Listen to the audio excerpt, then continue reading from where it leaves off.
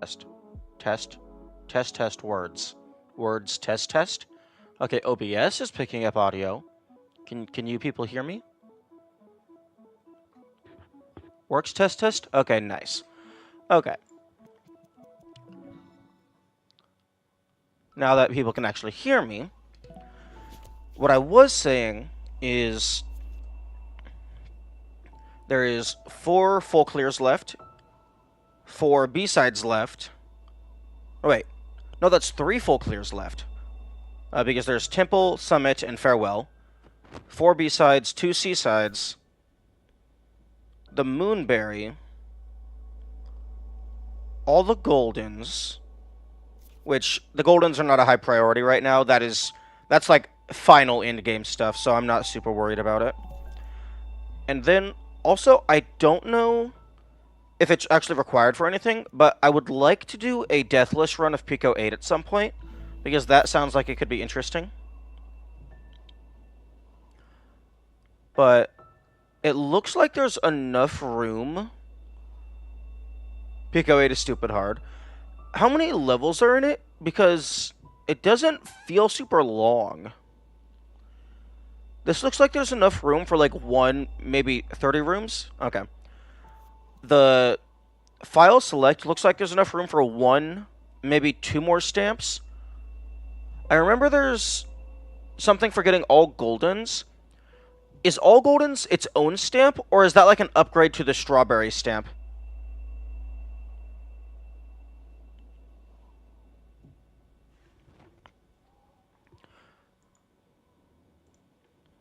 I think it's separate. Okay.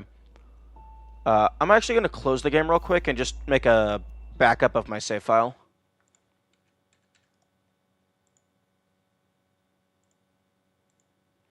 Okay, copy, streaming, new folder, game file backups. Since you pointed out that the Madeleines on the file blink, I think I've been looking at how long one of them will go without blinking. You know what would be really funny?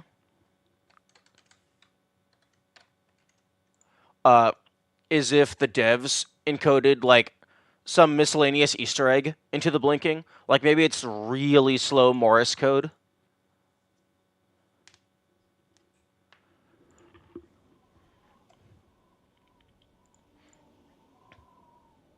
But, like, the 3 files are offset from each other so that you can't notice that they're all blinking in sync.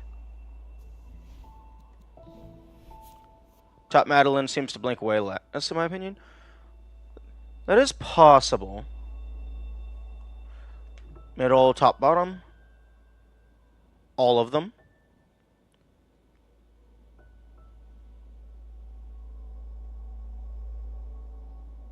Top, middle, bottom. Okay, well, all of them did blink in sync that one time, so it might just be every X amount of seconds, or every X frames, it just rolls a random number for each of them, and on that one it just happened to be successful for all of them.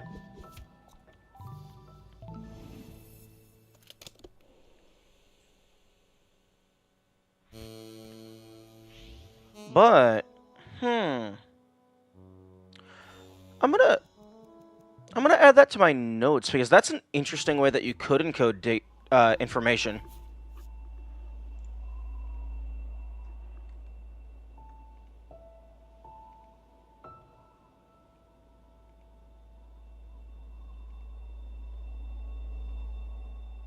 Although it's going to take me a little bit to... Actually, hang on.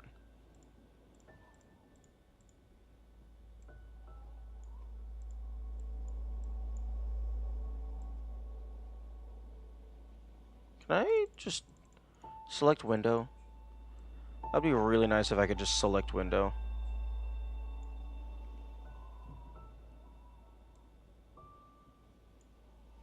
Okay, start.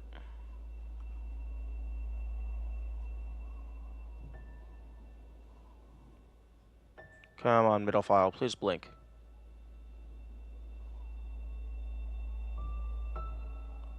Oh my goodness.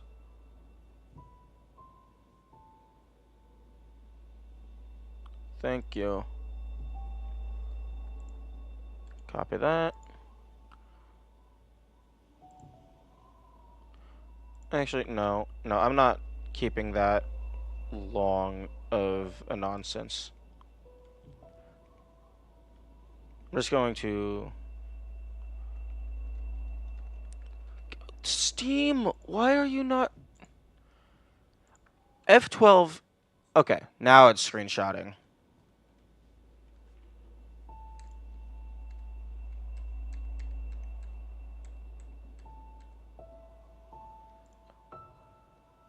Okay, show on disk.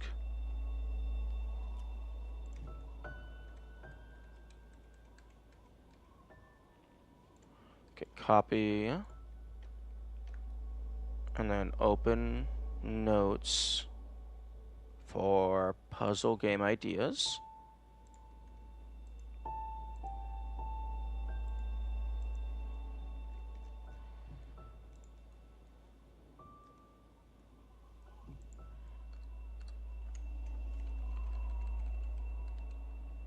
Encode. Do I have obsidian? Encode information into character idle animation. Portrait icon blinking could be Morse code, for example.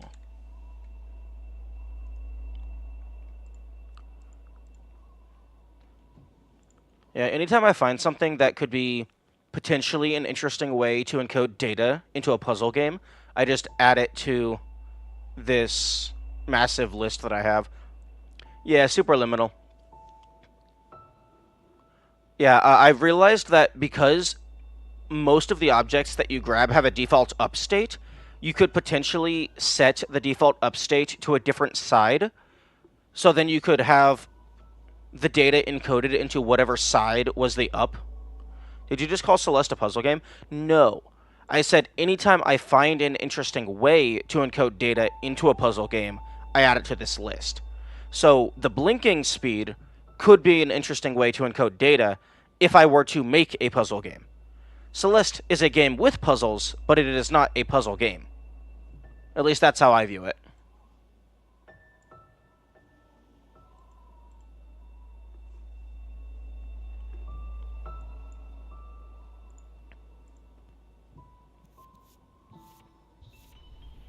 Okay, now that we're done playing with this poor woman's eyes...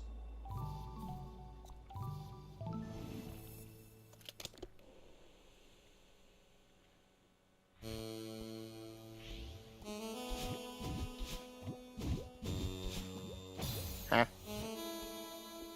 Ah.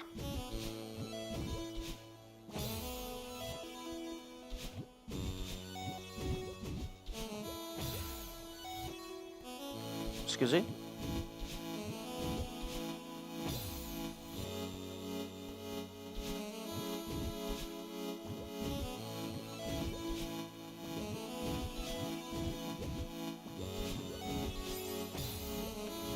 For me by Unbeloved. Yeah. I think the Celestial Resort is definitely my least favorite stage in the game. No, not the Celestial Resort. The Ridge. Chapter 4.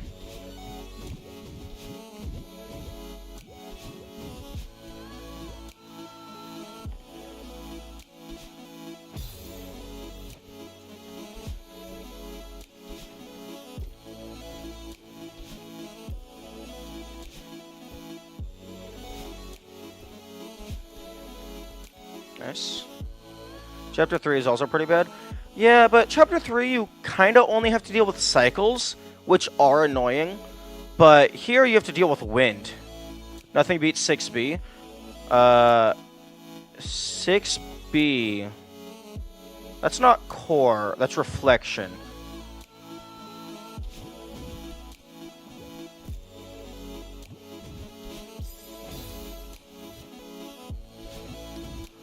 I don't recall that being super terrible. I mean, there was a couple annoying feather segments, but, I mean, that's not horrible.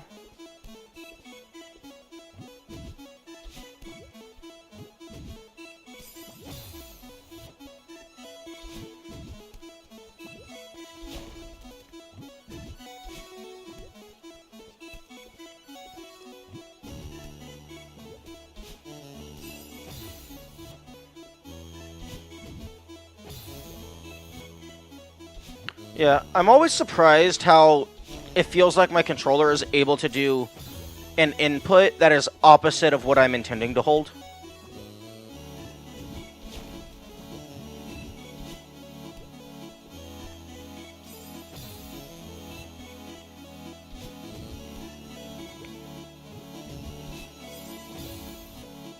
No.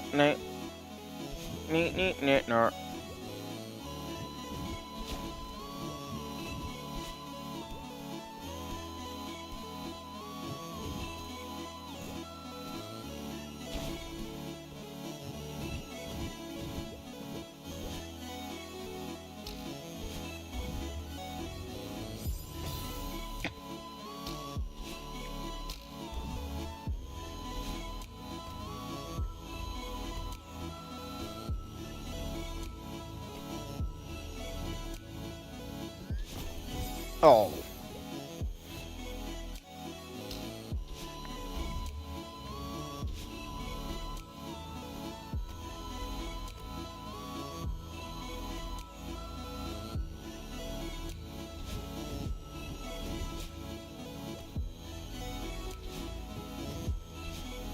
Nice.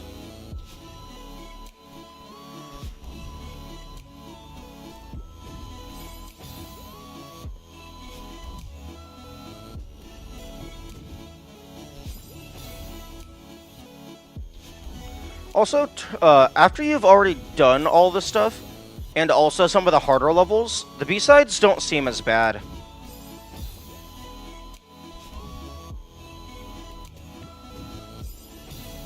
Because now I'm going faster than you actually need to.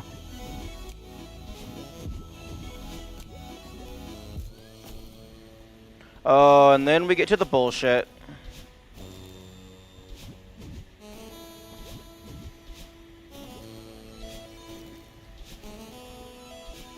Which I first try.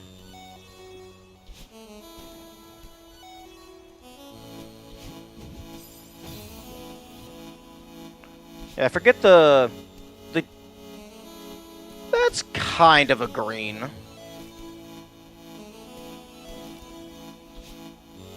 The green bubbles don't go indefinitely. That's only the red bubbles.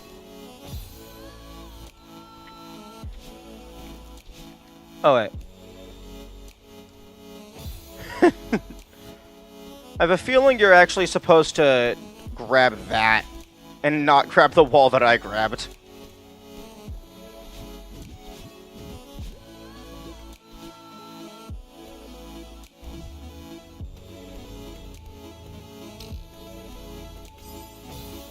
Bubbles actually count as a dash.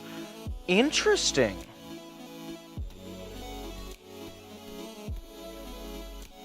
Like the game treats bubbles as attaching. Yeah, that makes sense, because if you're in a bubble and you slam into a button... Wait, no, but Theo can press buttons. I wonder if Theo is technically a dash. But if you're going for minimum dashes, then that means you have to minimize bubble uses. Which is very interesting.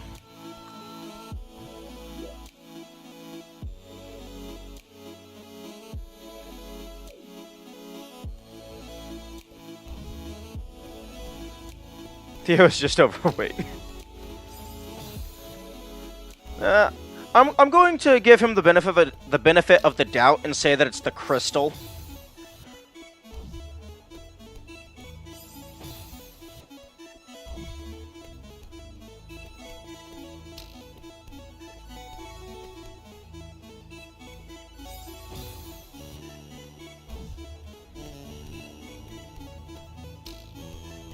Oh, the spring is there to reset your stamina.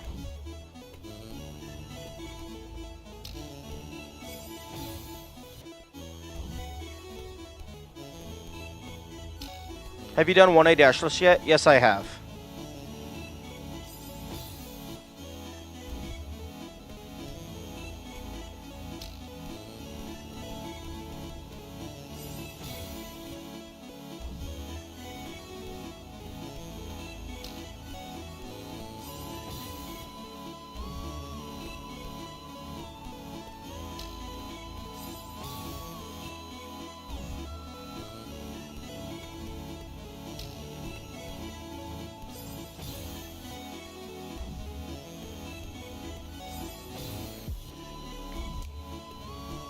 There was only a couple spots there that was actually pretty difficult.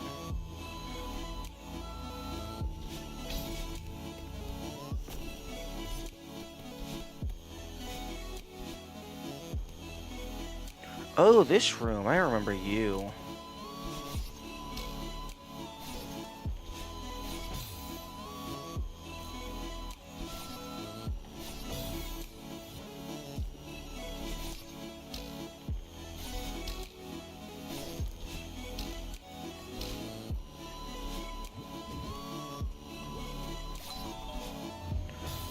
Oh, I hit the spring.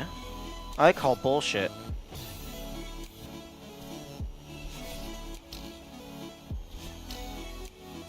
Because you can hit the spring from the side and it counts, but you can't hit it from below?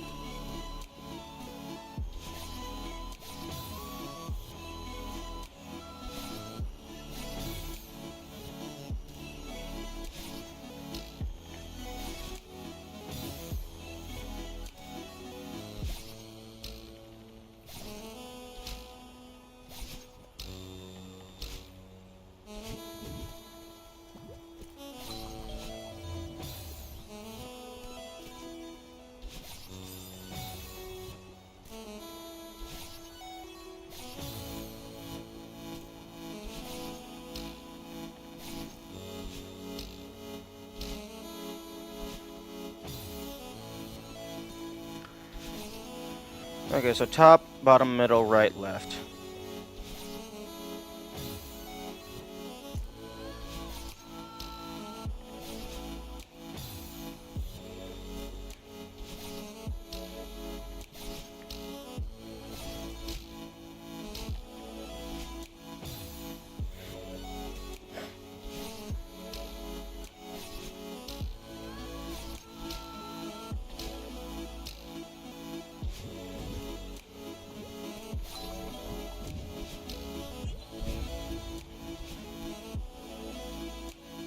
Okay, so...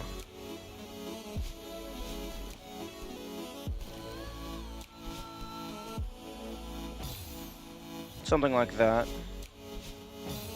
is clearly the intended solution, using tech that the game hasn't taught you yet.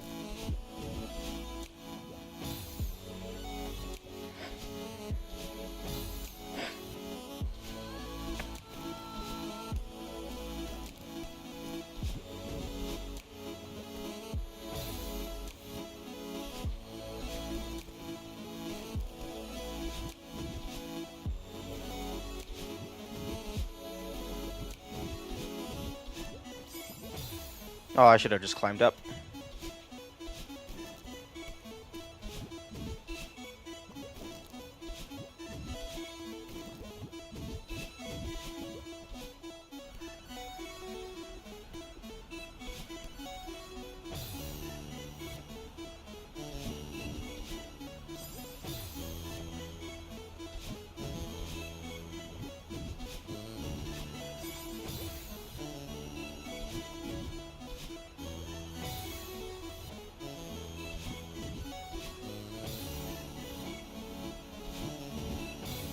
Oh, wait, hang on a second.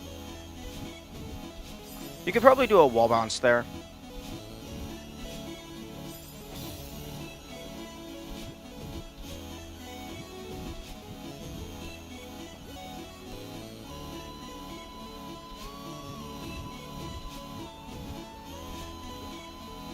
There we go.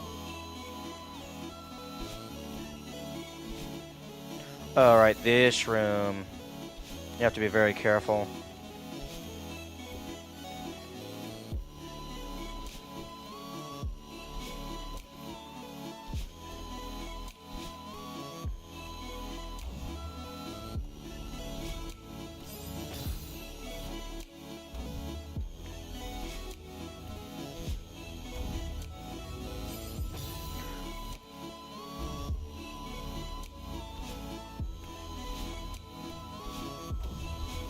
And then this room, I believe you want the top one a little bit ahead of the rest.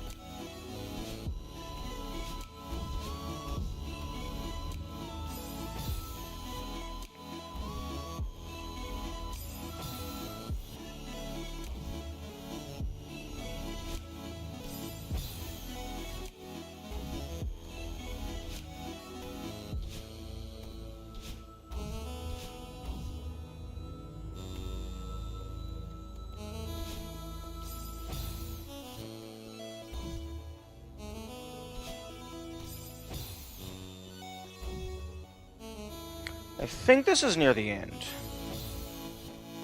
but I could be wrong.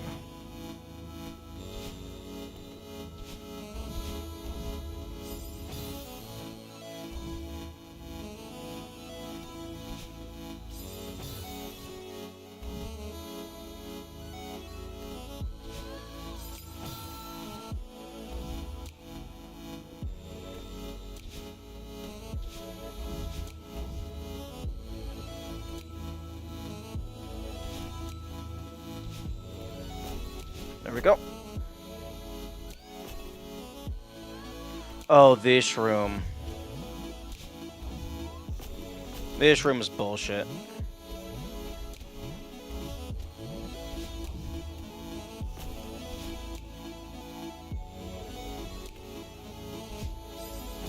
Because if you try to dash into a wall and then immediately hold the opposite direction, you turn away before you can actually grab the wall. So you're not able to buffer the turnaround.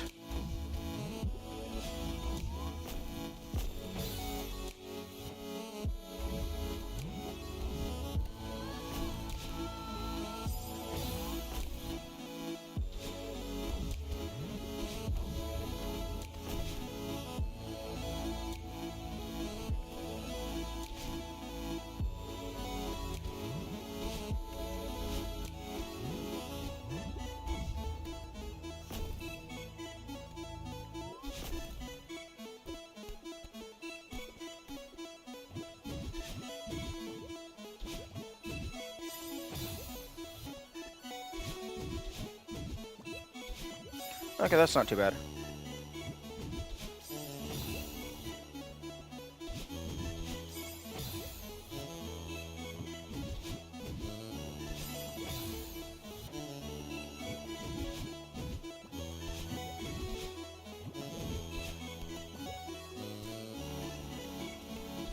Snowball?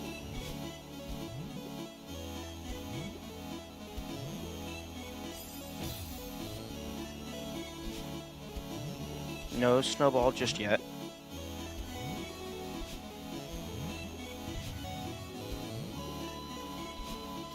Oh, fuck you. The closer he'll dying there because they don't realize the block won't make it all the way to the end. It's funny. Yeah. That probably happened to me.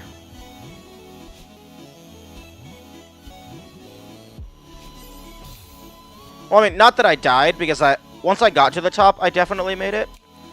From what I remember.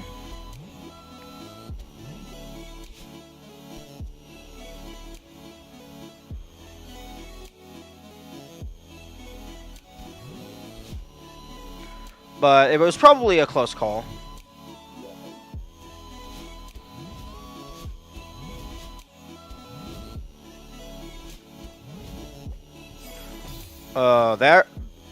That jump right there is some, like, 7C nonsense.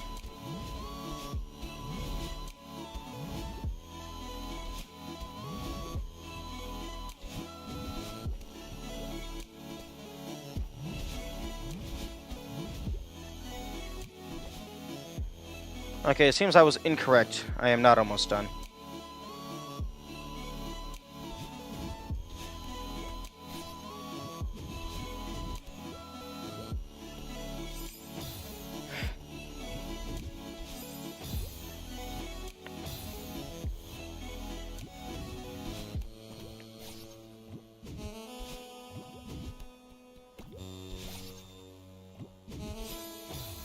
Oh, okay, so just up dash.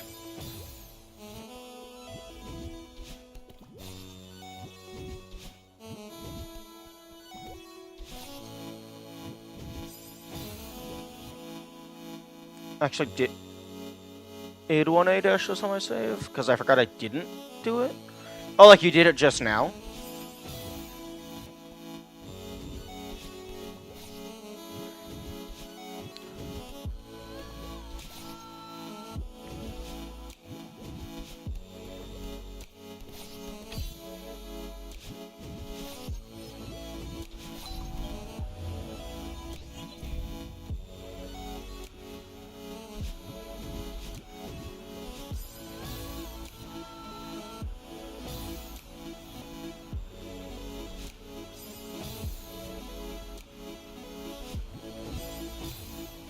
Yeah, nice. Good job. One thing that's interesting about 1A, dashless, because most of the tech in the game uses the dash, it makes it into a very different kind of challenge.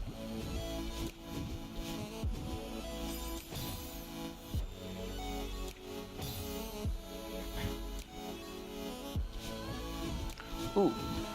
A question for those familiar with how the community does stuff. If the game considers the bubbles as dashes, the people doing minimum dashes, do they also consider the bubbles as dashes? Because there is an official dash counter. It's just not visible in-game traditionally.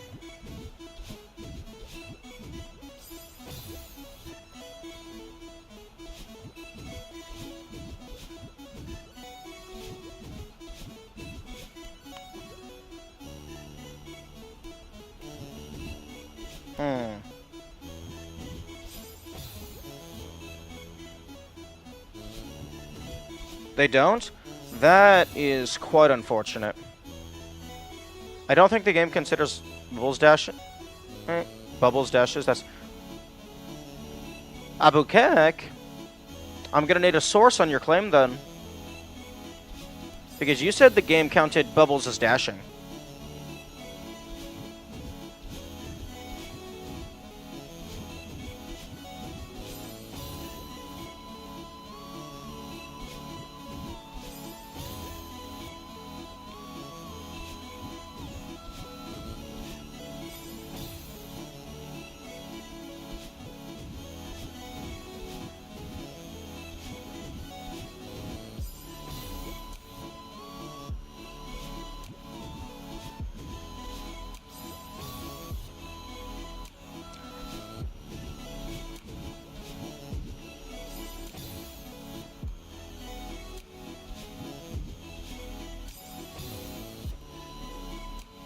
Stuff that modifies dashes works on bubbles, I'm pretty sure. That's interesting.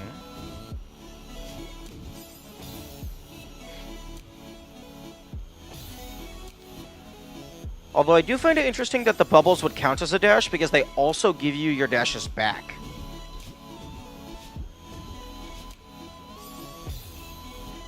And do you mean both of the bubbles or just the green bubbles?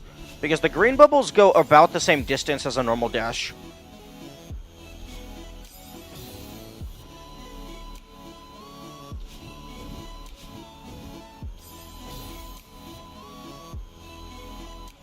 Like super dashing works with bubbles? What do you mean by that? What do you mean by like super dashing works with bubbles?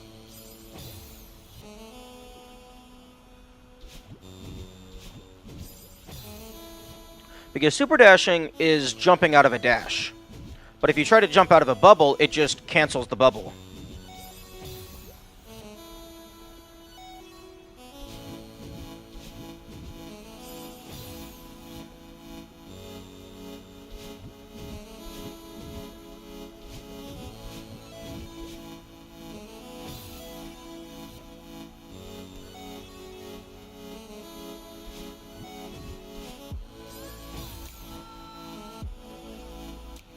There's a variant that makes your dash... That's not a thing.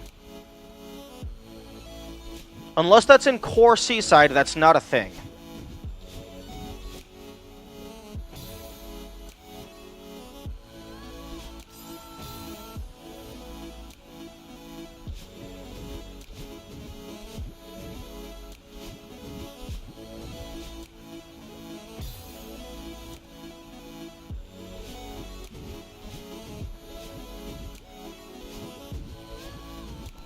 There we go. That's what I do. Fuck. Turn on variance mode.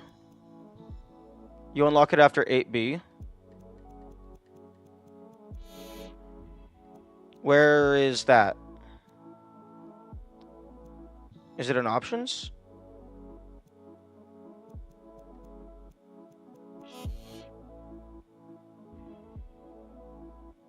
Because the game hasn't told me anything about variance mode.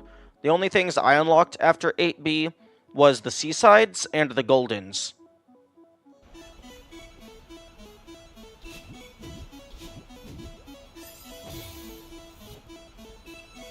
It's in save file select? Okay, I'll look into that after I beat this level.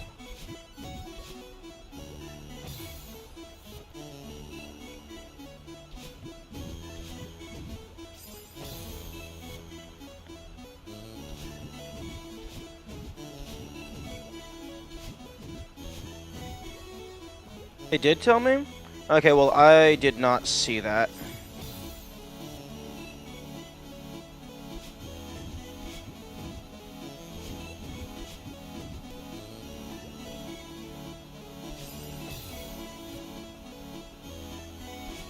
Are you sure this isn't a modded thing and you're getting Mandela affected?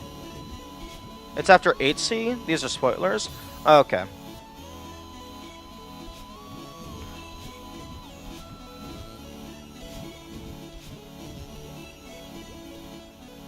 That makes a lot more sense.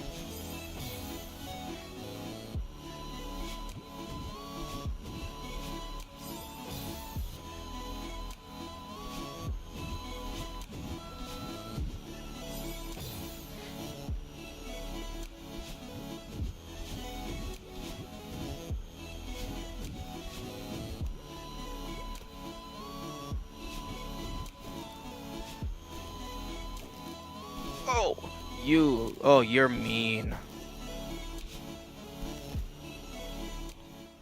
There we go. 8B has a similar message that it tells you about unlocking Seasides and Goldens. Yeah, I remember that message.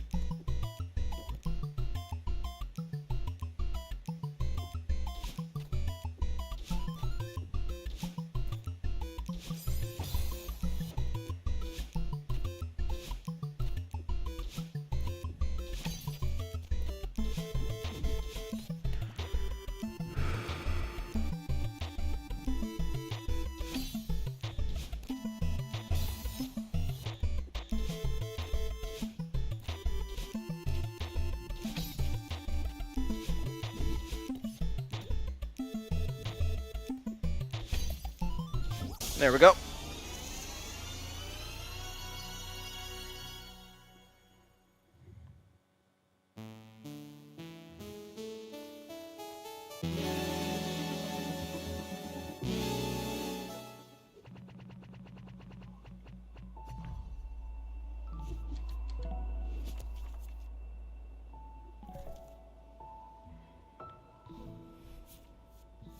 Yeah, because the only modes that I have at the moment is assist mode.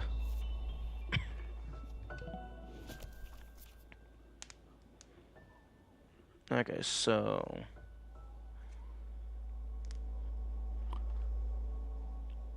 Mirror Temple and Summit full clear. I can do Mirror Temple B-side. Oh, wait, no. Fuck, Mirror Temple is... It may have Mirror in the name, but Mirror Temple is not Reflection. I think I actually would have gotten Reflection B-side already. It's just, when I first got to here, it was near the end of the stream, so I didn't have enough time to finish.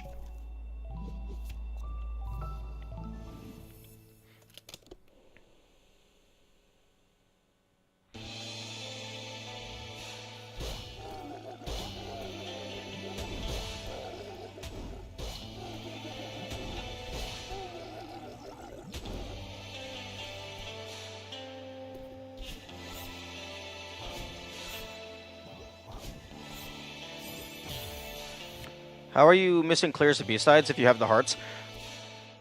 Yeah, it's in one sitting. It treats it like I think the flag and the heart is for beating it at all, and then the best speedrun time is for doing it in one go from start to finish.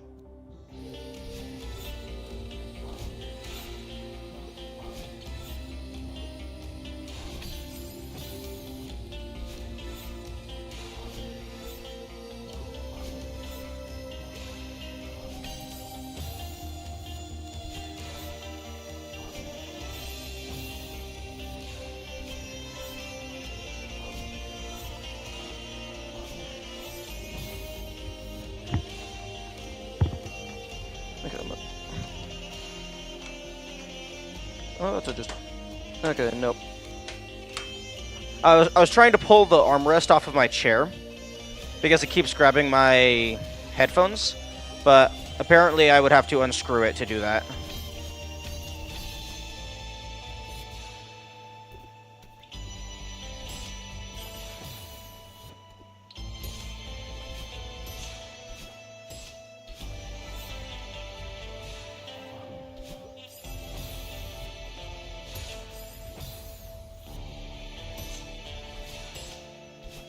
Yeah, it's the same reason why I don't have a final time recorded for Farewell. It's because I did not do that in one sitting.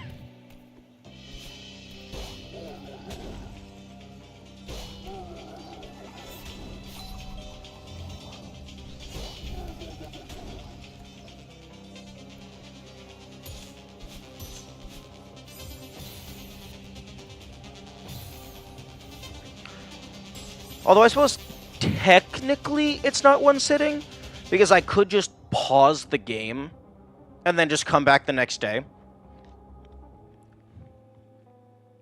One thing that I don't know, if save and quit counts for that, because it brings you back to the same room. I don't know if it affects the timer.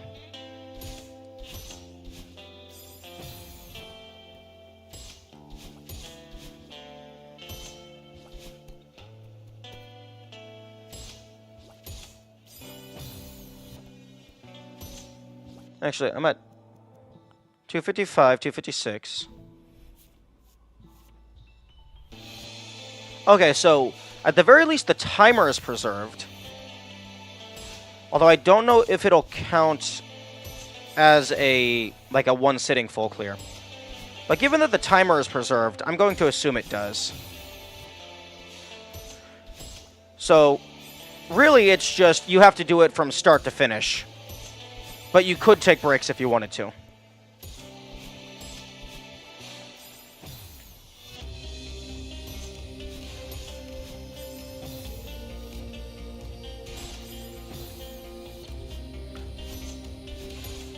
Also, I find it hilarious that my dash button on the input display is bound to Demo Dash, even though I haven't been using that for a while.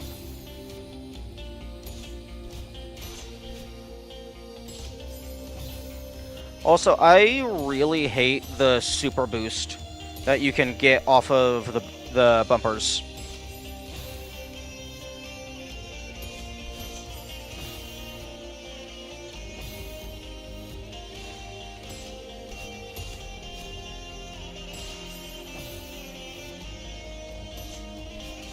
Because it's so much faster than the normal boost. If it happens and you're not ready for it, you're just fucked.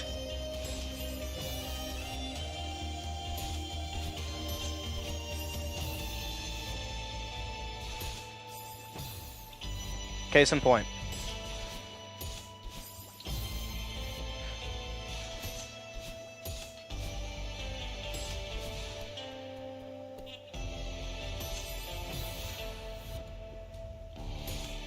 And also the bumpers float around a little bit.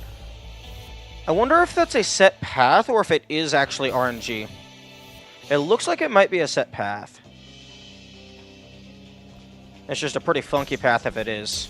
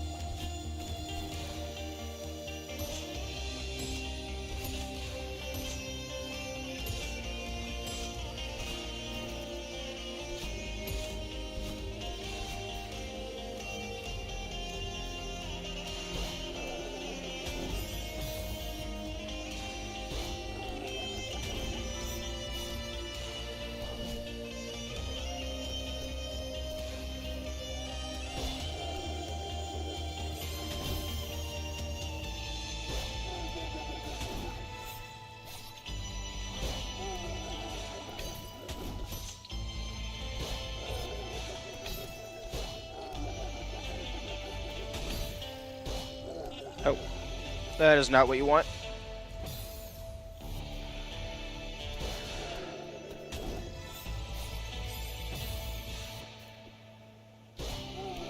Yeah, I don't see how they expected anyone to do Feather with keyboard or D-pad.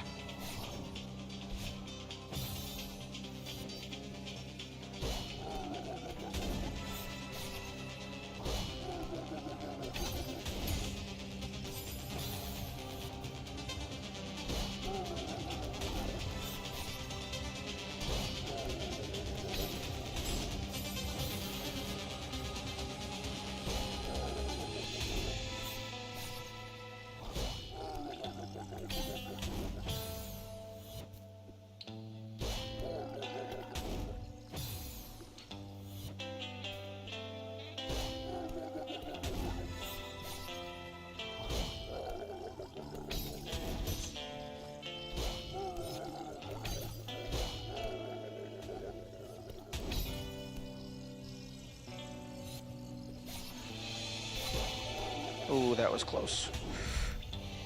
Oh, they are very merciful there. Okay, time for shenanigans.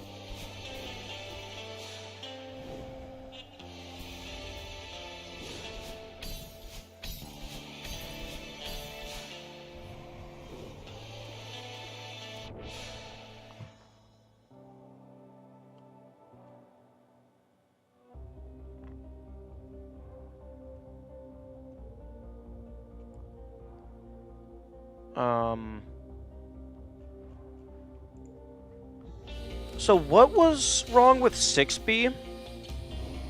I think someone said that 6B was their least favorite.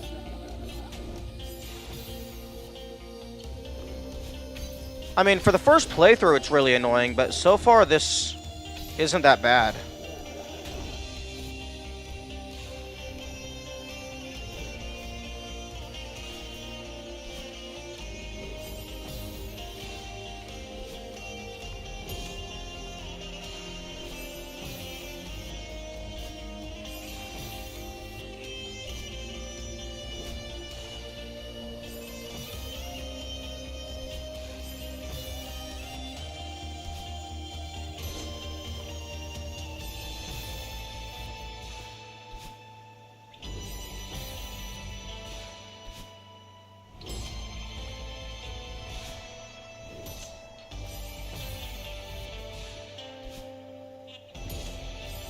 Oh, stop with the super... Okay, who on the dev team thought that super bounces were a good idea? They are just annoying.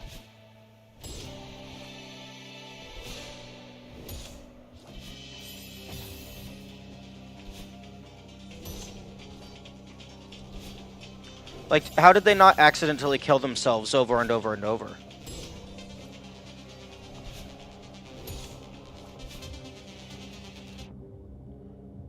I think bumper boost are a bug.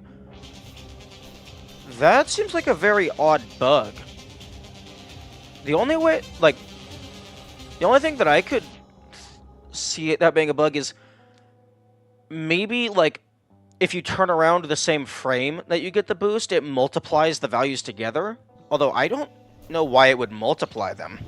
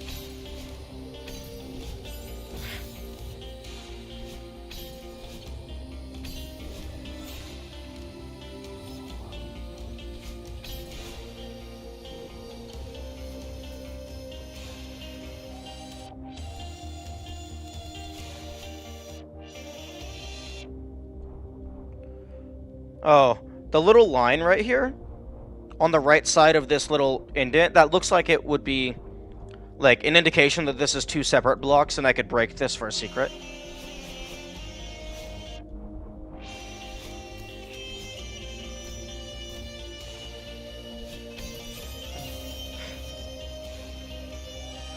Oh, input display.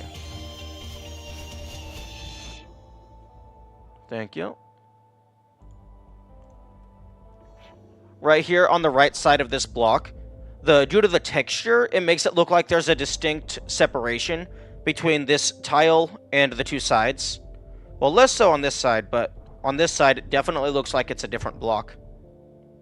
But nope.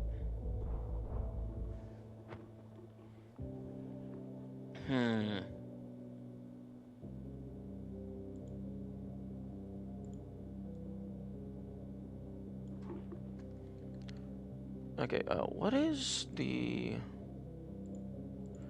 Okay, the chat is 350 pixels wide.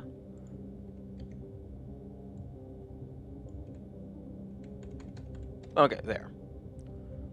And then... the game...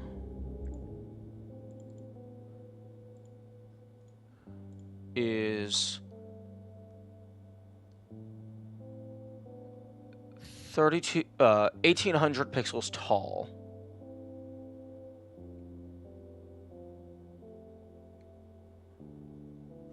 So... What the size is... What the heck is the size of my canvas?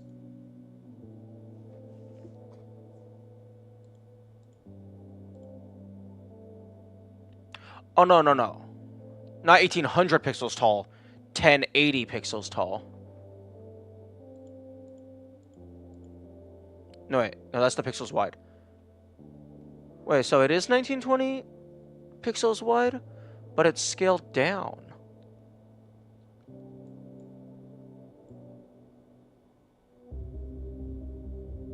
Interesting. Oh, so the size never changes because it's based on the original window.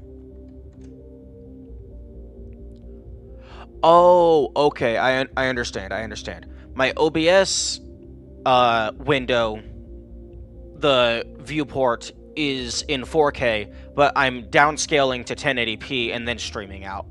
Okay, that makes sense. Okay, so it is 1920. No, it is 1080 tall, and I believe 4K height. 4K HI is like 21 something? 2160. So 2160 minus 1080 is 1080. No.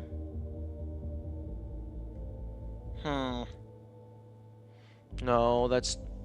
Okay, file, settings, appearance, stream, wait, general, output, video, okay. Okay, no, my base canvas resolution is 1920 by 1080, so I'm not recording in 4K.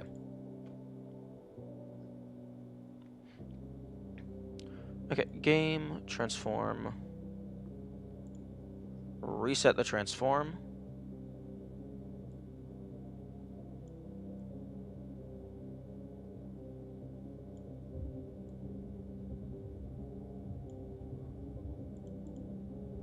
Okay, so...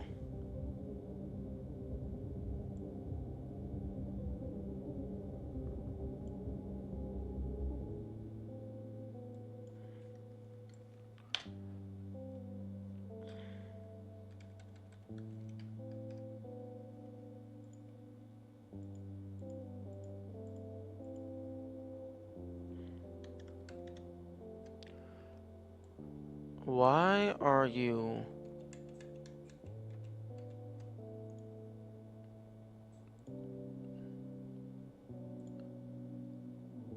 Why do you say that your size is 3200 pixels wide? That is definitively not the case. I just want to know how much... Oh, it's because I did fit to screen and then changed it. So it's not using the original, like, it's not maintaining its original ratio. Oh. So, transform, reset transform. So now if I rescale, it's forced to maintain.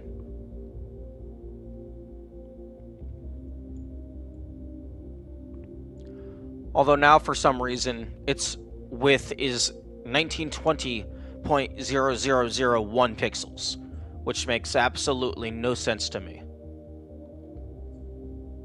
So, the chat divider is 350, 350, 350.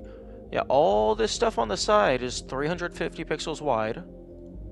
Floating point errors, my beloved. Okay, so maybe the issue is no board is too big, or maybe the issue is the chat text is too big. Also, I love the Obsidian Sources menu. It's completely and utterly obnoxious.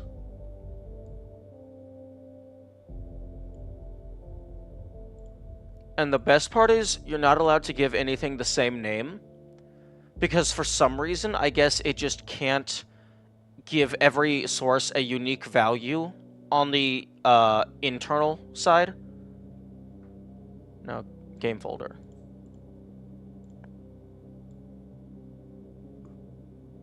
Okay, yep. Okay, I'm just gonna... I highly doubt any of you are able to visually tell that there's a 10,000th of an extra pixel that probably isn't even accounted for in the encoding.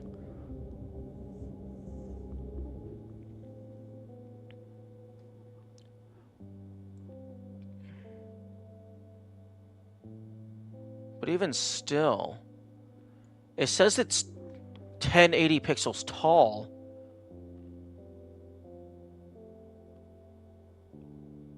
But if that's the case, then it should only be taking up half the screen.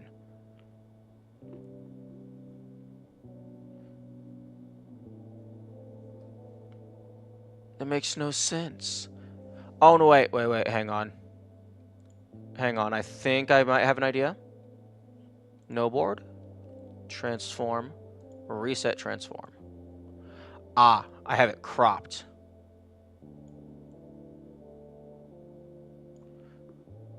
So, no board, edit transform.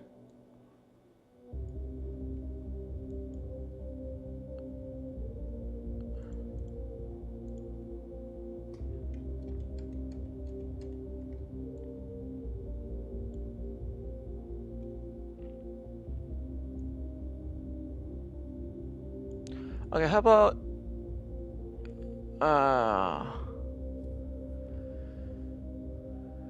full screen preview. I will just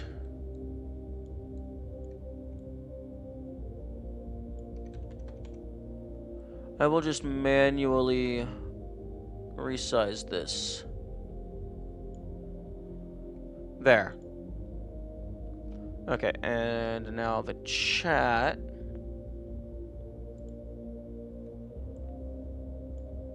Can...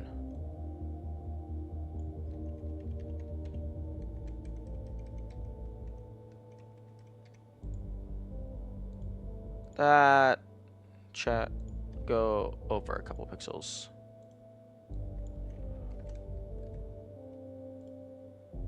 That looks good. Although the issue with this now is the input display is not going to be the same for every single game. And some games might not even have an input display.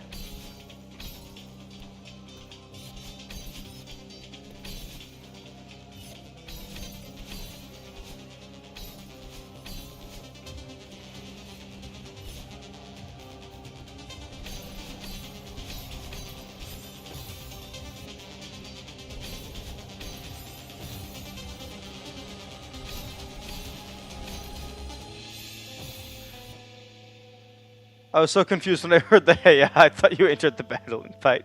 No, we're not quite there.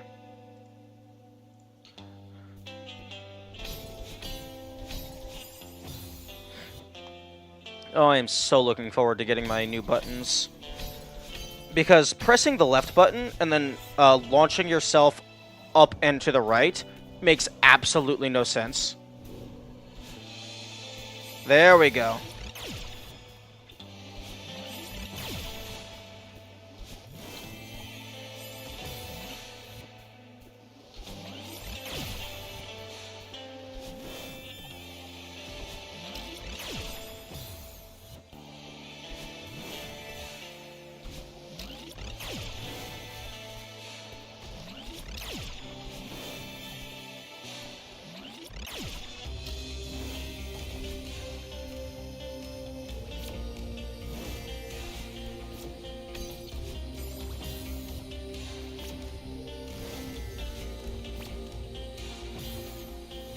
The music actually feels kind of anticlimactic here.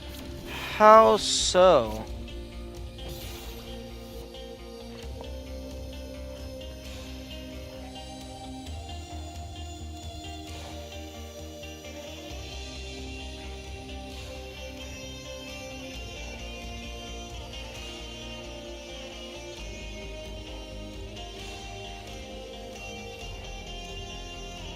There's a whole boss fight and the music is so chill.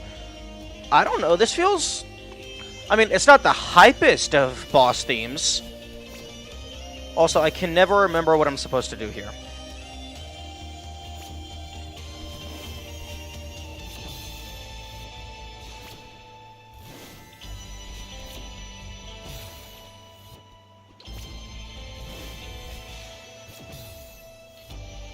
Unless it's like... dash up? Ah, there we go.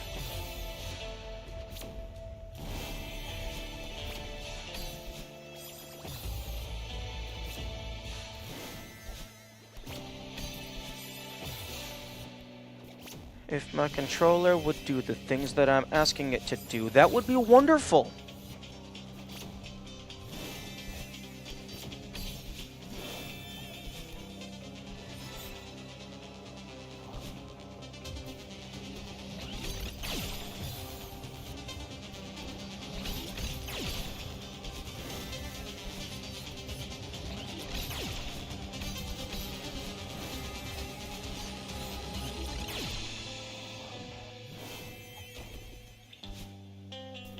Okay, this was the room that gave me the most trouble last time.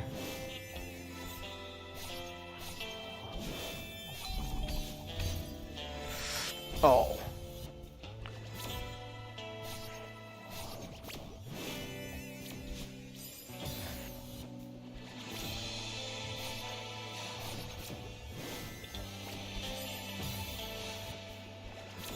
And, like, I know it's probably just the tighter turning, but it really does feel like you move faster if you're using the analog stick over the D-pad.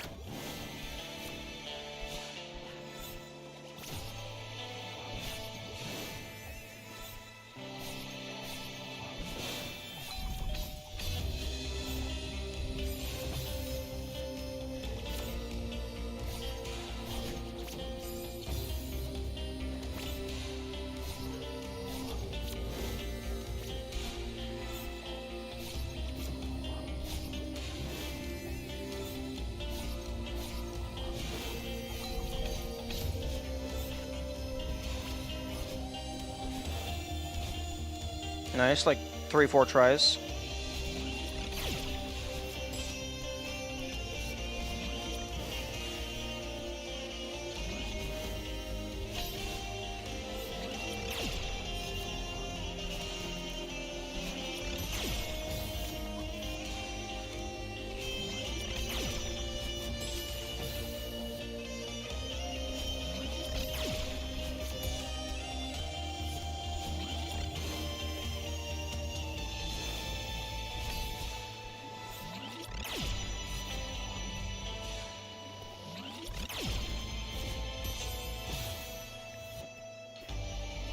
That's why they give you those extra walls, so that you can actually time out when the laser is going to fire.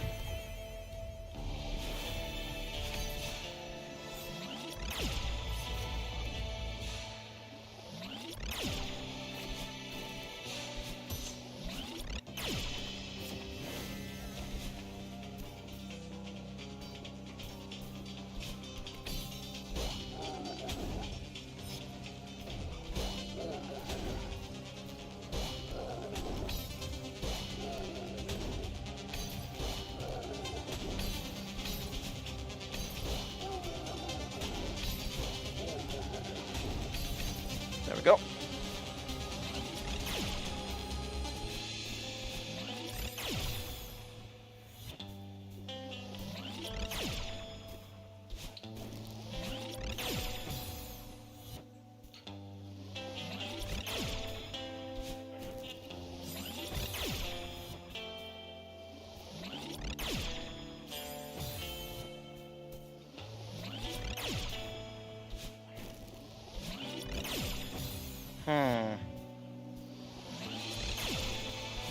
Oh, one moment. Food is ready.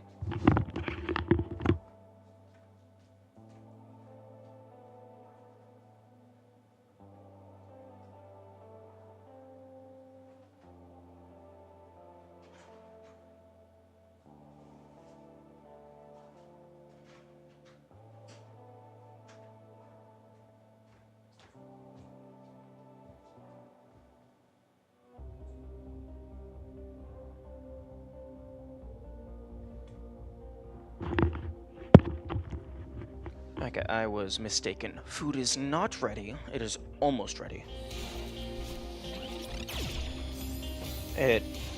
I'm making just a pre-made lasagna thing. It has a few more minutes.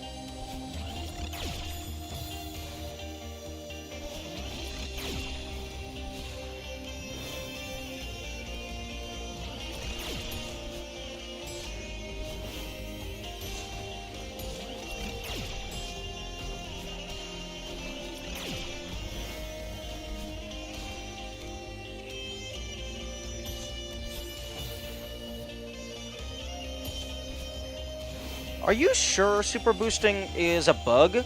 Because that skip right there seems very intentional.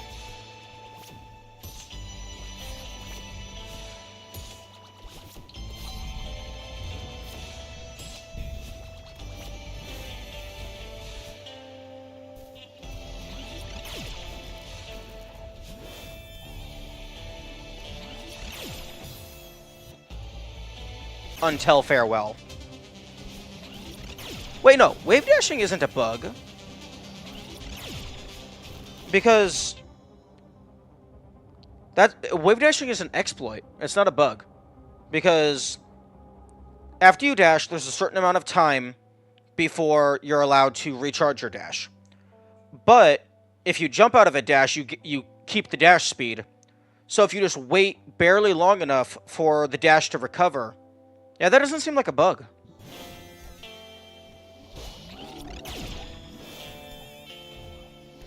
At least at a glance, it doesn't seem like a bug.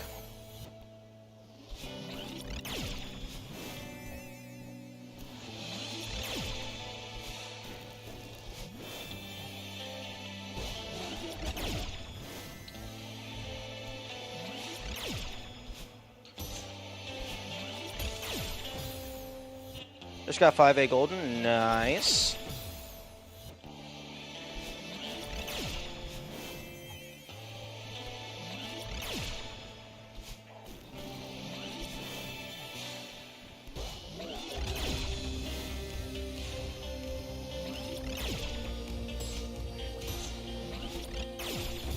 Man, Madeline is just so good at, like, I know it's just me mistiming, because she always shoots with the same precision. But it always feels like they're just leading their shots perfectly. Because you can skip most of the game. 5A Mirror Temple?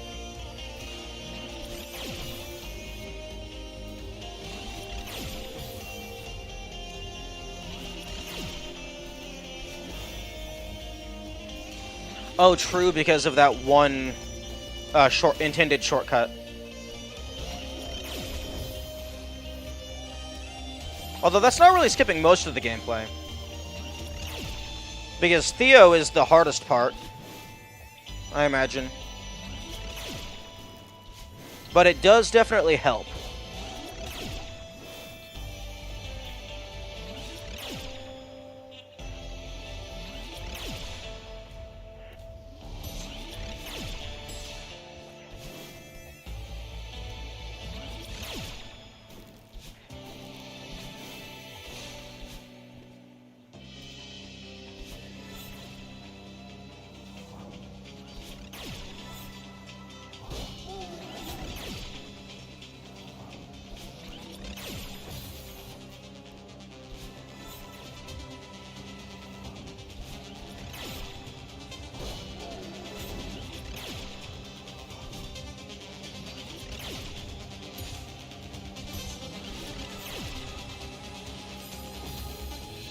And the key skip after you enter the mirror.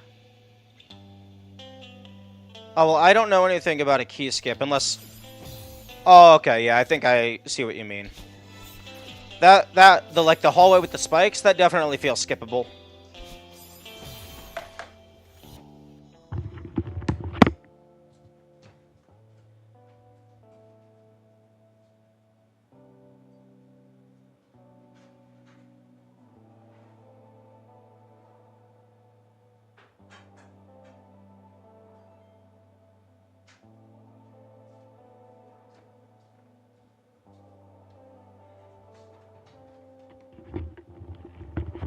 Okay, I am back.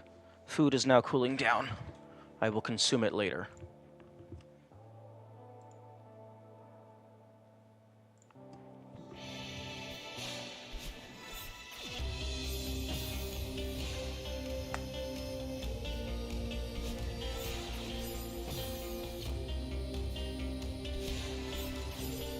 Okay.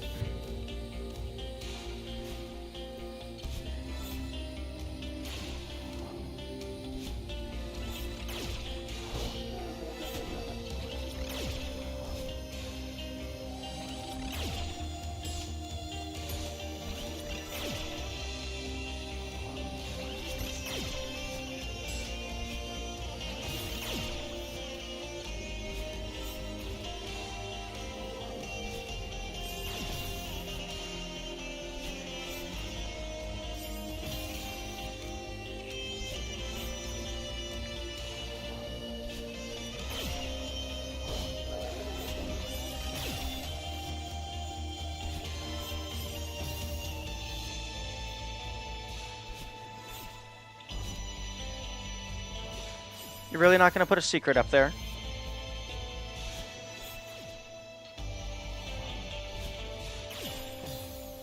In that hard-to-reach little alcove?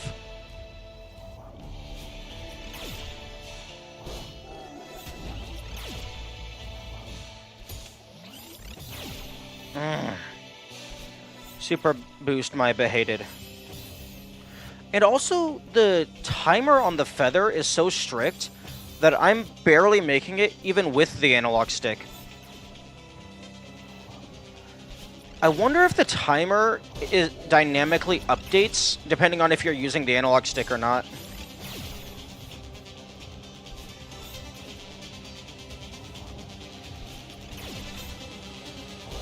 Or if it's just intended to be ridiculous ludicrous in how difficult it is.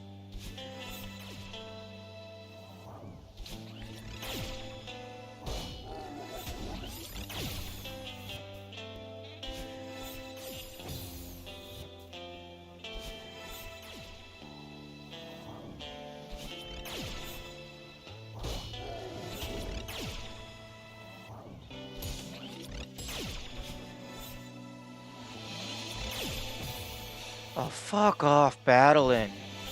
With your infinite range bullshit. I don't have infinite range.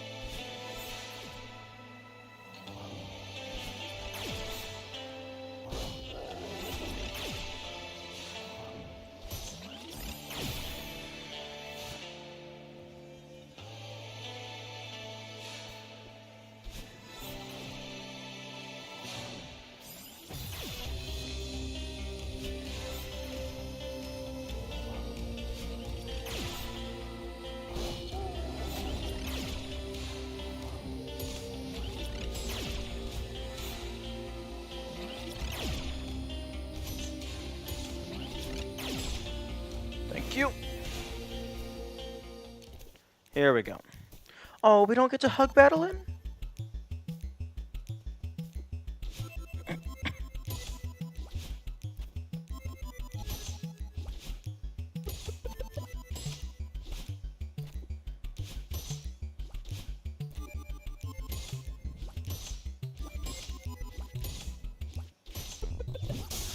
Okay, this is the room where I discovered that it's like basketball rules apply. If you die after you get the heart, it still counts as a death. And then you have to do this room again.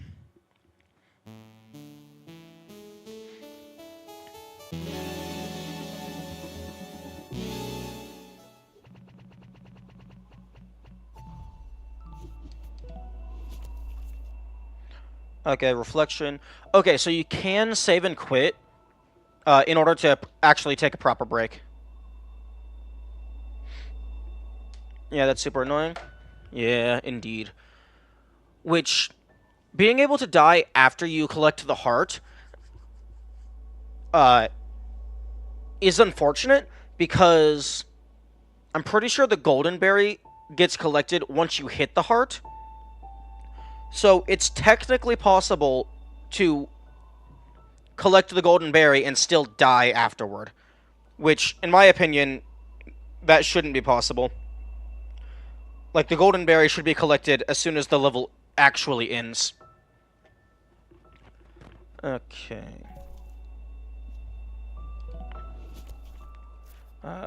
Summit B-side.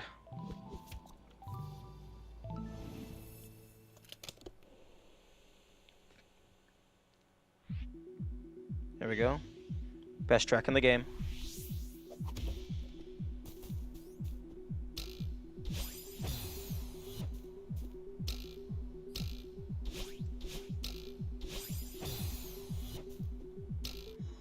What is with this muted nonsense? There we go.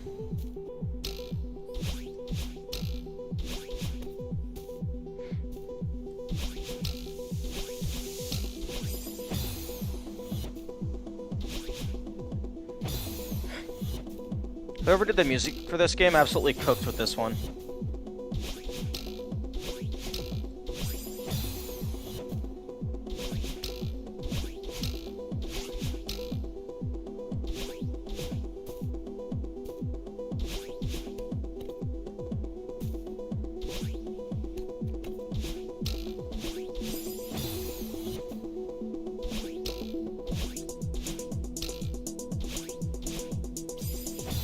Lena Rain? Nice. Well, they did a very good job. Josh made some of the new Minecraft discs.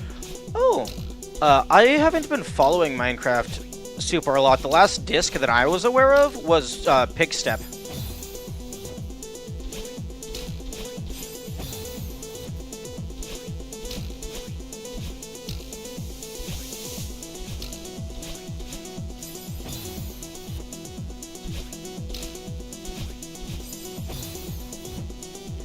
The B-side tracks are by guest composers, except this one, which is Lena as well.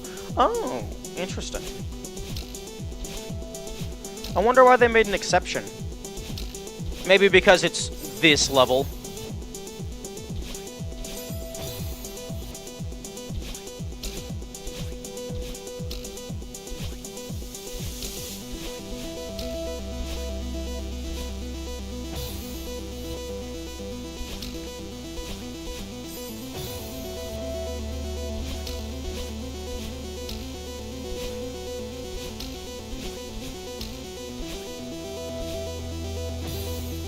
Maybe just fall past and then dash up.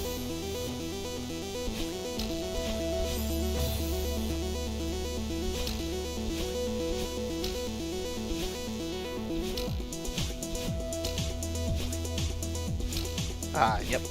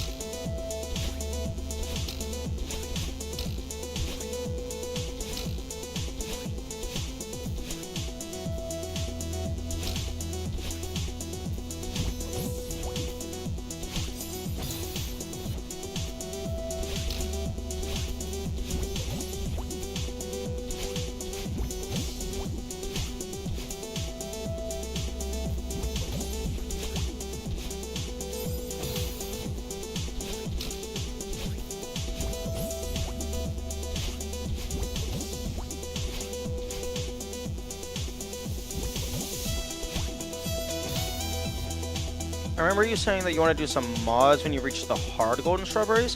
Which ones are the hard ones? I don't know. I do not know which ones are the hard ones just yet.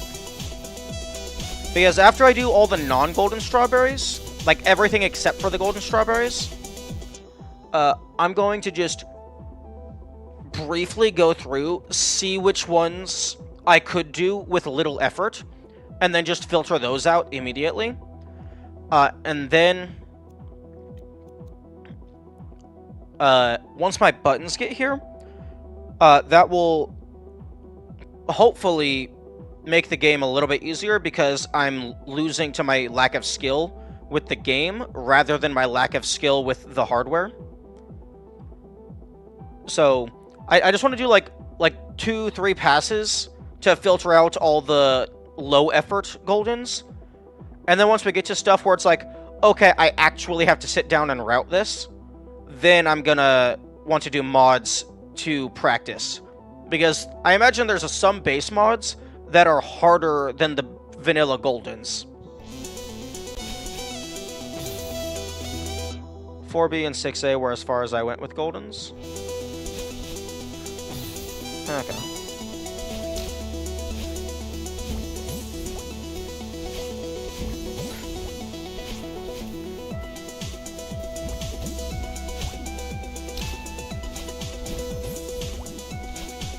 Oh. Right. I forget. It's mean. You know what would have been insane? Is for 7C, if they did it similar to 7A and 7B, where it was like it started out on the mountain, then it went through every area, and then it ended on the mountain. That would be insane if they had like a C level, like single room for each area in the game.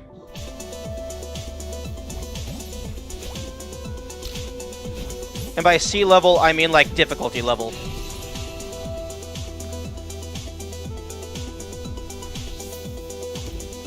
So like that would make 7C like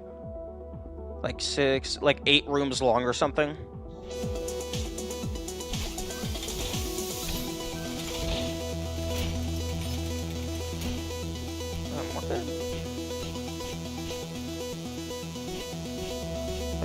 What the heck is this for?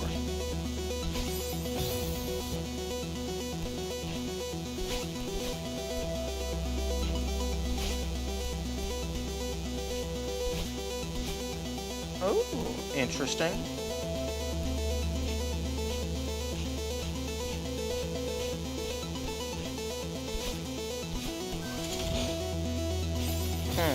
Oh, but then you jump.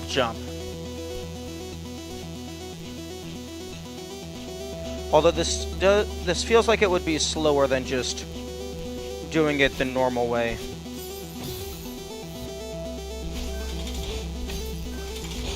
Yeah, that's way slower. There's a mod that called Extended Seasides that does that. Also, it turns them into full-length levels. Nice.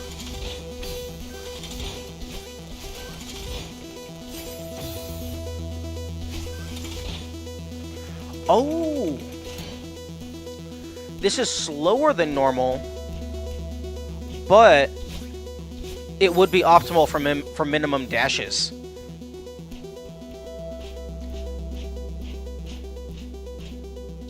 Because that uses 2 dashes to get all the way up there, as opposed to like 1, 2, 3 dashes.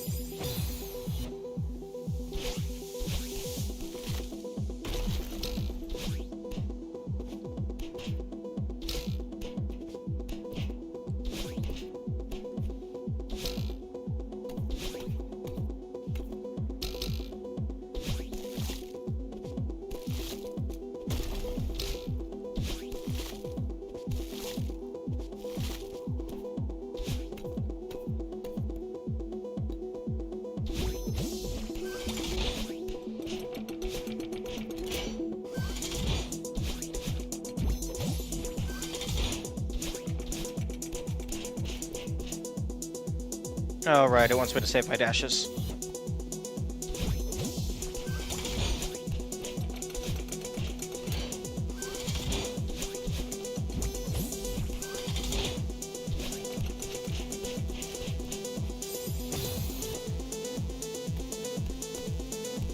Also, I love that you can just barely make that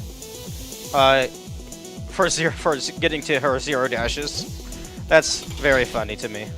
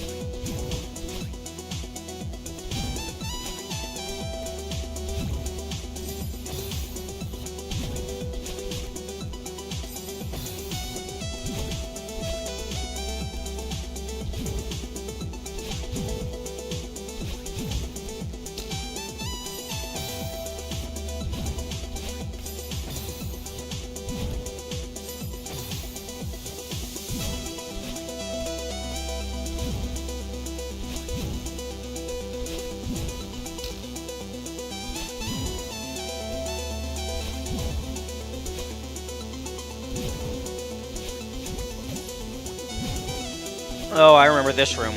This room was a little tough.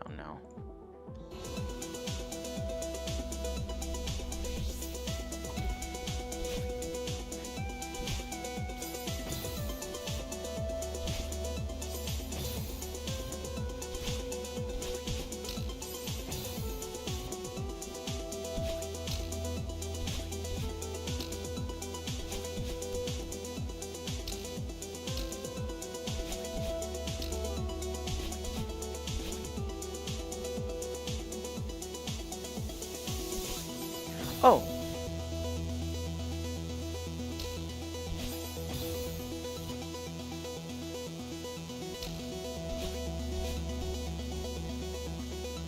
Right.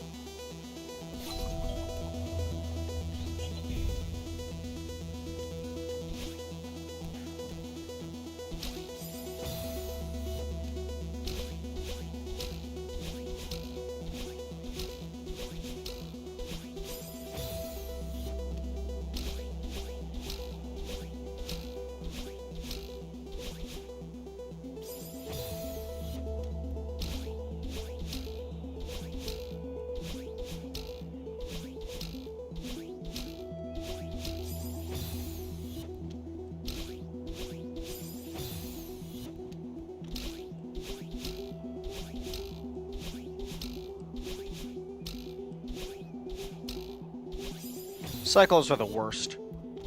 No, wind is the worst. Cycles are the second worst.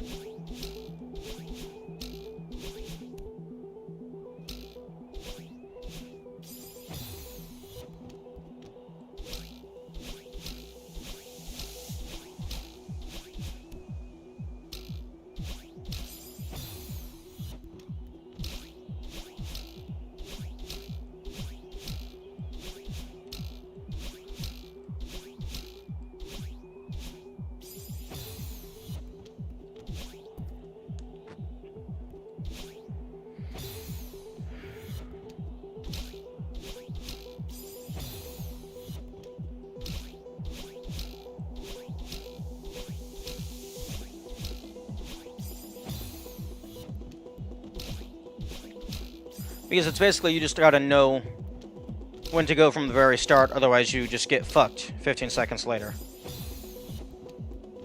And I don't know, so I just brute force it until it happens to work.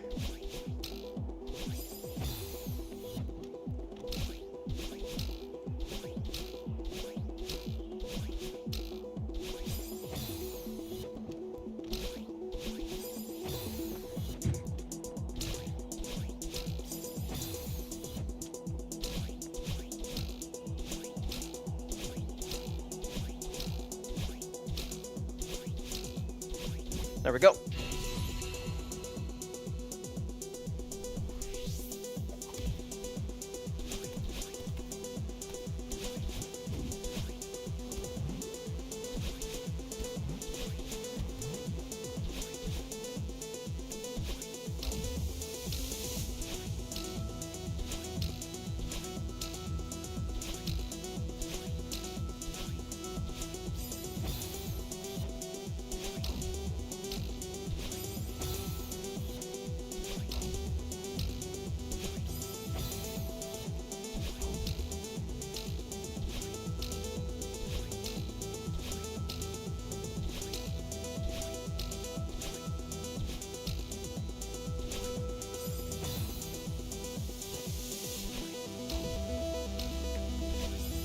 At least with this one, so long as you start the spring,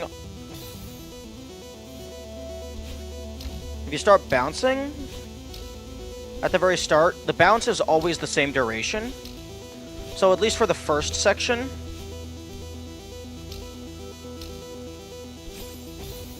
everything can be consistent. 2.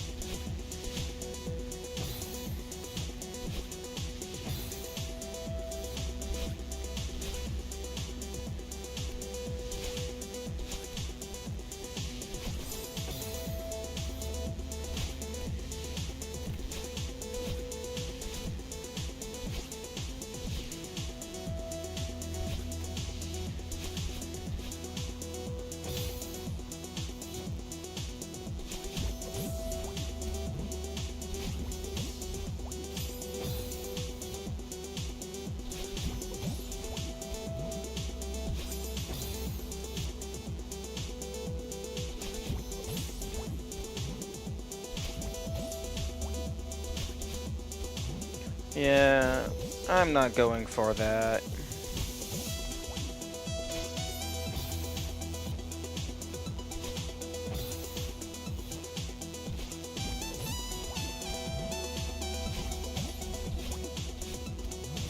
Oh, I guess that is easier. Huh.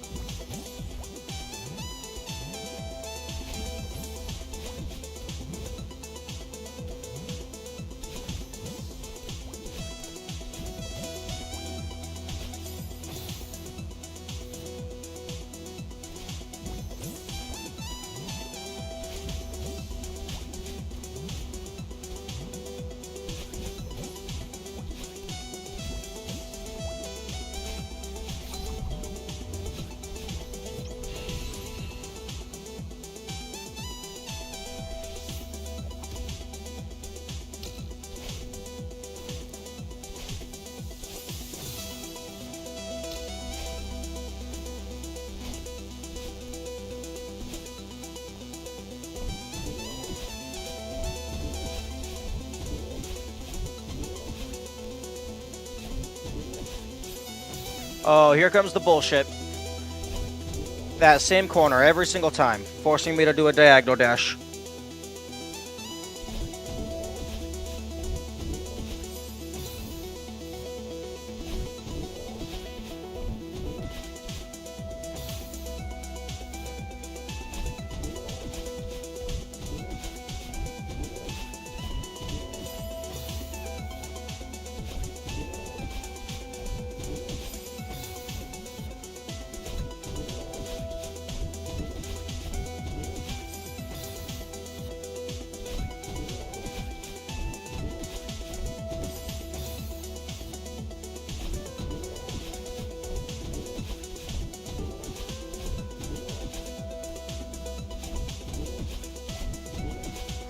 Oh.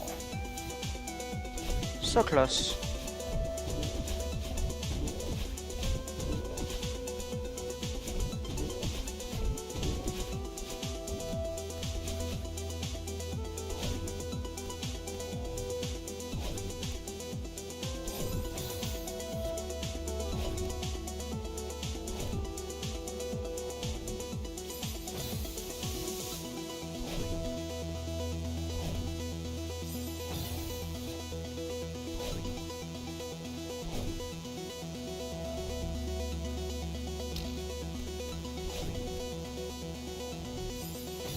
Alright, I have to jump over.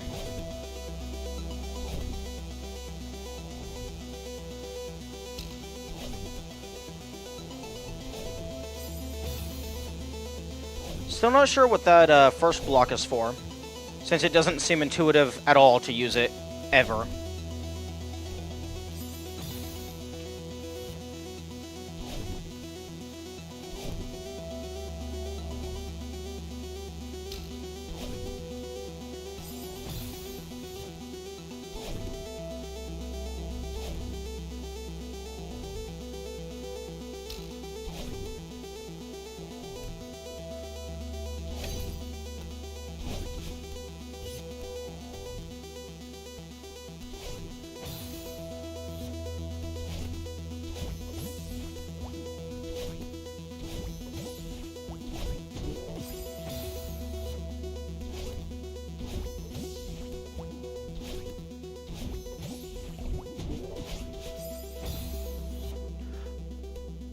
Interesting. It felt like dashing in the direction of the bubble gave me more speed.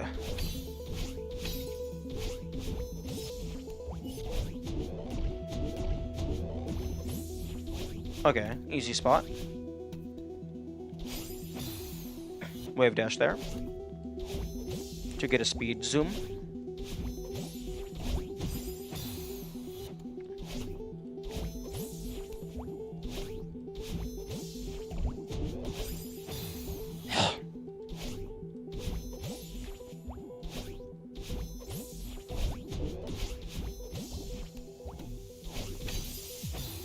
Also, I'm learning that I don't actually have to wait for these things to come to a complete stop to use them.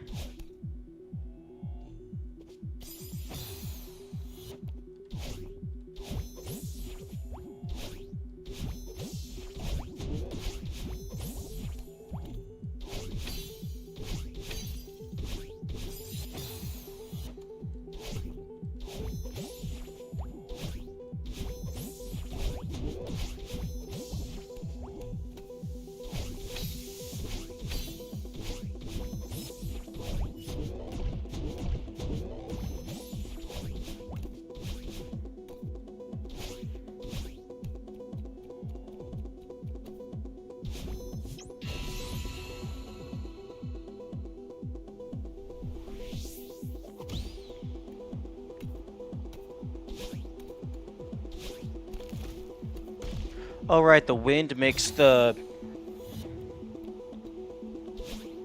Oh, no, what? Oh, the wind makes the bounce non-viable.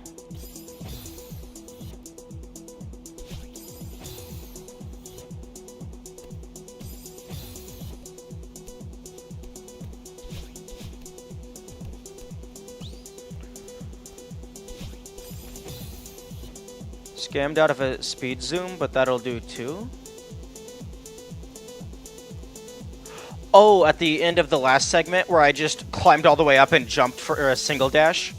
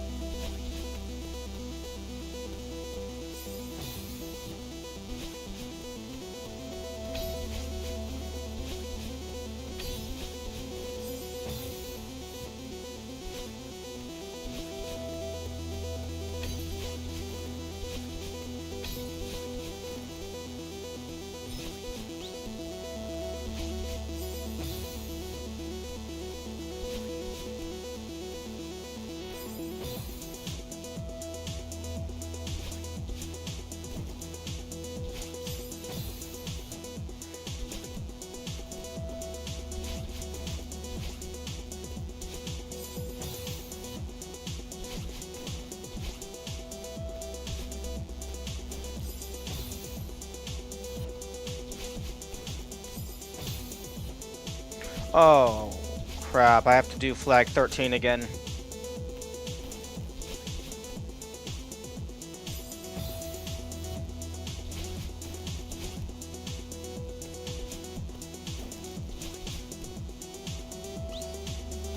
Ooh, this is the fun one. Boing. Oh, no, wait. Oh, no, I'm thinking of a different area.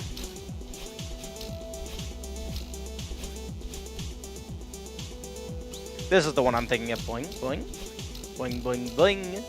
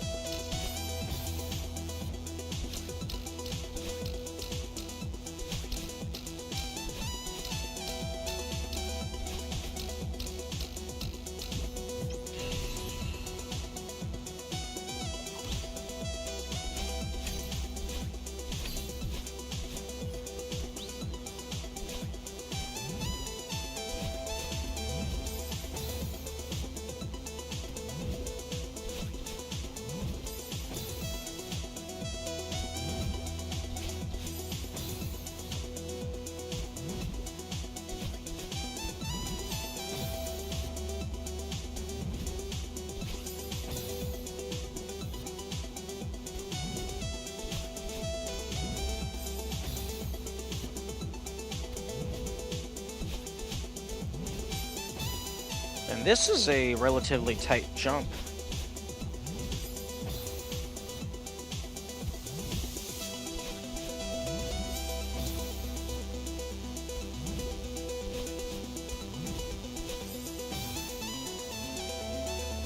This is where you truly learn to use clouds or perish, indeed.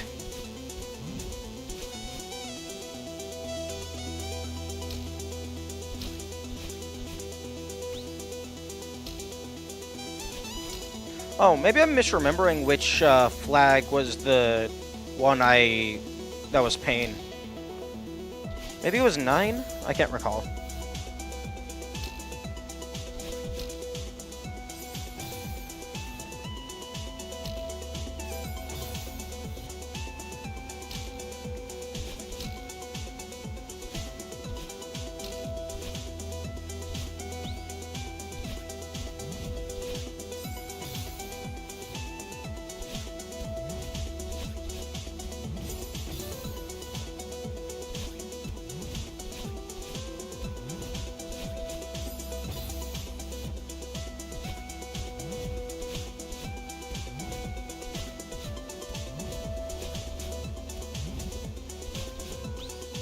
one before the next pattern boost? I'm not for sure.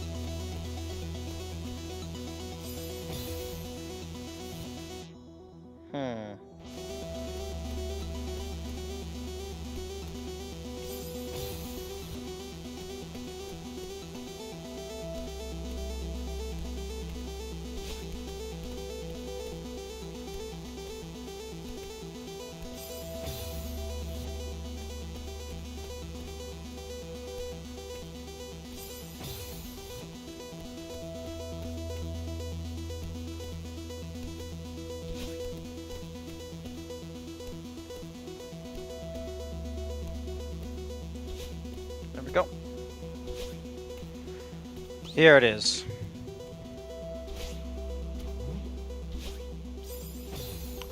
Flag 9. That was the one I remembered. Cloud 9.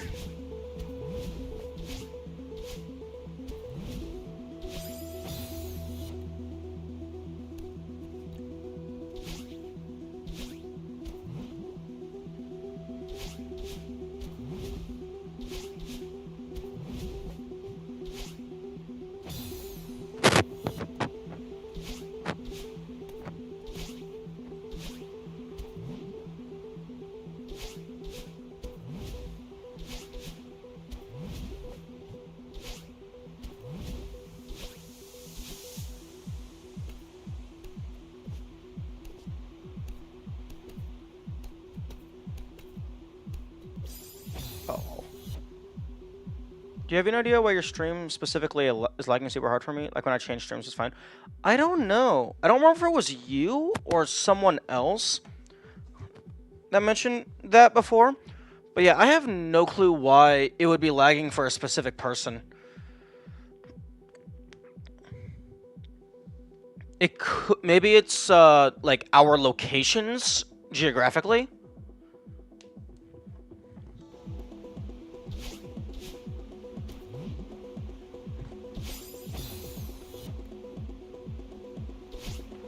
Like if I pull up my my stream bitrate according to Twitch is like actually good for once. Just slightly over 6,000 kilobytes per second. Although I don't actually know what the standard is for that.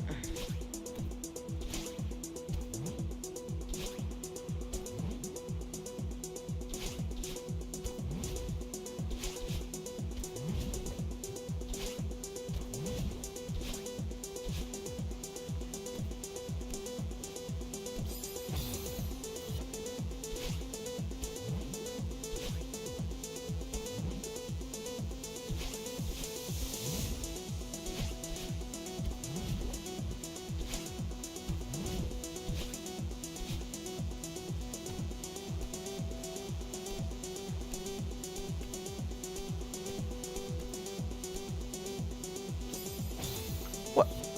The stream is working properly now. Okay. Also, I got scammed on that last jump.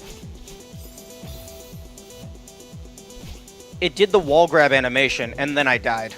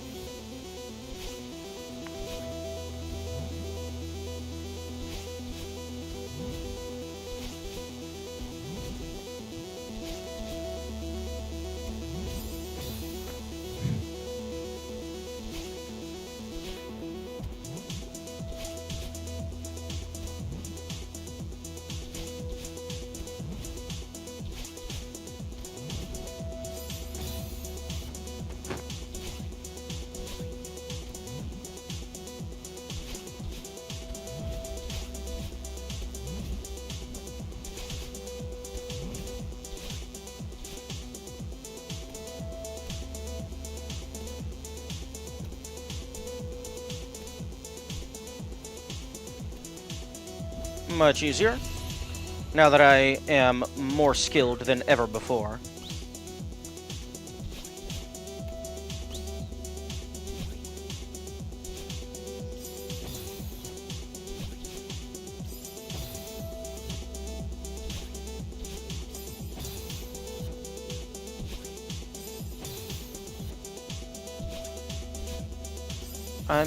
Beg your pardon? Oh. What?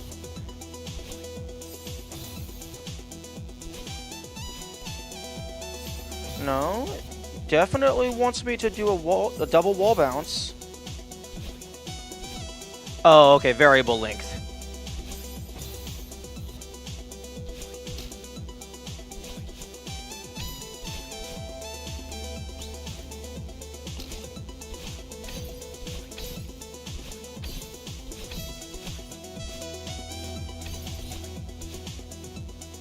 Crap.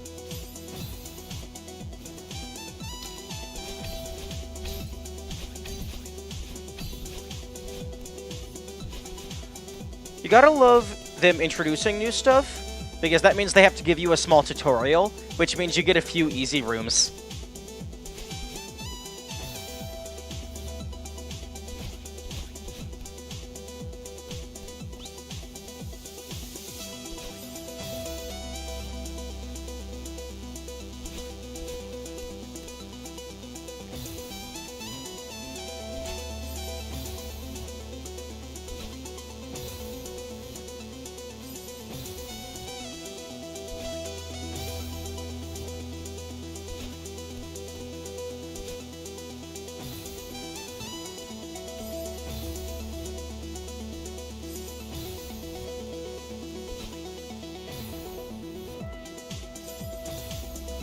I think last time at this part, I just did a corner boost.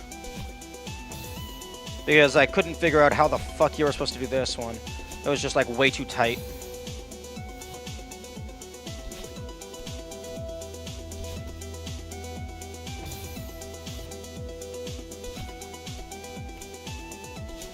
There we go.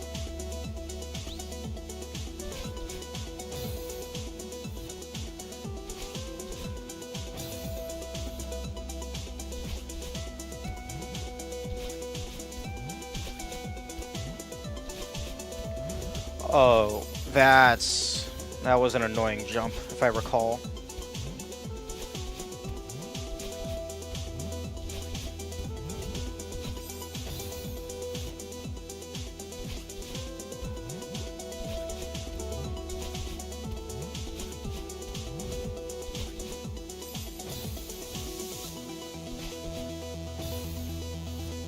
Yeah, these just random mid-air corner boosts are always annoying.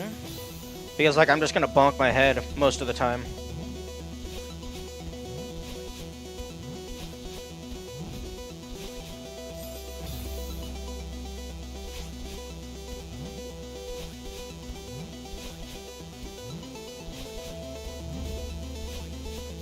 Oh. That's interesting.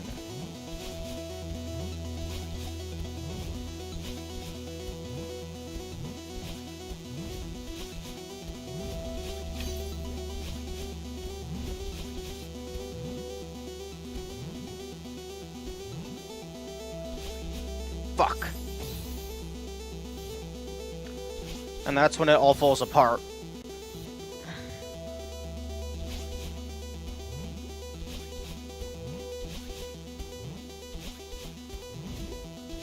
There's like 2 hard segments. That pink cloud, and then at the very end. Unless I'm misremembering and there's more nonsense after. Excuse me, Cloud, how dare you bounce up into my feet after I've already left you?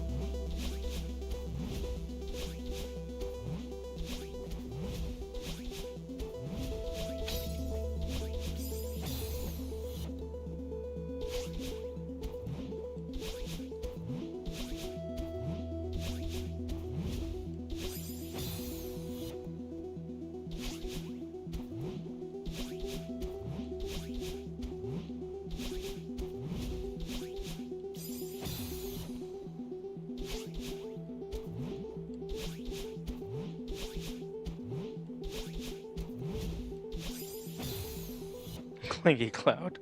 No, don't leave me.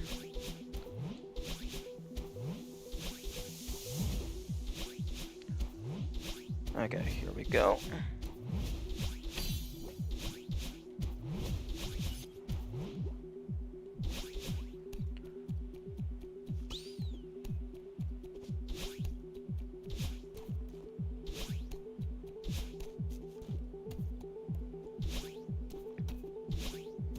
And then this is the fake out. Because absolutely nothing happens.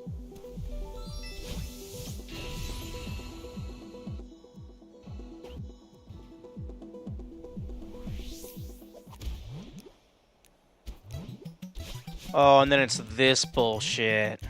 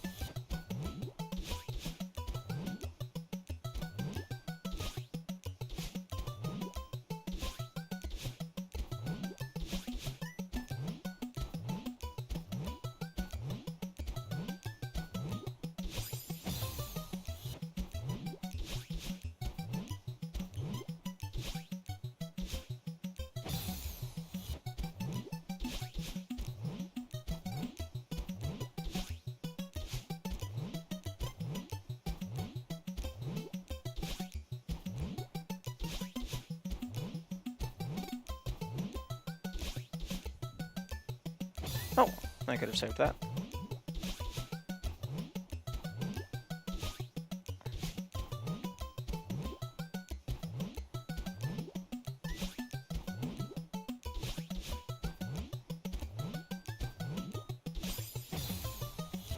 This part was especially odd before they made the spikes appear on the inactive cassette blocks. Oh, so like they only visually so like when it turned deactive, it looked like a normal block. Yeah, that definitely feels like something that should have been caught in QA.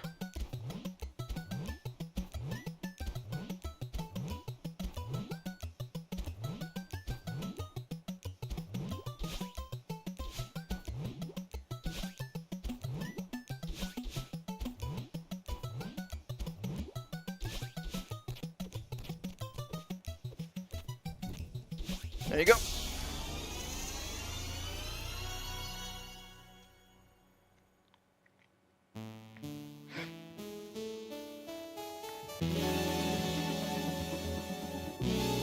Yeah, my baseline level of skill is definitely getting much higher. Because that took me less than 200 deaths, when the first time through it took me over 900.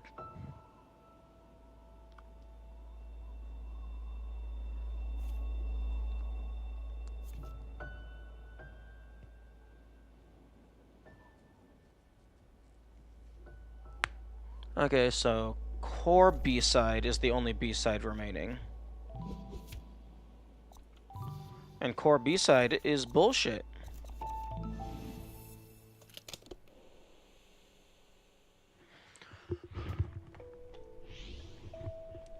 Actually, before I do that, I am going to take a small break to eat some food.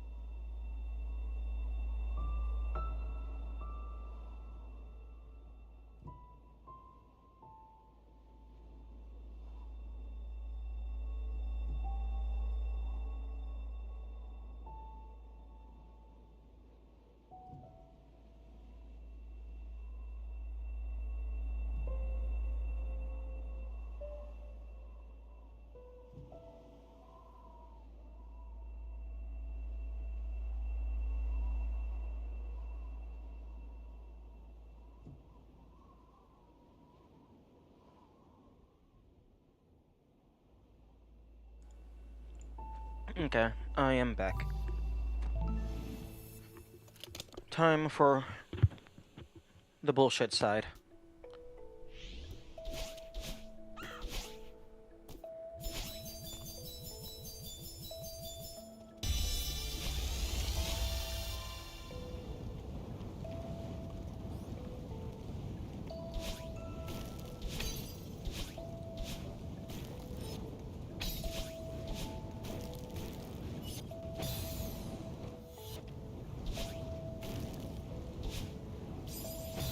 Right.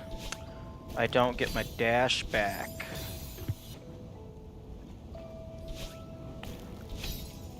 I actually do like that mechanic, it just catches me off guard every single time.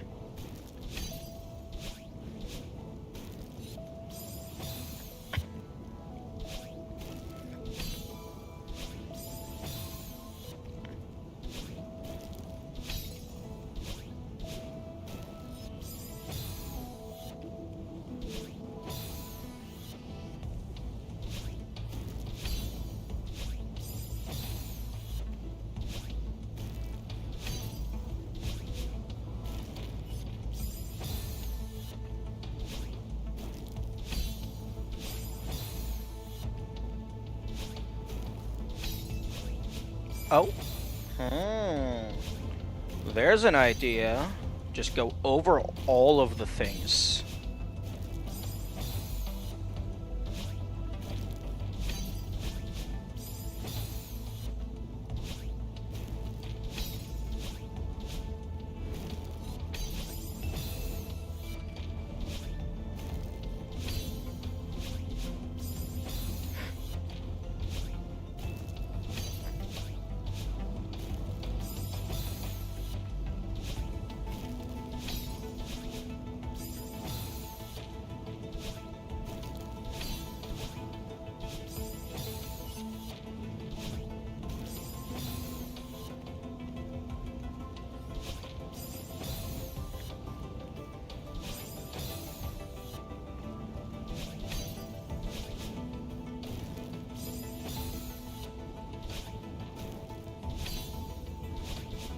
You know, I think the thing that trips me up the most is just the diagonal grid. It causes your dashes to end like on top of fireballs almost every single time. Especially because they're moving upward.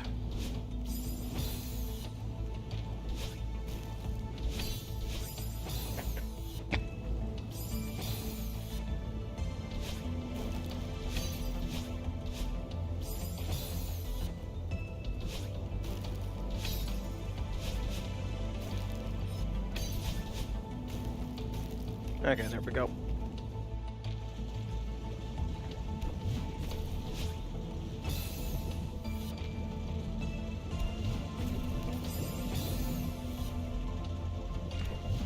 You know, I'm also realizing, technically speaking, I don't have to do the full clear right now. Because I'm going to be doing the Golden Berry later, and the Golden Berry implicitly is a full clear.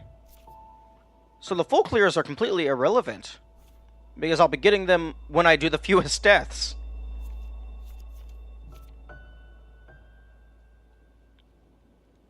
So the only thing that actually matters right now is the seasides.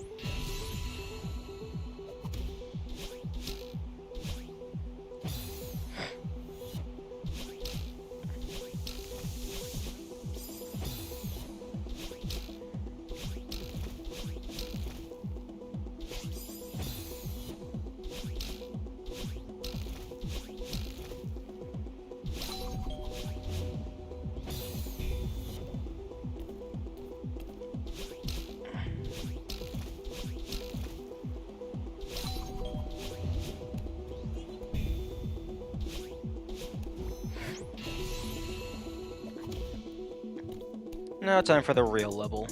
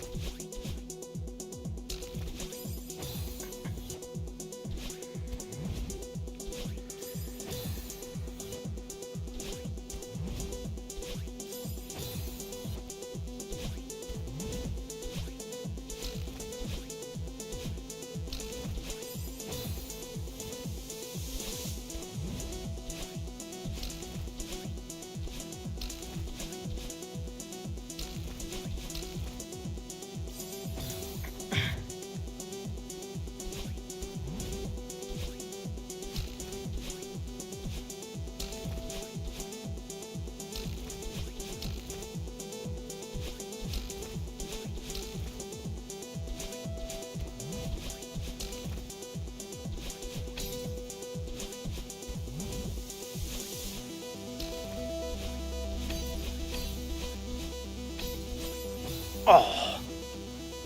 Yeah, that's gonna kill me the most, probably. At least once I get into that segment. Once I get into that segment, every single dash is just a luck fest.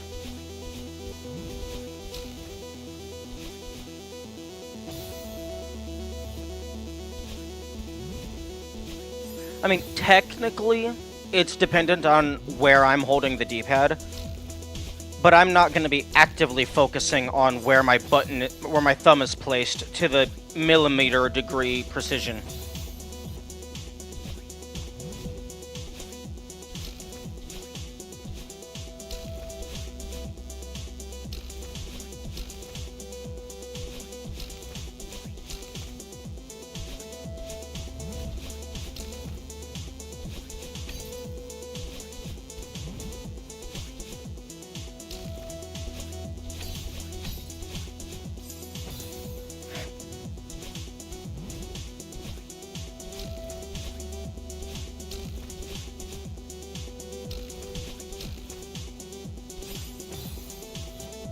Okay, actually, let me go ahead and take a look at that spike maze. I'm not going to memorize it or anything, I just want the visual in my subconscious, so that when I get there, it's less of a surprise. Okay, so dash in, drop, left, left, up, left, fall, right, upright, then you fall a little bit, left, upright, fall a little bit, upright, up, left, upright, and then left. Just so that my background mind has something to chew on.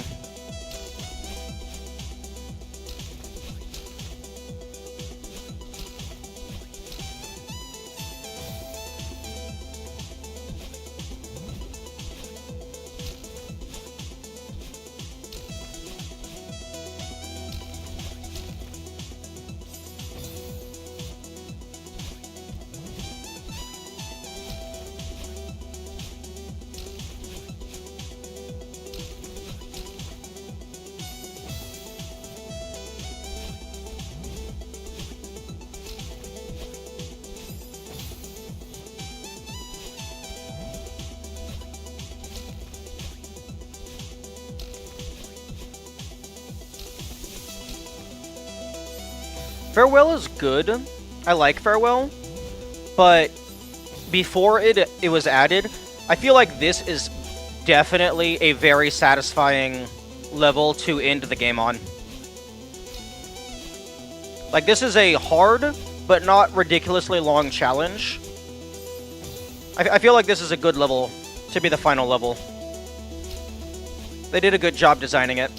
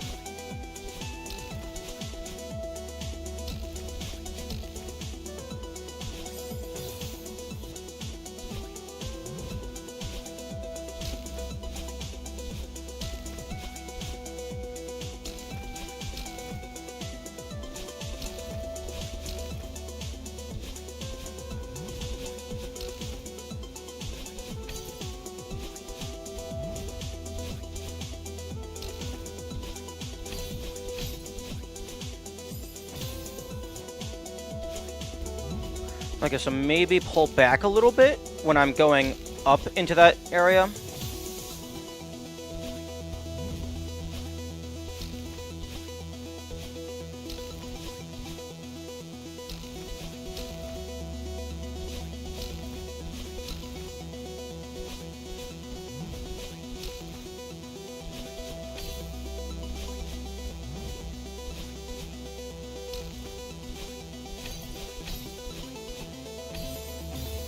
Yeah, definitely hold back a little bit,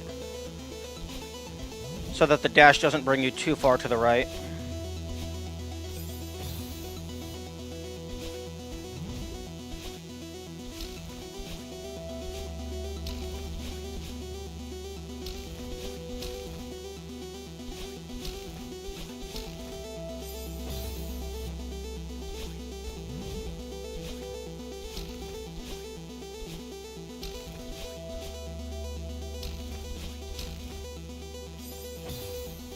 I got that part mixed up with the next part.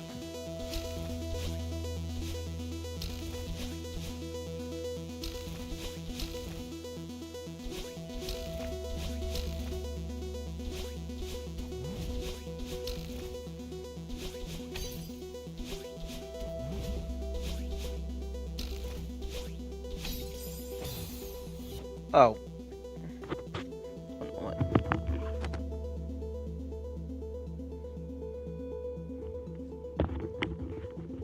Good morning, still exist.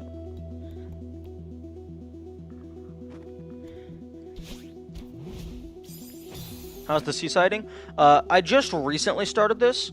I did a few of the B-sides to just start off, and now I'm back here.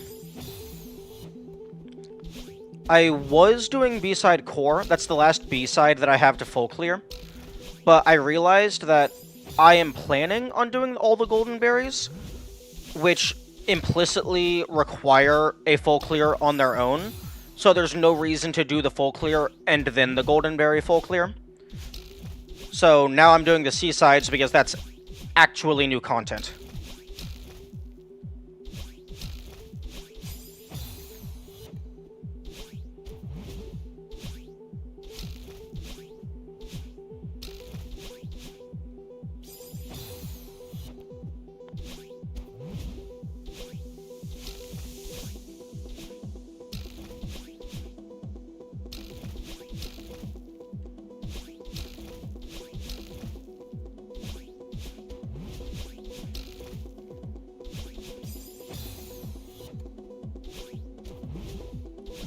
So far, I think my personal best for this room is getting to the 3rd dash crystal in the final segment.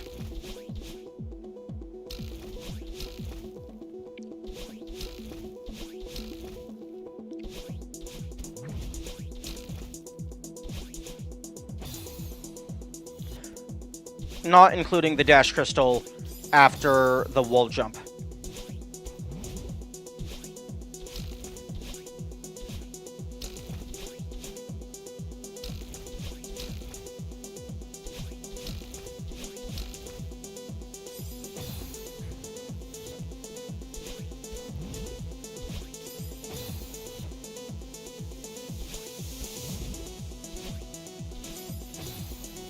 I will still never understand how I'm able to press down and left, and I go straight up.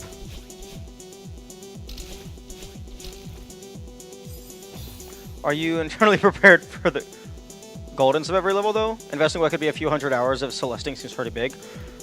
You see, the thing about that is I'm ADHD and autistic, so massive time sinks mean literally nothing to me. Like, the hyperfixation accounts for all of that. So, until I stop caring about this game, it doesn't matter how much time it takes. I'm still going to enjoy it every second. Or rather, not enjoy it every second, but I'm still going to be invested every second.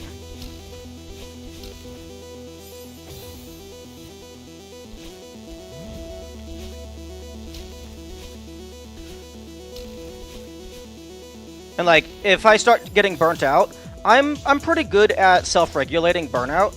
If I start not enjoying myself, I will absolutely switch to a different level or to a different game entirely.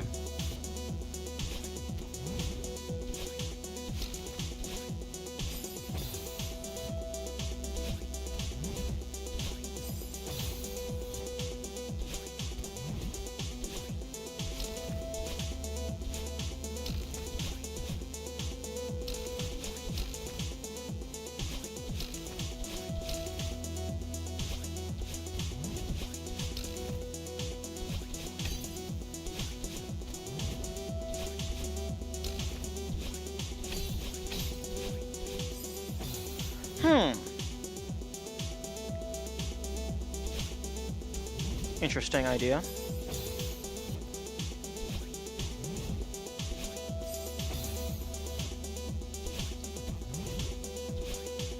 Maybe I don't need to use all of the dash crystals. Maybe if my spacing is good enough, depending on where I land, I might be able to just skip some of them.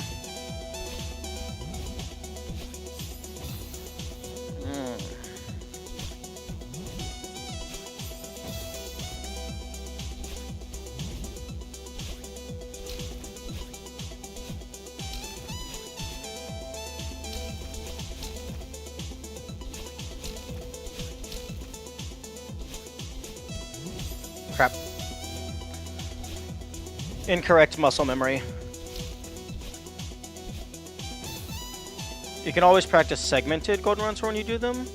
If you burn out, you can always do stupid challenges or check out modded content. Yeah, absolutely. And no, I'm not...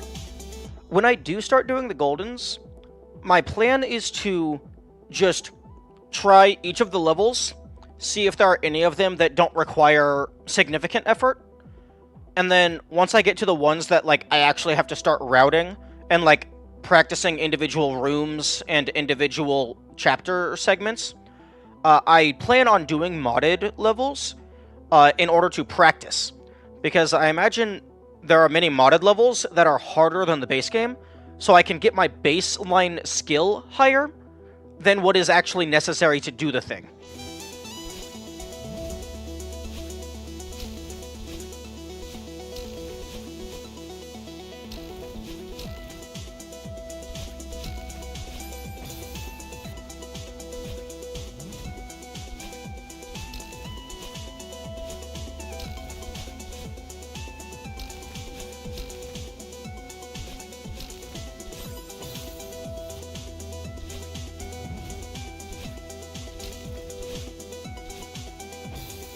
Because, like, one of my...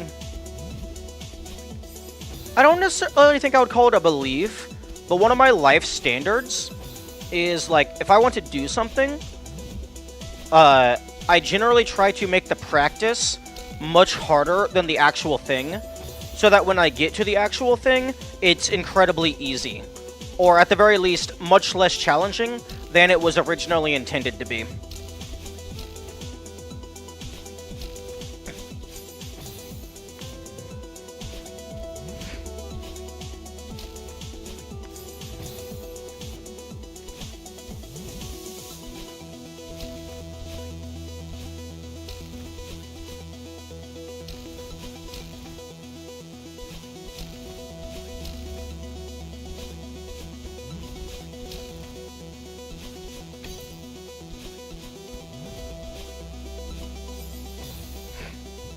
Okay, yeah, no, there's no shot that you can save that unless there is upward wind.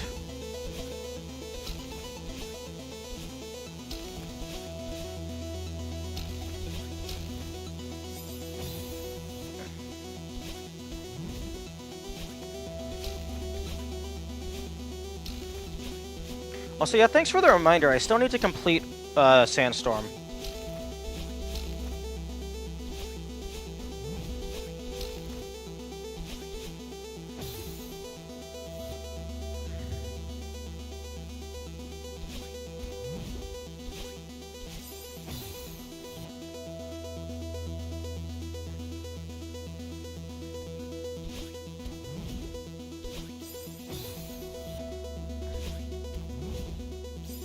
Trying to find which of those spike patches gives me a neutral dash that just perfectly lands in the hole. It looks like it's between the first and second cluster.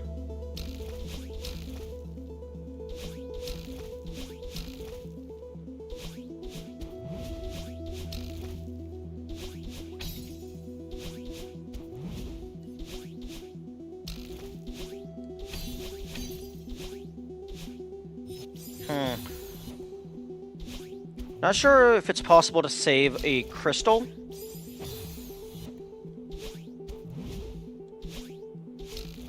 Like if you get it by mistake and then trying to use the 2 dashes to stall it out. Not sure if that's feasible.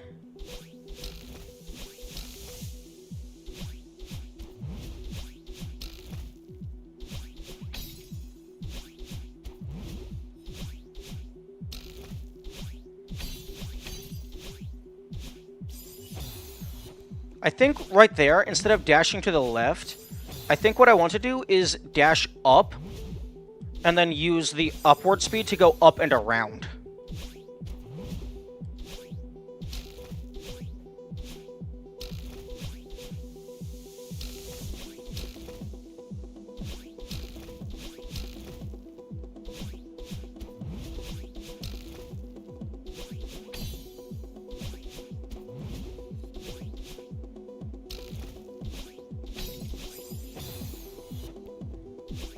And also sometimes there I just going too far forward.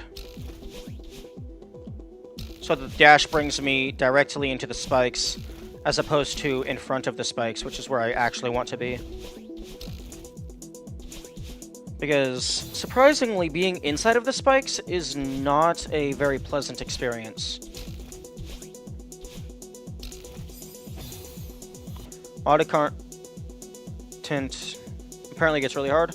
If you take 7C difficulty as the metaphorical 1A, then modded stuff goes to metaphorical full game, golden deathless in a sense. Oh no, modded content goes up to TAS only, so there is a wide spectrum of what is expected. Which makes it the perfect practice, because it makes it far more difficult than anything the developers had ever conceived.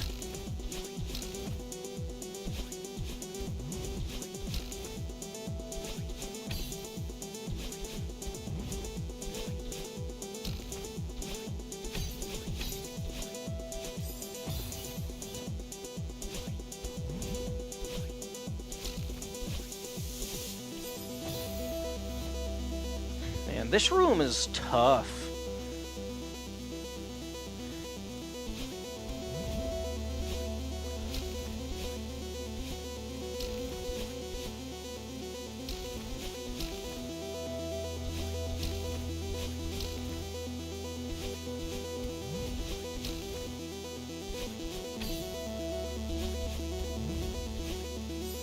It's always the platforming games that push the limits of human skills. Yeah. I imagine that's because platformers, due to their simplicity, all of the challenge comes from the level design. So you can basically just throw whatever you want at the player. And you can make it incredibly precise by just making the spaces of not death smaller and smaller. And also, platforming games are a classic. It's easier for people to get into. It's like a more popular genre. So there's just more people that are in it. So potentially that could be an influence. Maybe it's just a density chart. Because there's just more people aware of them, there can be more people modifying them. And I also imagine it's easier to modify a 2D platformer as opposed to a 3D action hack and slash or something. Especially like a more tile-based map system. Because then it's really easy to edit the levels. You don't have to make custom 3D models for everything.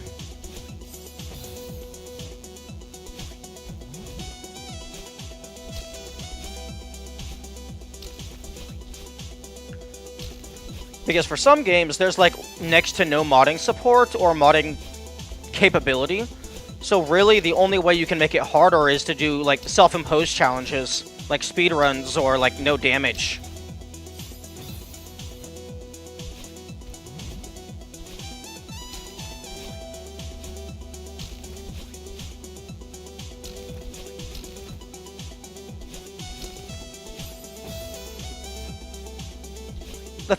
For something specifically like no damage, I think given enough time, anything and everything will happen, but applied to hard as fuck challenges, indeed. I think the biggest thing, like, obviously, like, don't get me wrong, this game, like, without dying, very hard. It's a very hard game. But I imagine the biggest reason why 202 berries, no damage, or no death is so difficult is because you have to do every single level twice. Like, if the golden berries were unlocked from the very beginning, that would cut the difficulty in half.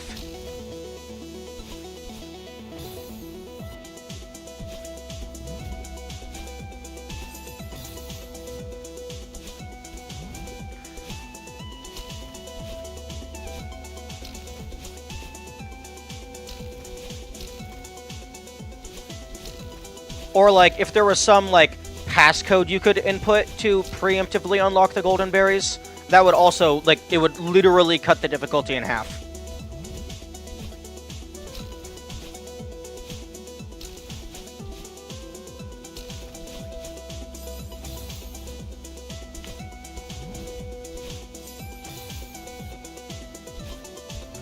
Also, I would have to double check, because I don't know the origin of that quote, but I remember that the quote was, given enough time, anything that can happen will happen. Although I don't know for certain. Okay, I was about to say after I die I'll look that up.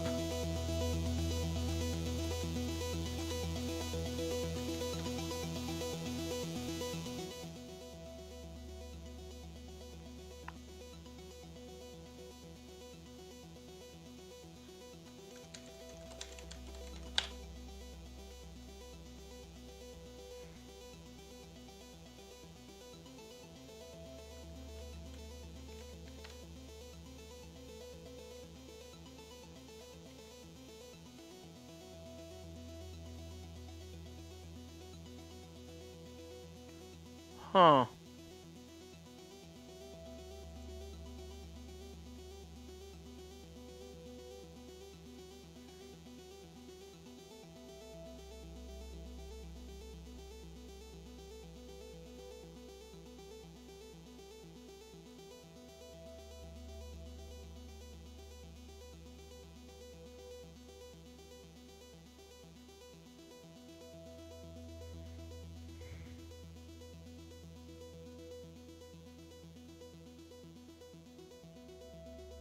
Okay, I'm not finding it.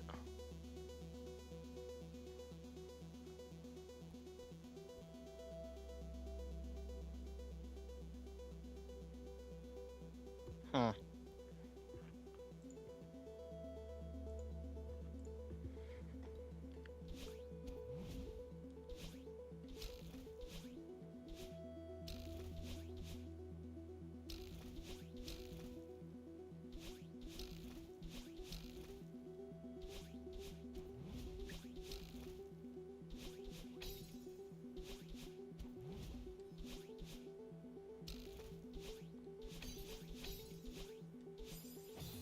Oh, that's a diagonal dash. That makes sense.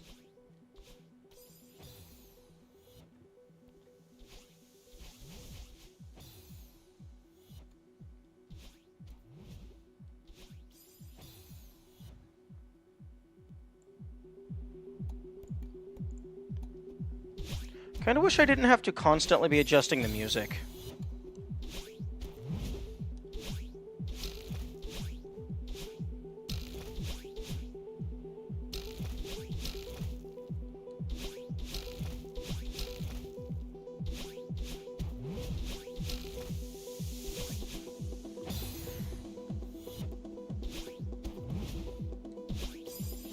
Oh, okay.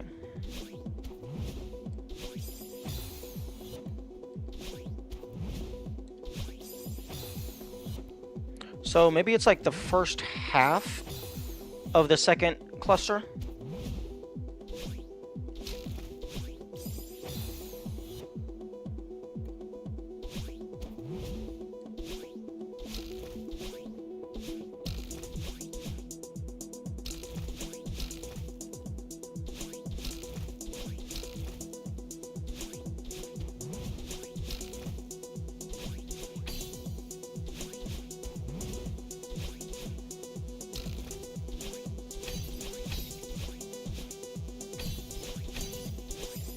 New record.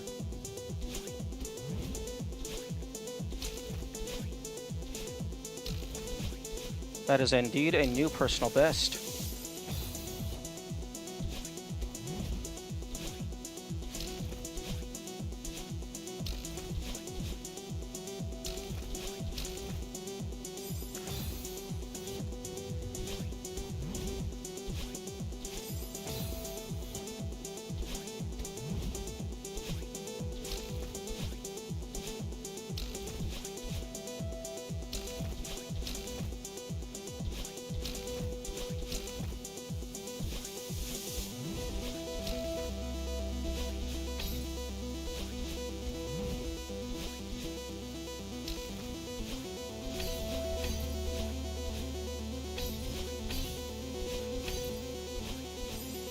Okay, that's not a up left, that's just a straight up and then you move left.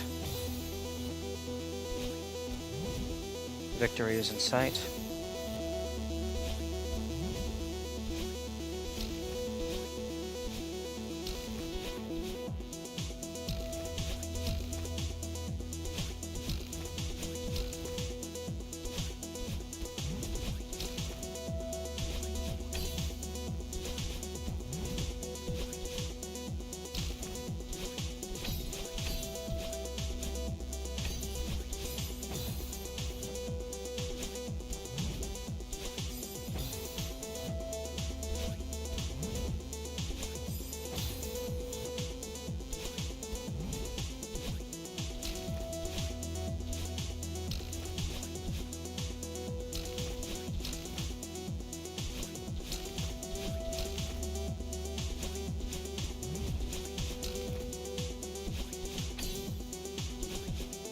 You know, the wall bounce is so lenient, I should probably just, like, intentionally go far. Because I'm still probably gonna get it.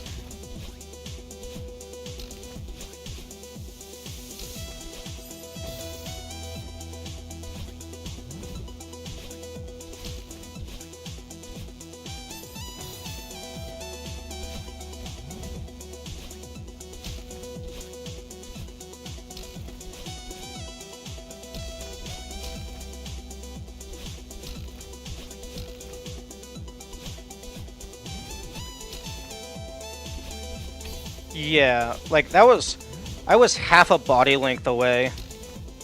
And I still got it.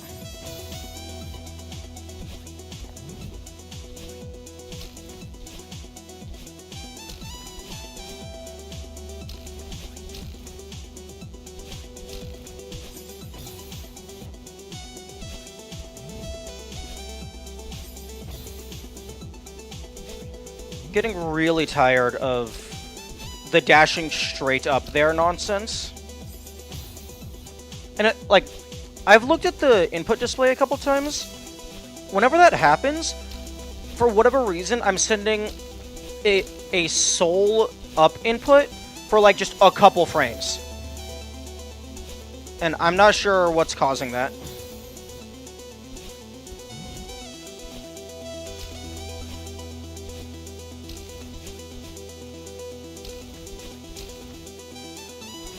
Oh, wait, no, I was wrong. This isn't the last level. I still have Core Seaside.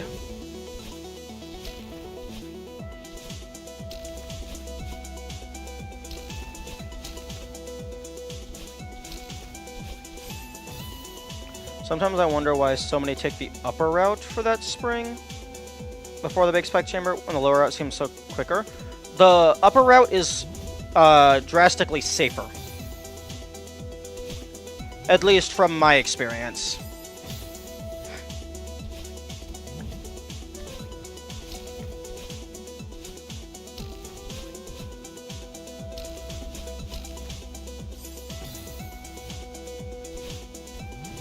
But you know, the lower route would definitely be faster.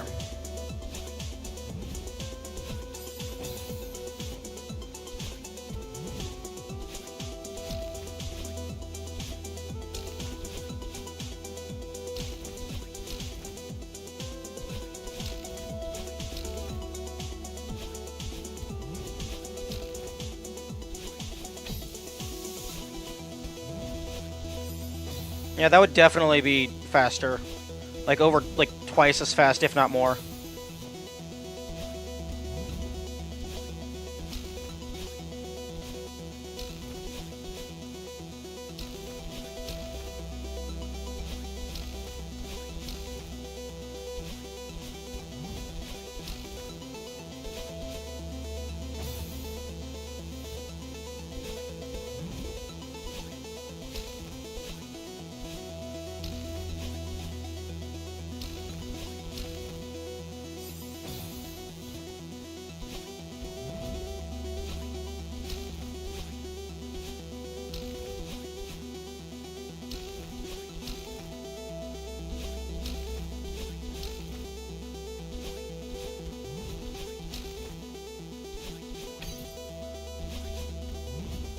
Because I don't think I've ever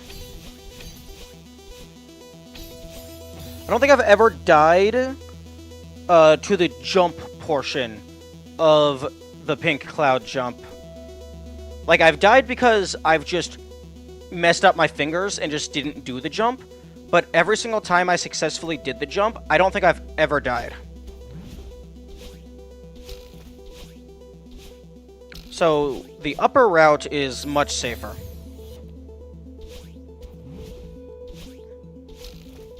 Actually, no, that's not true. I did die once, but that was because I hit the bottom of the spring on the other side, but I didn't die to the jump itself.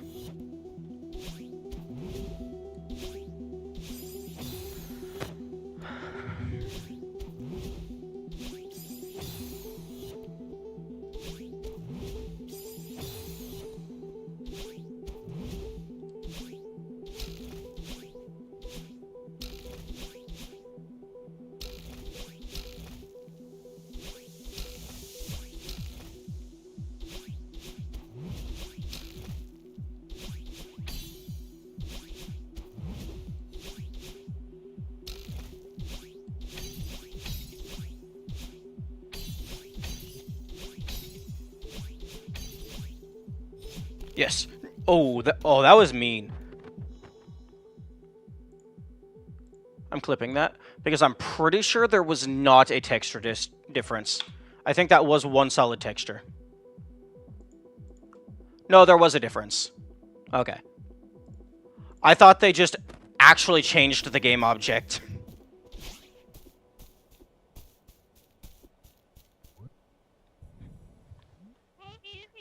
It's hard to believe that it's over, isn't it?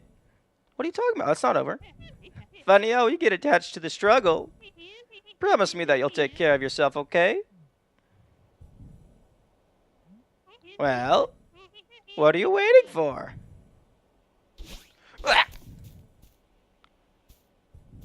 Isn't this the beginning of Farewell? True.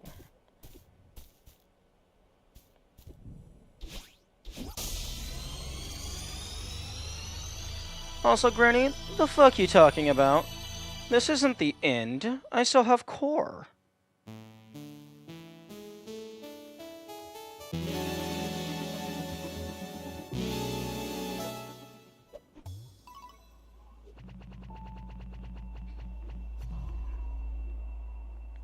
Granny was buried in 7C. No. I think the entirety of Farewell is in a dream.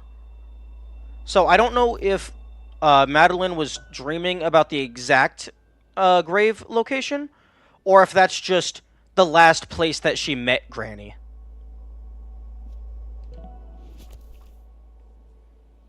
And then there was one.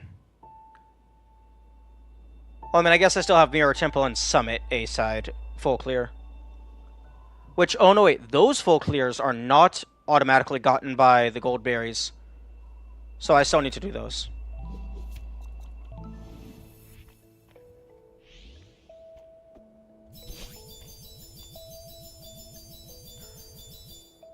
Time for bullshit.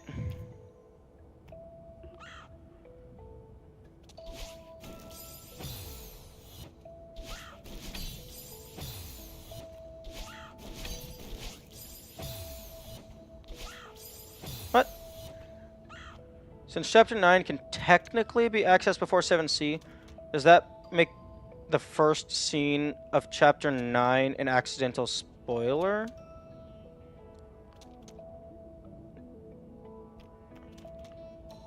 Ooh. Yeah, that is true.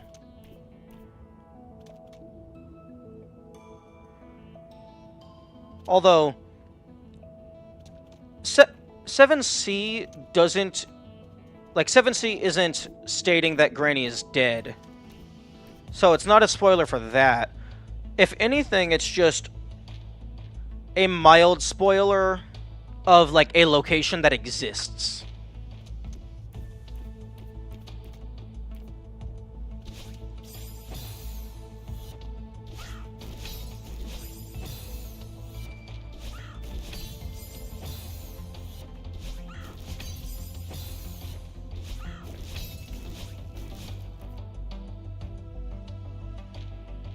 The HC Hyperdash tutorial. Oh, but hey, it's the third room. I'm at the end. Not.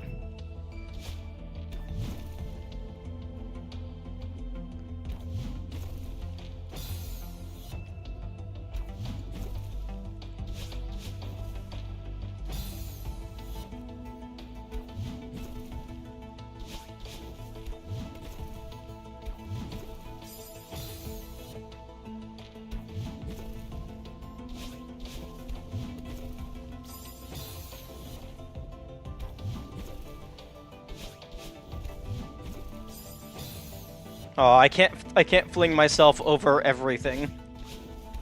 Unfortunate.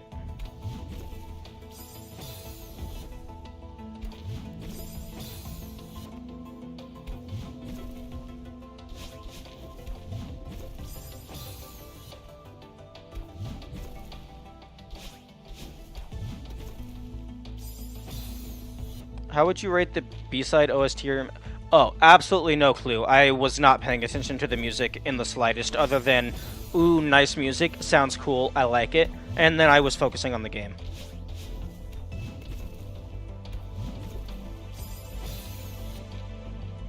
But I did not pay anywhere near close enough attention to remember any of them, let alone rate them.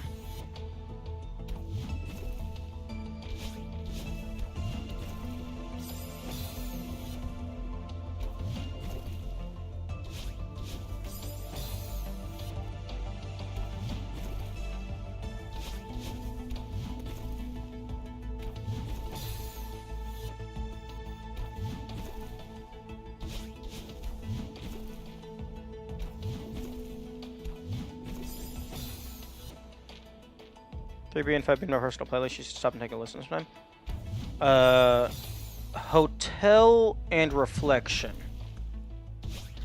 I don't know about Reflection. The Reflection bass song, at the very least when I'm trying to focus, it's very annoying.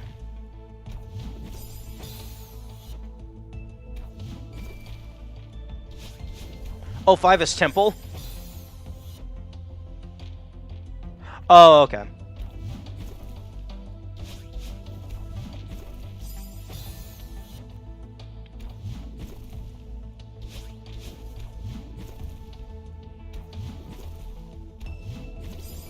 Oh my god. Okay, what bullshit do I have to deal with after I get past the second fucking jump? Okay, so it's you launch through there, you go over, fall down. Well, actually, you hit that, you probably dash upward, fall down, dash upward, bumper into there, go over. Okay, so you hit the first bumper, fly into the crystal, go over, dash up, bounce over, dash up, bounce over. Okay, that's simple enough.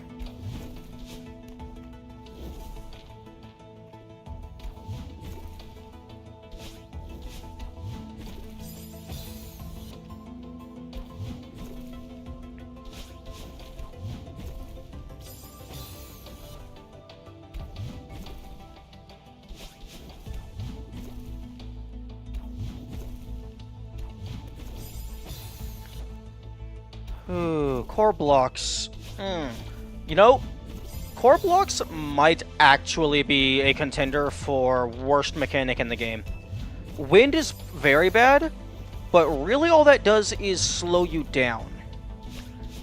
These are like just ludicrously precise and send you flying.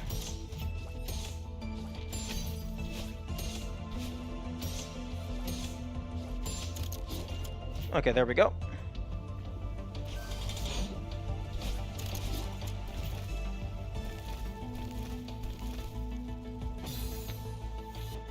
Magma sucks, ice is mid.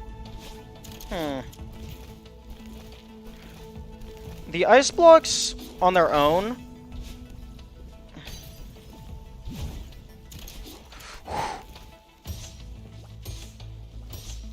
Fuck. The ice version of the magma blocks don't really do anything other than slowly fall.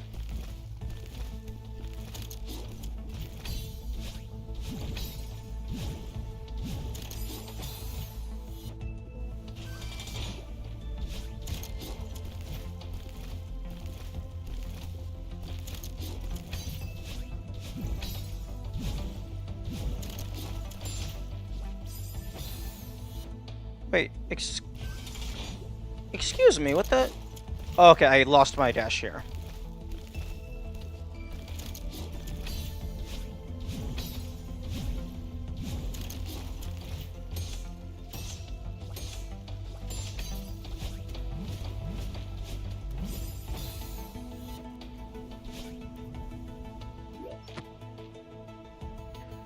What if you do a hyper dash at the end of the traffic block to stack momentum? I will definitely give that a shot. Okay, so get through here, bouncy, bouncy, flop, flop, flop, flop, land here, launch. Then you jump, jump, jump, jump, jump, dash, slam into that, and it's going to hit that little lip, so then you throw yourself over here, and then you climb up, bounce, bounce, bounce, dash chain, launch, bullshit, bullshit, bullshit, more bullshit, and then you get to the heart.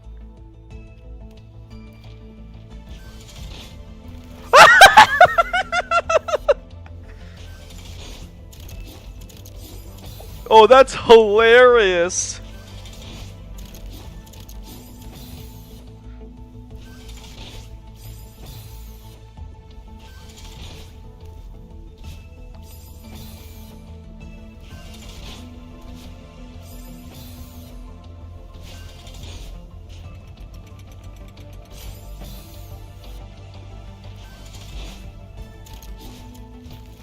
You can just skip this entire first segment if you get a good hyper dash.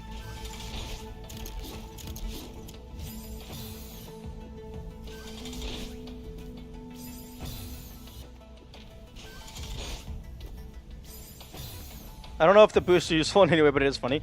Well, I mean, it's absolutely useful. Oh, wait, maybe it's not. Because you don't let the lava go down far enough.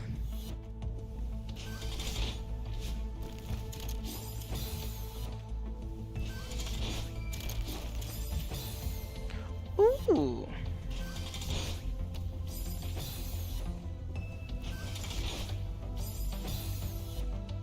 Here's an idea. You still have to hit the heart.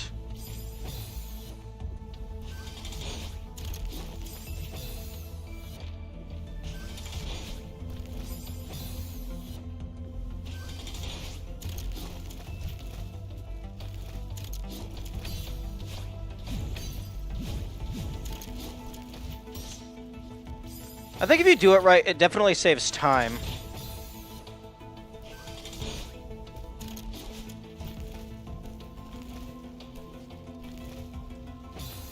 Could be done on one of the horizontal dash blocks from the temple levels. It would have to be one that lasts long enough for you to get your dash back.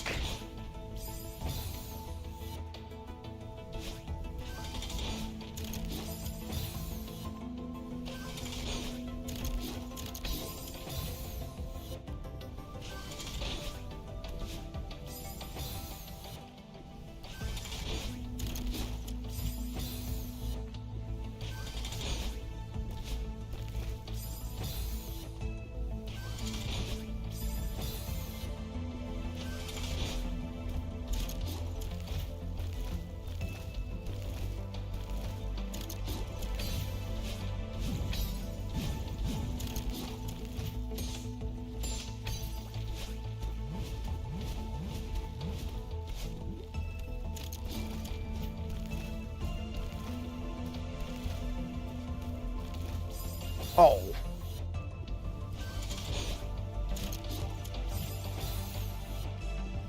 Although it probably lines up better timing-wise if I don't do that.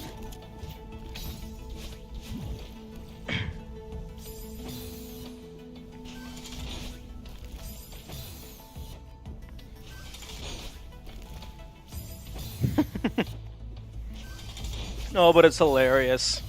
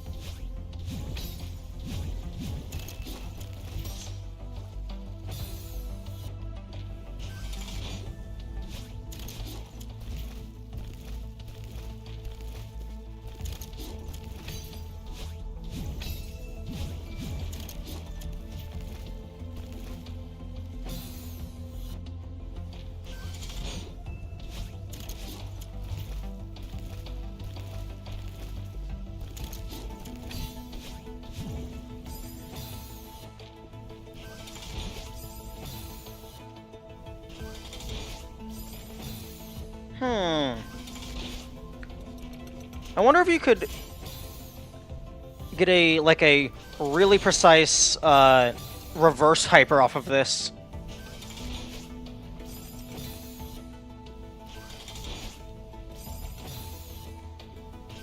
I'm definitely using up my dash.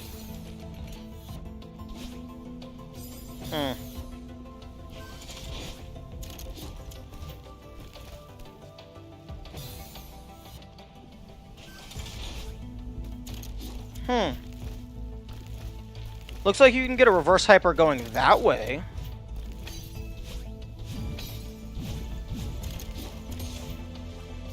I've seen some speedruns chain wave dashes in a certain way to get massive speed. And then Human was insane. Yeah. I don't remember if it was this room or a different room, but I watched a TAS once, and it got so fast that the camera couldn't keep up.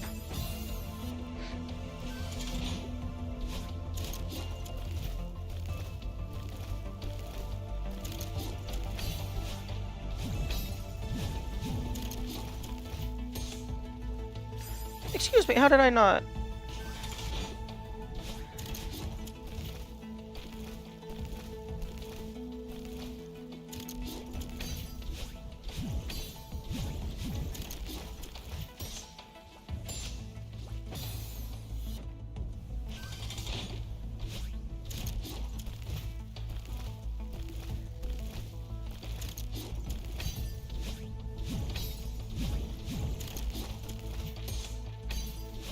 Okay, here we go.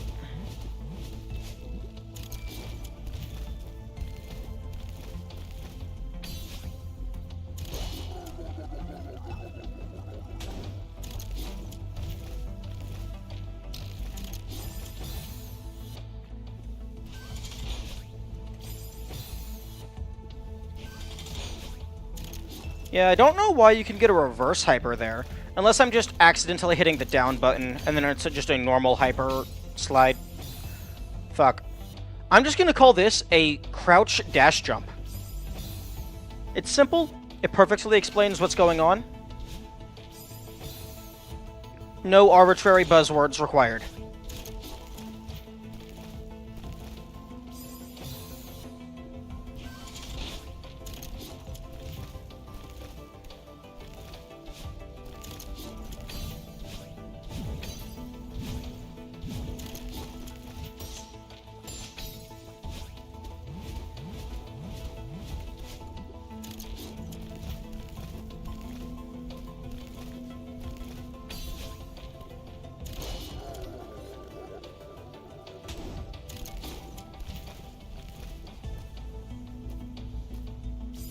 The most crazy thing I've seen in this game is probably a Tash run where Madeline jumps on spikes and doesn't die. Well, I mean, that's not even a You mean like jumps in the spikes? Or like jumps on the edges of the spikes? Because jumping on the edges of the spikes is that's just a thing you can do. It's just incredibly precise.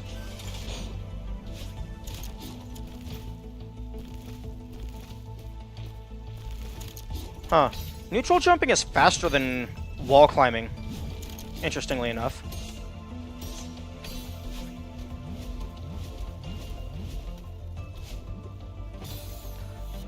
Like, it's not even the 3-week trick, just straight up jumping on top of a row of spikes. Oh, that's hilarious.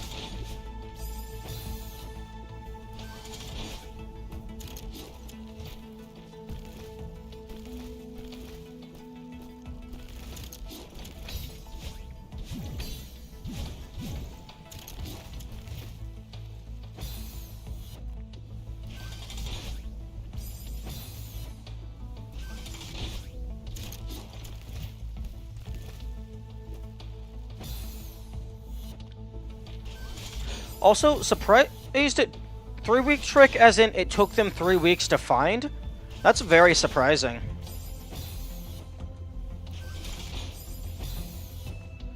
While bouncing off the toggleable lava streams? Wait, what?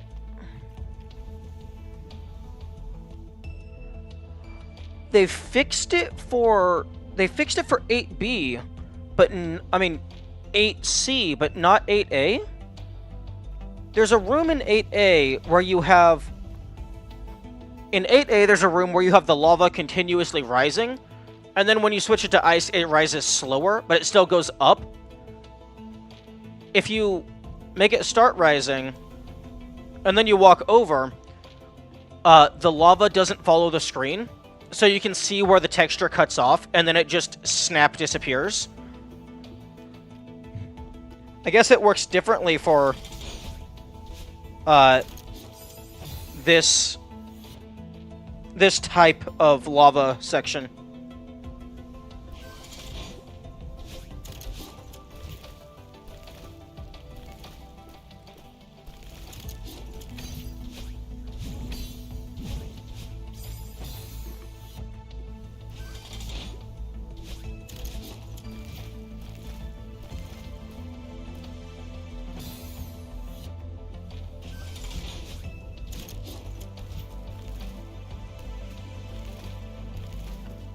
Interesting. There's some things that fall when you stand on them, and then some that fall when you grab them.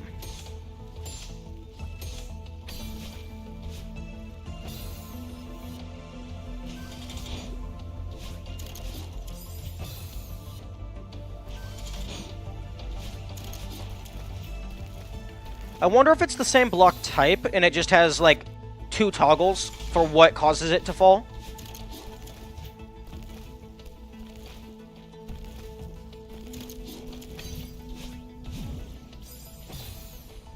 Note, this is not the magma ice.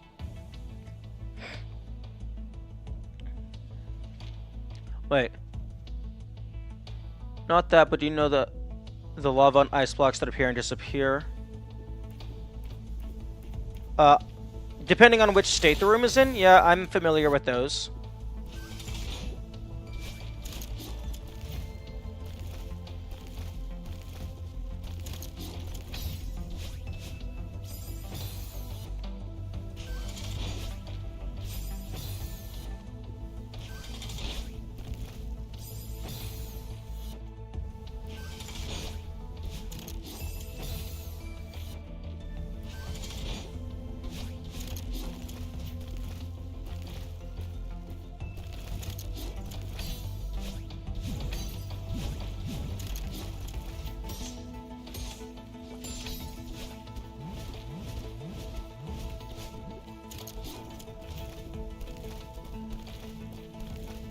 Is it? Yeah.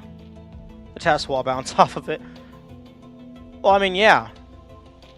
Yeah, that happens. I mean, I imagine internally it's just a wall covered in spikes. And you're able to get a small wall jump off of the very bottom of spike walls. So that doesn't sound surprising.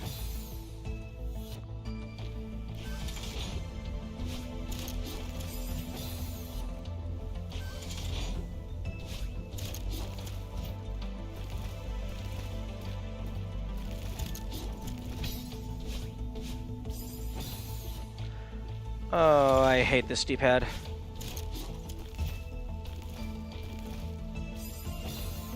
Can I have my dashes back, please? I want my dashes back.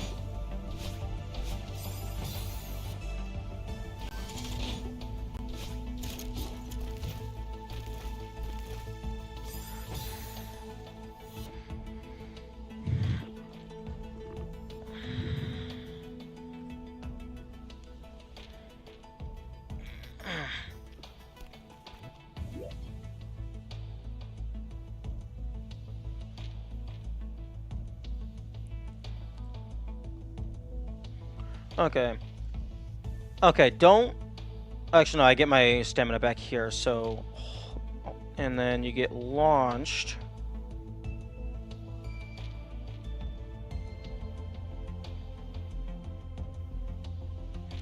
Okay, so I have to use one of my dashes to get to the guy, and then use the second dash in order to actually use him.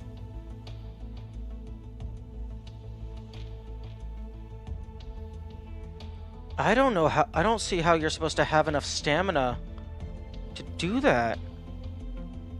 But then you launch, change, launch, launch, and then dash, dash, dash, dash, dash, launch, dash... Actually, hang on. It is lava when you get to here. Ice, lava, ice, lava. So launch you, ice.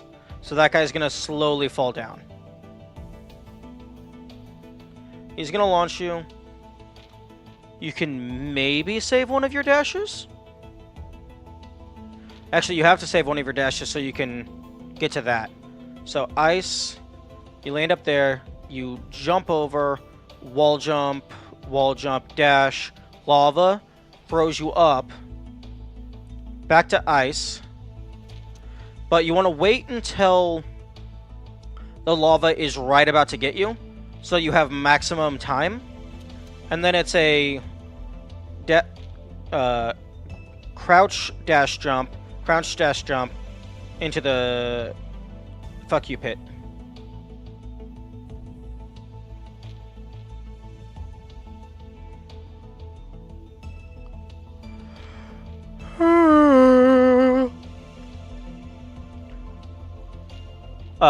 Okay. When you initially said wall bouncing off the toggleable lava streams, I thought you were meaning they wall bounced off of the rising lava I'm dealing with right now.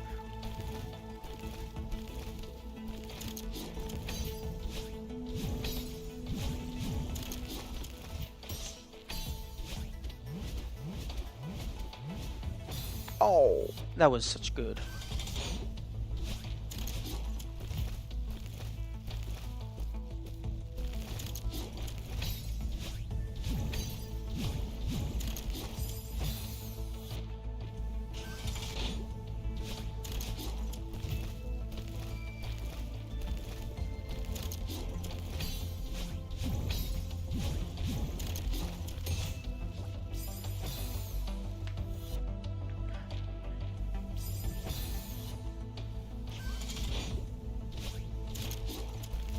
Okay, so I need to remember that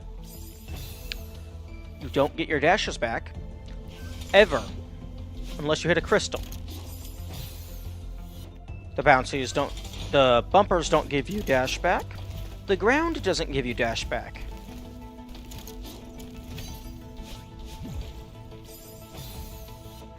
The dream blocks don't give you your dash back. Everything is pain.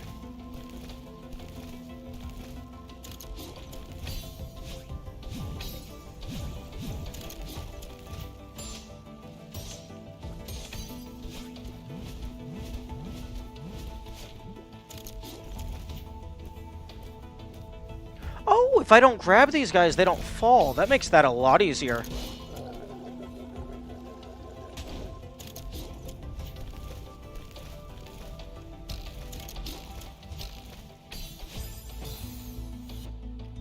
Okay, so I need to...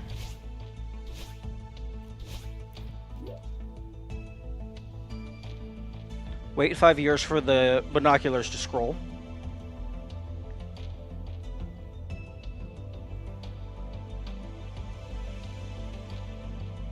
Okay.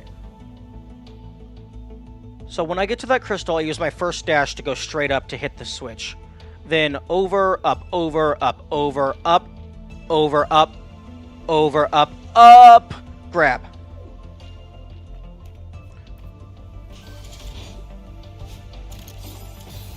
Excuse me? The fuck happened to my dash?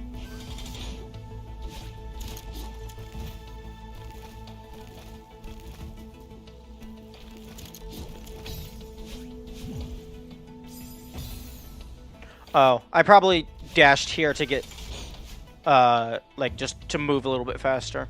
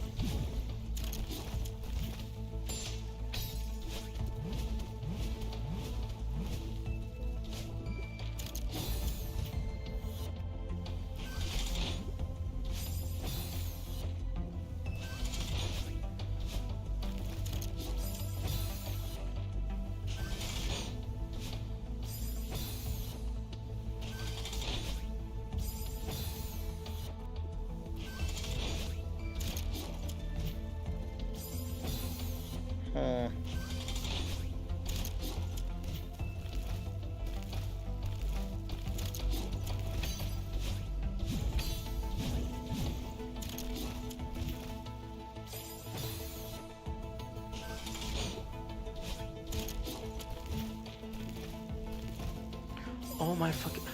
brain! We don't get our dashes back! What the f...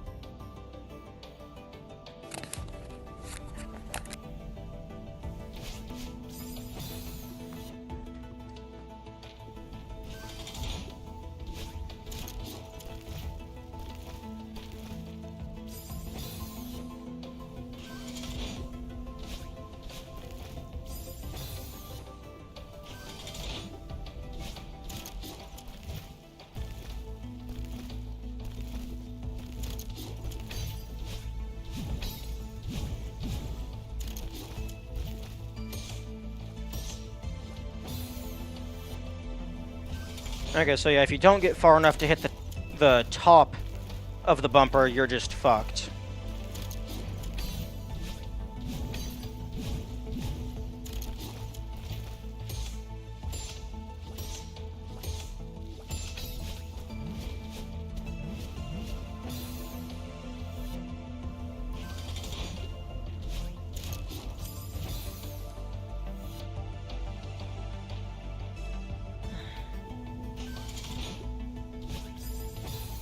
This is starting to get annoying, but I'm not leaving the level, because if I do, I have to deal with that other room again.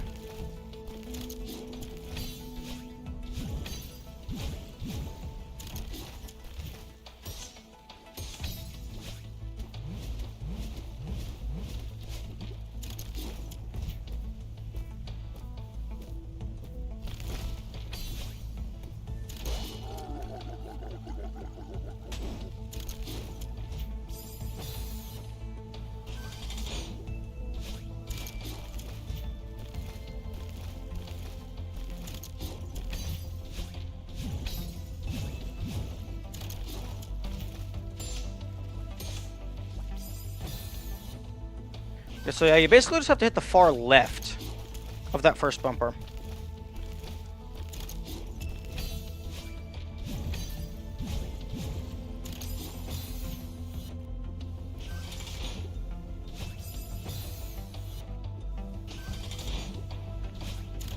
I wonder why this is, like... it's like the top right of my left hand is just getting really sore. Like, I'm using my thumb, But that's more so the bottom right. Muscles are weird.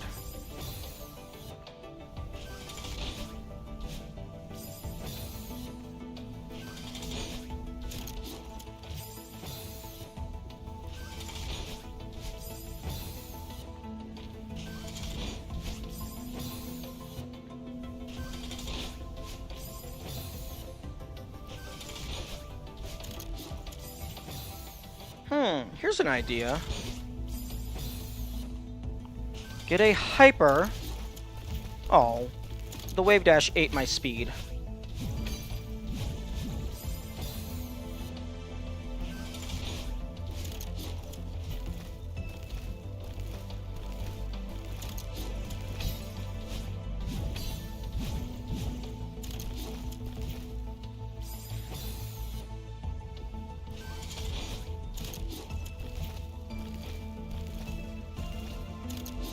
But you also don't want to go too fast because then the lava is rising faster here.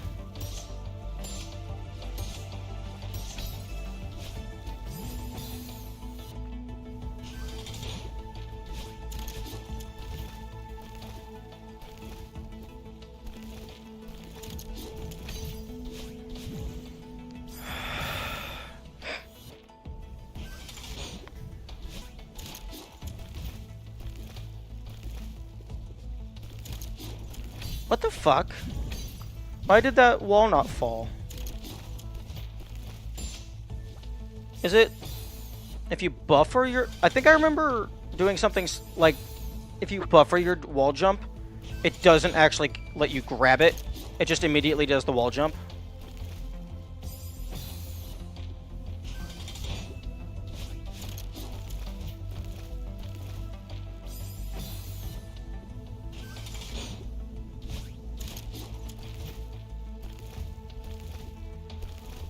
Okay, well, that time I didn't do it.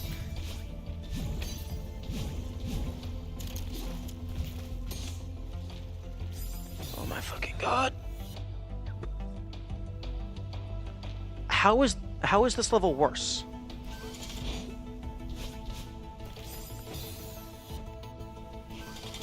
How is this worse than 7C?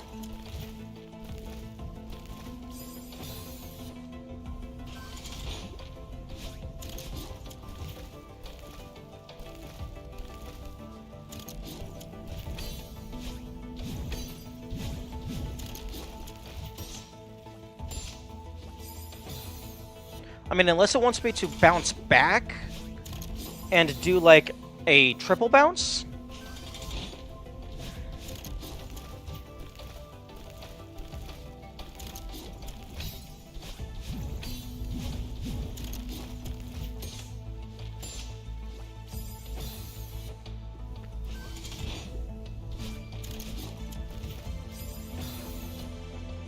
Game. I'm gonna go refill my waters. I'm getting frustrated and I need to chill out.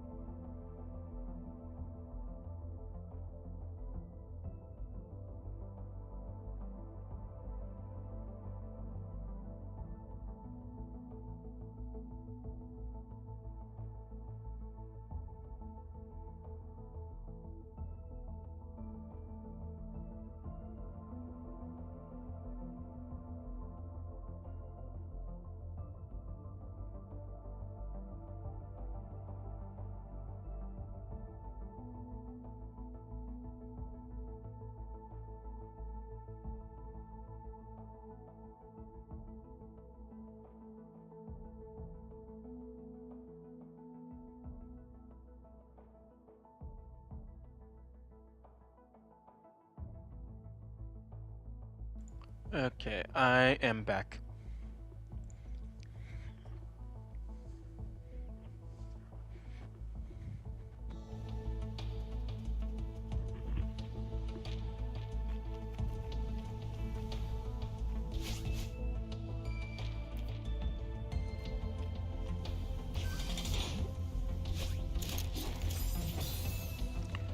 And starting off strong with a misinput.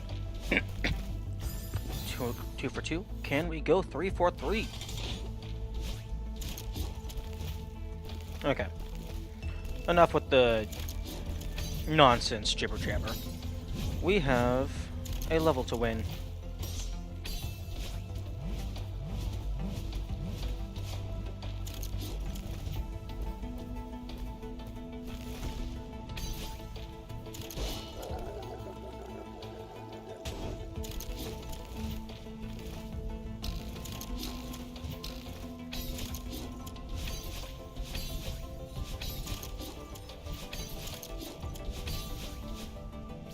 Oh, that was so... That's a new record.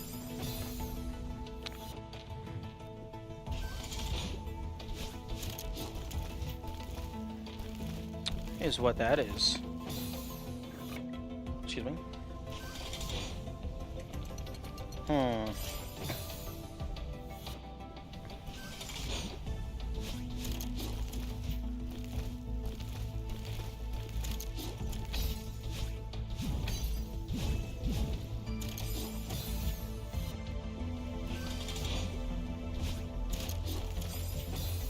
Honestly, it feels like I'm going too fast. Controller, would you care to explain in what universe I am holding exclusively left?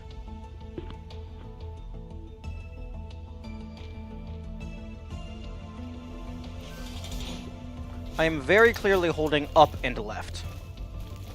And by left, I mean right. Oh, nope, I'm dead. Well, not for that reason, but I wasn't going to get to the flip soon enough. I need to actually slow down. What the f... Oh, I am so looking forward to getting that new D-pad. This controller was definitely... Okay, I'm clipping that. I'm clipping that right now.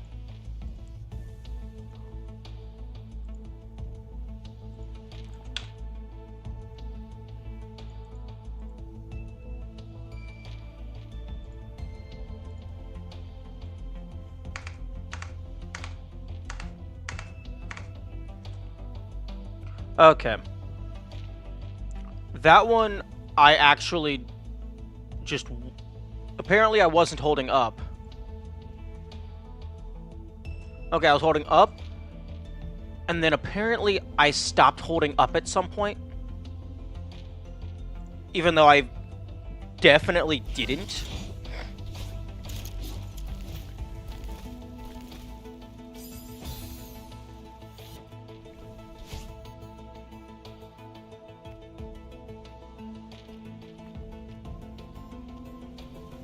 Yeah, from my perspective, there is no difference between holding diagonal and holding a single button. Like, there is no tactile difference.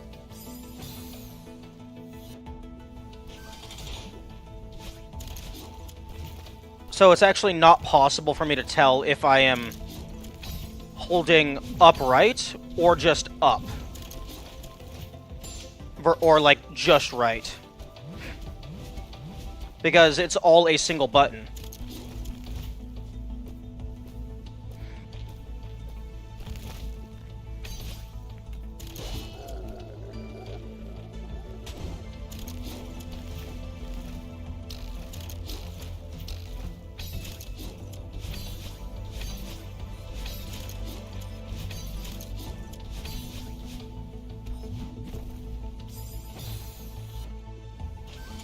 So I think once I get it to where it's two separate buttons, so like holding right physically can't affect the spatial positioning of the up button, I think that'll make it a lot easier to tell which buttons I'm actually pressing.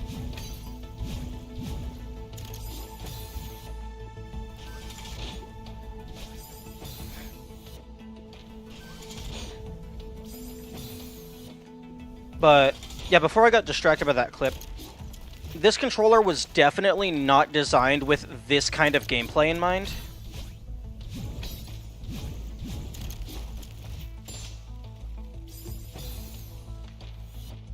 Because this level of precision just isn't, like... I mean, it's definitely doable. Case in point, I've done it. But it's just...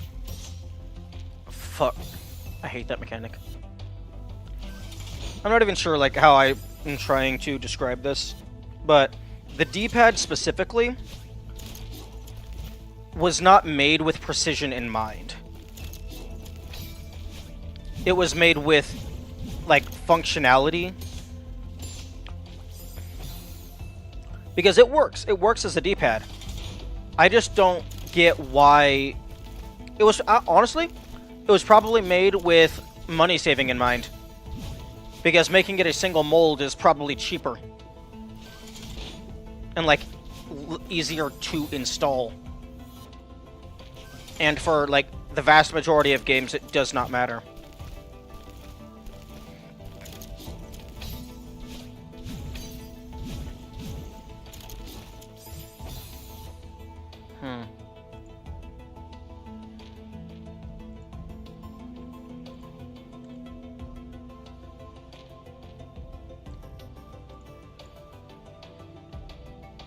There you go, game. There we go. And I'm dead. Okay, nope.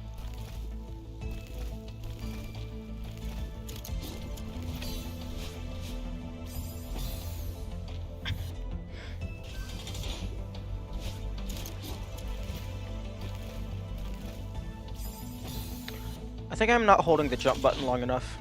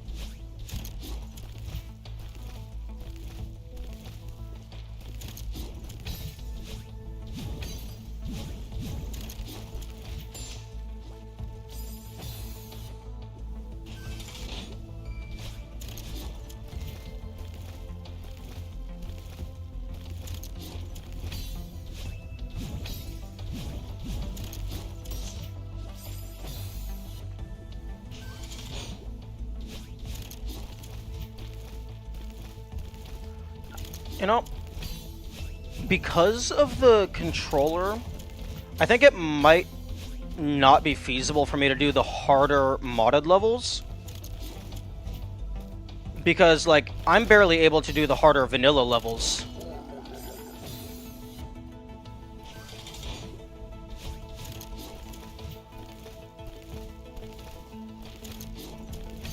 And, like, I know that's a classic excuse, but in this case, it actually just is the controller's fault. The controller is, like, way too lenient with adding in directions that you did not intend.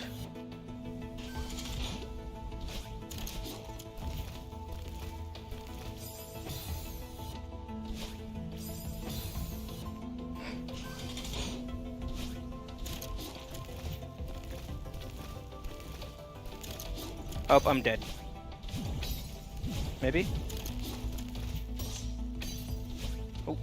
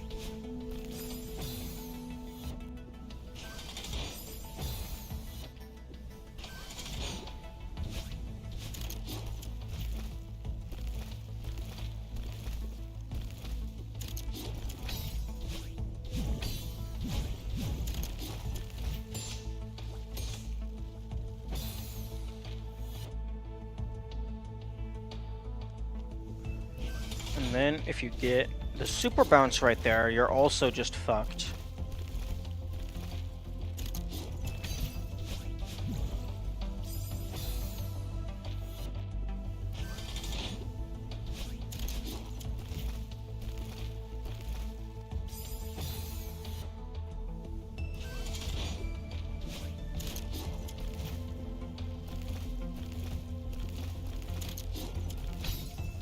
Oh, I might be dead.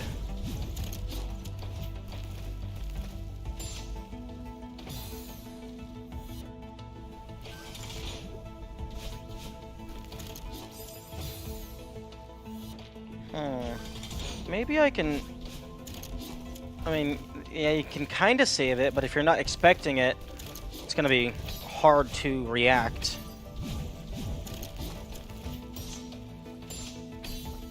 Okay, finally. I get a good run where I'm not getting fucked over every 5 seconds.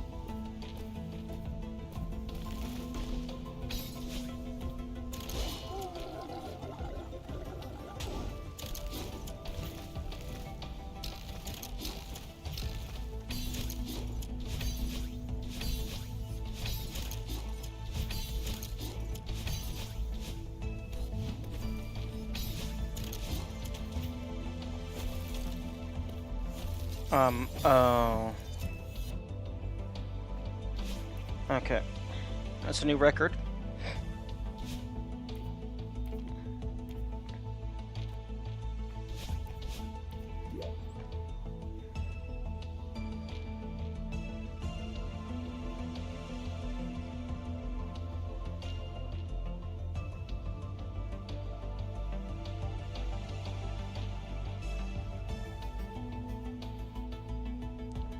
Okay, so...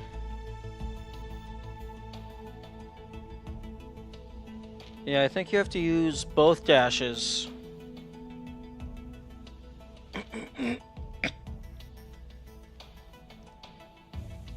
To get up there.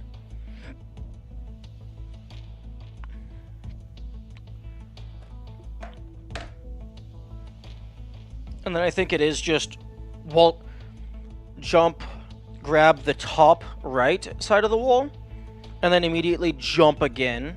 Like, maybe don't even grab it. Maybe just do a wall jump straight out.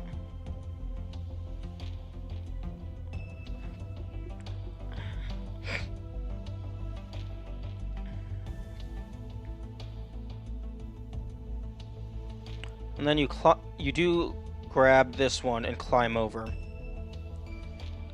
And then you drop down and that launches you up. You wait for the lava to come up.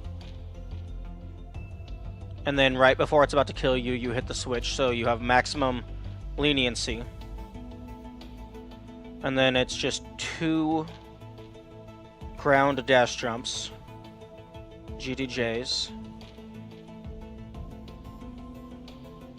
And then hopefully you don't fuck it up. They even give you a recharge there.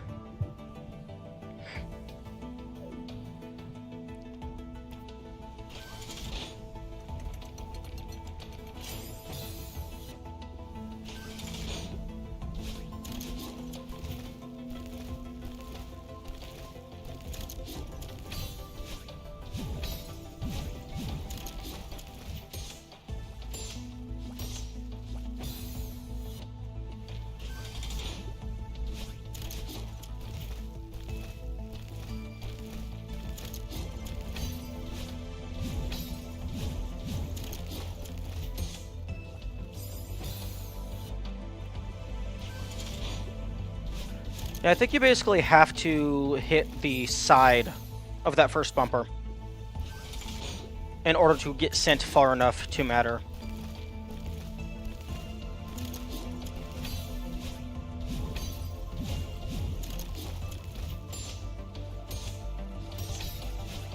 Or not, maybe it just has some variance.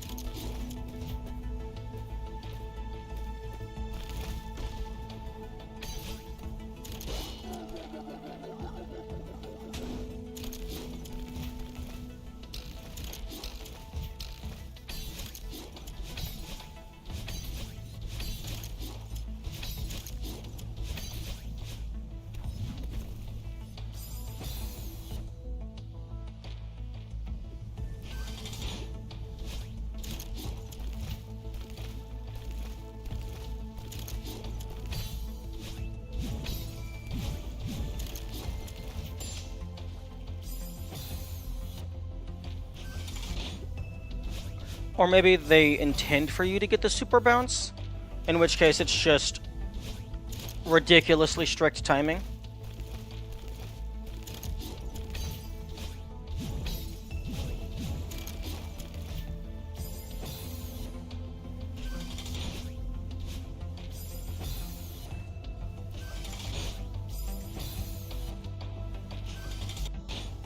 That was the wrong button.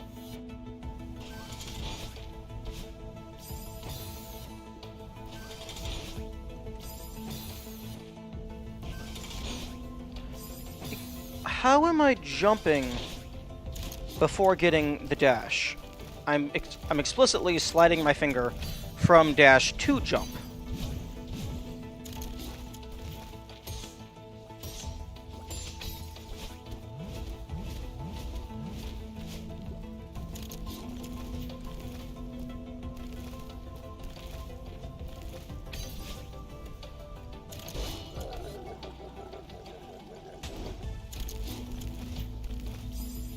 Oh, a little too fast.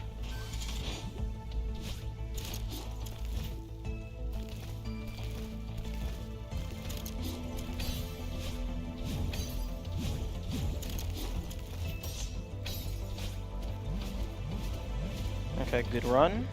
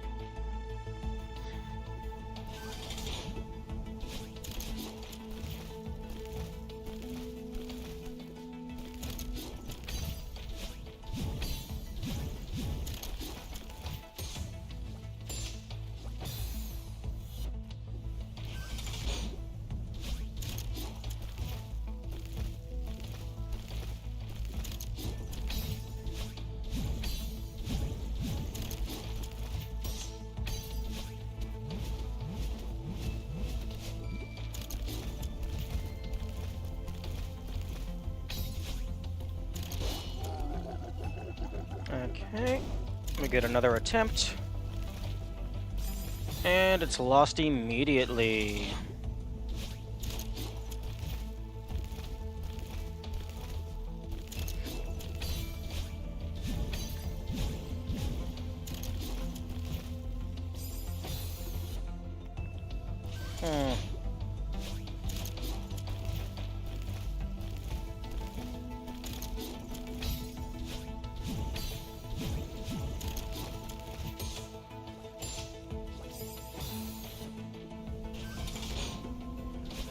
I don't think I like how strict the bumpers are.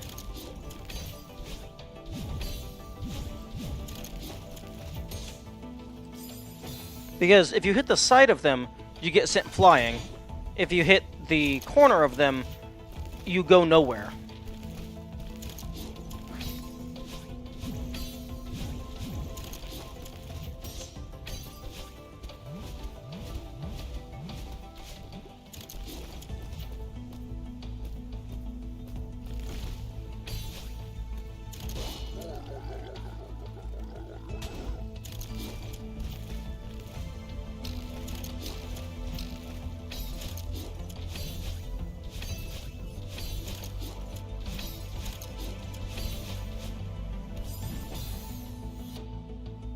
And then you gotta apparently plan the lava so that it's like relatively low at that point.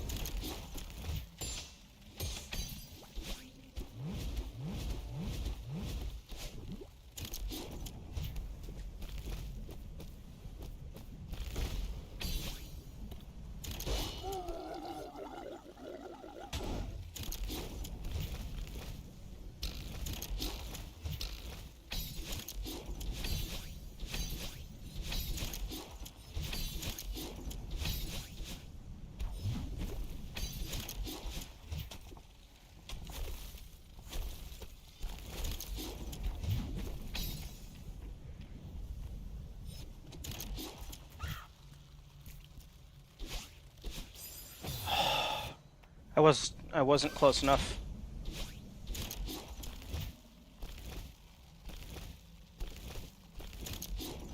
I needed to be closer to the ledge.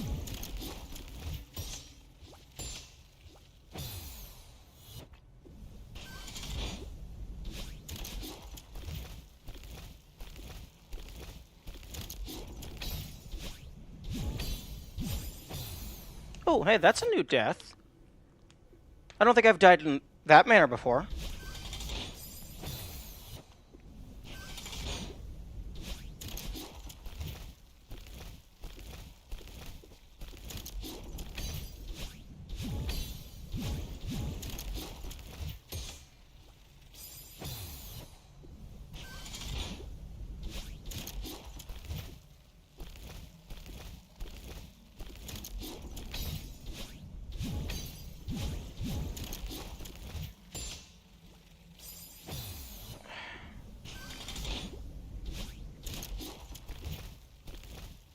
Yeah, I still have no clue what you're actually supposed to do on the bumper section.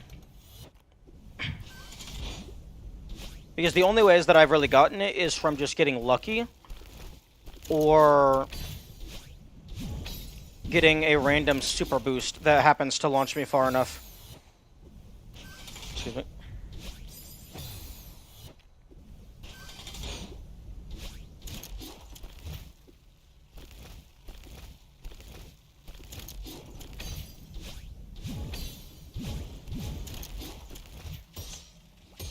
Okay, so it wants you to hit the left side of the first bumper without getting a super boost, and then hit the top of the second bumper.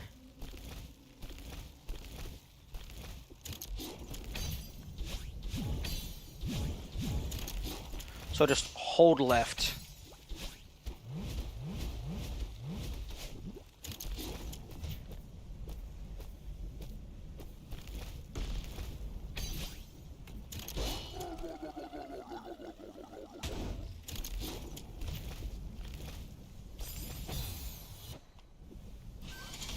Hold left and it just lines up, assuming you hit the bumper.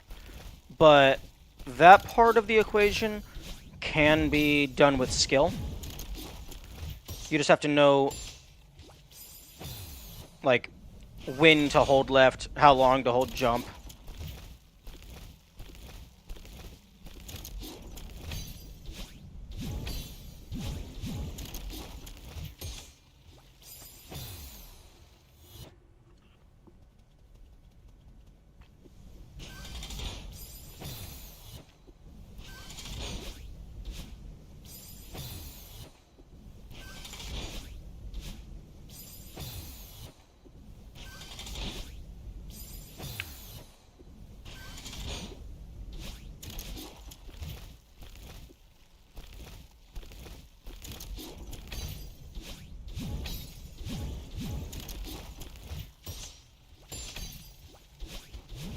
Oh, I'm fucked.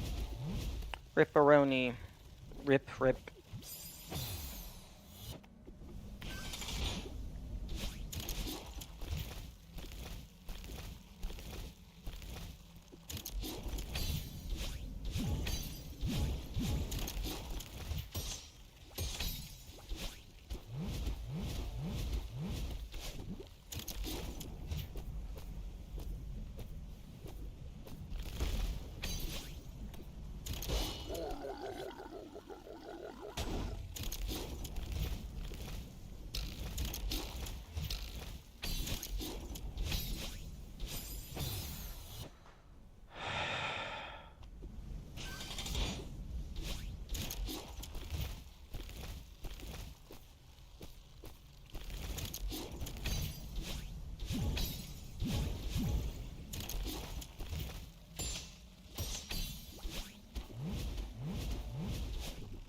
Oh, right. Because it moves when you dash. You can't dash to it if you fall down.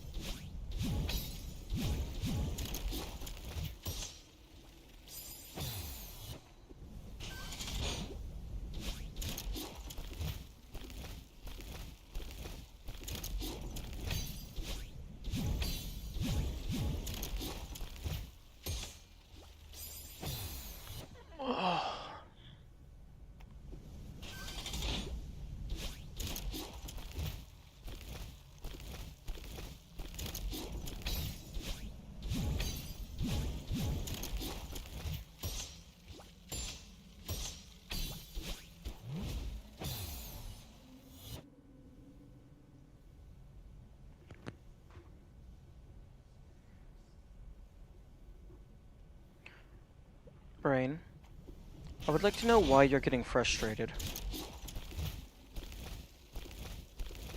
All the deaths in the recent times have been our lack of skill.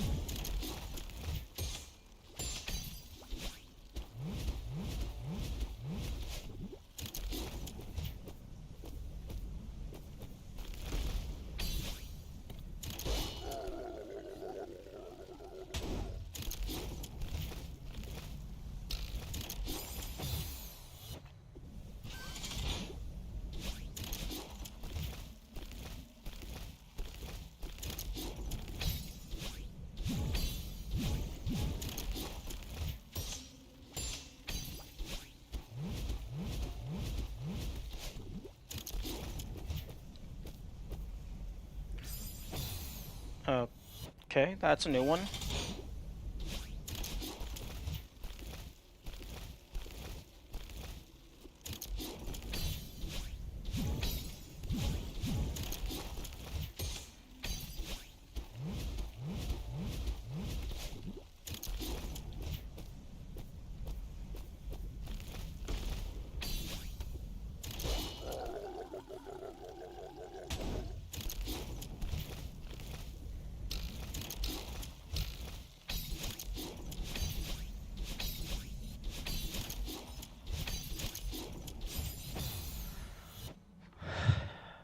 Le fuck.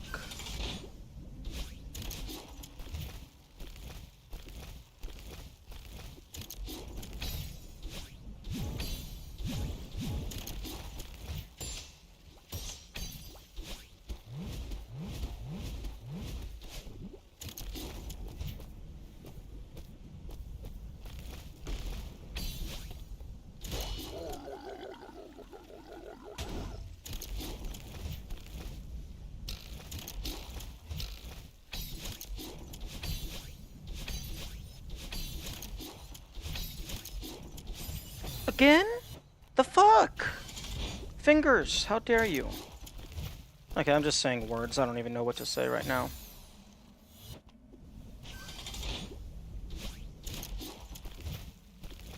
I guess just trying to fill the space.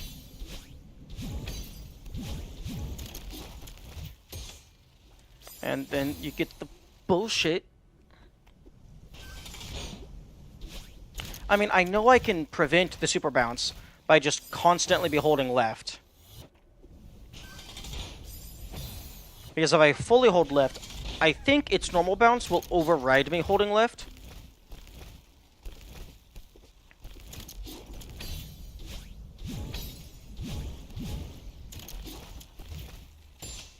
Okay, yeah, it definitely does.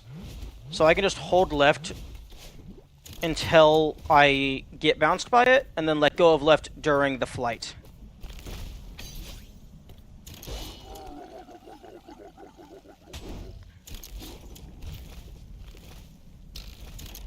Fuck.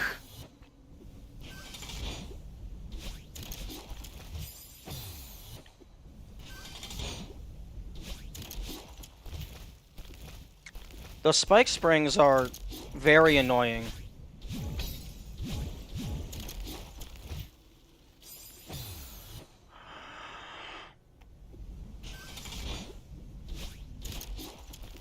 Although, Brain, I hope you understand that you can get frustrated all you want. I'm still gonna beat the level. You can't stop me.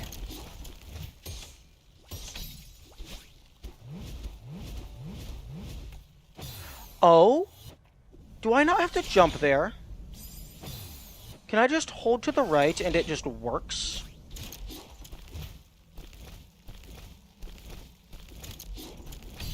That would make things a lot more convenient if I can just do that.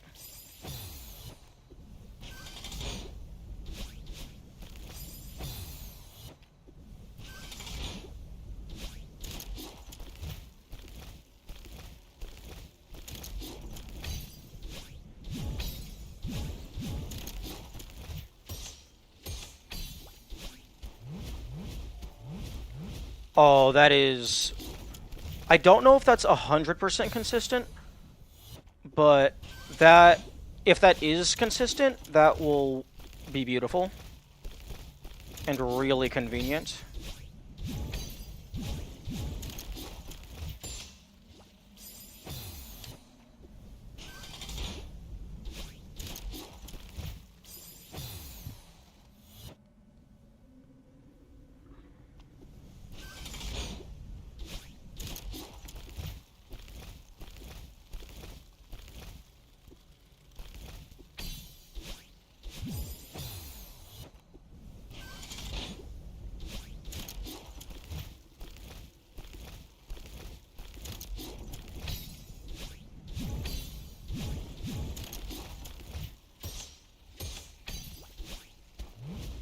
Okay.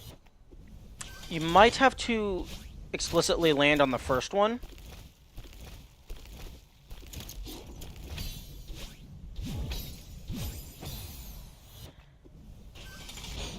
But then the others could potentially be guaranteed. Again.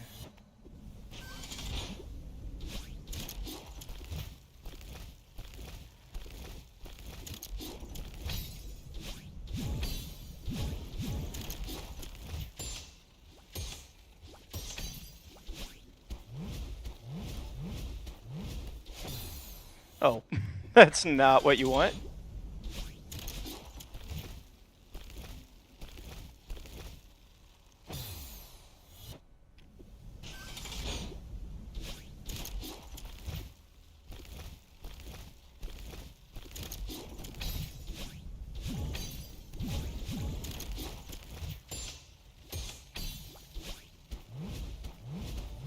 Okay, yeah, it looks like that is consistent.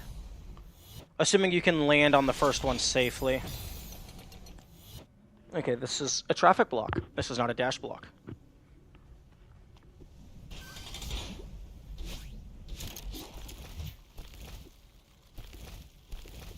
Oh, interesting. The blocks fall after a set amount of time, or they fall after you leave them. That's good to know. So I can actually just stay on them for a little bit if I need to.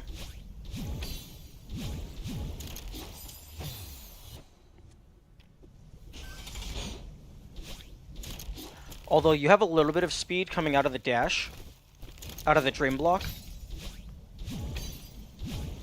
So you kind of have to jump immediately, and then you die.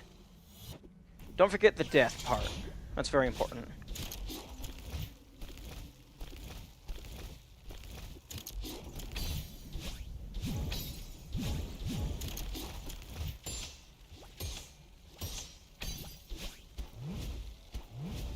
Huh. Okay, not 100% guaranteed every single time in every single scenario.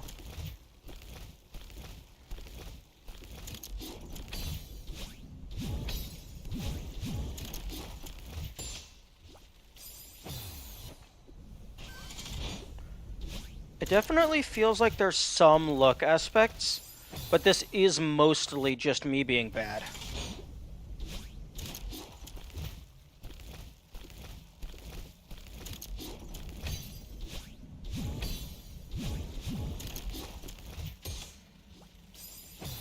Although I'm not even sure what I'm supposed to do to time that first bumper.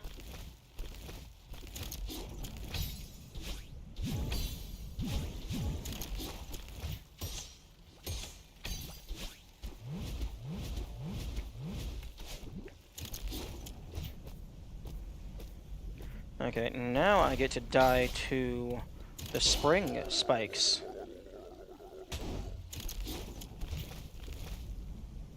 Or to the lava. Lava also works.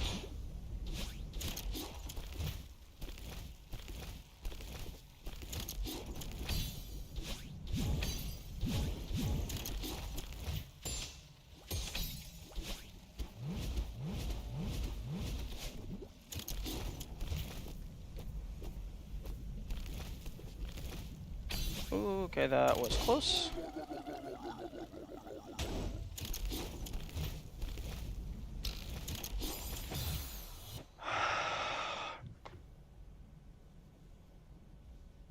I don't know what to do. I don't know the timing or how to learn the timing other than just test every time. And I'm not even getting more or less consistent at this first segment. Like, I would like to at least be getting better at the first segment, but I'm not. I mean, I guess I'm better at this segment. Like, that very beginning segment. I'm not dying to that as much anymore. But then you just get fucked in the ass over and over and over.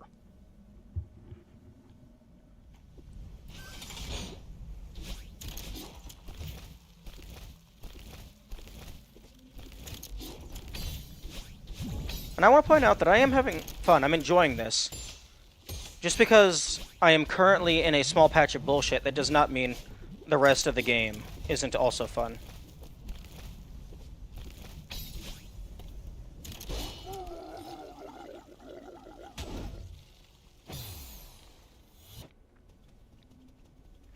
And once I get that heart, it will all be worth it.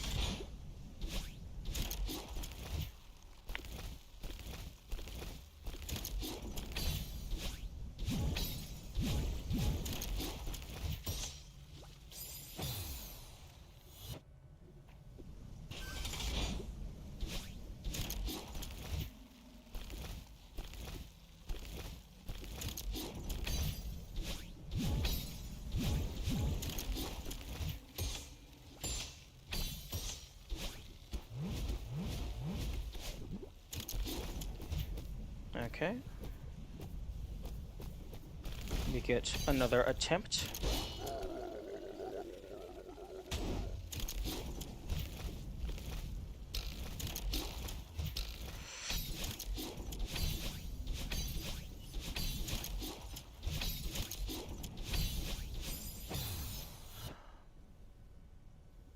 I hate this controller.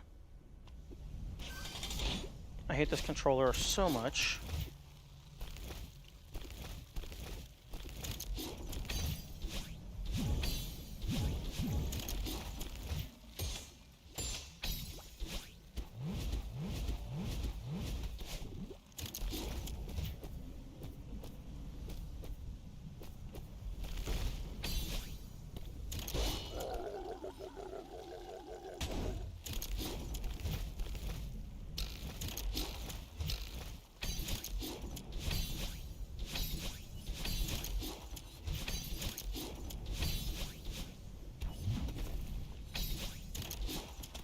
Okay, here we go.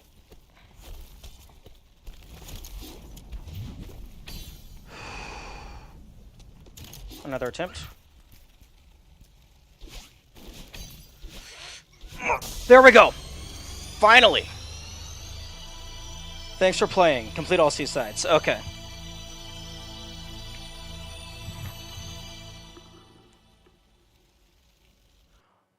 Also, I don't know if that bird actually said anything. I wasn't paying attention.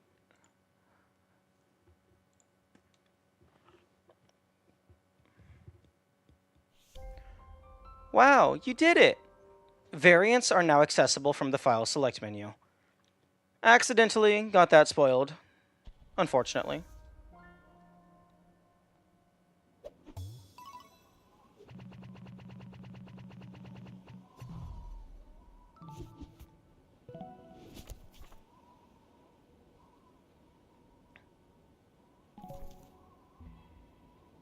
Okay. No, not Pico 8. Exit Pico 8. Okay. Okay. Yellow heart for getting all the seasides. Okay. Variant mode. Before I mess with that, I'm going to make another backup of my save.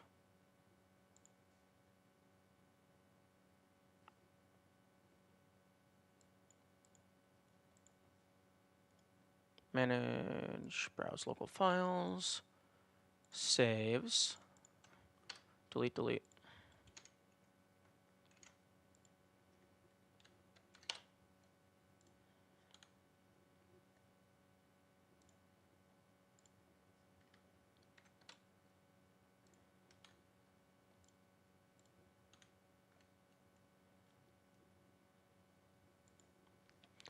Okay. Saves are backed up.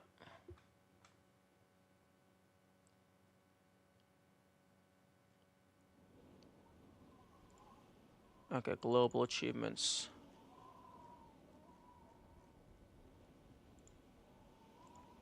Full screen. Options. There we go. Okay, now before I mess with the variant mode on my main file, variant mode on. Okay, someone said this messes with your dash.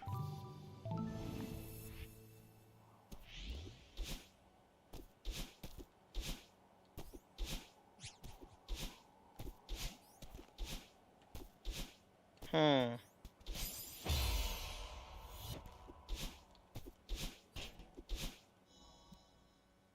Oh, variants. Oh. Oh. Oh. What? What? That's stupid. That is so stupid. No, make it full invisibility or nothing. What the fuck is that? No grabbing. Low friction. Super dashing. Oh, okay. Hmm.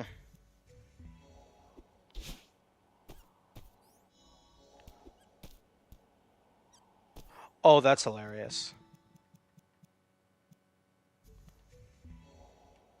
Oh, okay.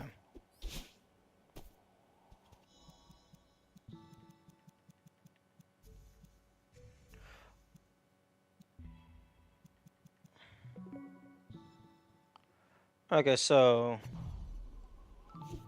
variant mode counts as assist mode?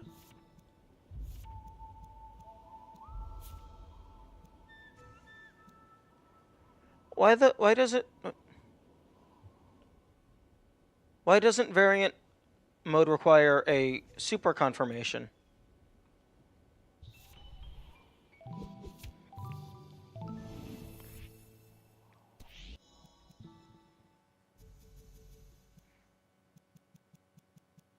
Also, game speed is supposed to be in the assist.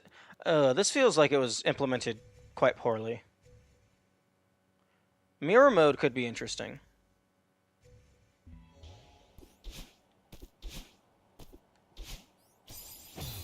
.360 dashing?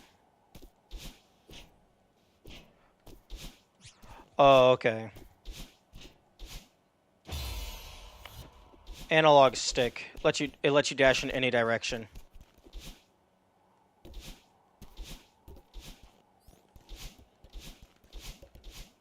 Wait.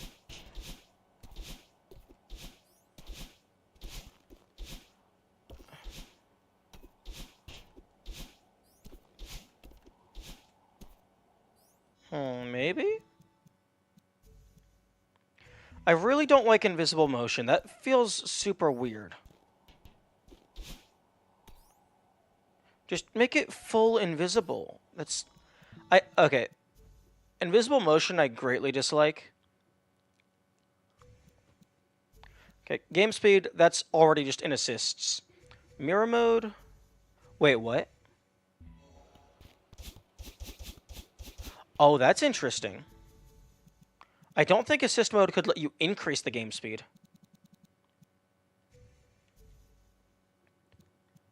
Okay, well that's interesting. Again, very odd that they restrict you to 50% and 160. Like, just let me put in whatever number I want. Mirror mode, I like that. That's just a classic. 360 dashing?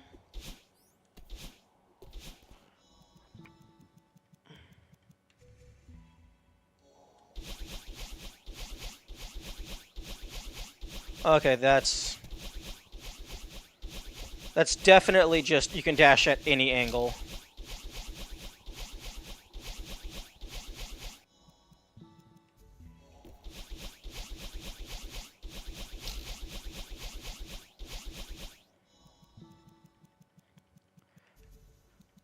.360 dashing, that's interesting.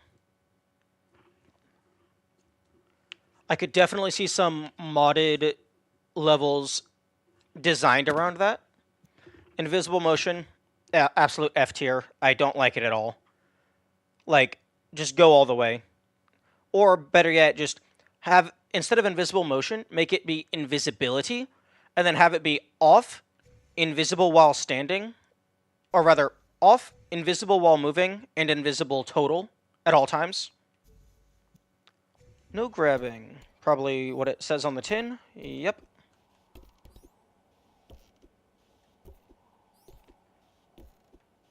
What?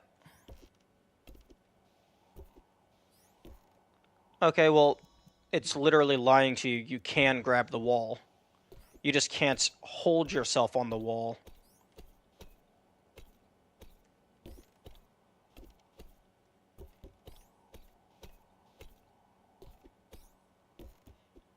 Because if I jump and hold left into the wall, I slide down. If I'm just in front of it, I don't do anything. If I jump and hold grab, I slide down. So you can still grab it, you just can't climb. Low friction.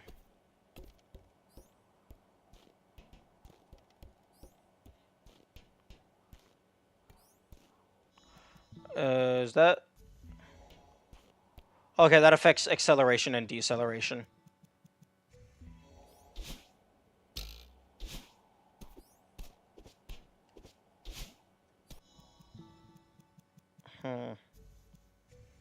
Hiccups is very funny. Okay, it does bounce you in the air.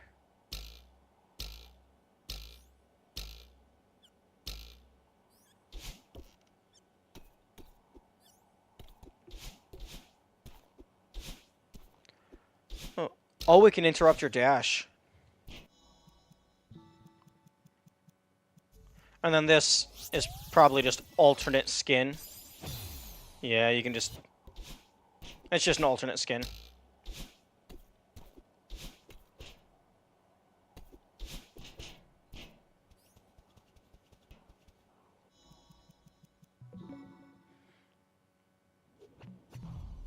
It would have been cool if the selector icon here changed if you are using the other self skin. Oh, they didn't affect the entire sprite sheet? That's unfortunate.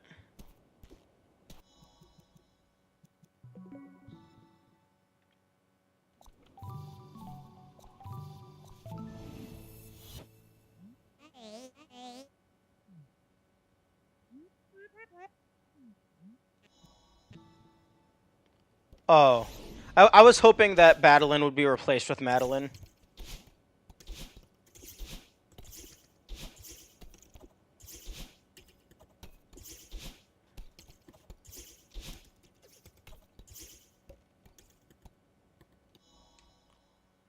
Okay, it might just be the lighting, but I don't think it's a one-to-one. Actually, I think the clothes are a little different.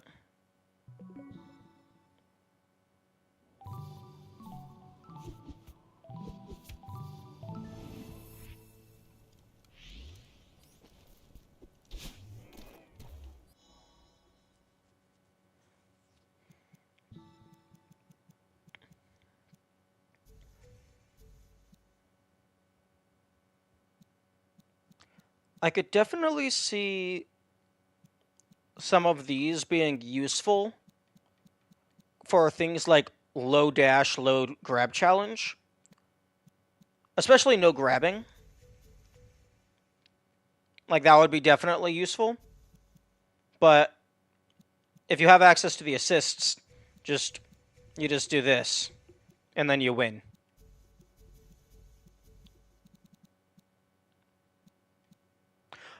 Although, question, that got unlocked for the file select screen.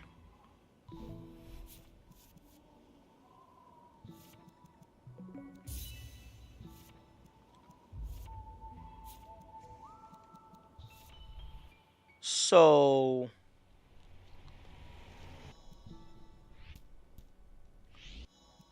you could just choose to not use these. And then you could, like, use some of these for a challenge run.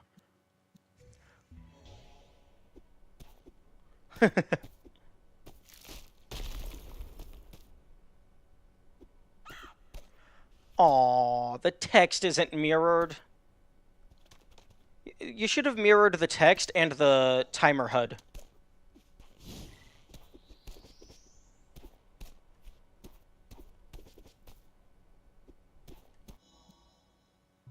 Okay, so... save and quit.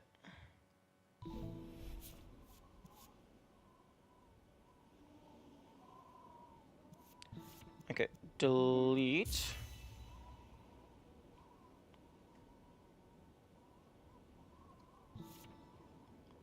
Rename.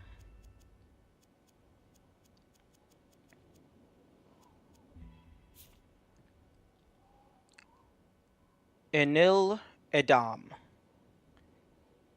Madeline. Line. Line.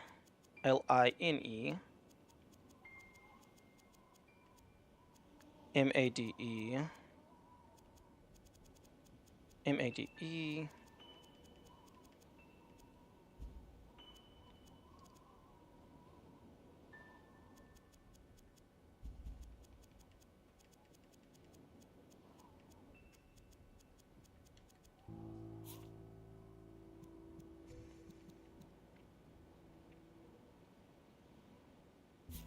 Actually. Do I want that on the... Actually, I guess I can always move the save file later if I want.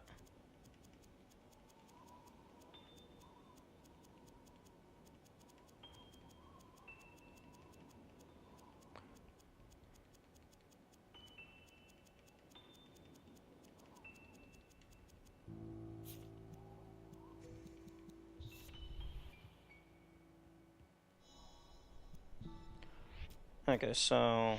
pause immediately. Mirror mode on. And other self, just for the fun of it.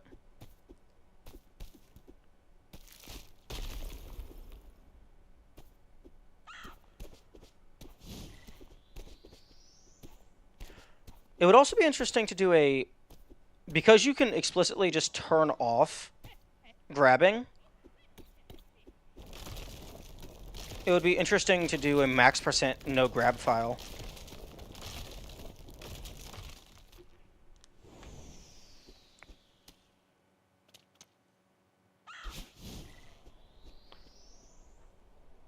Interesting. They affected this part of the sprite sheet, but not the start of chapter 2.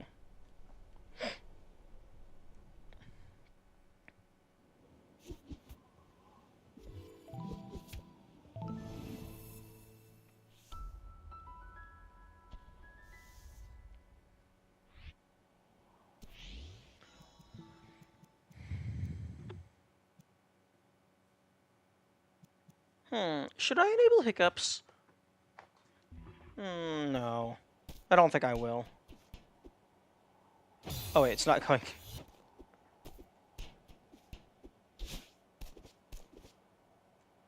Oh, this is very weird. I like it.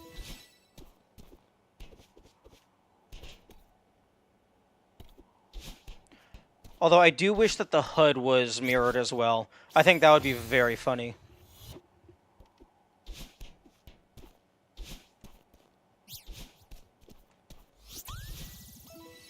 The strawberry text is mirrored. Oh, that's amazing.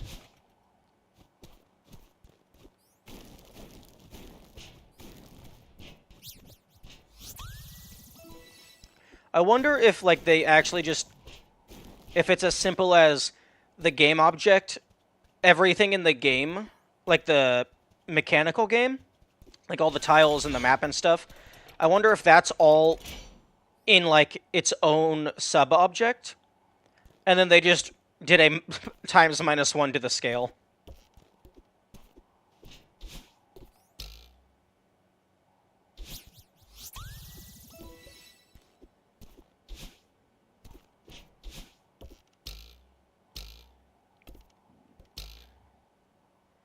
Oh, that's just so you can get a preview.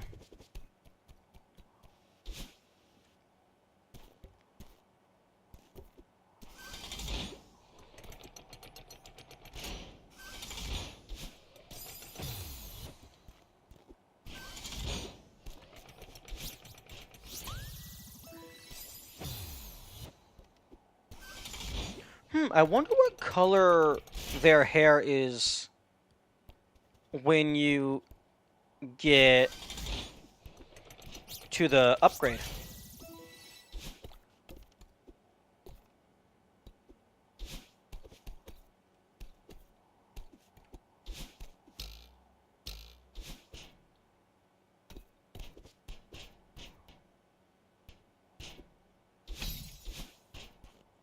This is super weird.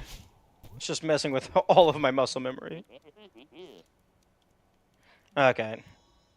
No point in talking to the NPCs. They do not appear to be changed.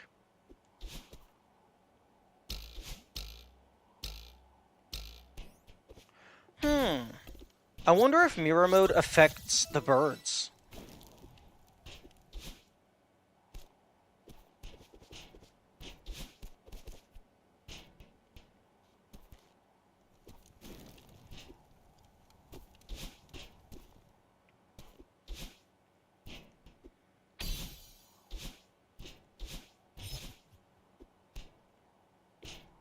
I kind of wish that their hair had a different color for when the dash was expended, and it wasn't just the normal blue.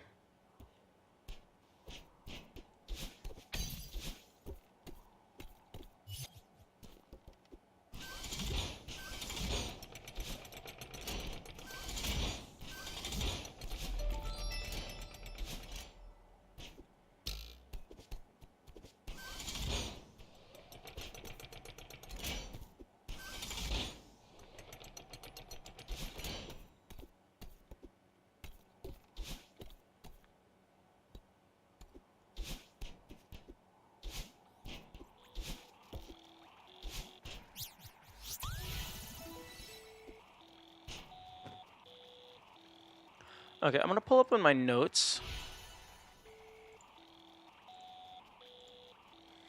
Okay, so originally it's up, left, down right, up right, left, up left. Okay, it is reversed. Up, right, down left, up left, right, up right.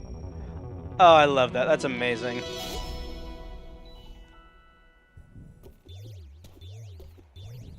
Oh wow, that thing bounces you super far.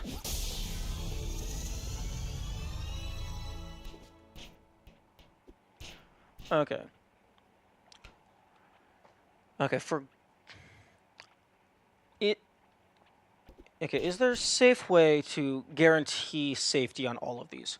So, up, that's fine. Left, down right, good. Up right.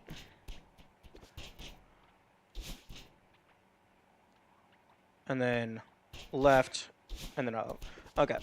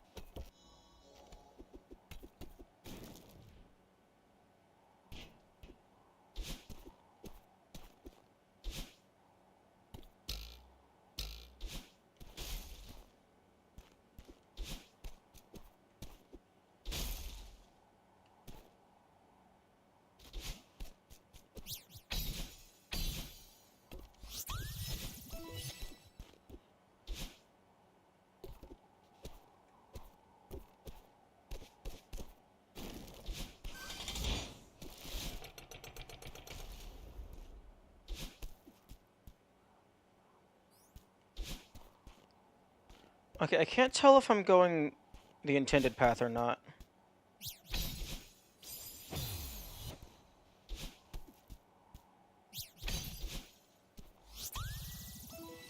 Okay, this re-merges.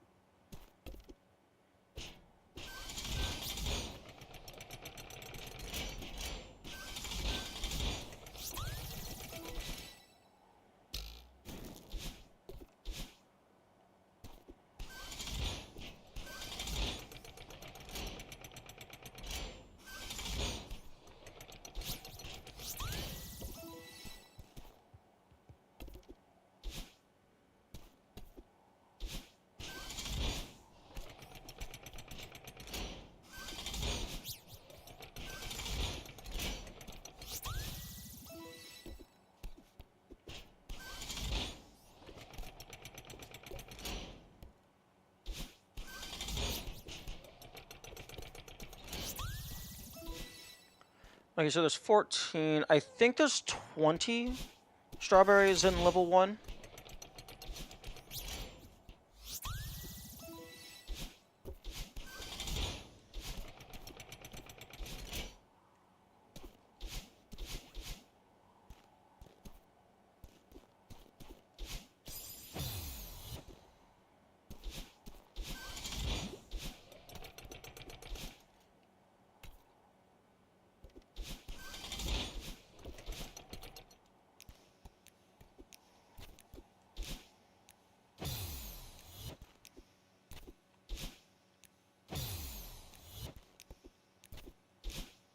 I thought you could get a wall bounce off of that.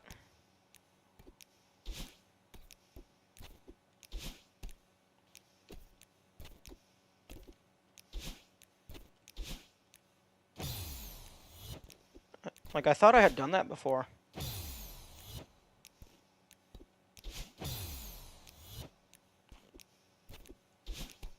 Okay, you can. It's just a little tight.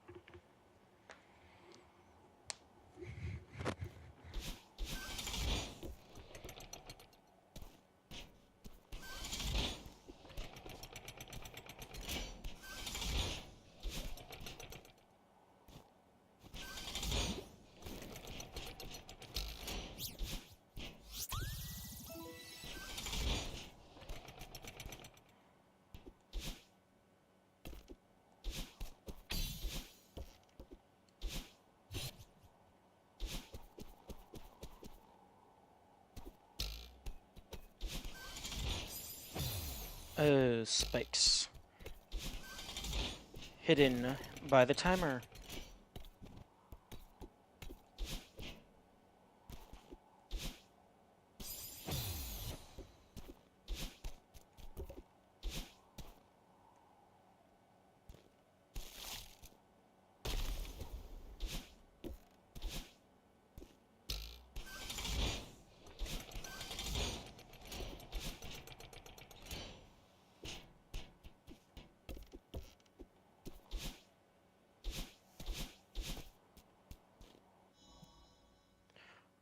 Oh, I missed a strawberry.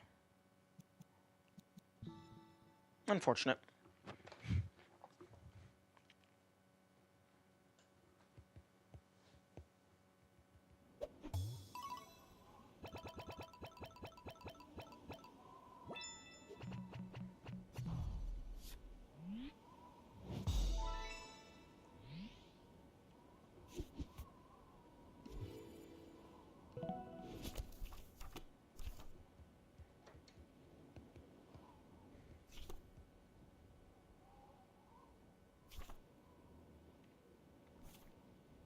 Okay. So the variants only apply inside the levels.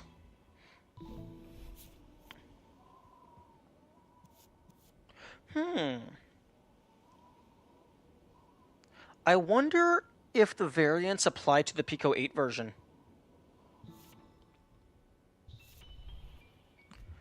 Although, interestingly, if you have variant mode enabled, you can't skip levels. If you have assist mode enabled, you can skip levels.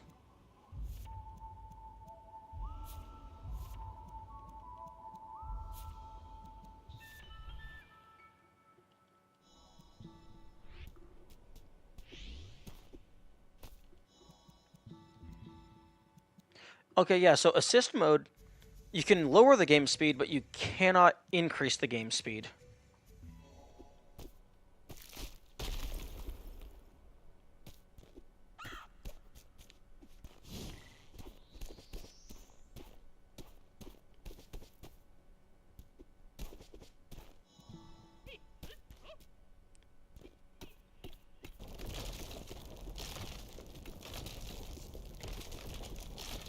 A little surprised there's no Flores Lava or like bouncy variant.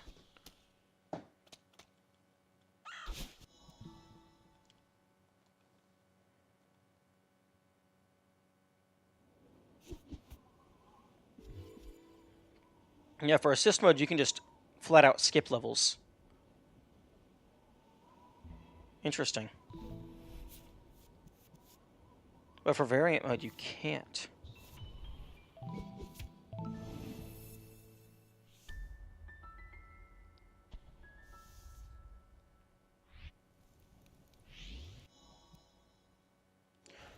Interesting. The text on the monument does not pause if the game is paused.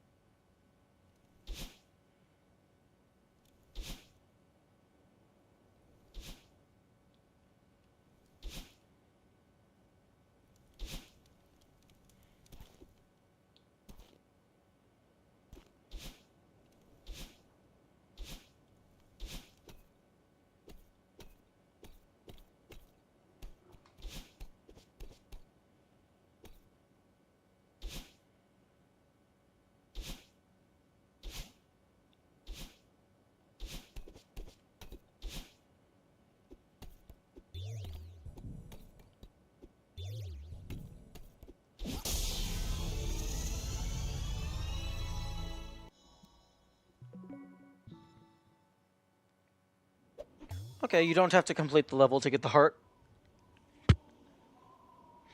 That's good to know.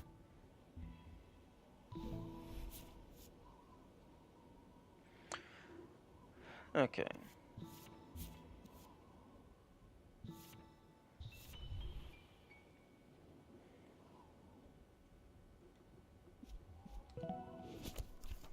Okay, so Mirror Temple and Summit full clear.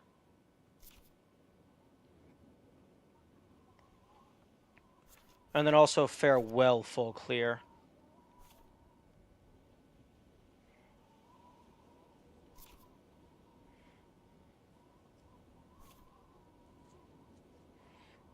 And then, for some reason, it lets me rearrange these, which I don't understand why.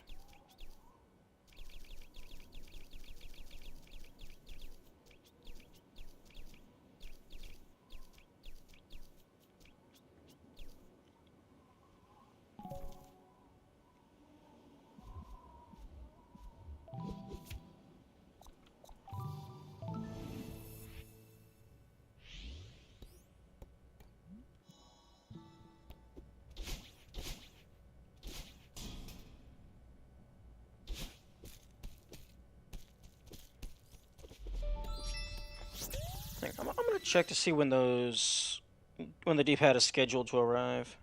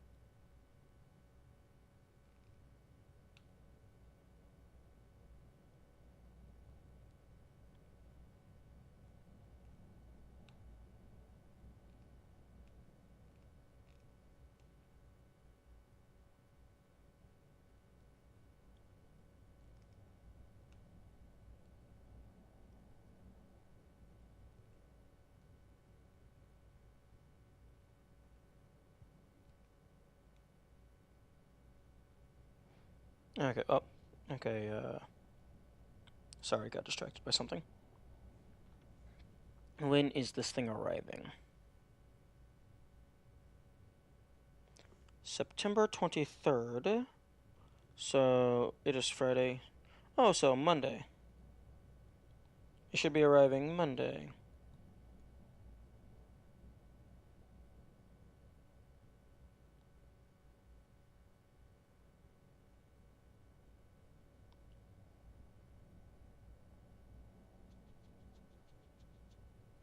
Nice.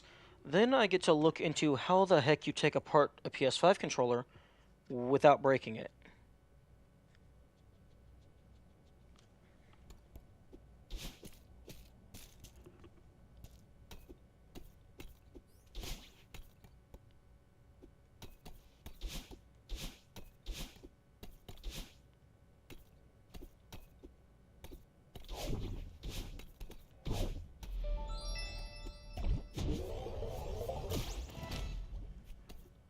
Oh, interesting. That actually grabs the wall. Huh?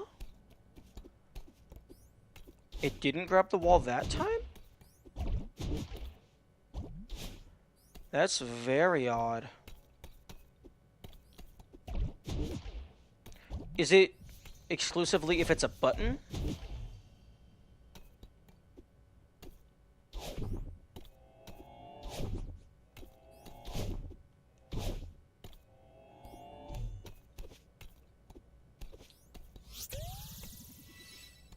Hmm.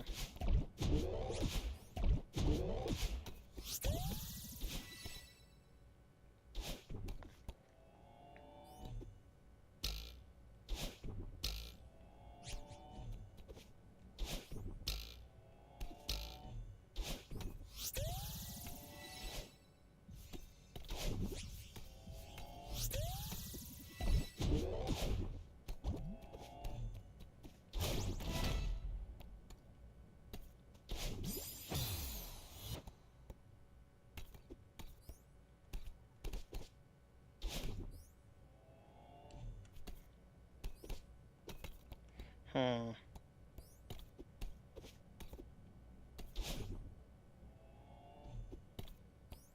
I'm trying to...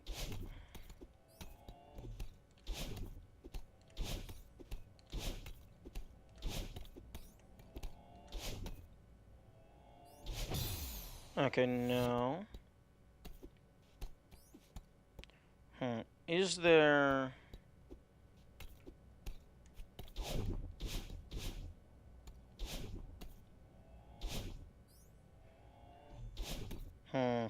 I'm trying to find a setup That gets me aligned perfectly. I guess I could do a visual setup. Because I can just count individual pixels.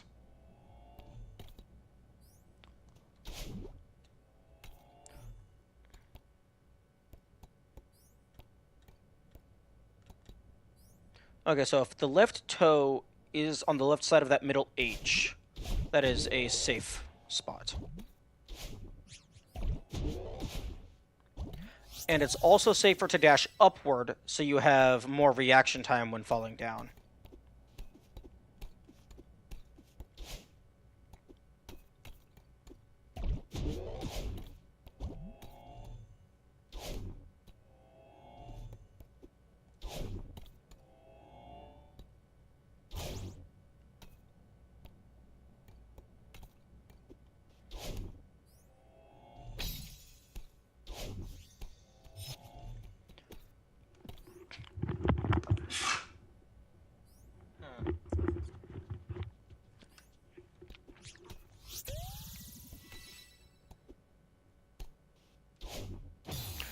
Right.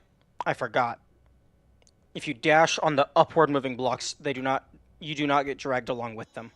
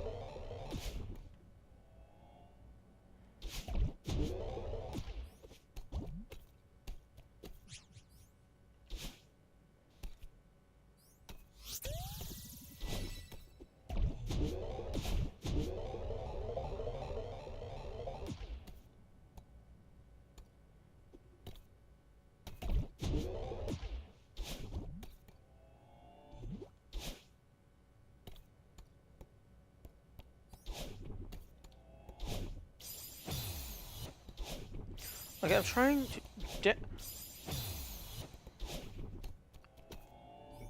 Game, just let me do the dash.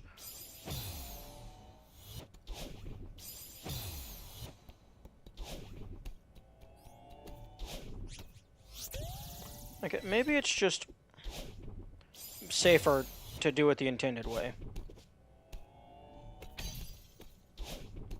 Yeah, that's probably safer.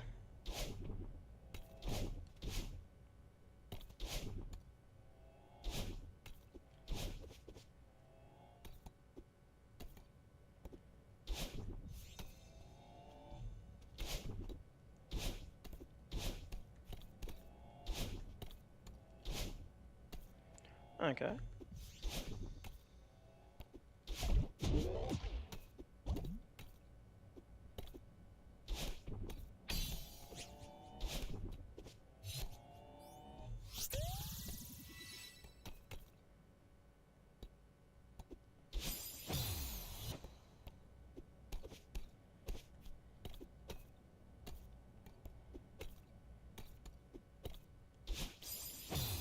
Hmm.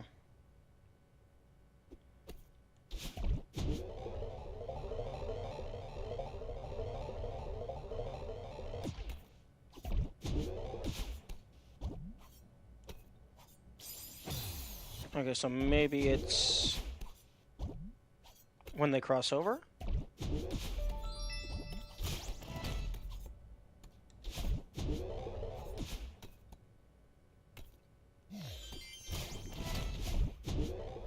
And then you just hold straight up.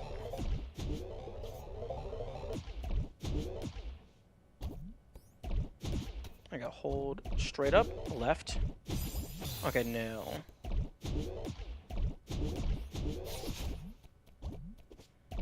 Okay, there's not going to be a lot of free, but you want to minimize risk.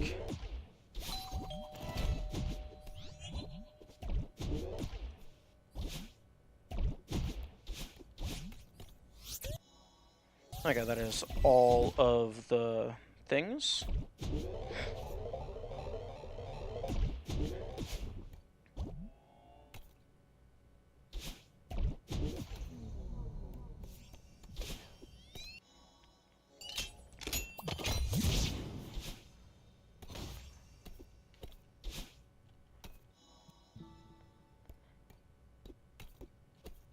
And don't forget the one up here.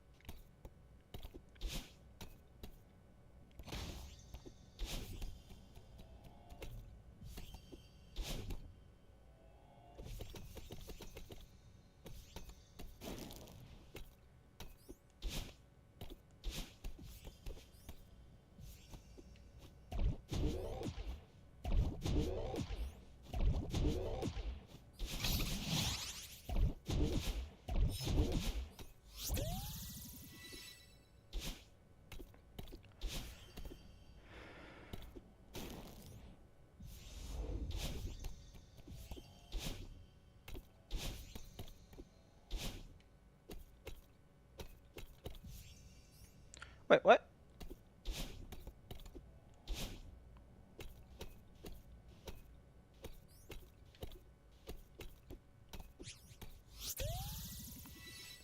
Oh, the little sparkle was from hitting the torch behind the strawberry. Oh, that's funny.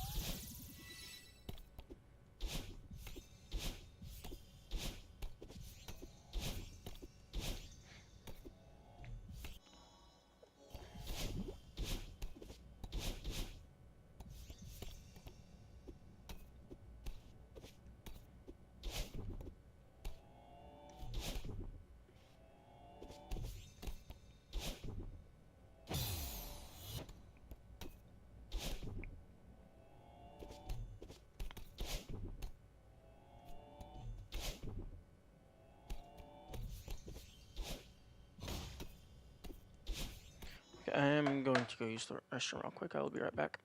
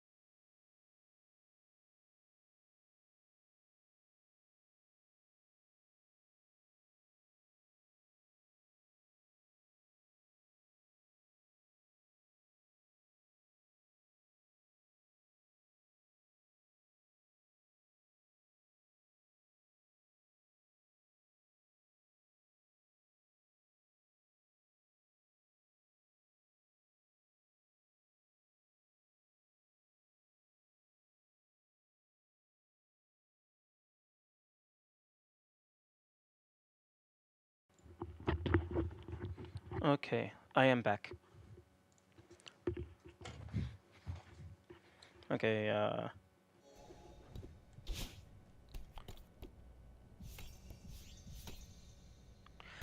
this room.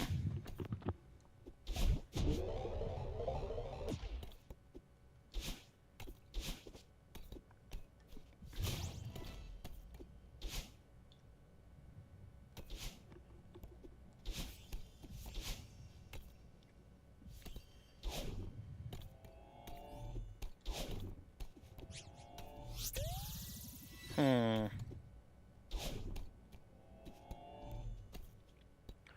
You're still going 5A full clear now? Yes. I did clear core seaside, so I have now officially unlocked the variants. But now I am doing core seaside. Not core seaside, 5A full clear. Because I believe the only things that I have left now... Did you play around with the variants? Yeah, I messed with them a little bit. I think the only things I have left, other than the Goldens, is Core B full side, Temple A full side, Summit A full side, and full clear, and then Farewell full clear.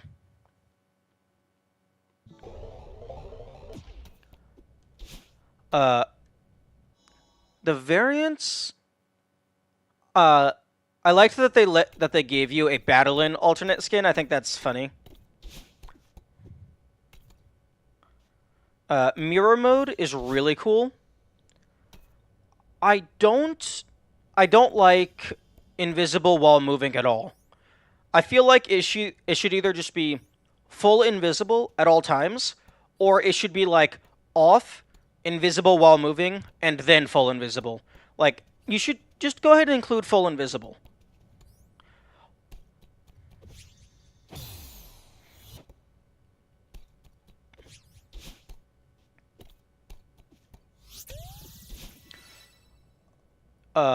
One thing that I think would have been really funny if they included with the mirror mode is just don't stop. That's not the point. The point is, like, classic invisibility is your character's visual is just disabled.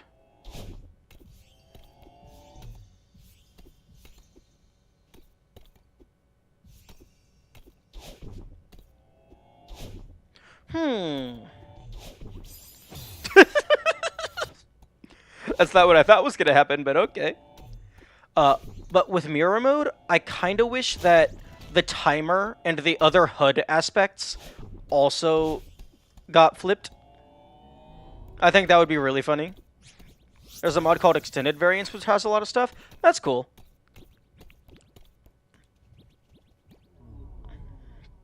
Including full... I assume that means invisibility, not invincibility.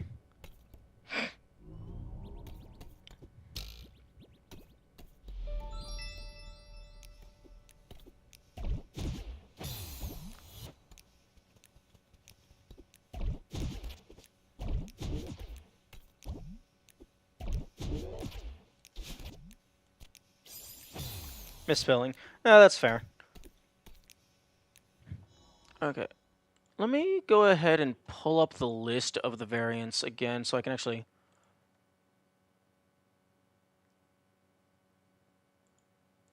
Okay, so game speed.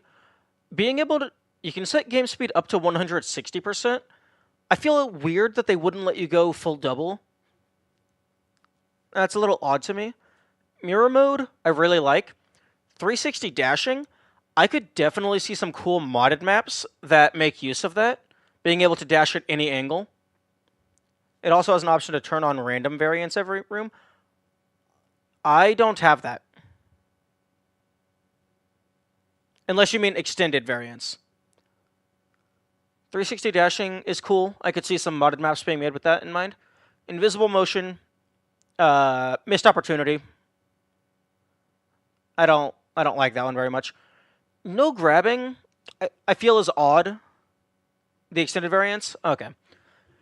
No grabbing I feel is odd because if you're facing a wall and you don't hold anything, you slide down. I mean, you don't slide down, you just fall. But if you're pressing into the wall, like moving into the wall, you will slide down the wall.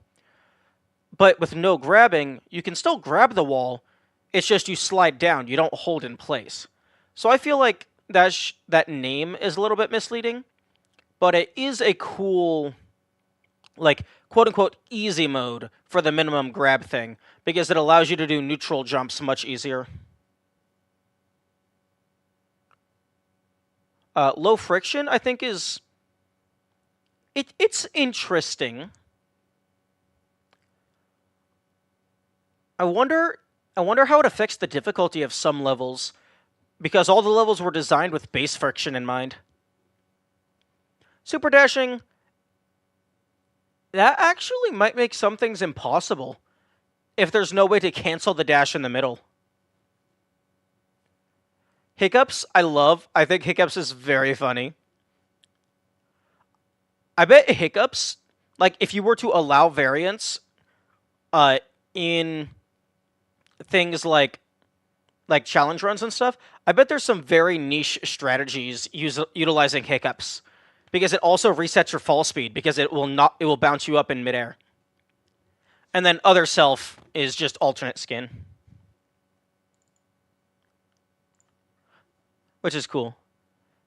Hiccups are super annoying in variance randomizer. Yeah, I can see that. Oh wait, I ended up turning off music so I could actually beat Core Seaside.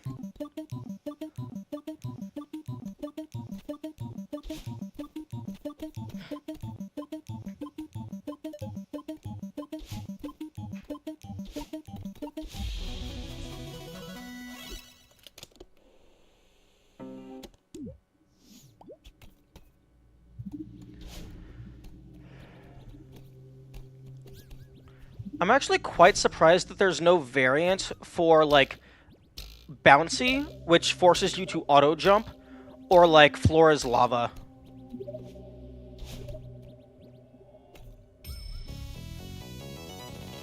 Where, like, if you touch the ground, you die.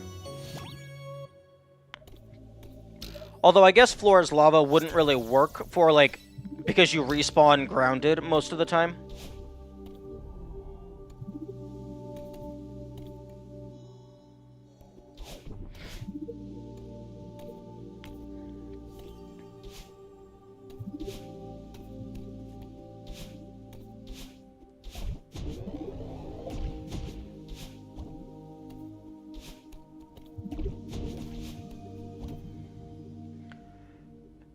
Extended variance has a lot of stuff you're mentioning here. I am not surprised.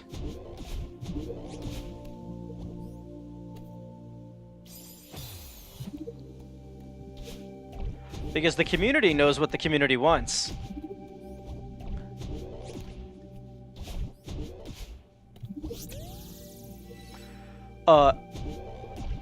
One thing that I think is really funny, I don't know if you've witnessed it yet, but if you have mirror mode on, the, like, 1,000 points or whatever, whenever you collect a strawberry, that is also mirrored.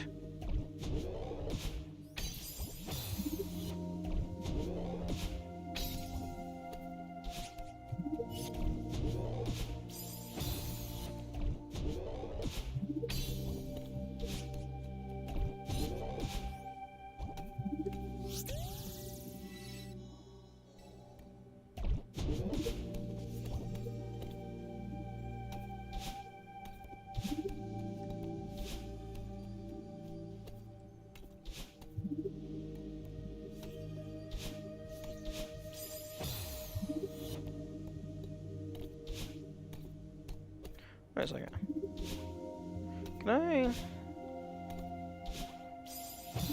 Can I do a wall bounce and just go boing oing oing? That seems like something that I should be allowed to do.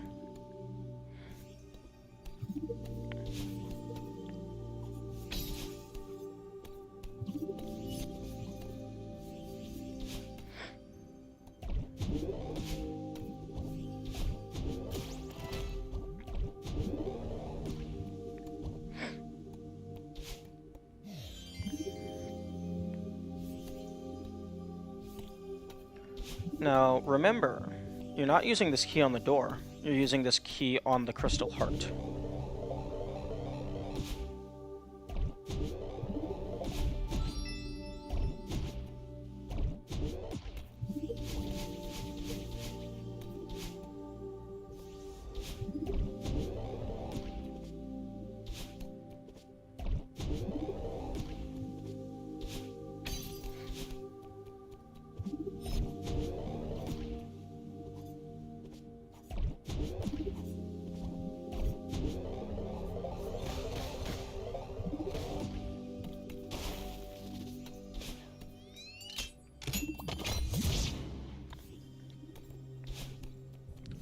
Huh? Can I just... Can I just grab? Or is that just like a little preview platform?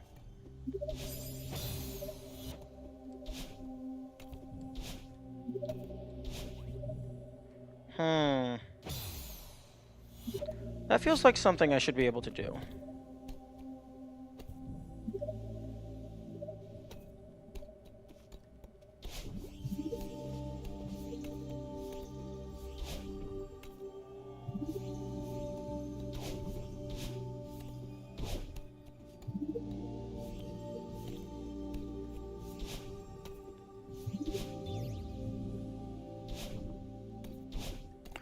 Yeah, those, the hearts bounce you with a lot more force than I realized. And also, getting all seasides gave me another achievement, which I was expecting. So I only have the last achievement left, which presumably is for Moonberry. Either Moonberry or full clearing all levels.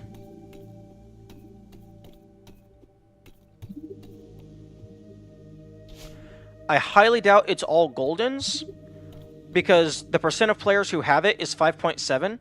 If it was get all Golden Berries, it would probably be like 0.7. Actually, hang on. I can go ahead and calculate that. Okay, SteamDB. Celeste.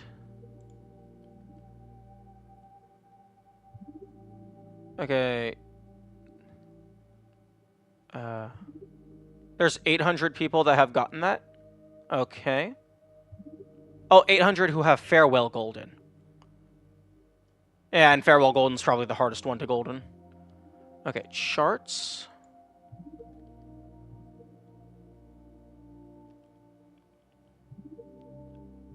Okay, so the all-time peak for number of concurrent players is 7,782.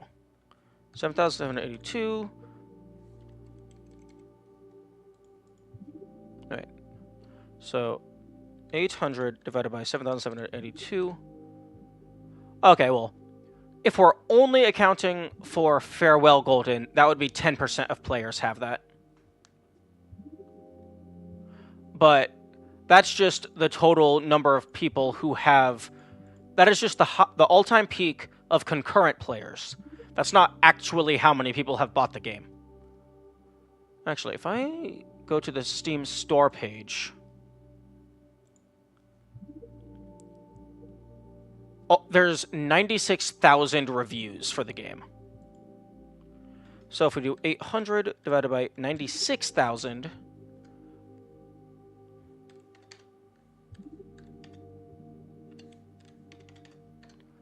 that would be 0.83%.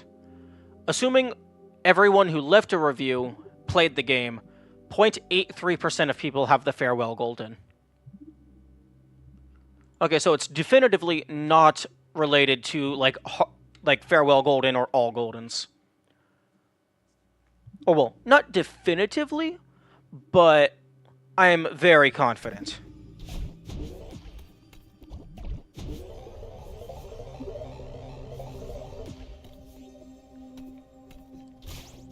So it's probably Moonberry.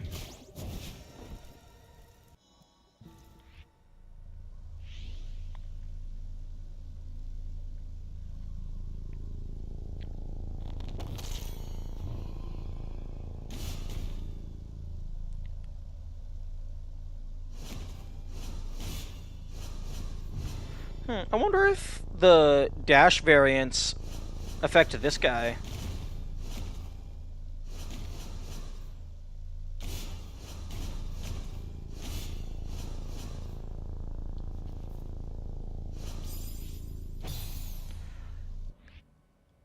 I think it would be hilarious if that actually counted as a death. Like, maybe it doesn't affect the golden berry, but it would be hilarious if it was impossible to do a true no-death run, because that counts as a death. Wait, let me check if they affect... Oh, okay. If they affect the fish.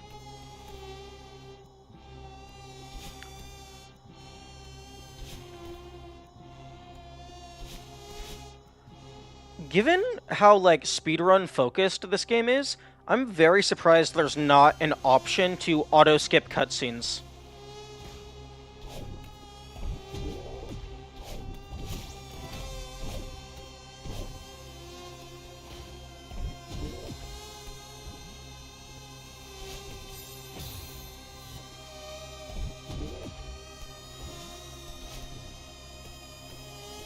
Okay, I believe this last strawberry is just inside one of these red blocks.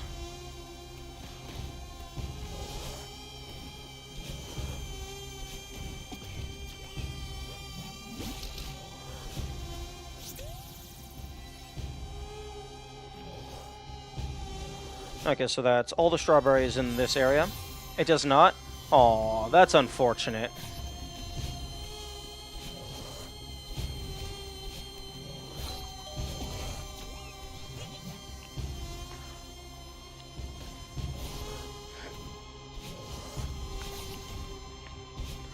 Okay, how did I not die there?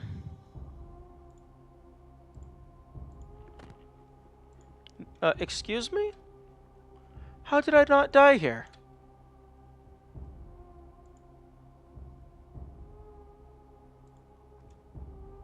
I bounced off of them, but I didn't die, and they didn't turn into an orb. I mean, I know they weren't in an attacking animation, but I figured they just had a constant hurt box.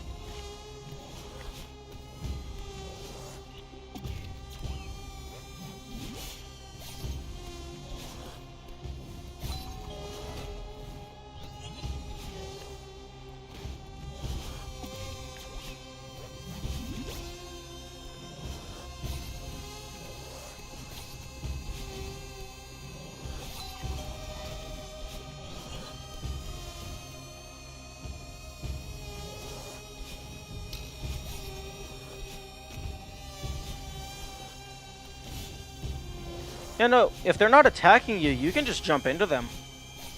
That's very weird.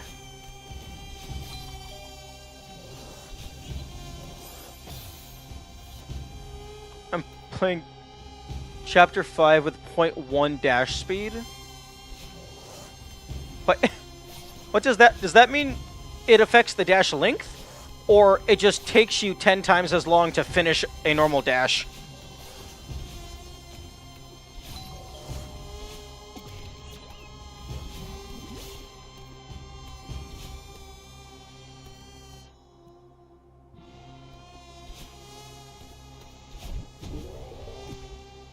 The dash moves you slower? Oh, but it still lasts the same duration. Okay.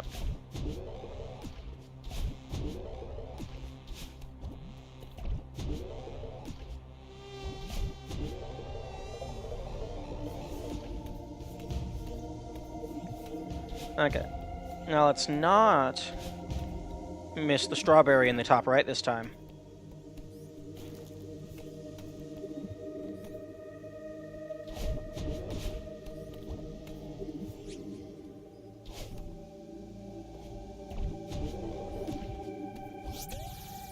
Dash length is a separate thing you can change. Oh, okay, so it moves... Oh, so it moves you the same distance, it just moves you slower. Okay, that's very interesting.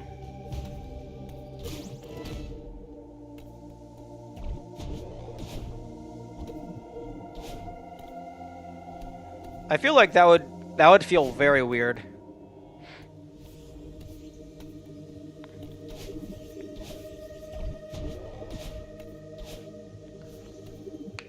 The dash has a set duration? The distance doesn't... Okay, I'm feeling very confused. I might have to actually just look at it myself.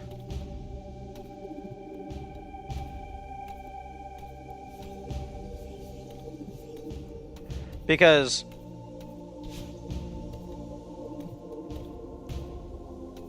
I guess if the dash has a set duration, then changing the speed directly correlates with changing the distance.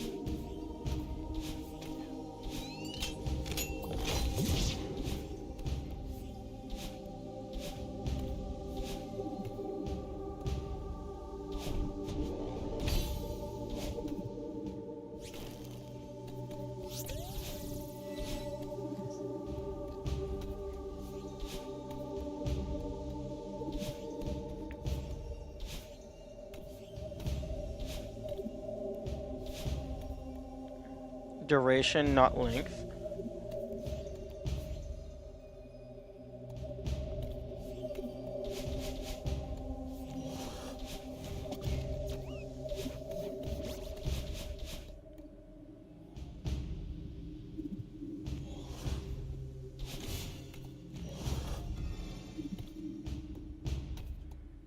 Okay, wait. So you can change the speed, and you can change the duration?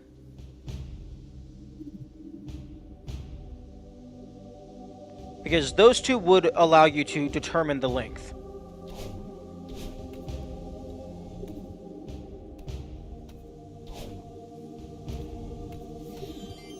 Yeah? Okay. Now, I need to be careful not to leave this room until I have the strawberry. Oh, that's probably the one I missed.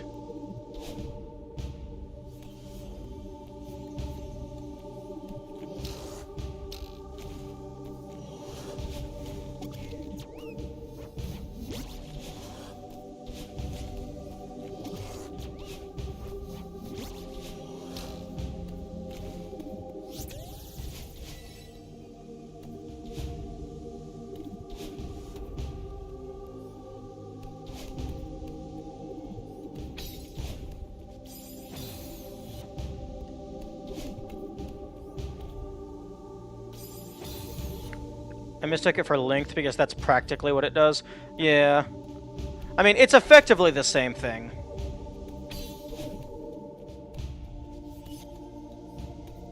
Weird behavior? Okay, so... there's one more strawberry for both of the keys. I need to make sure I don't miss a strawberry in here.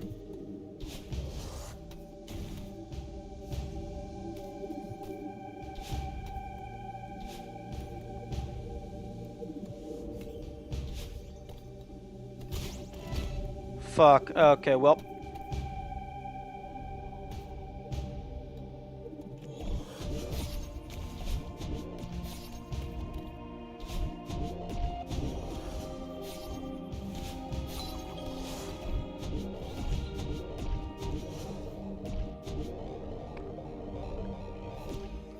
If I dash down right, my right speed is normal, but my down speed is lowered. Oh, that's cursed.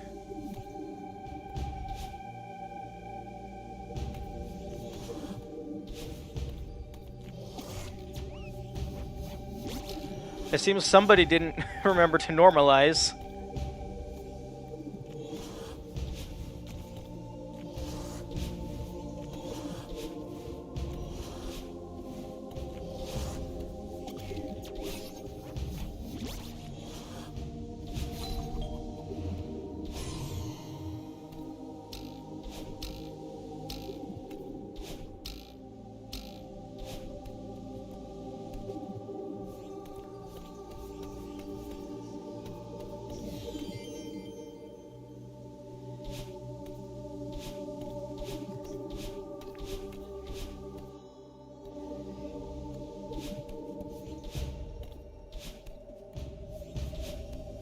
Ah.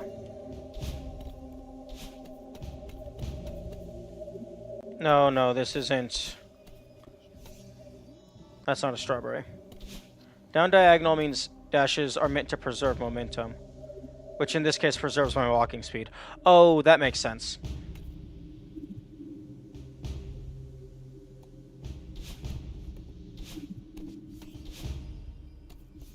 Oh, okay, I didn't miss any.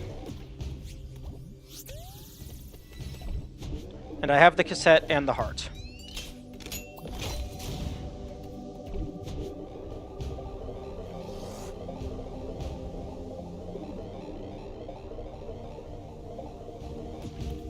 Extended variance nonsense is my jam to map around. Nice. Yeah, extended variance sounds cool. Okay. And there's only one strawberry in the Theo section. And I know exactly which one that is. It's the one where you're just showing off. Just casually give the player all new movement mechanics. It's like, oh yes, you know the base game? Yeah, throw that out the window. We're not using any of it.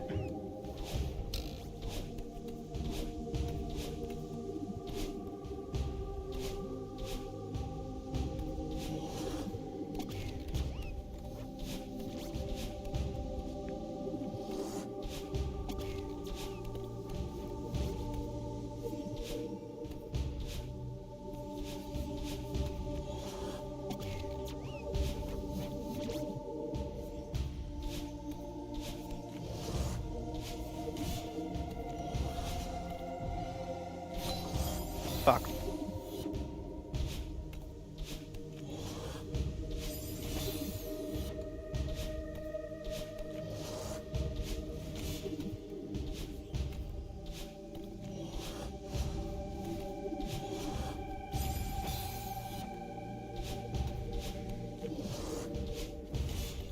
Okay, that seems pretty consistent.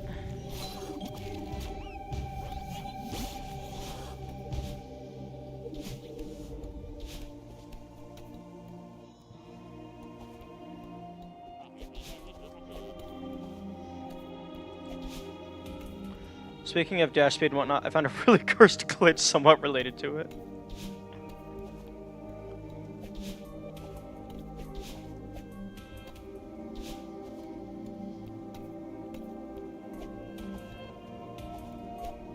I'll film it and send it in spoiler chat. Nice.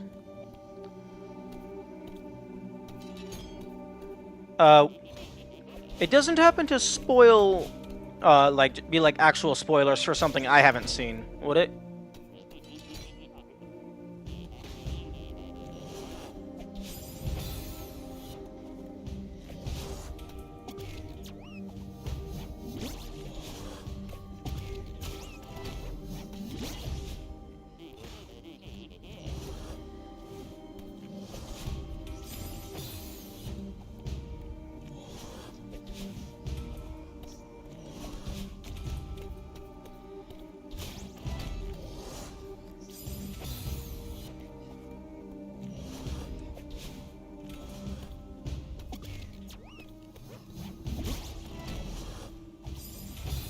Nothing aside from one room of my mod, I don't think? Okay.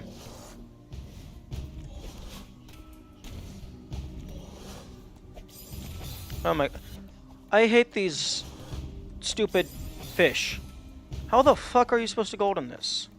Other than routing it out and knowing what you're supposed to do.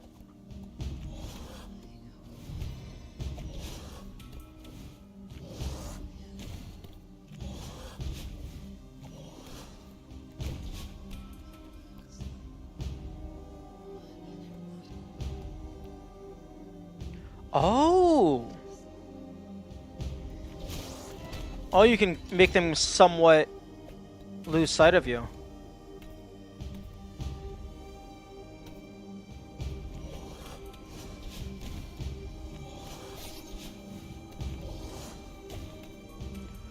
Kinda wish Theo could bop them. That would be funny.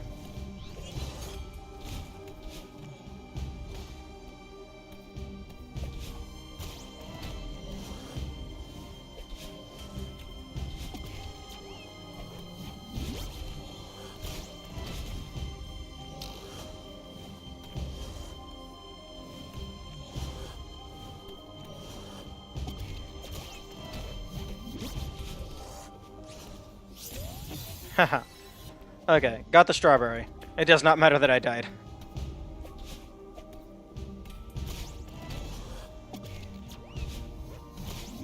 Yeah, I don't know how to consistently jump on their head yet.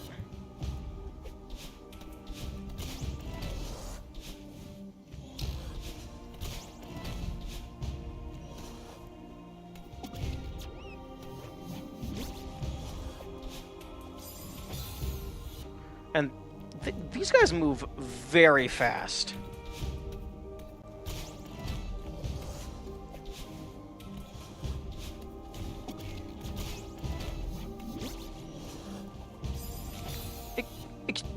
Game, excuse me?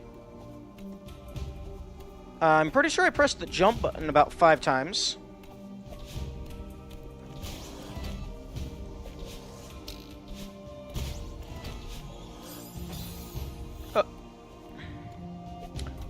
Okay.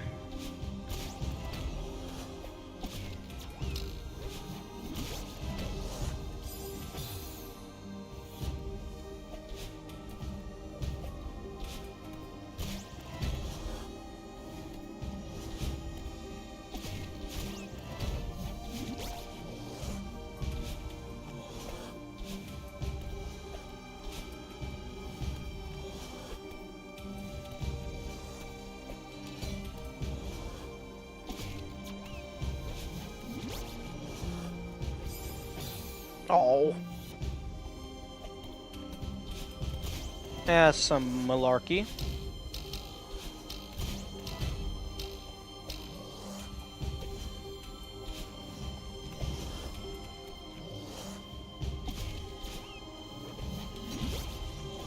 Okay.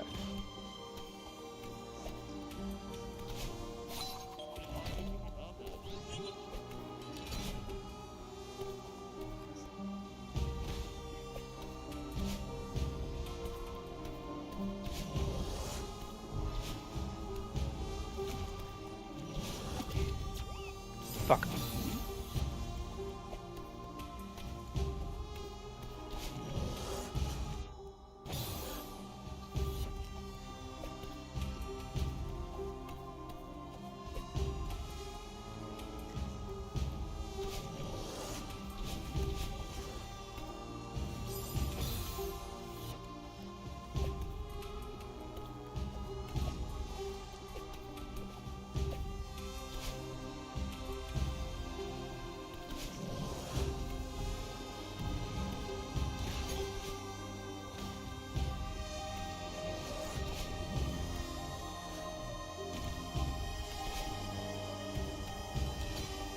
Okay, that's probably the easiest room.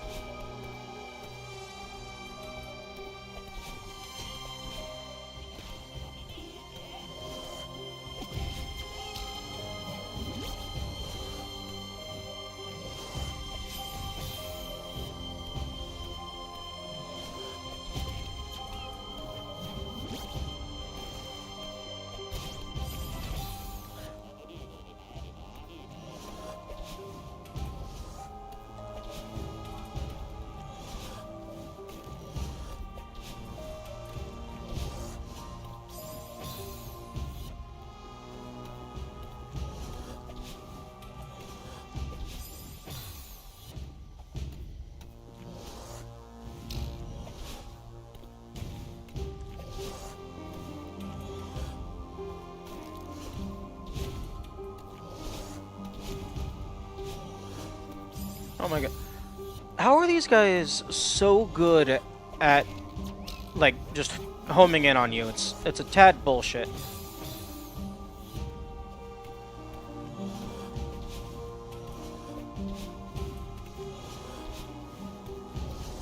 Let me fuck off.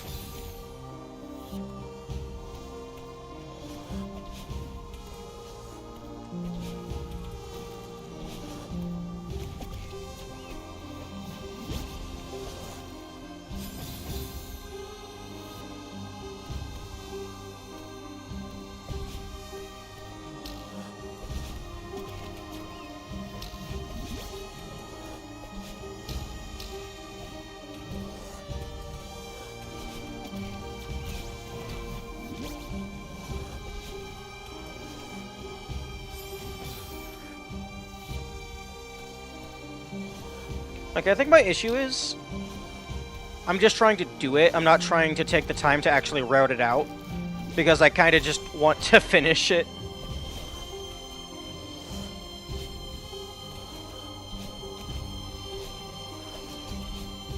Okay.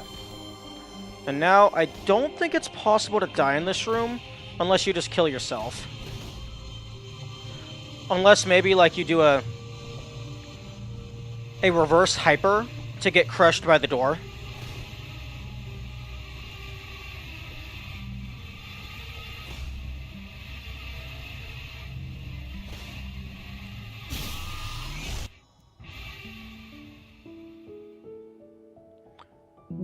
I've seen someone get crushed by a door because of the shockwave before. Oh, that's hilarious. Oh, so close. Not sure if that's been patched or something. I'm actually a little surprised that, for that room in particular, the doors coming down, like, I would assume the hitbox would just get put into place instantly, and then the animation would go down. Okay, so... the golden berries before you throw, Theo? Yeah, I know, the golden berry is in the first room.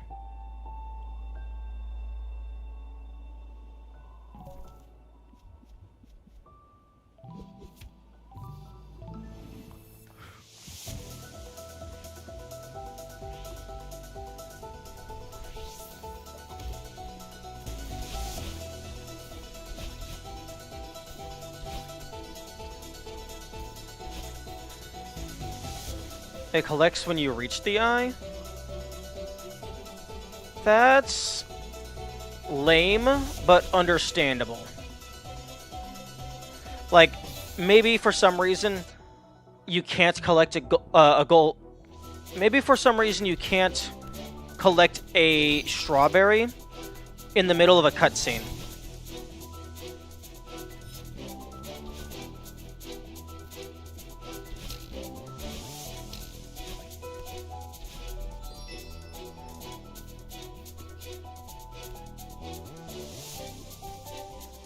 Posted the glitch? Ooh, let me look at that.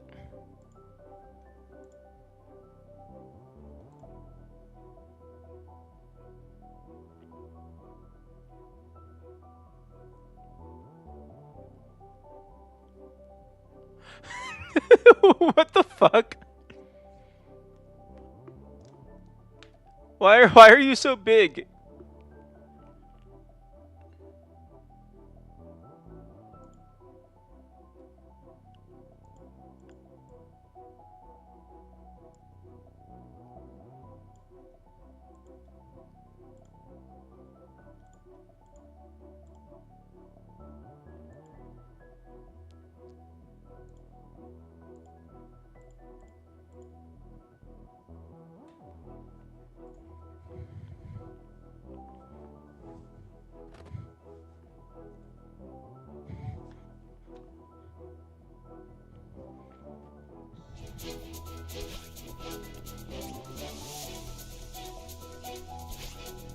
Fuck.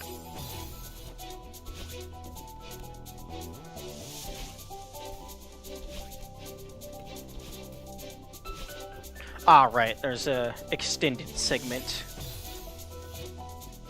Oh, right. I can just use my dashes however I want. I'm not in core anymore.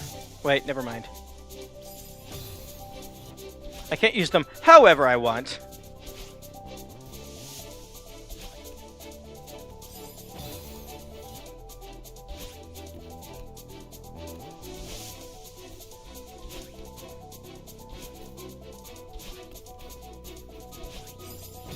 Oh, fuck off.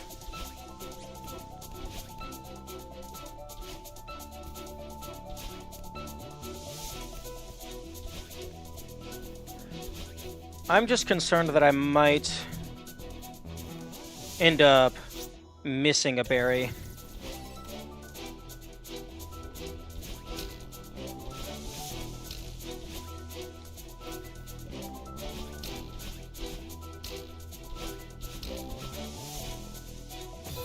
I don't know why it happens, but it's a thing that you can do in that part by dashing down really quickly after hitting battling.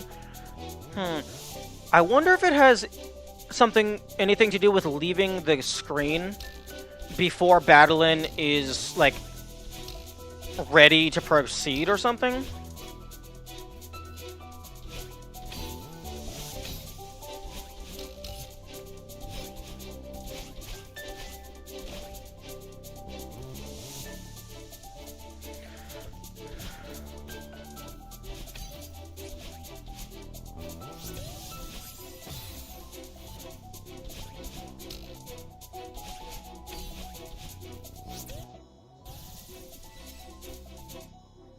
I'm gonna turn the game down a little bit.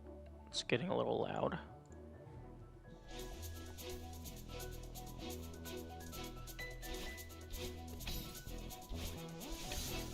Very odd that they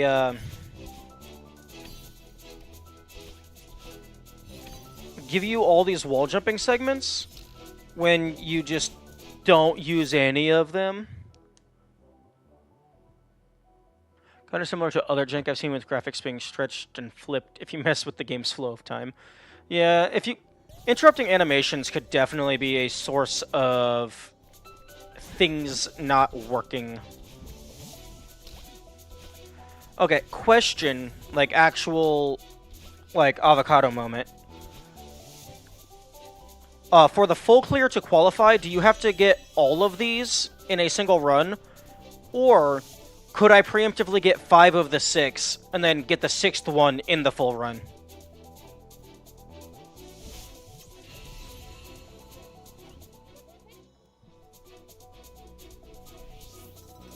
Probably just the heart. That's what would make sense to me, but I don't know if starting from the start has, like, some internal variable that gets set that causes the values to get wiped temporarily. I just get the crystals to be safe. Yeah, that's what I plan on doing, but I'm just concerned that I might miss one. Or, like, forget where they all are.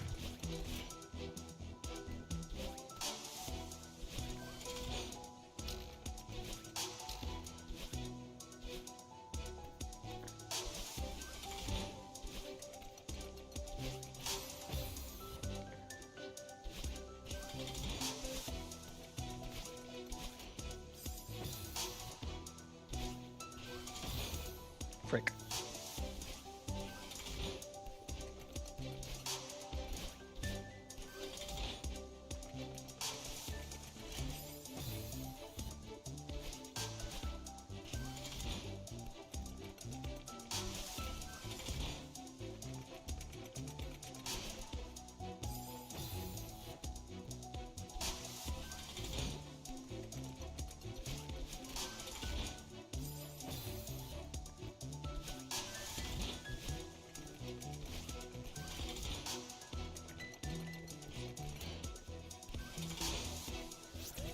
Also, not right now, because I have other stuff that I'm currently in the middle of doing.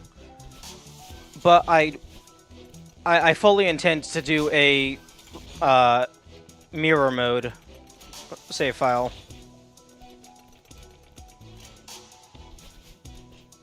Okay, what the fuck?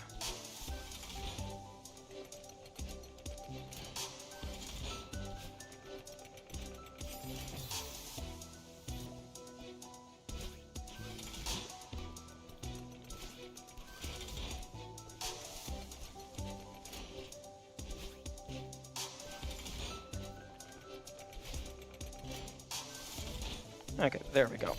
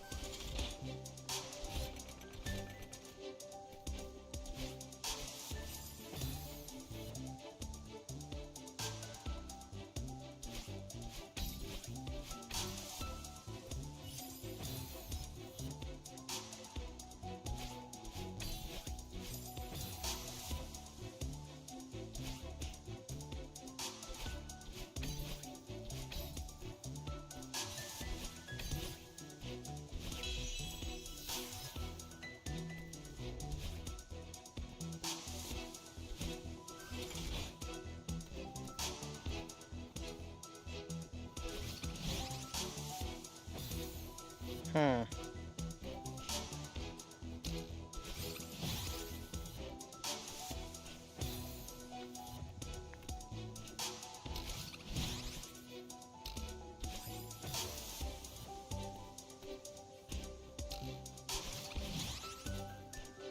Water.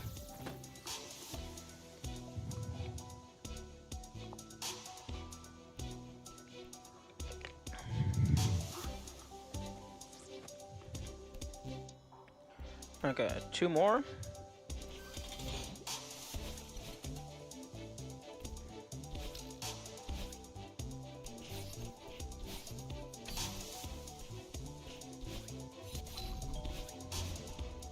Full clear attempt on Summit got destroyed by something or... Oh.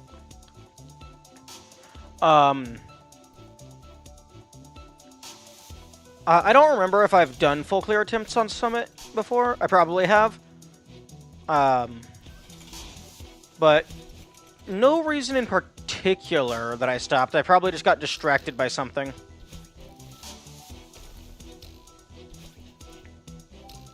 Or maybe like it got close to the end of time.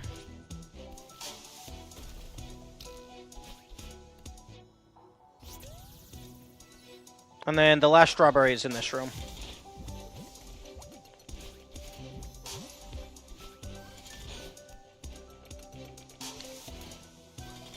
Isn't it impossible to get all the berries at once? If you're referring to a full chain, then yes. But a full clear is just collect all the berries in a single run, not get them all in a single chain.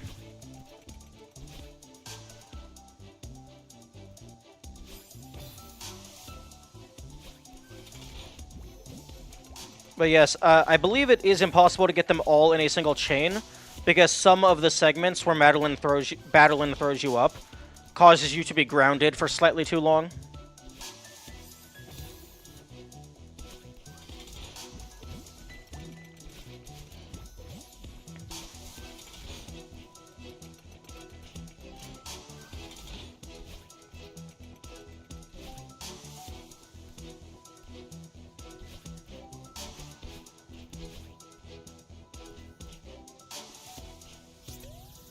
The chain task is 21.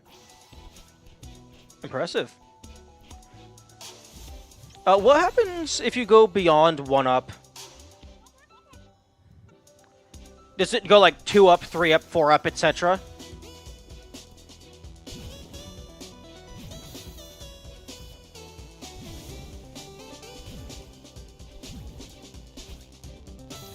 Oh, I think I got...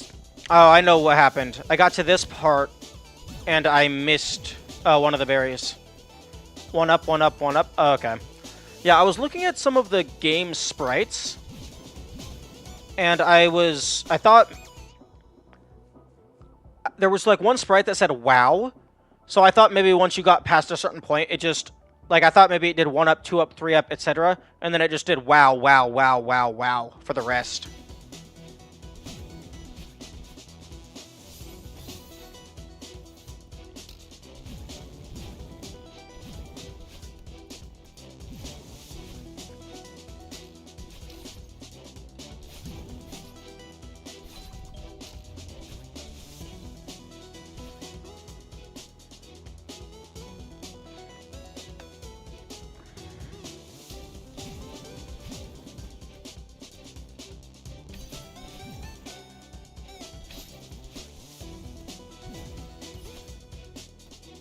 Okay, that's number 1.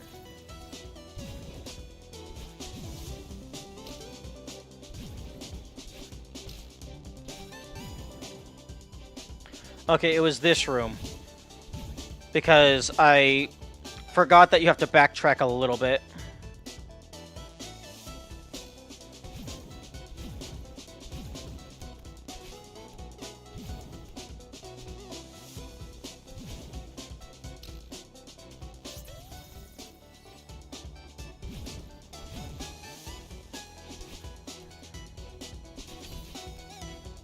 Wait, no, I need to go to the left side.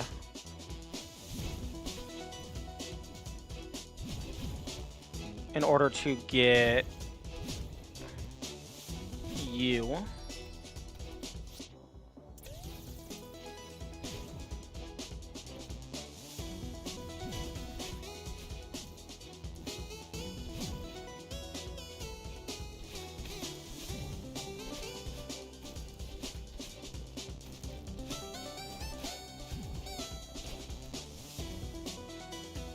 Oh, right. I also need to be on the lookout for these.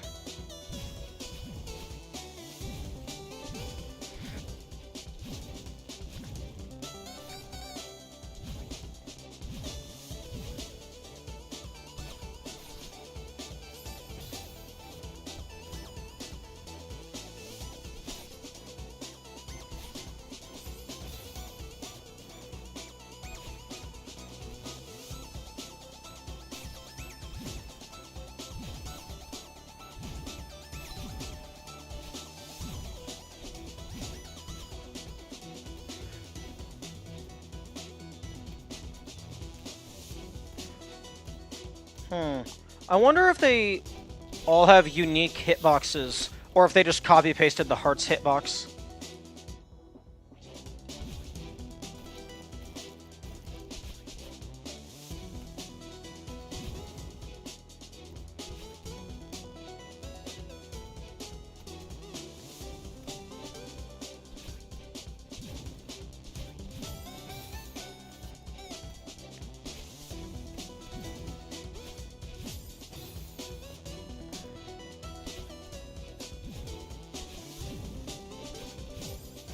Man, that's some shenanigans. Oh, and now I'm dead.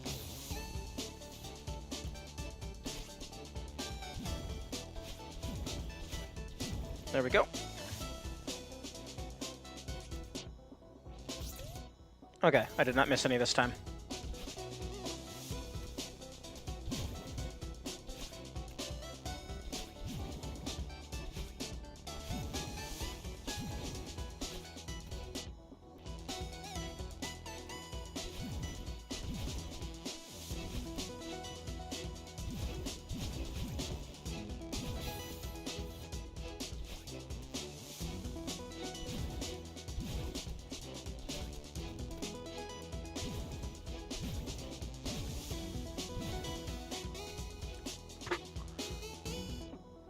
Okay, I feel like I'm missing one.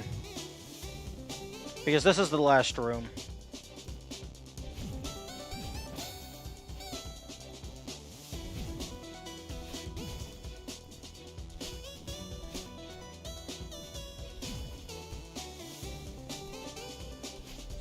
There we go.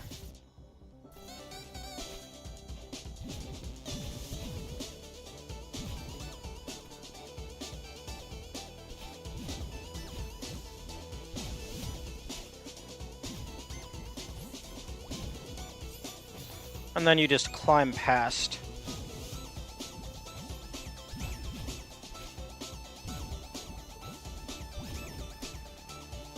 One moment. Okay, that's all of them.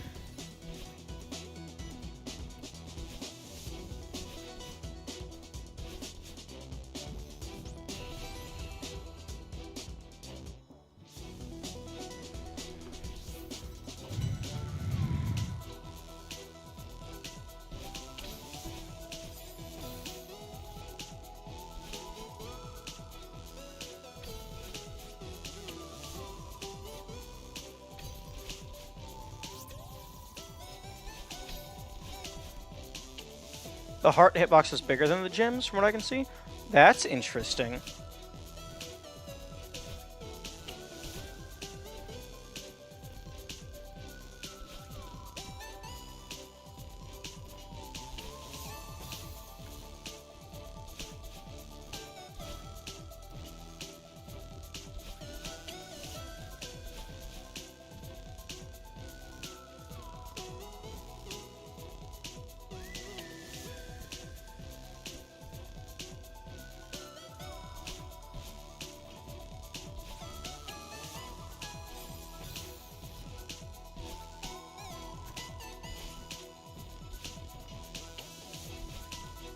First things first, just go ahead and bank the heart.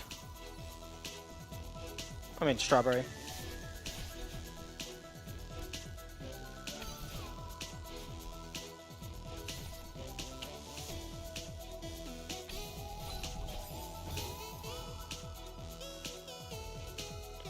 Okay, thank you.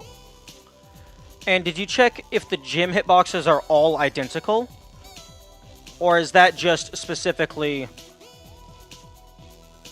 for that one gym.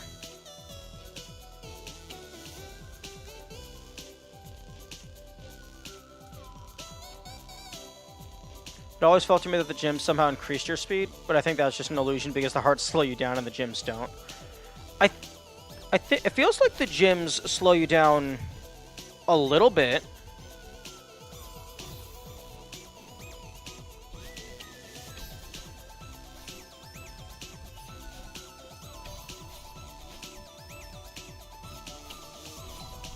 It's just the hearts slow you down for, like, longer, I think.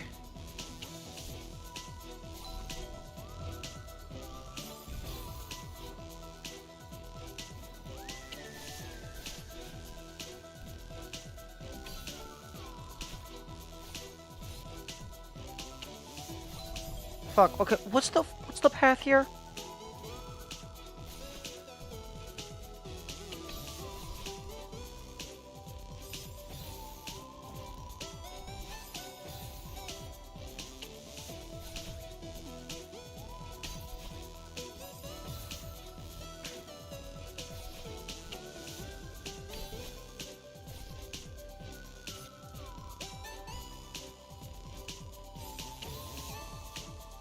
Gyms are 12 by 12, while the hearts are 16 by 16.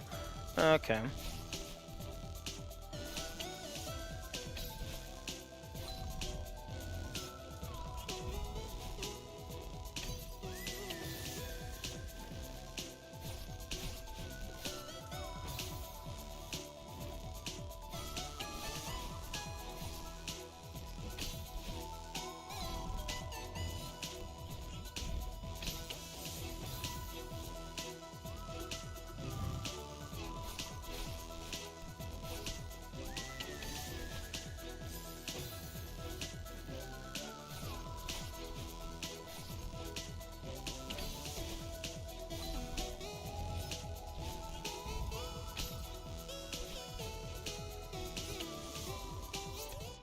Okay.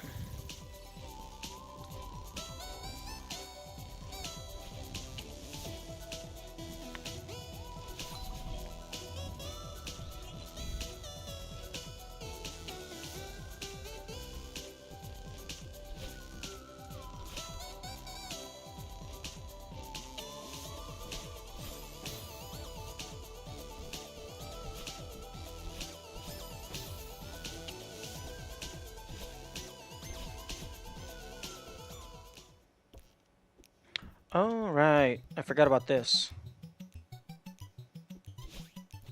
Good thing I am a master at finding secrets.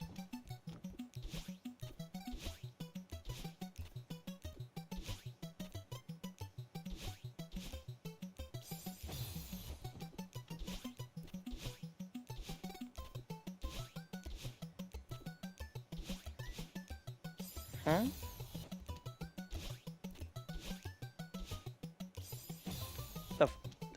Excuse me?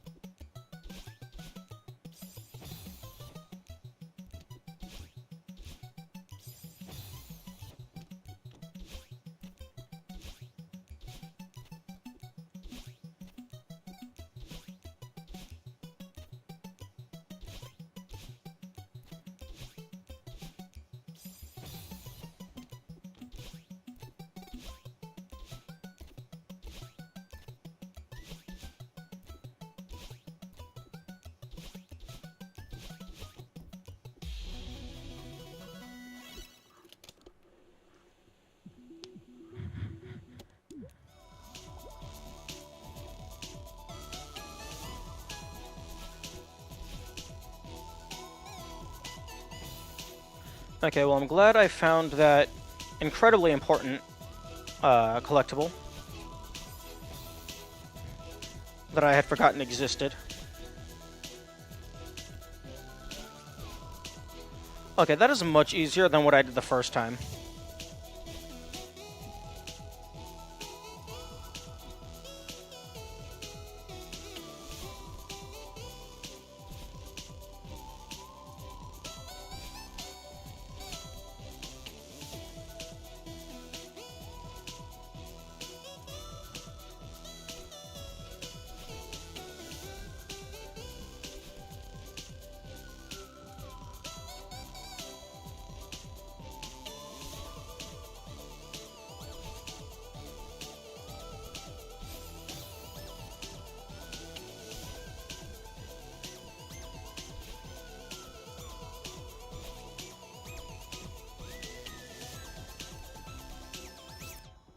Okay, I have not missed anything.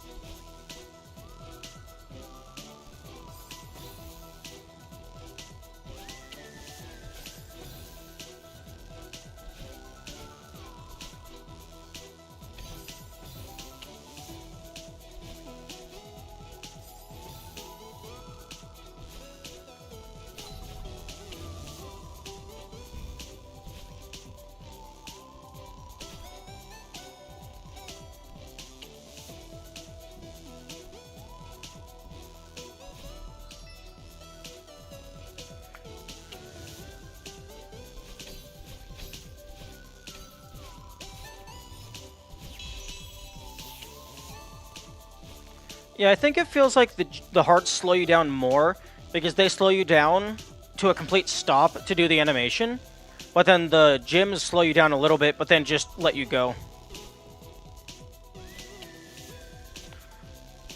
Alright. This room that you never actually... You don't do any of the puzzle.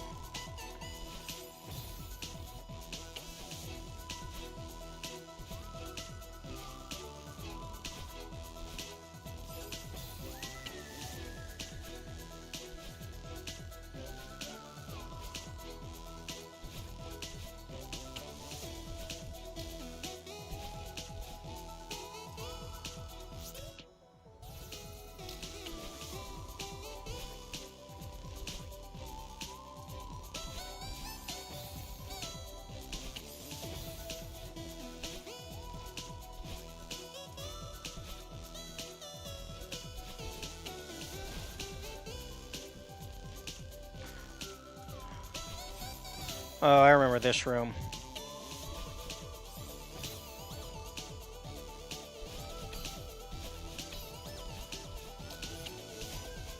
It's a lot easier than last time. What it feels like to chew skill gum. Or something. Oh, I hope I didn't miss something.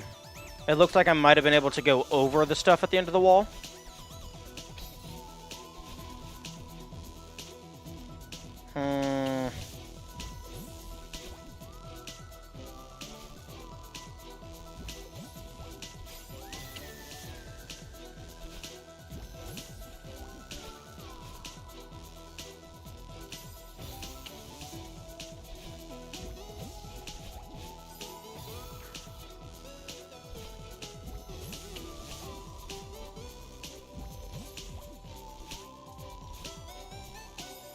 I want to try out a 7A with Theo. What? How the heck are you supposed to carry Theo through Summit?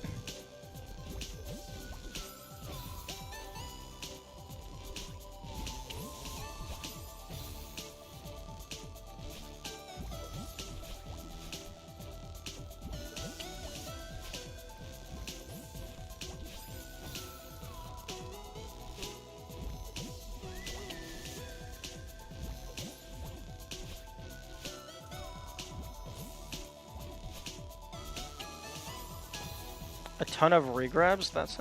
I mean, good luck. Because there's a lot of really big gaps.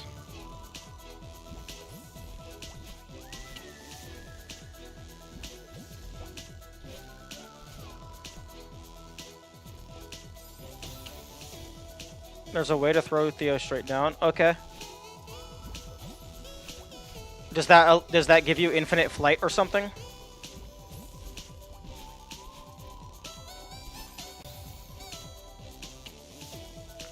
There's a way to throw Theo straight down, and then you can dash up into him. That sounds like a typo or incredibly precise.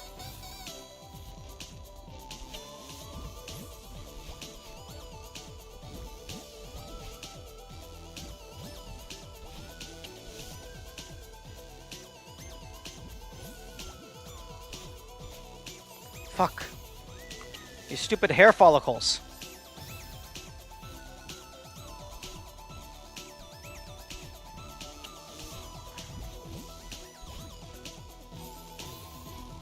Oh, the place where you drop item shrine is right above you. Oh. Oh yeah, no, I know how to drop Theo. Sorry, I thought you meant throwing them straight down.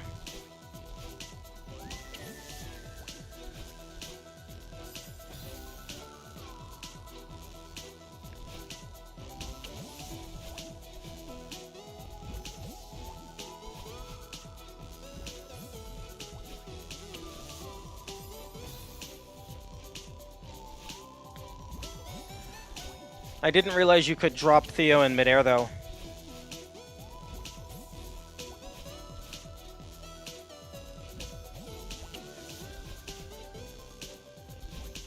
Nope. Okay, I either missed it. Okay. I can go... There. Okay. I'm not dead yet.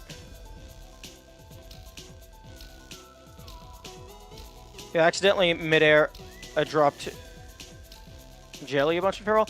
I also intentionally mid-aired a drop Jelly a bunch in Farewell.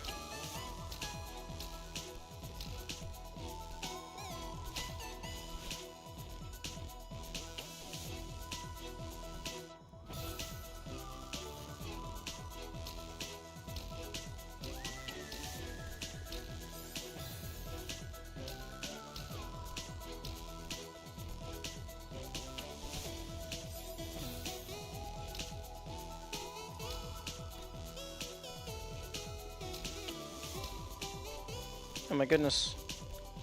Can I? No, okay. Give me the spring.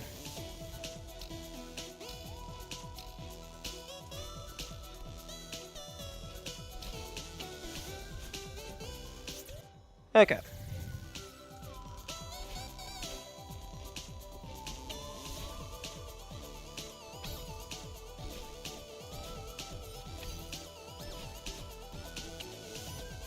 Also, like, quote-unquote, what the fuck happened to it there?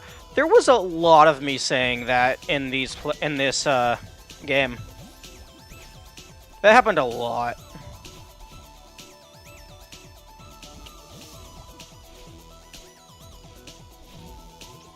Okay, just to verify, I have all of them.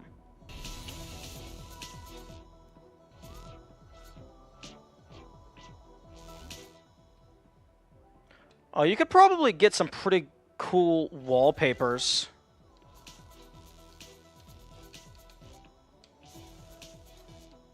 Oh, interesting. If you unpause and then immediately press the journal button. Oh. Okay. I thought it would keep the... I thought it would keep the dialogue gone, so you could, like, maybe do an animated wallpaper of this moment. Good morning, Aheas. This is Celeste, a very difficult precision platformer. It's also incredibly fun. And why are you pausing so much? I was looking at the background.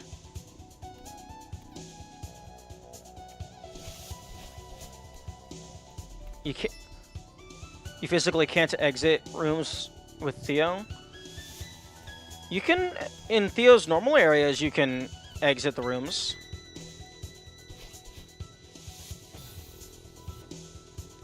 Also, I hope there wasn't a strawberry in that first room. If there is, I'm kind of screwed. And, in the section with the dialogue, I was pausing so I could look at the background to try and keep it animated. But in general, I'm pausing. The blue dots and the red dots on the bottom, those are collectibles.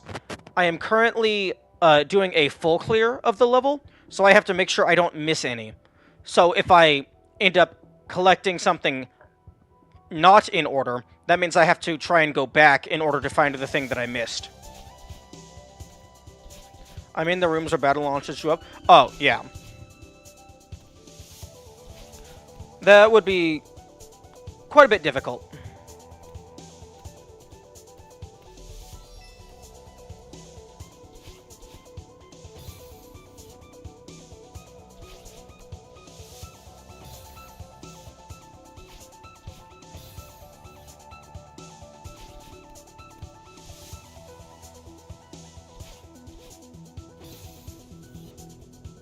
This is a very annoying jump.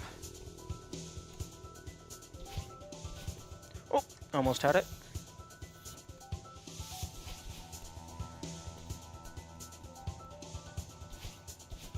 There we go.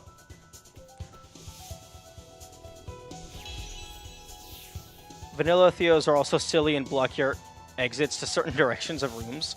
Oh, that's interesting.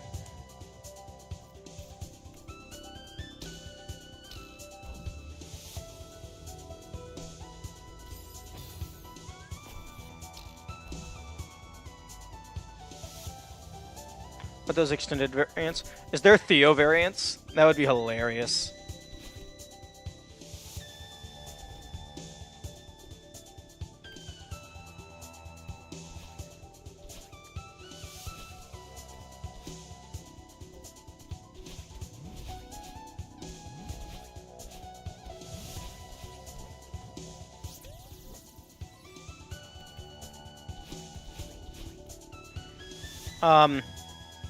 Game?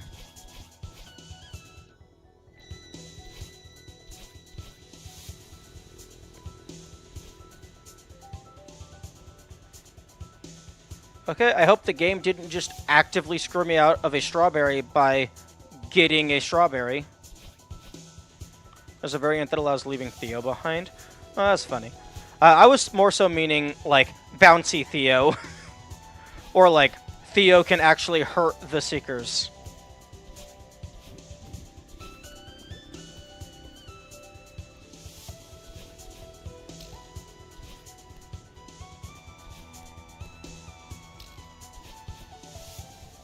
That's what I meant? What? That's what I meant by all berries not being possible? What are you talking about?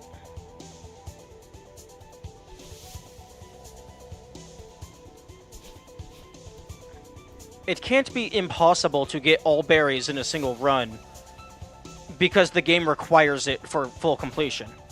It's called the full clear.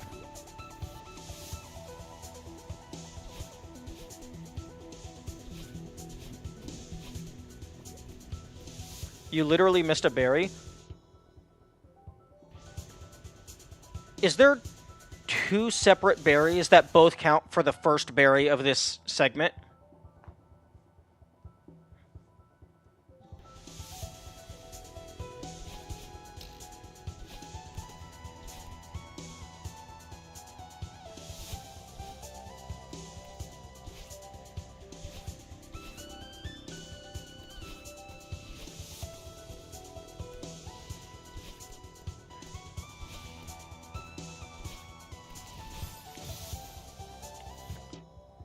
I thought you missed one? Well, it feels like I missed one because I skipped an entire room.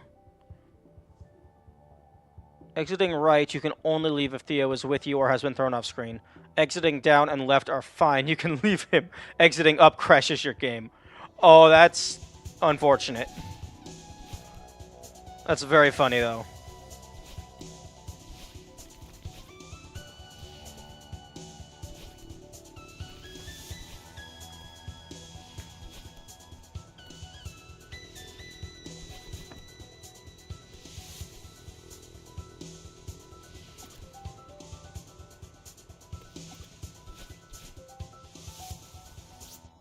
Okay, I haven't missed any.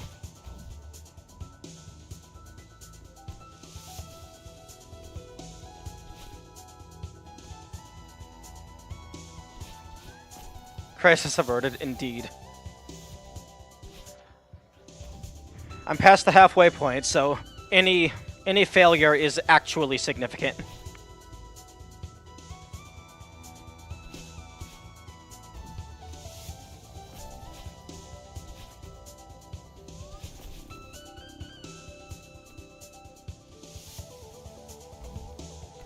Also, vertical transitions are a lot scarier than horizontal transitions.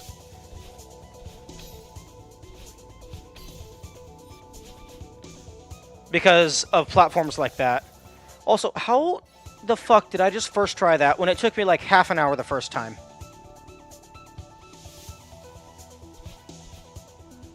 Okay, no, that looks like it's the intended way to go.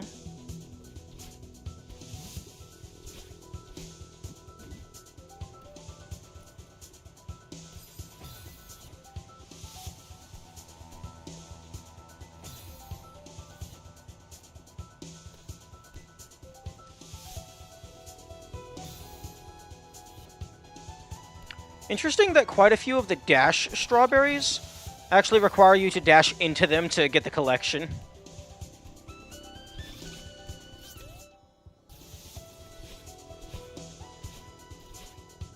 Wait. No.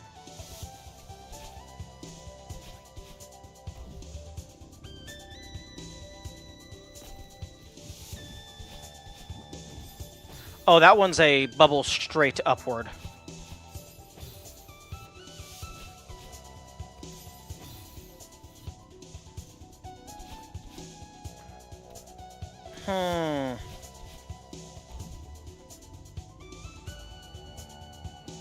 The game thinks it's sneaky.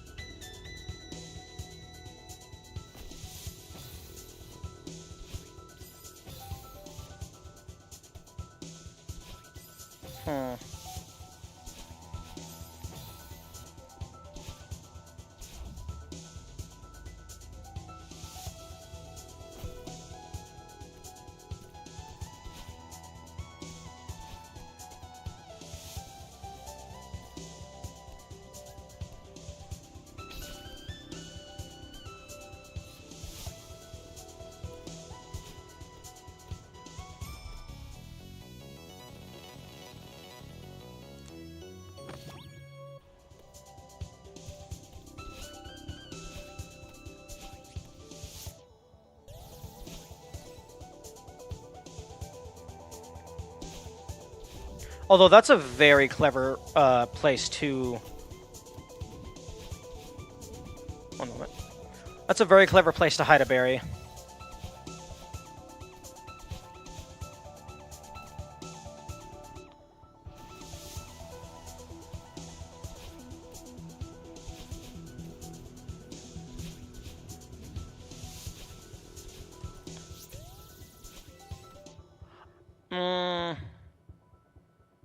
I would recommend things related to the game. I'd recommend either doing the stream chat channels or off topic.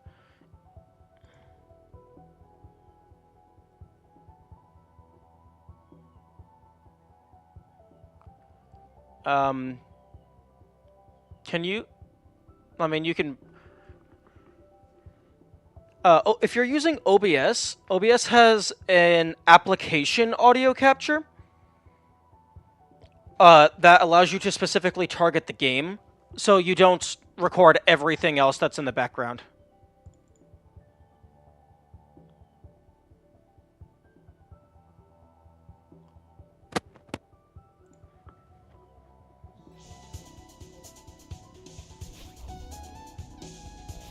I'm using Insta Replay. I don't know what that is, but I would recommend swapping to OBS immediately.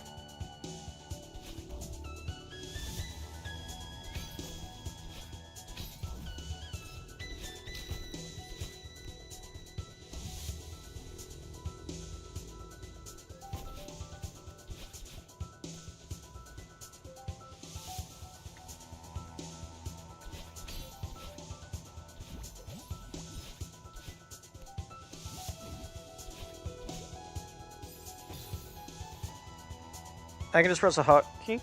Yeah, you can also do that with OBS.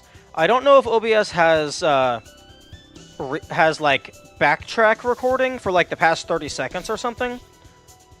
But I mean, I generally just I'm not recording right now because I'm streaming, and so YouTube has the recording.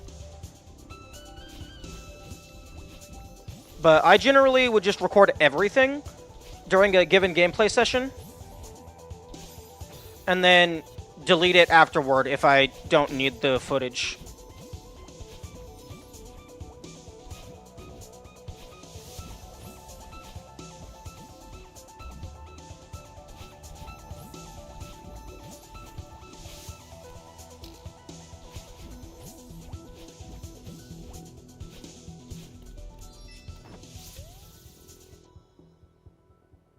Okay, that's everything.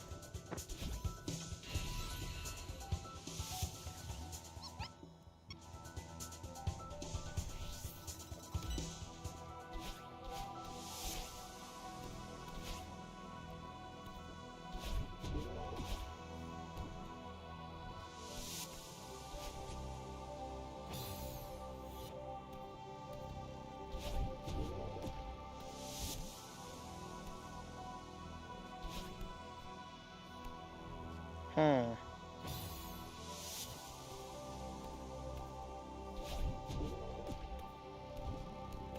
There we go.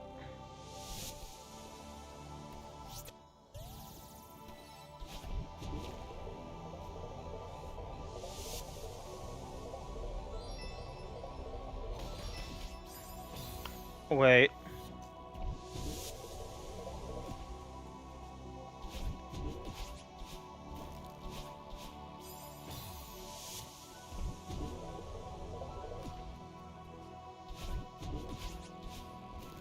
You're almost had for a fool, indeed.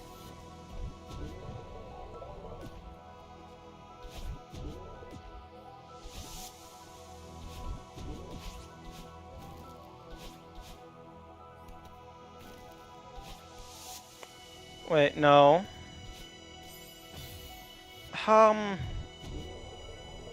It looks like both paths lead into...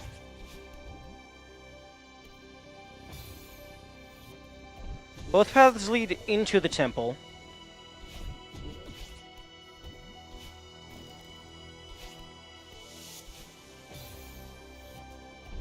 How do I get the strawberry and still take the top path?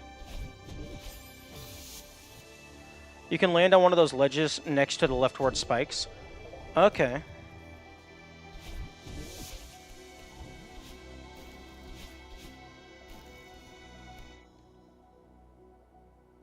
Ah, I see.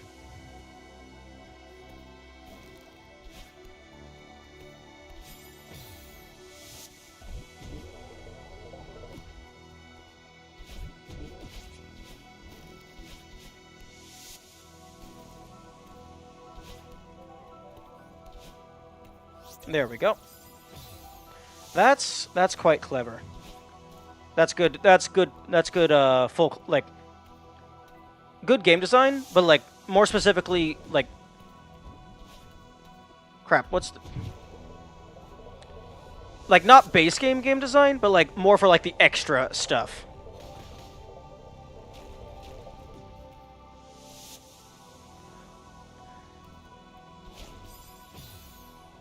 Although I could probably get back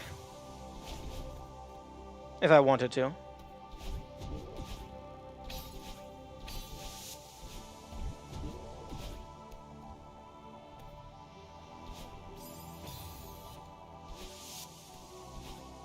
There's probably also ground near the end of the room, but it's real precarious with that screen transition.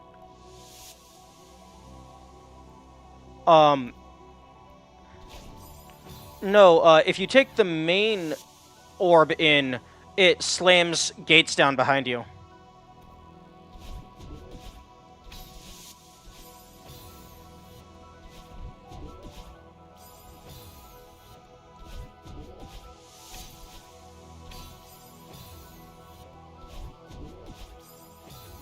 The gates don't do anything if you don't... Oh, like if you don't hit the transition, you can probably stand there. Okay, that is probably true. If you get the screen transition, you're fucked. Yeah.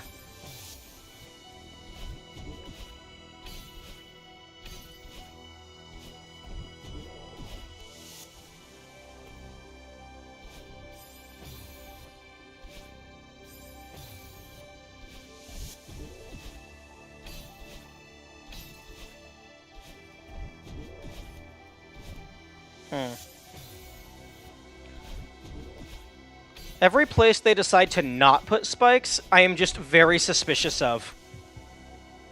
It's like, oh, is that a secret? Are you trying to hide something from me? Going through dream blocks with Theo is possible.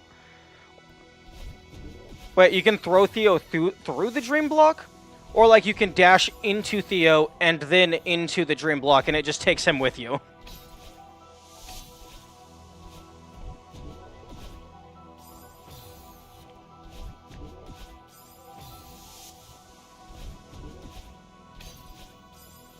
You behave normally for the love of God.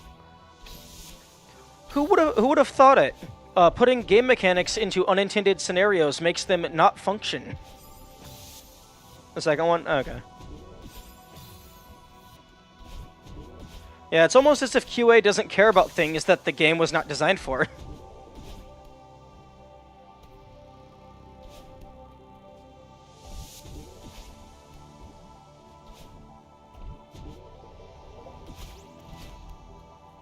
Orb.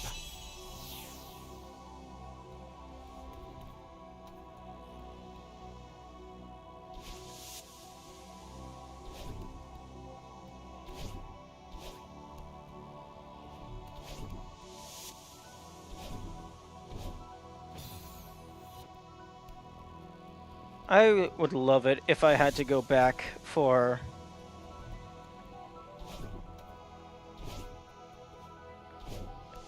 a strawberry.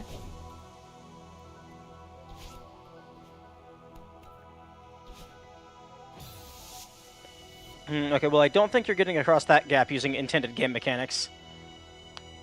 If you hold an item while in water, you have no grab animation. Oh, so the item just kind of sits above you. That's funny.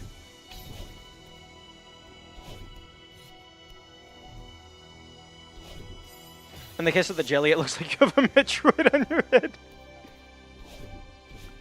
Oh, I love jank. Okay, well, I haven't missed any strawberries just yet.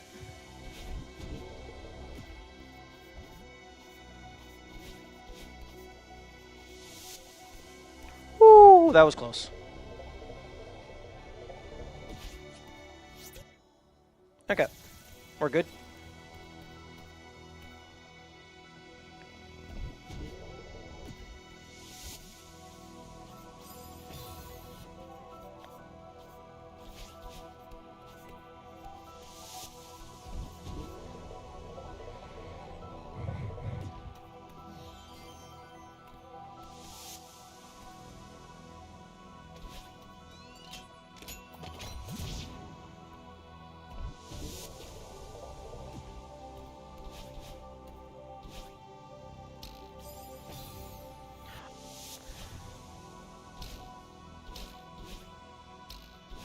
Hmm.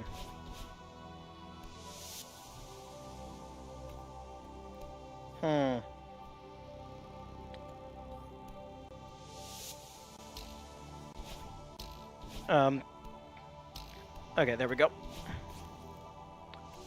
Just kind of dash with Theo until you stop grabbing. What happens if you just let go of Theo while you're inside of a dream block?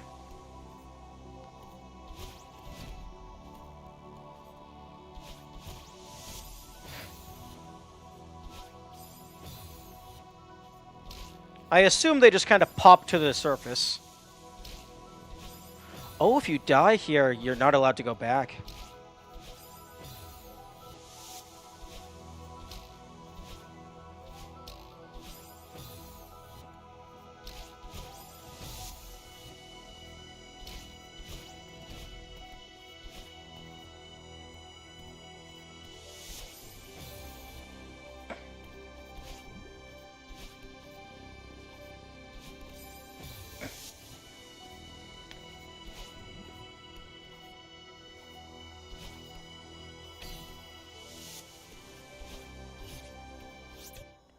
Okay. All of these rooms are so big. I'm getting concerned that I'm passing strawberries, and then every time I check, it's full of stress.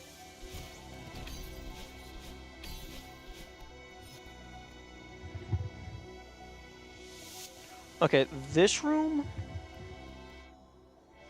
I think this room did actually have like a lot of strawberries at the end.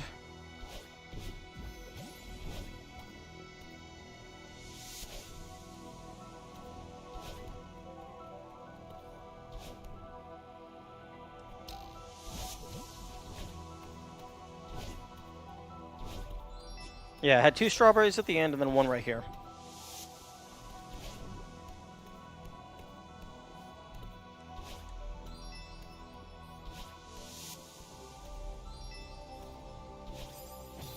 Oh, really?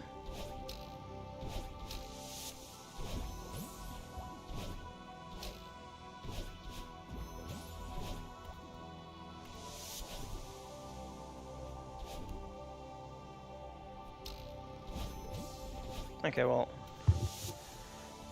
at least I do not have to get the lower strawberry again.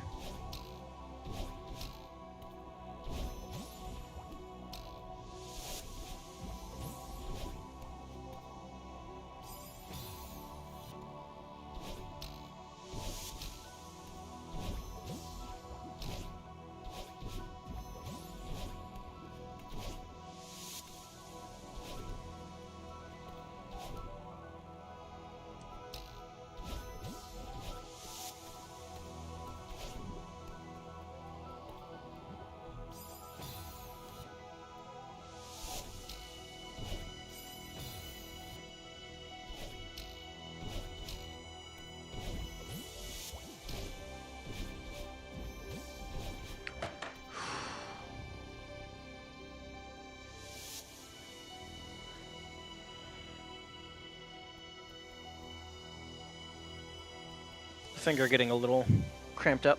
I'm gonna drink some water.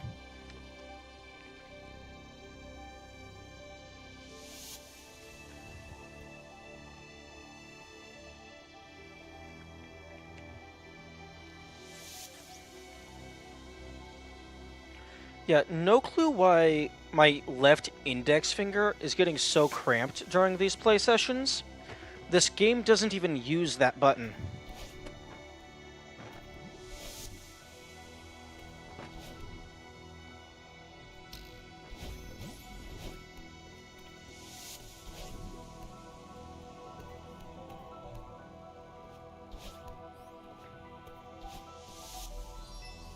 Okay. I remember the last time I was here, someone said something about it's not symmetric. I guess... Oh yeah, this is 2 tiles here. It's 4 tiles on the other side.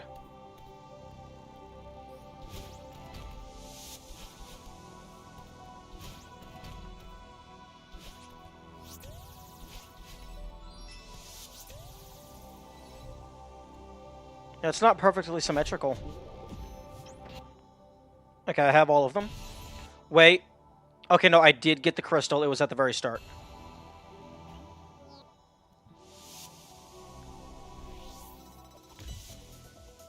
So, 1, 2, 3, 4, 5. I hope I got all the crystals. Yeah, I think I did.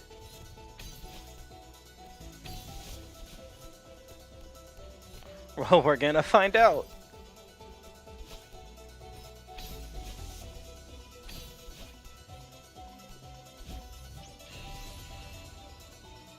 Moment of truth.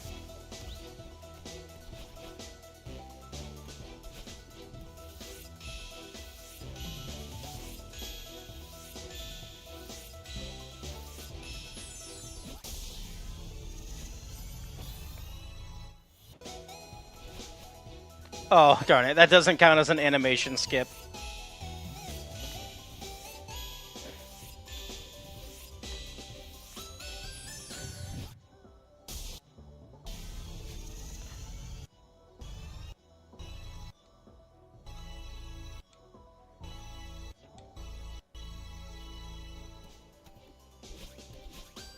Okay.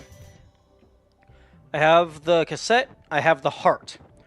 There is 7 strawberries remaining.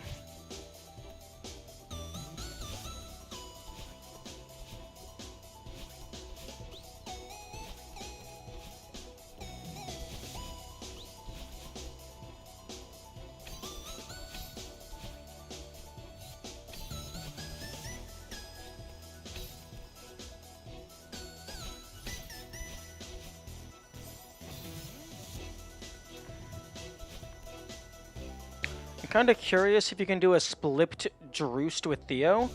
I'd be careful using that kind of language. We're on Twitch. It's a family-friendly website.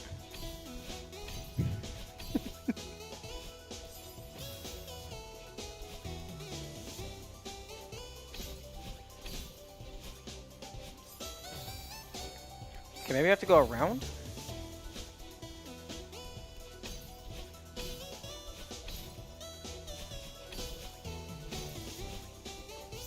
Huh? Am I missing something?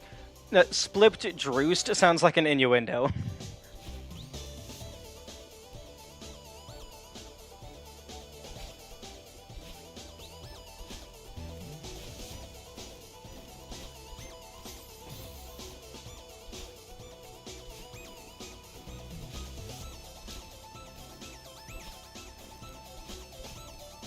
Whoops, I'm dead.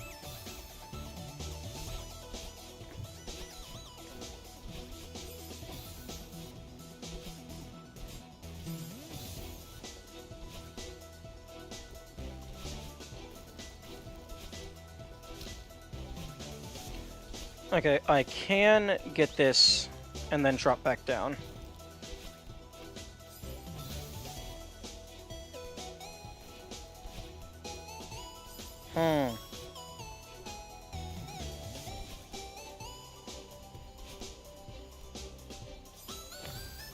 But then how do I get back?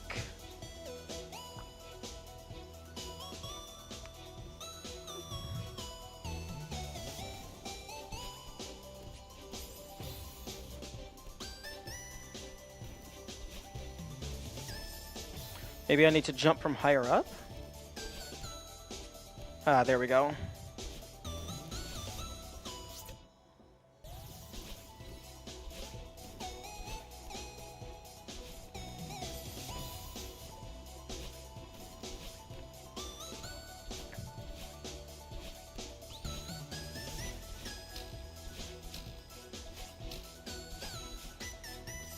Oh, seriously?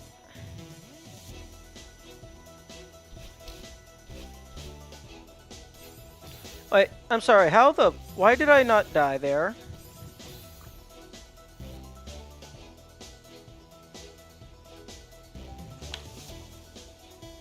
Okay, that had to have been...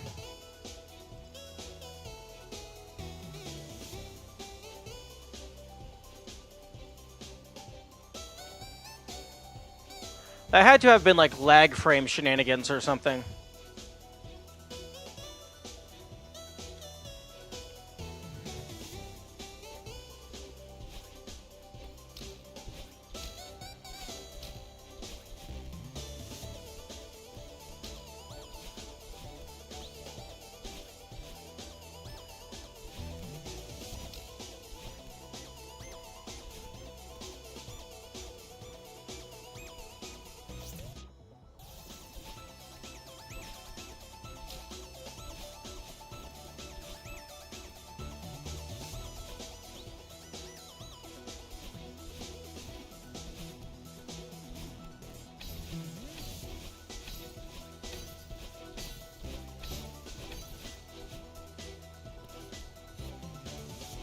Crap.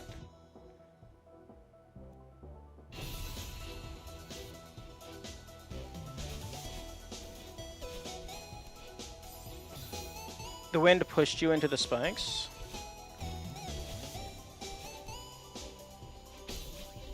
And not you fell into them? Oh, that's interesting.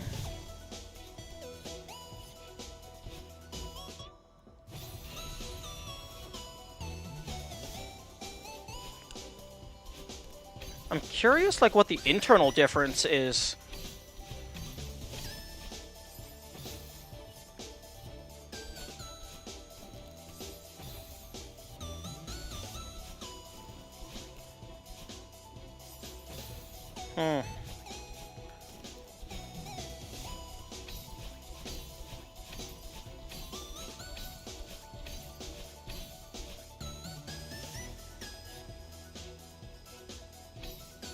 You aren't moving towards the spikes? Yes, I am. If the wind is pushing me towards the spikes, I am moving towards the spikes.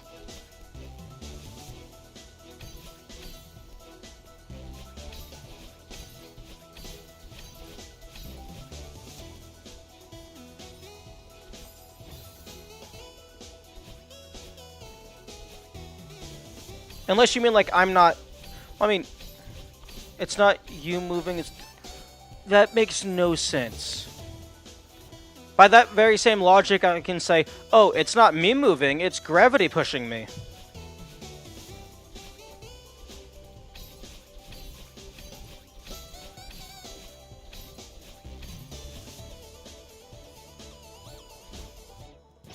come on. I'm trying to get up and over behind Madeline because that wall behind her looks suspicious.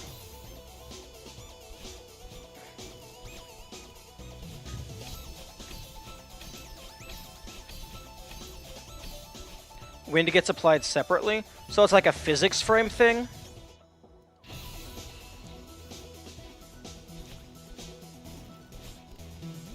So it's like an internal order of operations.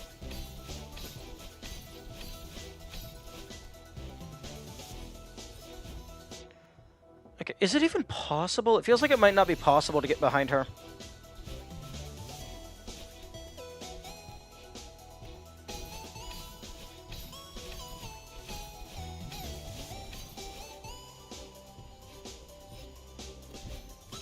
I'm not sure which is first, but I'm assuming wind. Probably.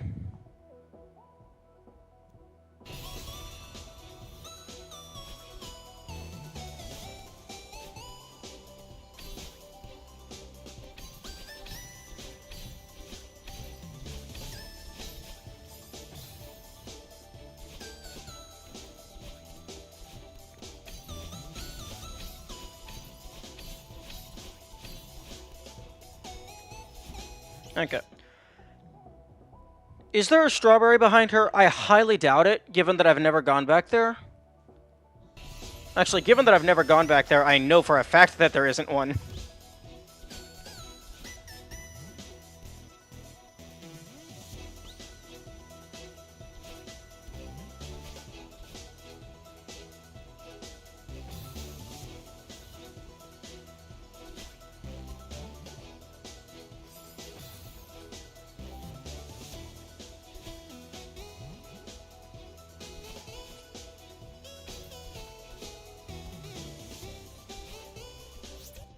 Okay, I'm good.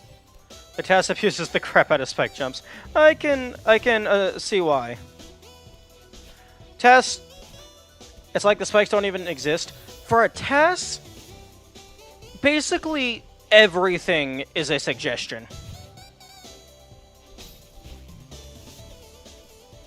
Like, the laws of physics are a suggestion.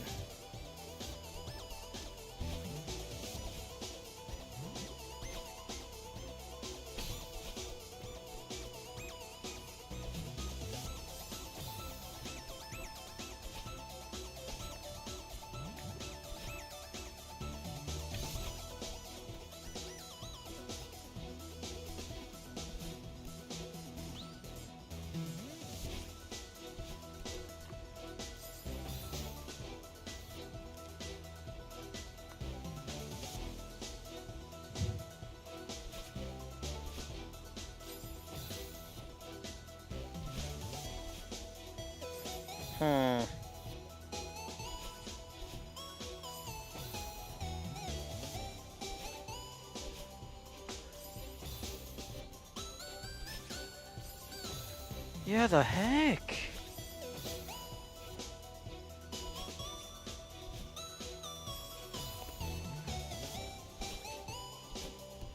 There we go. Every single 1K is possible with you. Nice.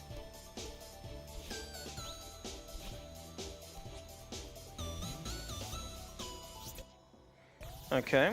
One more strawberry.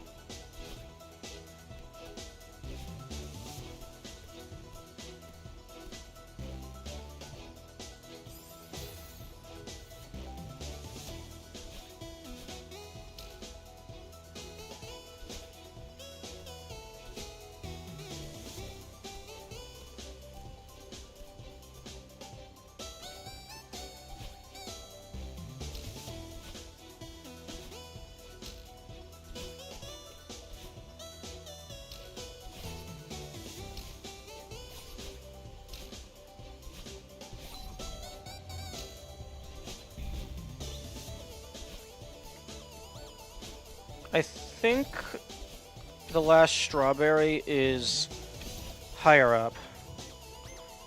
I think it's like a feather segment.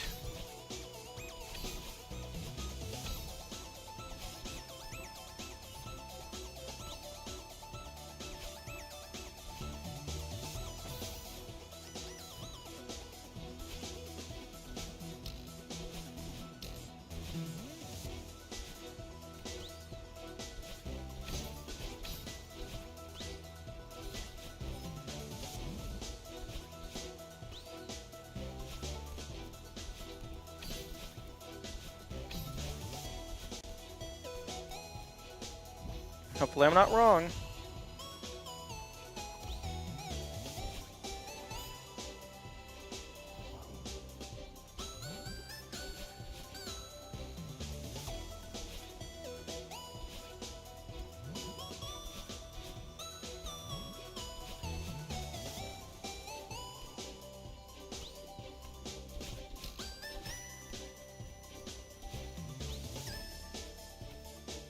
Here, this is where I think it is.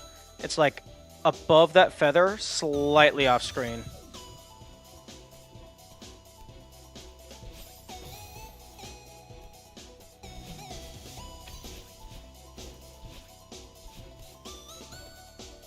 There it is. Yep, confirmed. Target locked.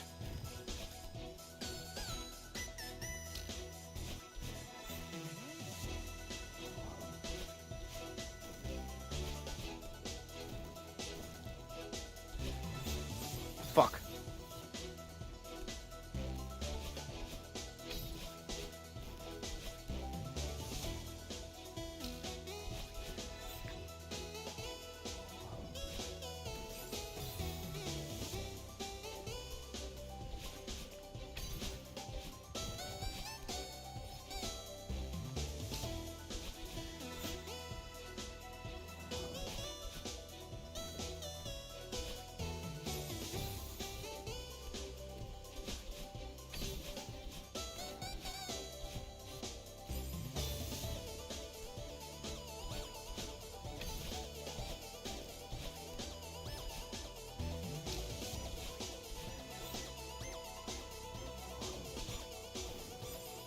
Oh, come on. Really?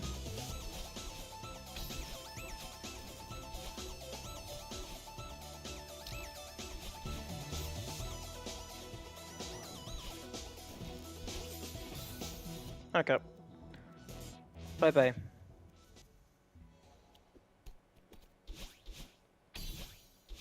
I'm ready to be done with this level.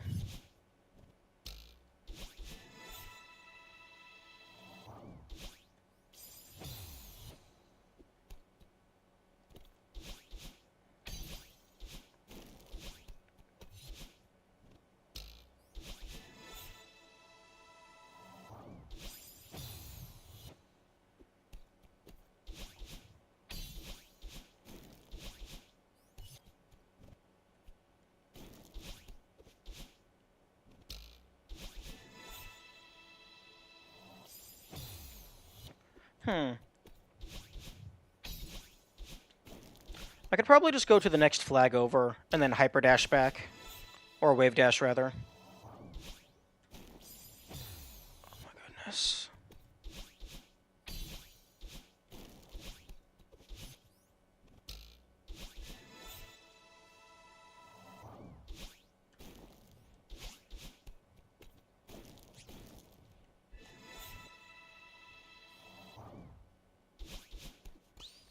There we go.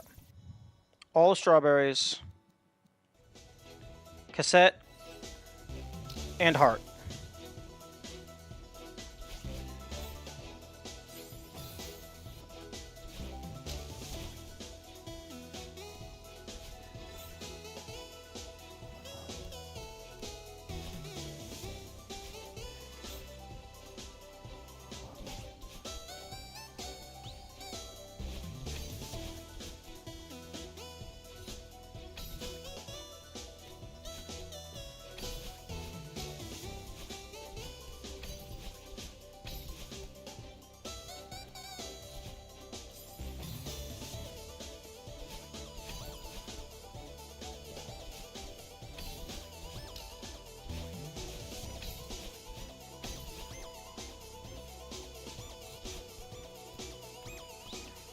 And now it's almost over.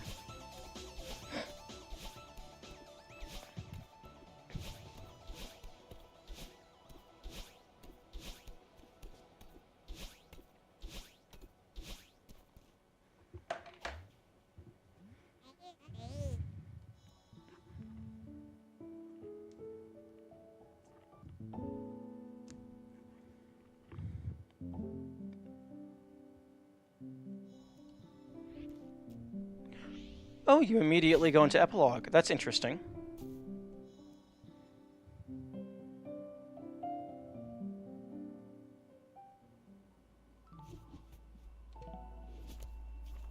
Okay. So that is all full clears, with the exception of Core B-side and Farewell.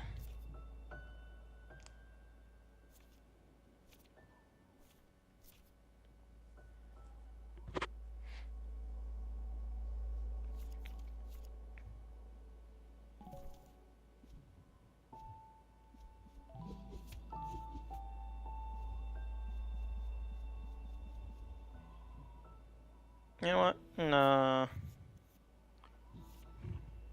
I'm gonna do some more with this.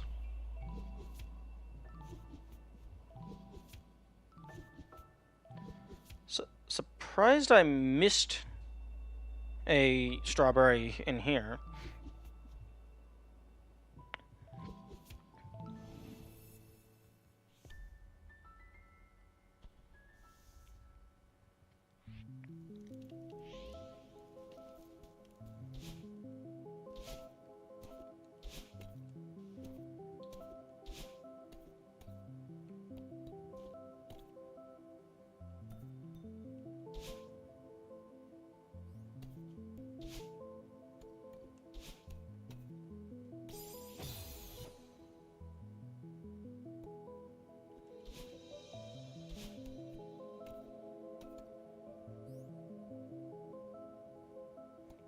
Oh, you come down from above.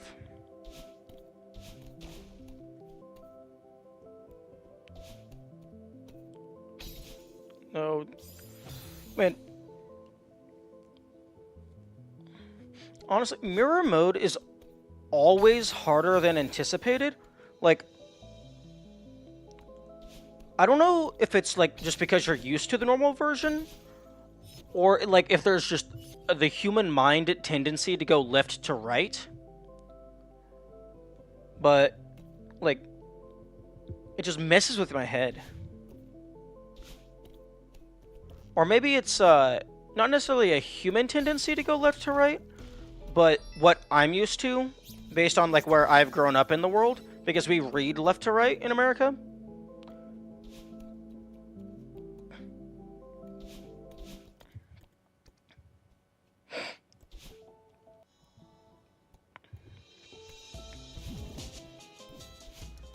But I imagine it's also just, after having played the entire game normally, reverse just messes with you.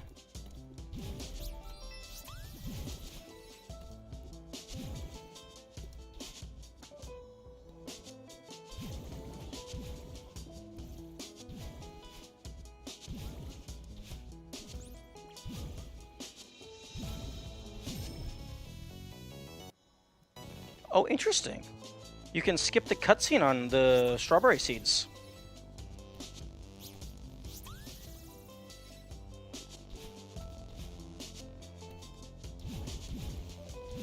Should I go for a poo one? That could be interesting.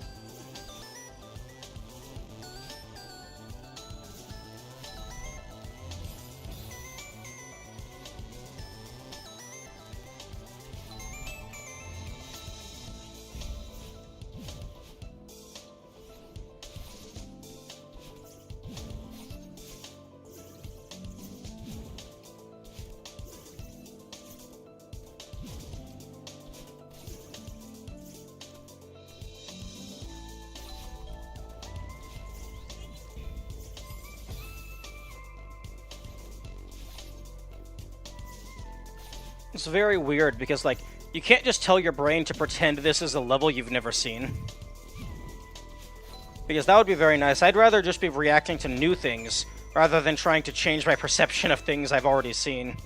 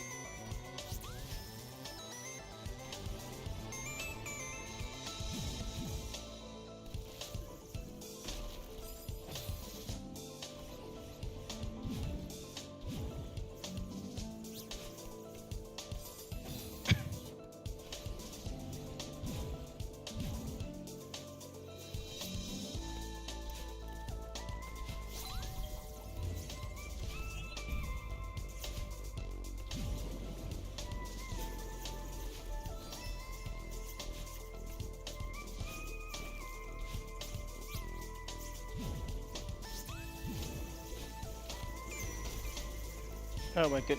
Which direction am I supposed to go? Ugh. This is truly a mindfuck.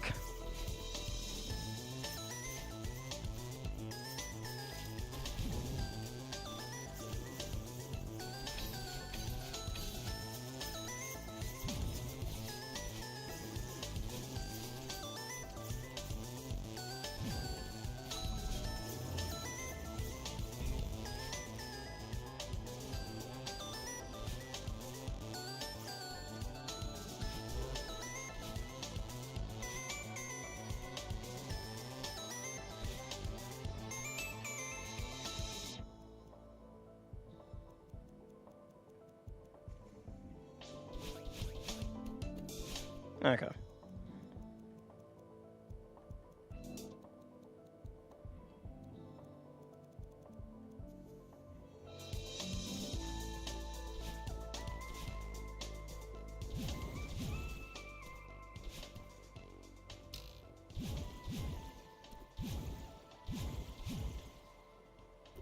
I missed the cassette.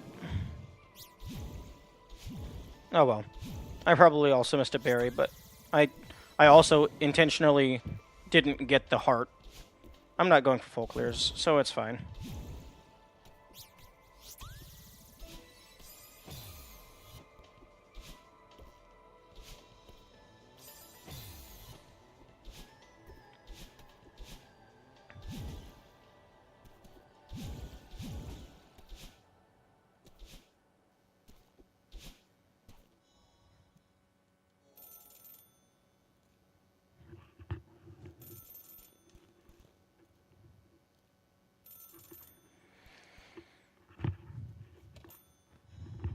Okay.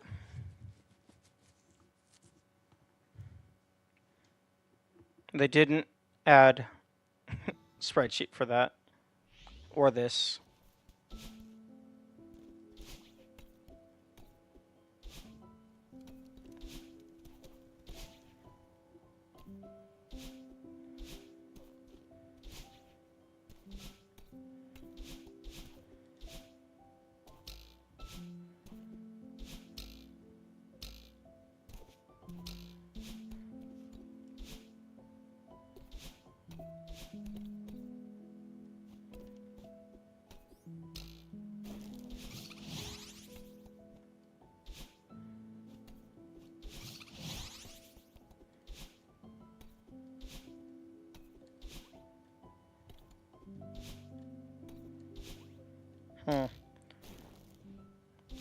That could maybe work.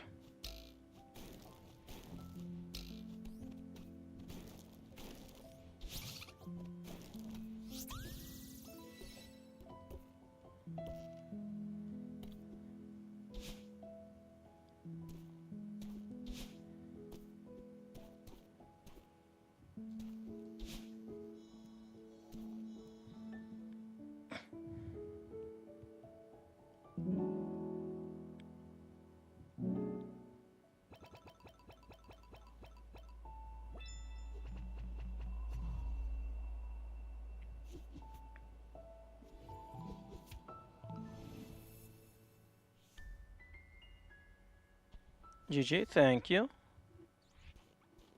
Although, not sure what you're GGing. Oh, I don't know what I walked into. Oh, this is just my mirror mode save file. Nope, nope, nope, wrong button.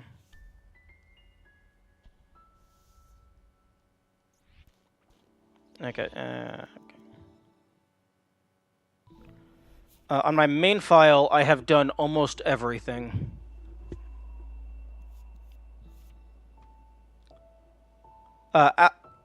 After I beat Core C side, I unlocked Variant Mode, which just has a bunch of fun little game tweaks to mess with. How almost is almost? Almost means I have Core B-side and Farewell full clear and Goldens. So basically Moonberry and B-side and then Goldens, and I believe that's everything. So I'm almost to the true end game, to the endest of end game.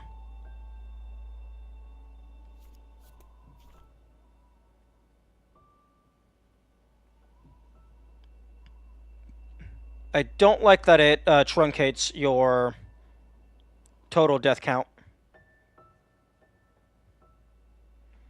I mean, you can see the full number on your save file. But I wish it showed the full number in your journal. I mean, there's more than enough space.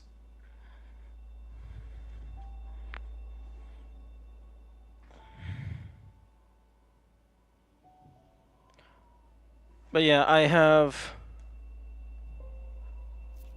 Nice, good progress. How hard was 8C compared to 7C? Well, 8C...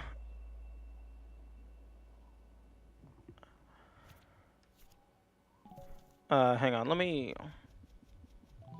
actually go here. 335 deaths... 571. So 7C a little bit harder, although I like 7C more.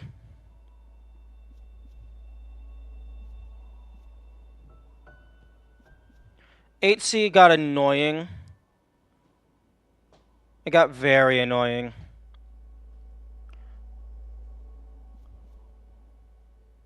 But that was mainly due to the bumpers.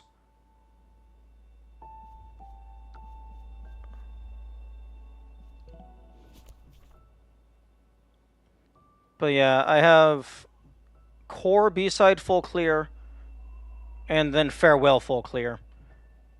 Which means I need to find the Moonberry.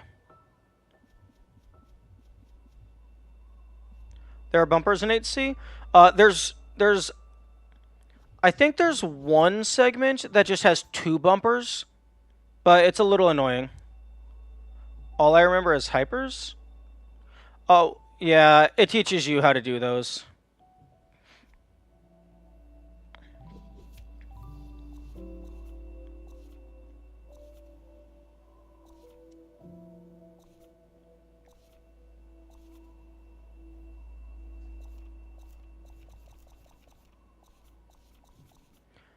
But I need to find the Moonberry.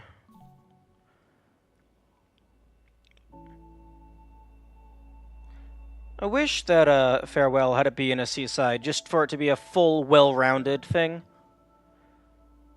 But what a long level to find one specific thing in. I know.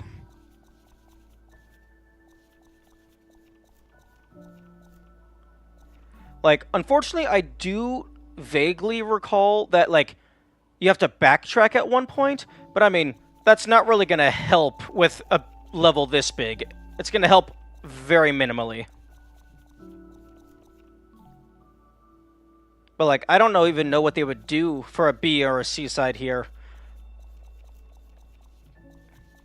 Because this one room is a B side on its own.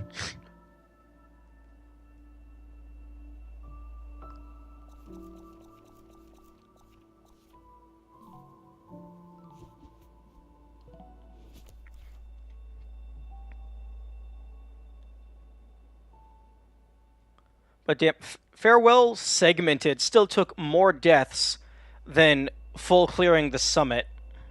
Excluding Goldens, of course.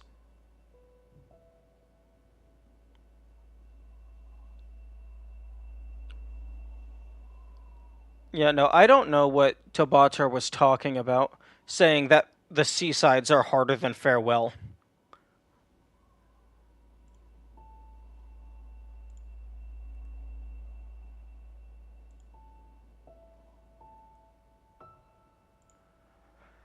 Okay. I found 7C harder. Oh, interesting.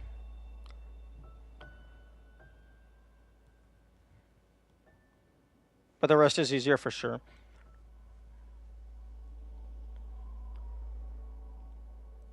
The first two rooms of 7C are kind of whatever.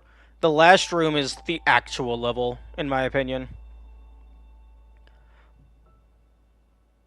But, like, at the very least for me, it took 12 hours to beat Farewell once.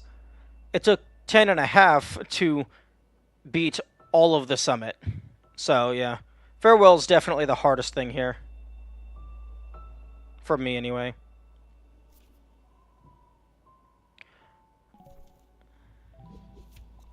Okay.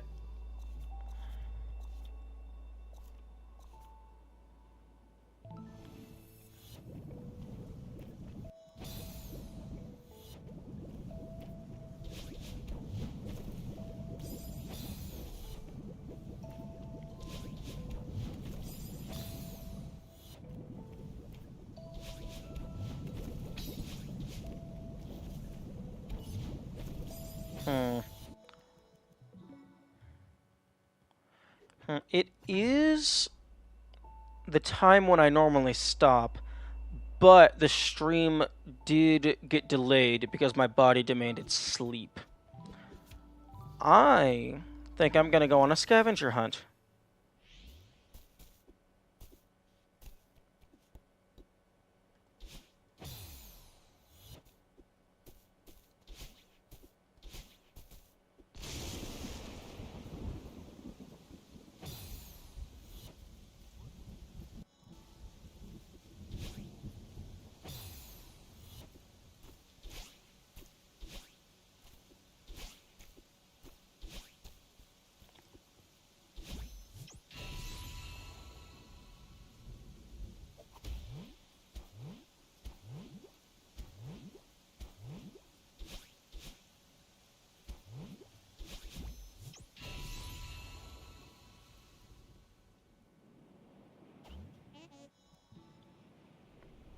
But it only says you have 1.5. Is that including, like, going for golden, or just base 7C?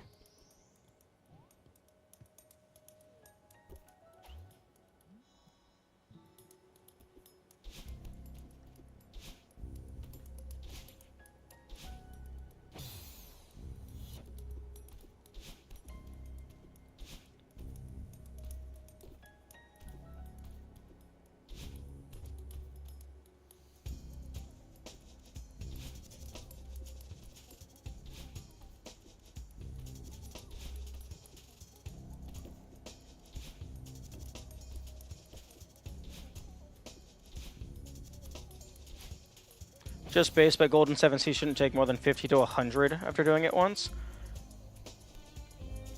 I mean, fair, given that only one of the rooms actually matters.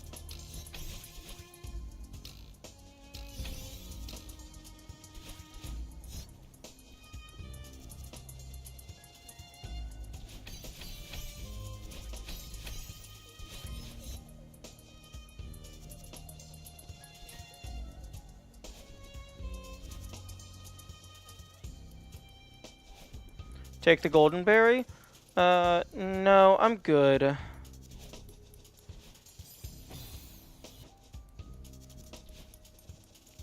I mean, it would only last about 2 seconds.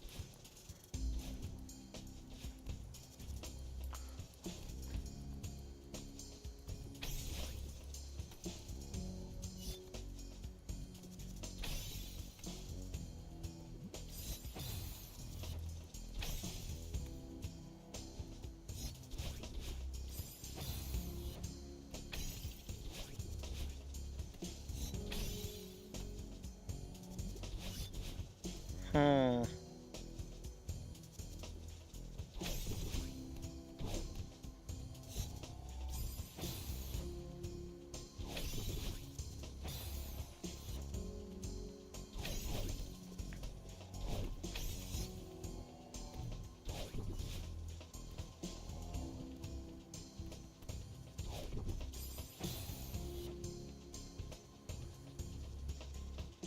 Hmm.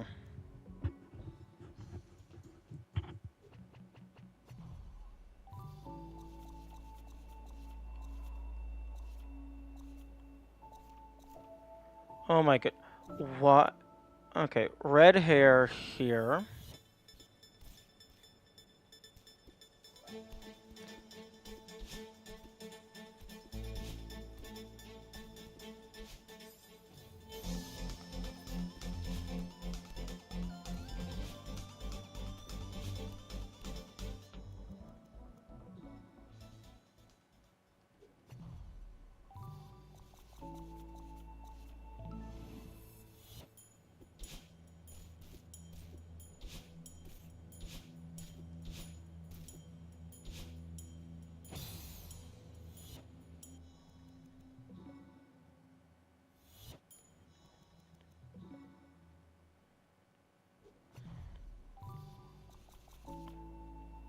Oh no, wait.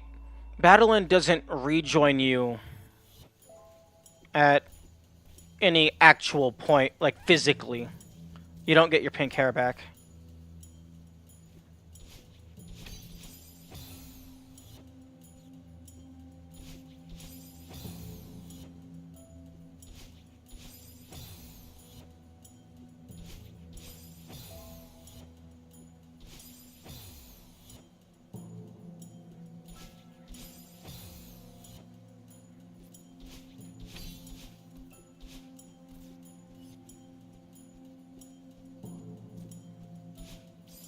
Oh, right.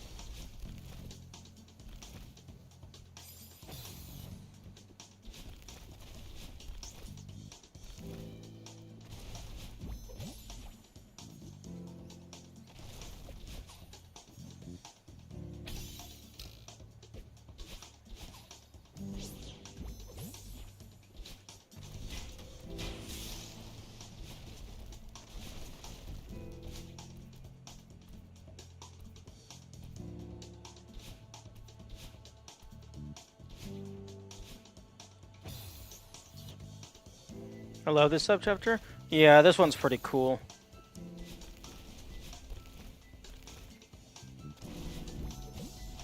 Okay, I have been told that there is feels fast-paced. Test tube, but doesn't feel forced. I'm not good enough at analyzing things like that to that degree, but I know it's fun. But people have informed me that there are hints in regards to the Moonberry, but I haven't found any hints.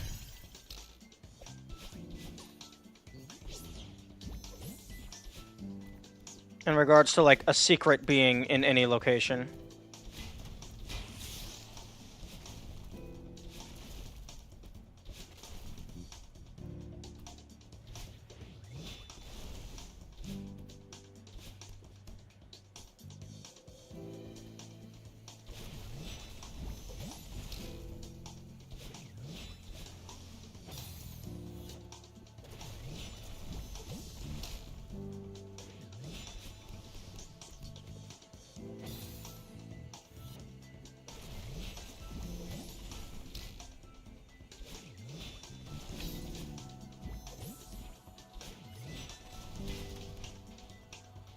There isn't a text-based hint? Oh, I mean, I figured that. I was more talking about, like, level-based hints.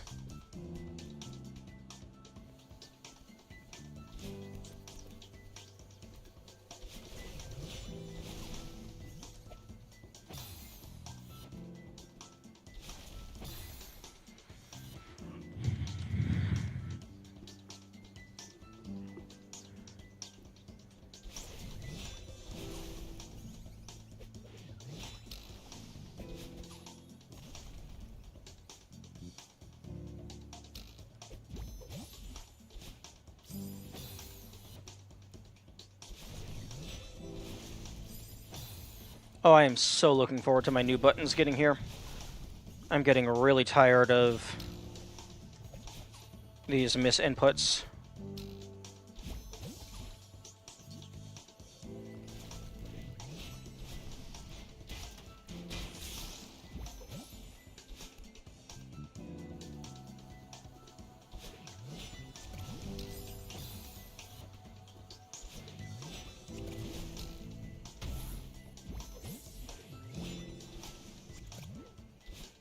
When are they arriving? I think it said the 29th? No, the 23rd.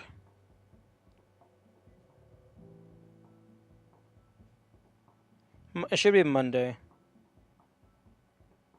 Yeah, the 23rd. And then I get to have the joy of figuring out how to open a PS5 controller without breaking it.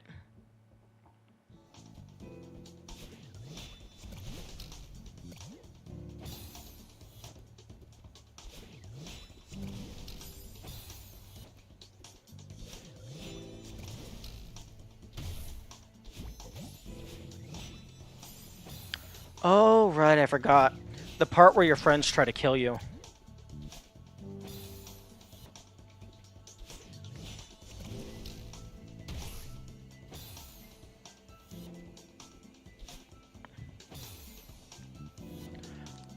If I had to guess, there are tiny screws on the back. I'm not seeing any screws. Like, none.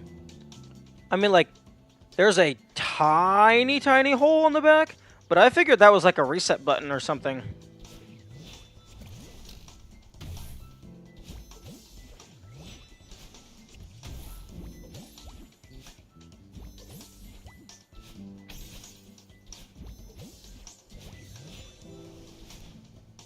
Really? Really? In the handles? If there are screws in the handles, the designers did a very good job at hiding them.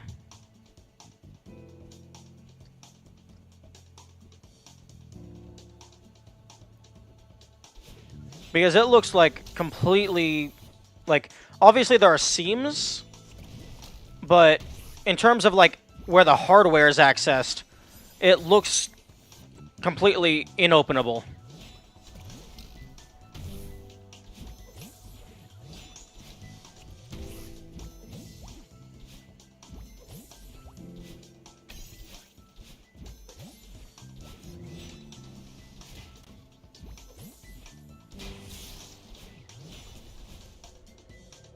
I guess they changed it from the PS3 design.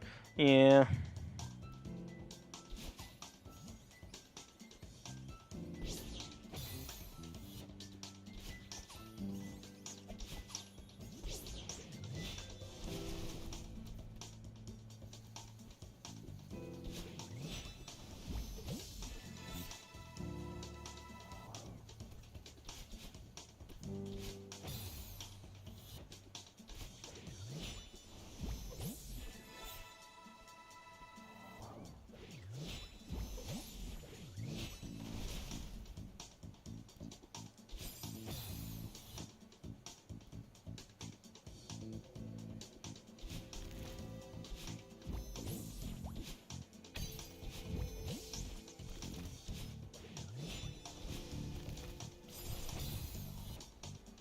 Hmm.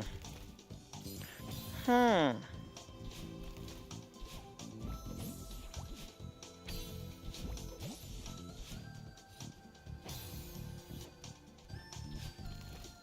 Ooh, I love this remix. Not necessarily really how it sounds, but like it's a good spot to put a remix.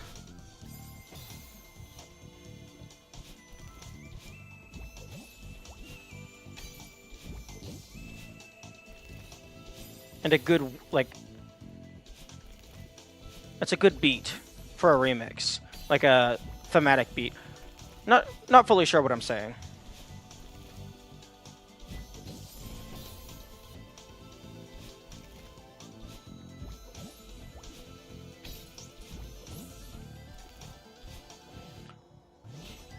Okay, what the fuck is up with all these dash crystals? Because that just looks like complete and utter nonsense. That you don't even have access to.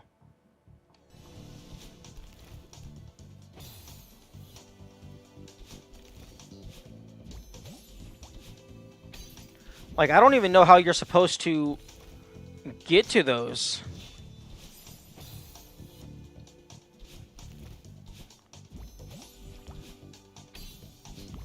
Unless it's like a that? Oh. What do you think of Farewell, the song that plays in the last subchapter? I'm in a constant disagreement with my friends. I would have to go back and double check. Okay, that looks like a really obnoxious speed route. And I fail to see how it's faster than just using the bird.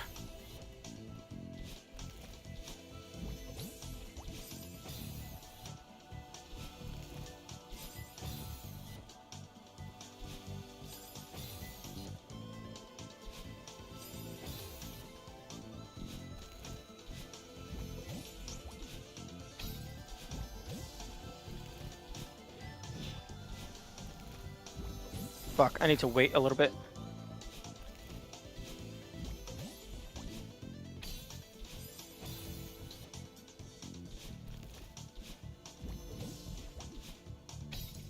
Oh, interesting. The electricity texture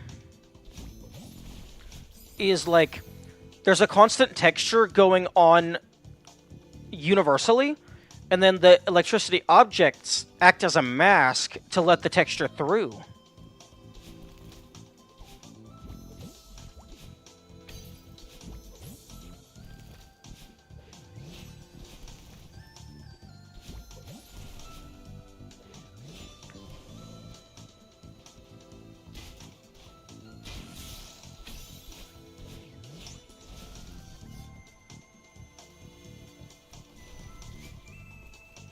Oh. Huh?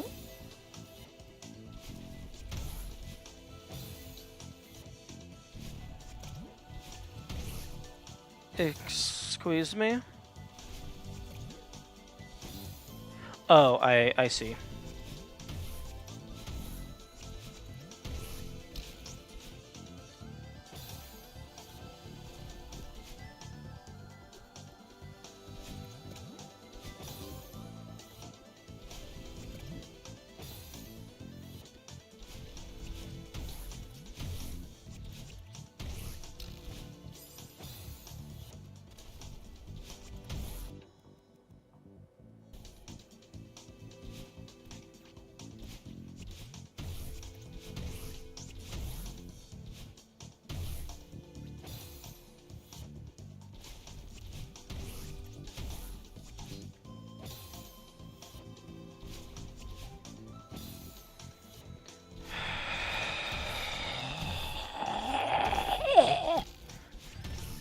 This is quite frustrating.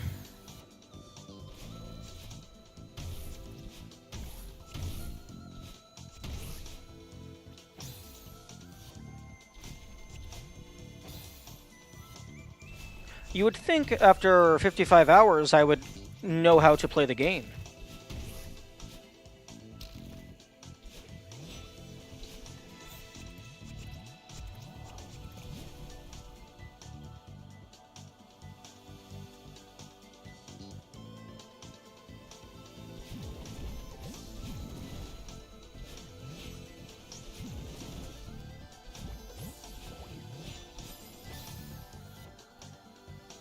Oh, no, no, no. This is the part where your friends try to kill you.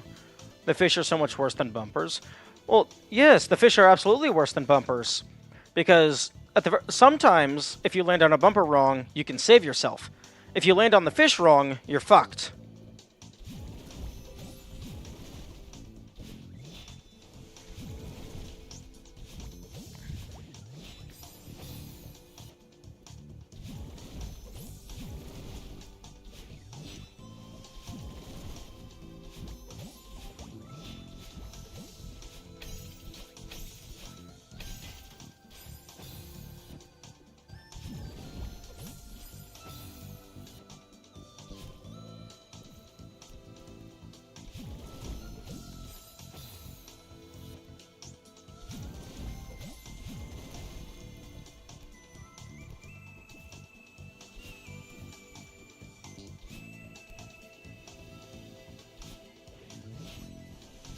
Is the bird really your friend? I don't know. That's just what somebody else called this section. The part where your friends try to kill you.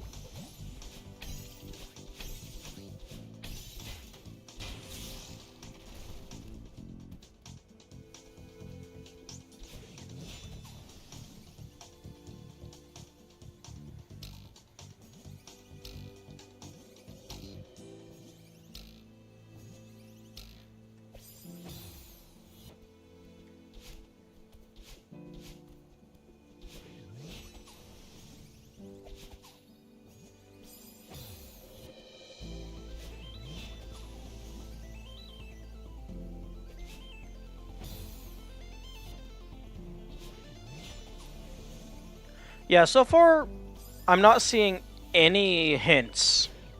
Well, I mean, granted, I did skip ahead a few chapters, but I'm not seeing any hints as to what could potentially be for a hidden route.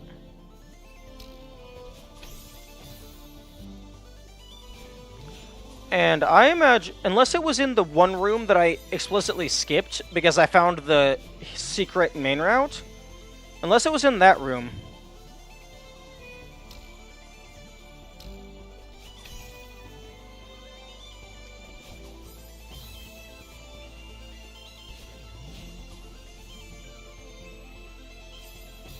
Yeah, unless it was in that room because I didn't go in that room, I imagine I would have found it. Because this game hasn't really had any, like, actual big secrets. And I feel like I'm pretty good at noticing the more casual secrets.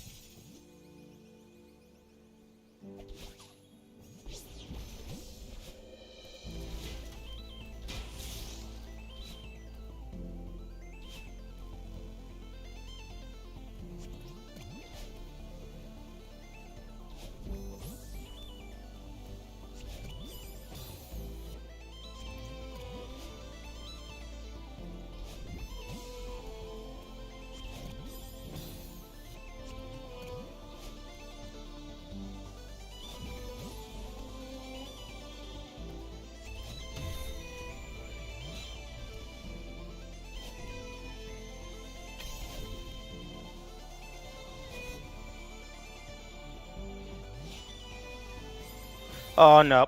No. Fuck that part of the level.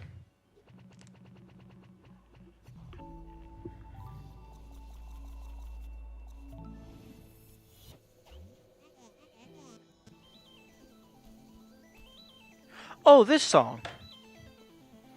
I mean, it's okay. I like it. But I'm not really that big of a music guy.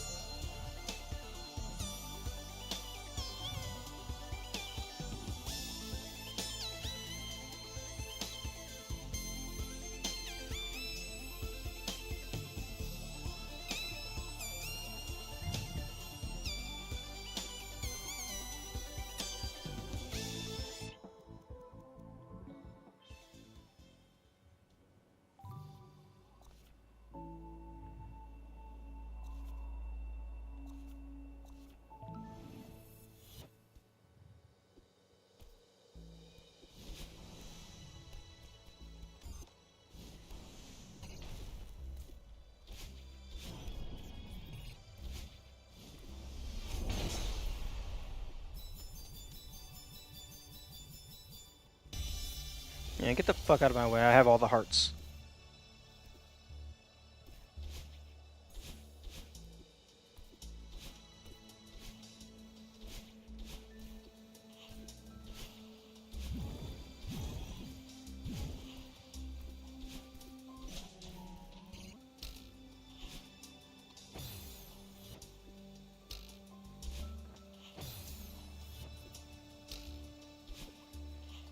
Yeah, I think the hardest tech for me is wall bouncing. Because it's not even really a tech, it's just, hey, did you press the button in the correct timing? Oh no, you bonked your head? Fuck you, you're dead.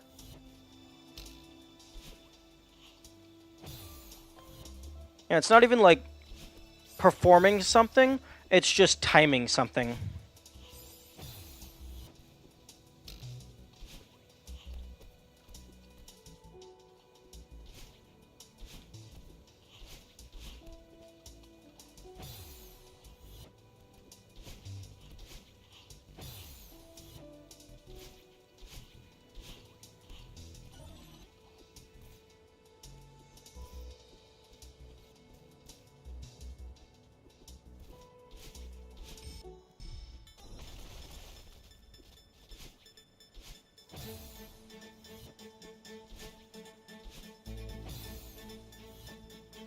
Is that not true for most tech?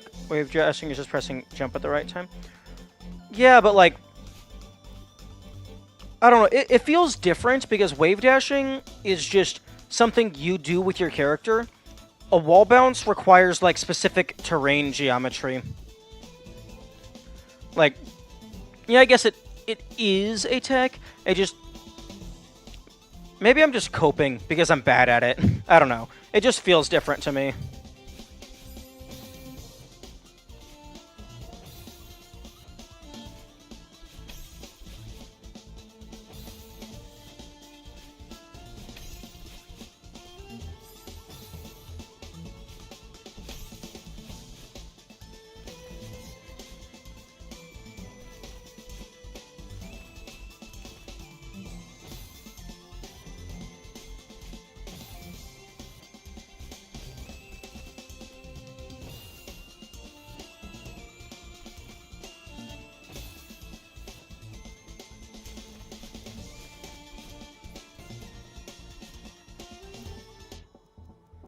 Hmm.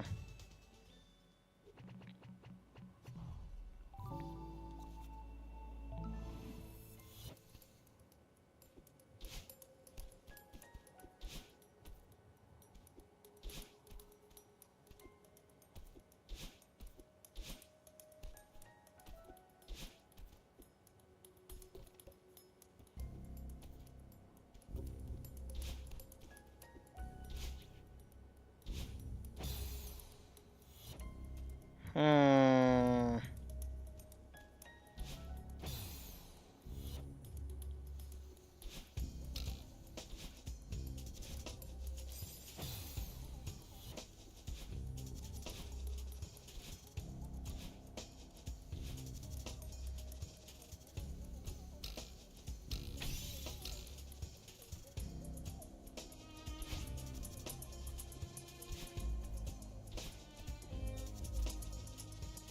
Mm.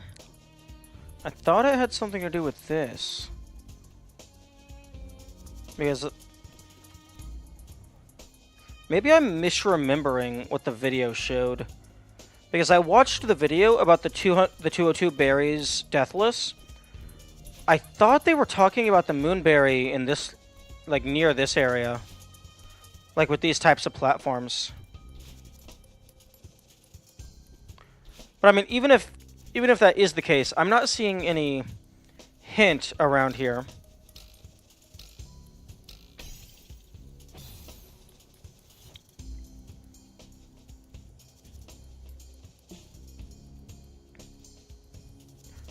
And this game hasn't had anything hyper esoteric.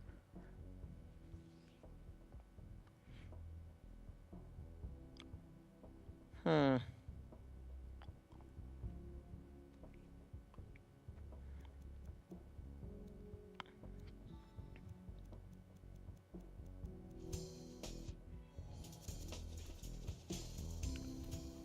Hey, how well hidden would you say that the Moonberry is?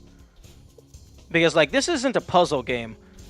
So, like, nothing has been hidden super crazy so far.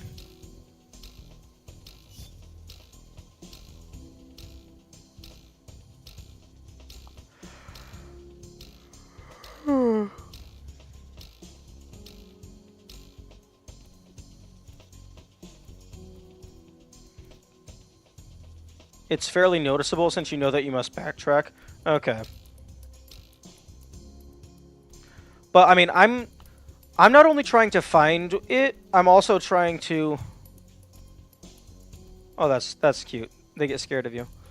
I'm also trying to, like, figure out the intended way to find it. So, like, I don't even know what the hint would look like.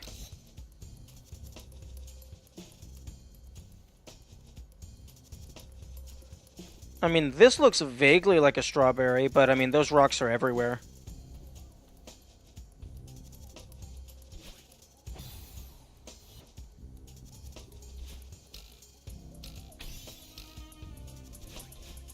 Okay, well... If I'm going to be systematically just checking everywhere, I might as well start from the start. Although, I don't even know if I'm going to even have enough time to get a full clear in.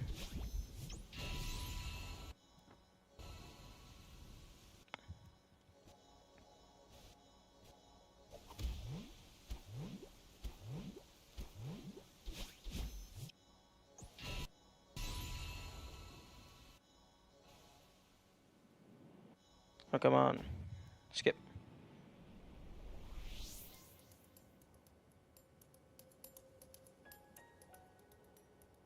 Oh, I think saying there is a hint put you on the wrong mindset. I know what they mean, but I wouldn't call it a hint. Oh, okay.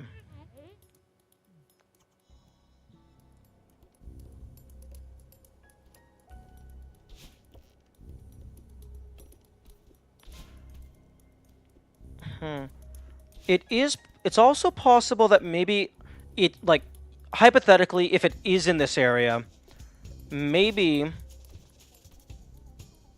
I did something that causes it to no longer be available.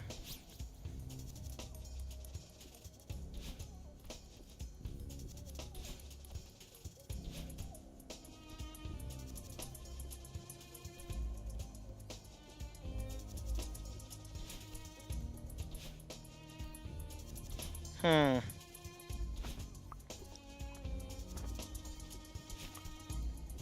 And for me, like, when I'm saying hint, I'm just meaning, like, something out of the ordinary that indicates that a secret might be here. Not necessarily something being like, oh, hey, there's a moonberry here.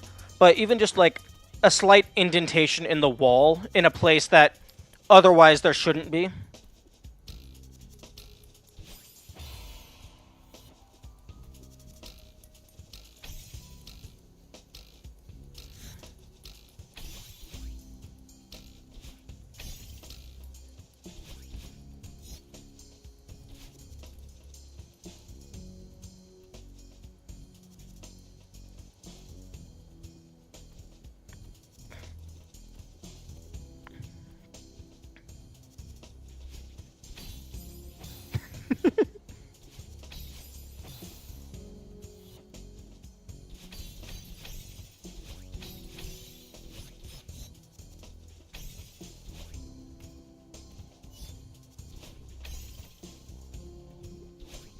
Hmm.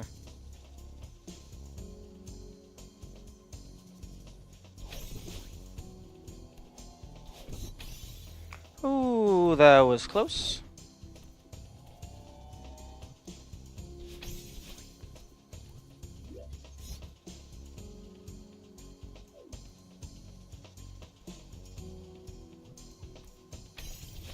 Because, like, it has to be something, like, assuming the player doesn't know it exists, like, there has to be a way for the game to tell the player that that is a thing.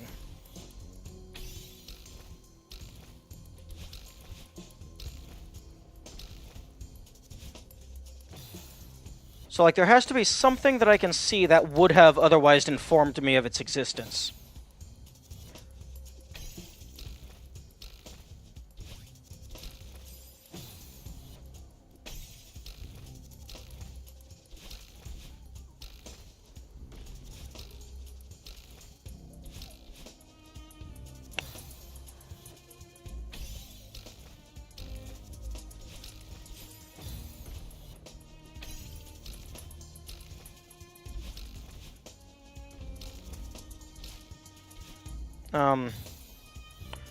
With that perspective, I guess there is a hint, just not a big arrow pointing you towards the right way. Well, I mean, if it's intended to be a secret, it's not going to be a big arrow. It's going to be a small arrow that's hidden in the shrubbery. Like background art asset or something. Also, what the fuck?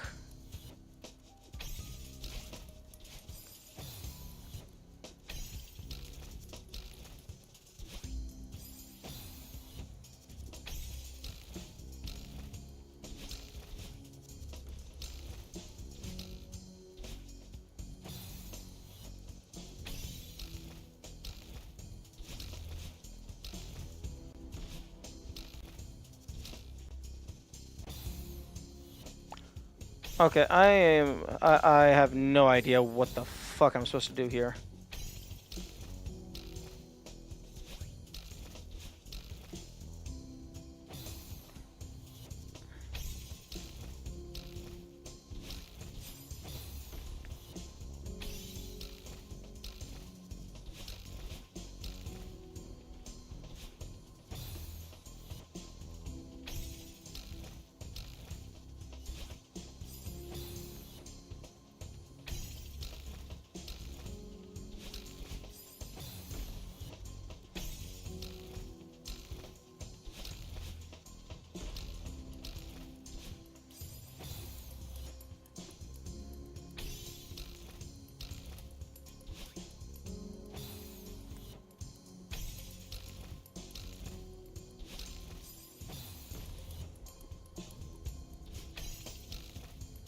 Okay, well, I mean, wave dashing doesn't do anything.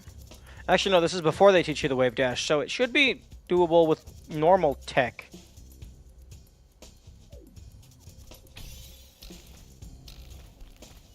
Oh. You're able to grab things.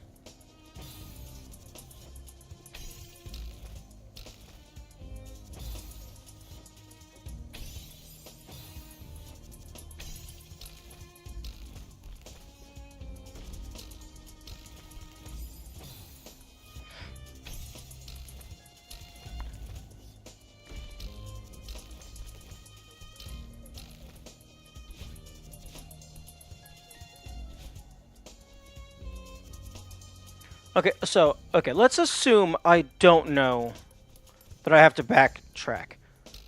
So, whatever the quote-unquote hint might be, it's going to be on the intended path.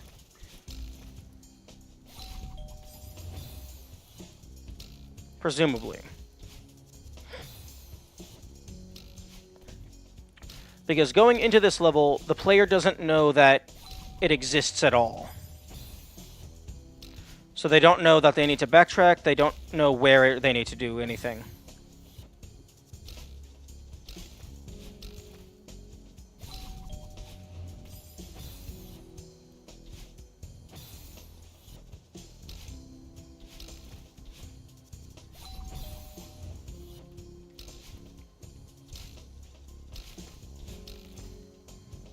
Unless the Moonberry isn't real, and it's just a massive prank on new players. It's just the community's largest gaslight.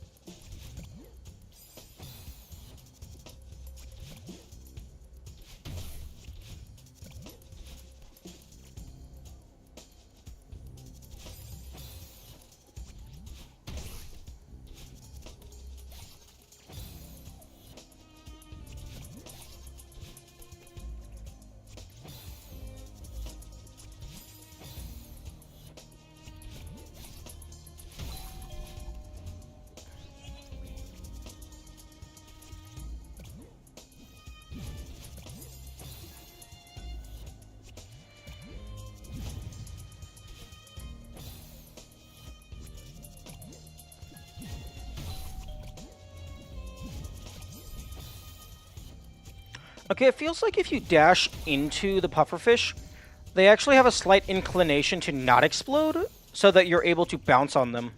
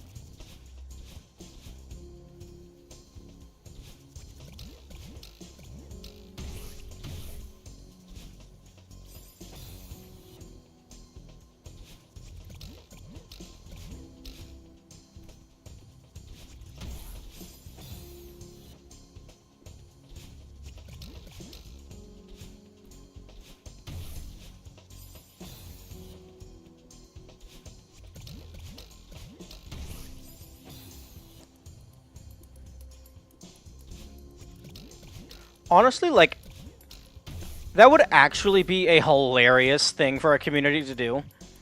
To just gaslight all the new players into thinking that there's an extra collectible. Like, I don't think that's the case here, but that would actually be really funny. It would be really mean, but it would be really funny.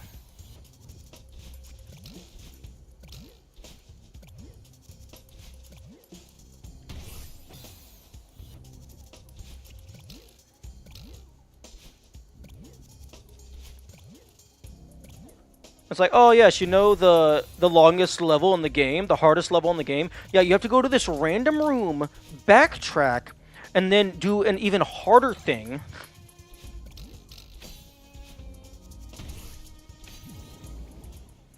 I don't think it would work in practice because there would always be someone that feels bad for the new person.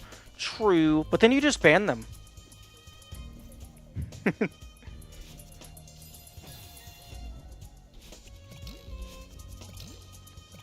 Yeah, ooh, what's the term for when you ruin someone's credibility? You do that, tell everyone that they're like a party pooper and they hate fun.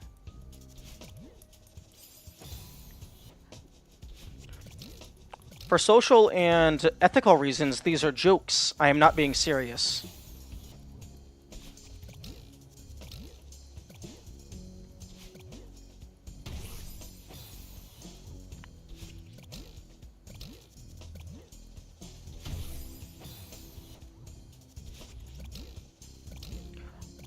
Although, even if you did have, like, the people that quote-unquote feel bad, you could also just have a lot of the other people that are in on the joke also say that it's fake. So you have half of the people saying it's real and half of the people saying it's fake. So it's impossible to know who to believe. And you can't look it up because then you would be spoiling things.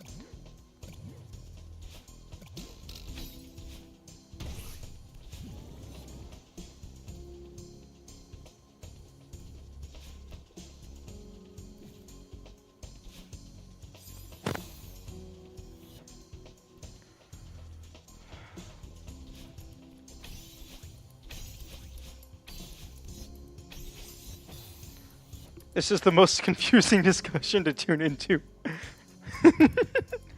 Yeah.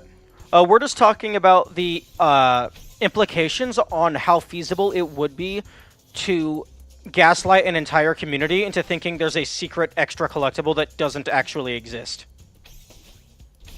In this case, the Moonberry. That would be funny, although I suppose if you interact with the community enough to learn about it, you don't care too much about spoilers anyway. True. That is a true thing.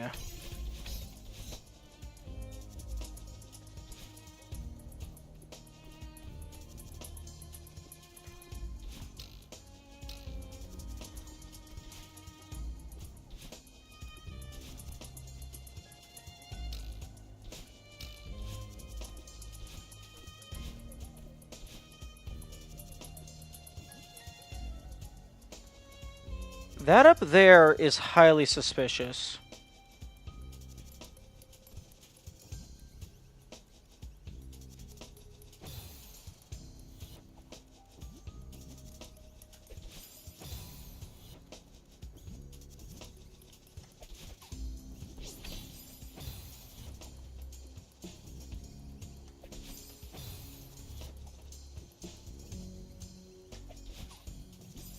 I don't think I actually managed to get up here the first time I was here.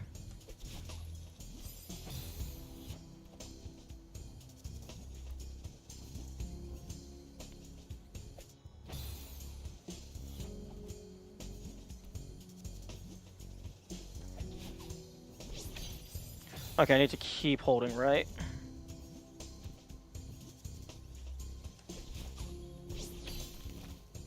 Oh.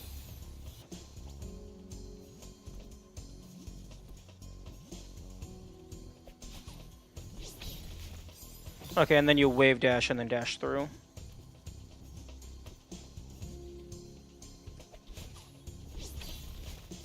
Darn it. And having all these different button inputs in such a short time frame. Almost.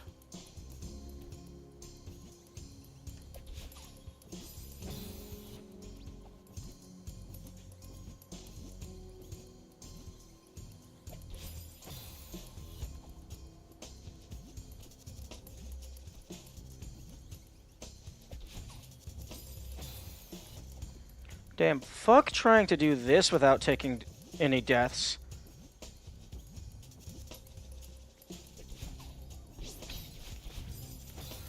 Okay, what even... Okay, my fingers are forgetting... Okay, so...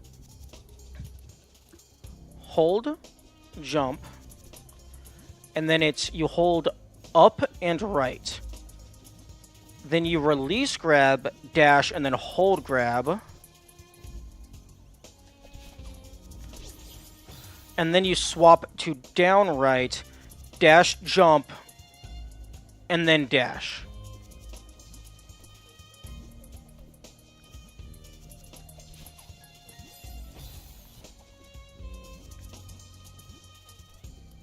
You want the block to be as high as possible and to jump as late as possible.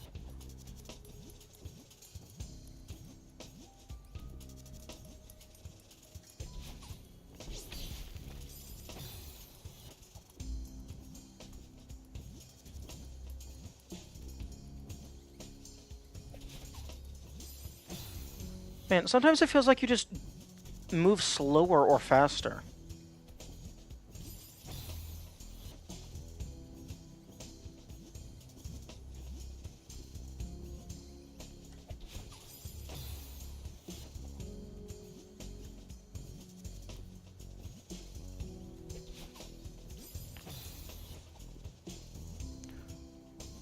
Ooh, maybe I should be holding up.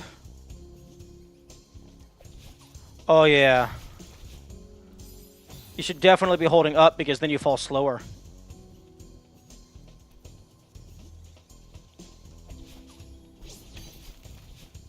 There we go. Okay, this is new.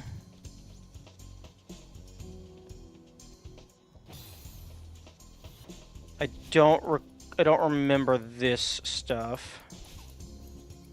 Okay, that's definitely new.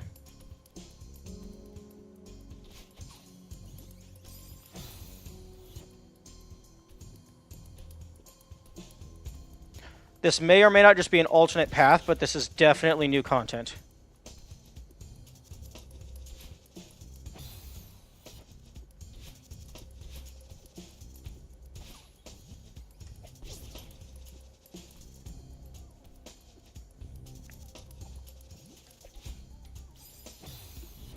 Okay, so this first segment, it's just jump and then dash. This next one, I have to dash into it.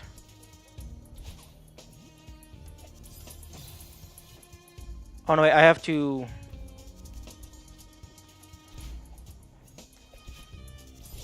like, wave dash into it, so then I have an extra dash in order to actually do the dash throw.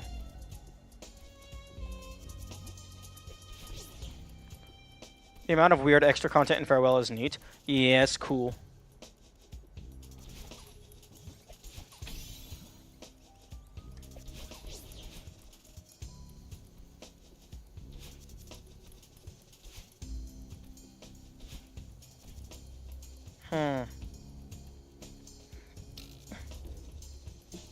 Oh, wait a minute. This might be familiar. I'm not for sure.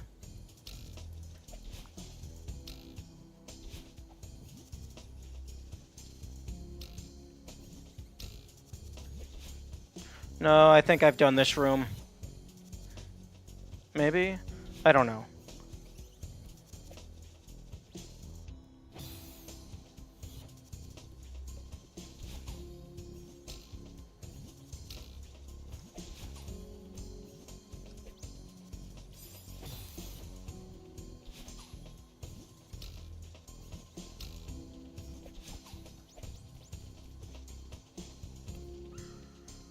Nope. Okay.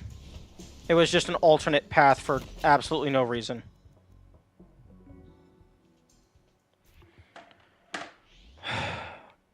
Why the fuck would you have an alternate path be that hard to access? That makes no sense if you're not going to give a reward.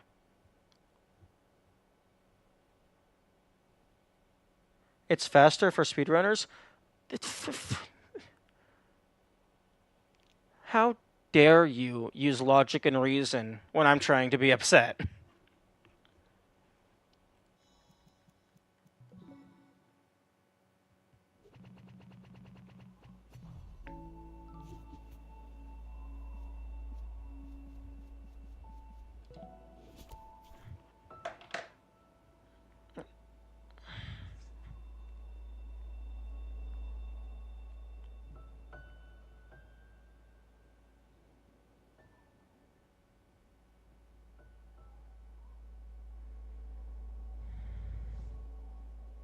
Okay, well, I'm definitely not doing intense stuff like Farewell at the moment, because hand is starting to cramp up, and I don't want to push that beyond its breaking point.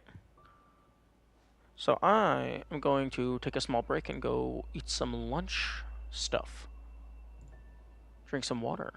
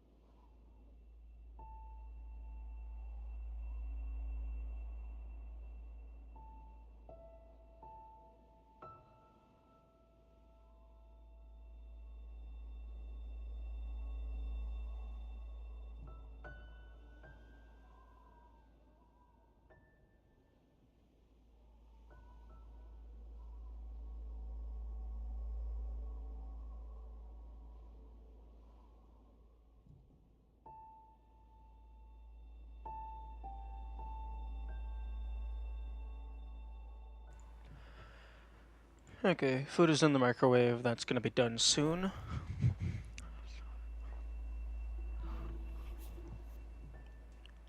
Hmm.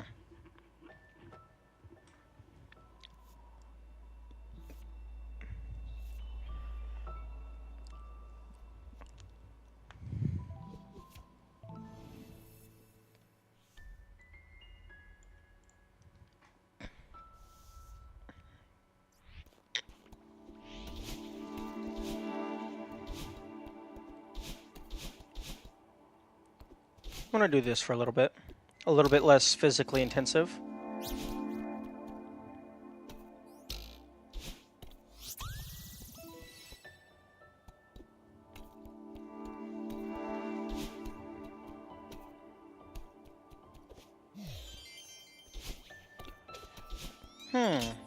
Question.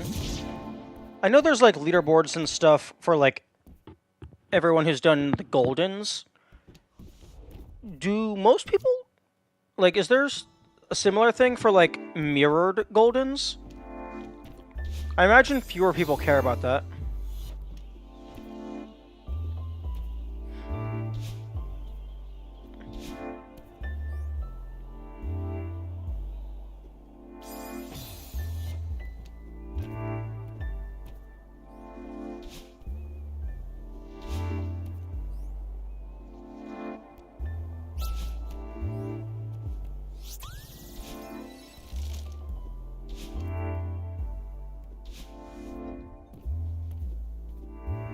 Man, this really messes with my head.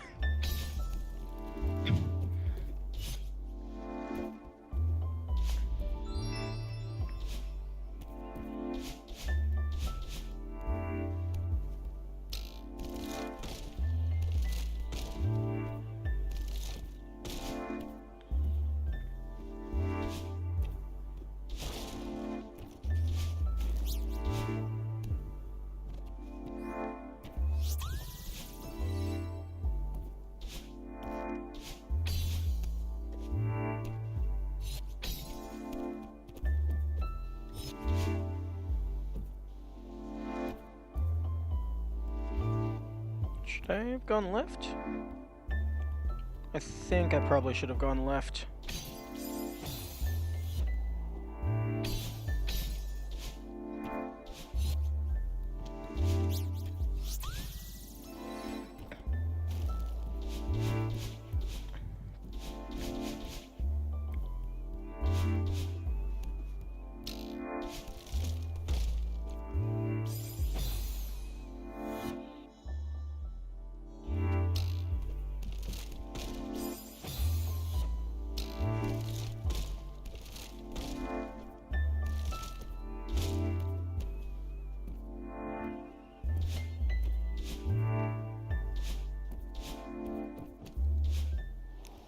Oh, okay, that's just a preview.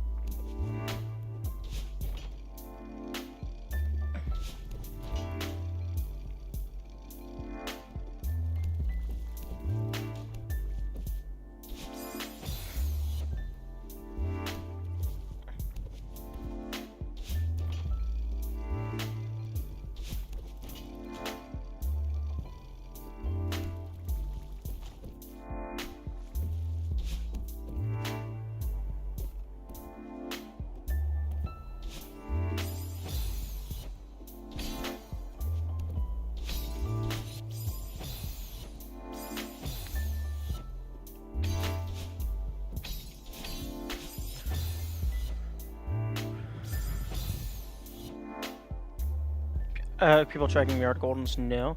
Yeah, that does not surprise me.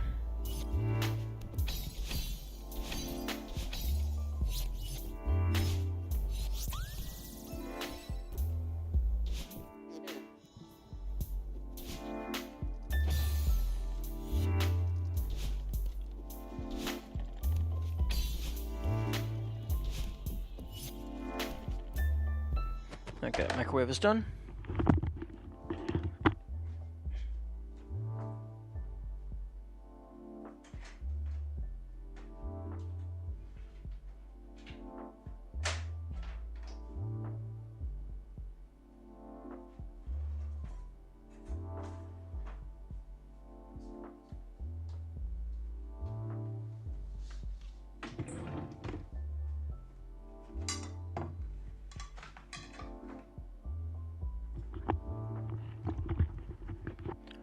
In fact, other than Farewell, main story, Beach, Running Hearts, Totu,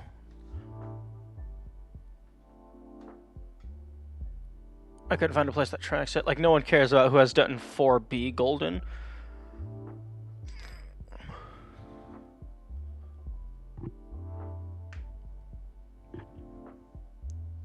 Oh, like...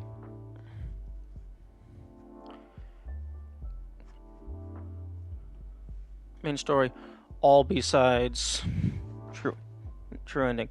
Oh, so it's just like the big levels and entire categories. Okay.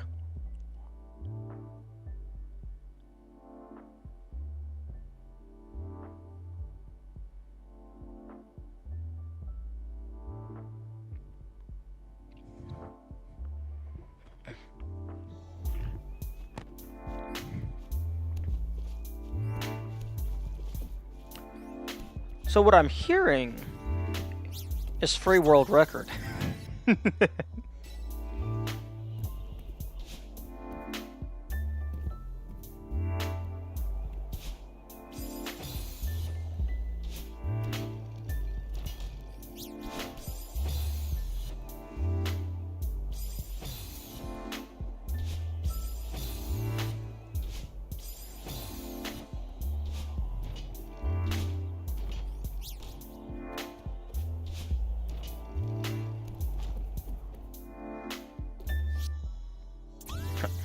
I need to stop pausing. I don't have the strawberry tracker unlocked yet.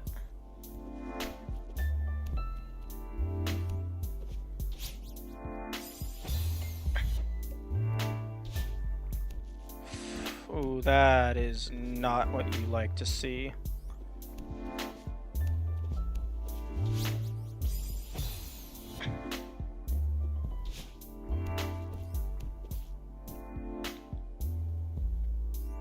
I imagine getting that strawberry and not dying in the process is quite annoying.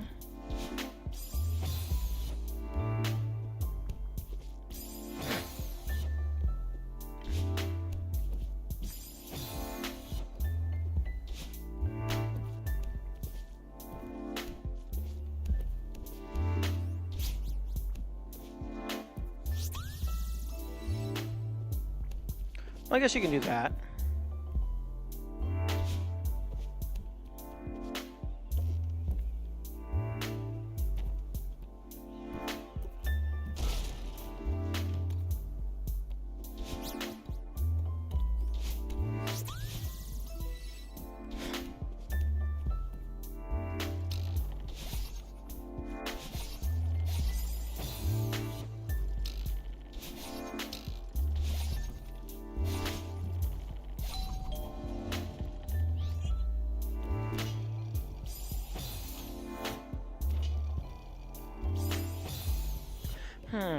I wonder if...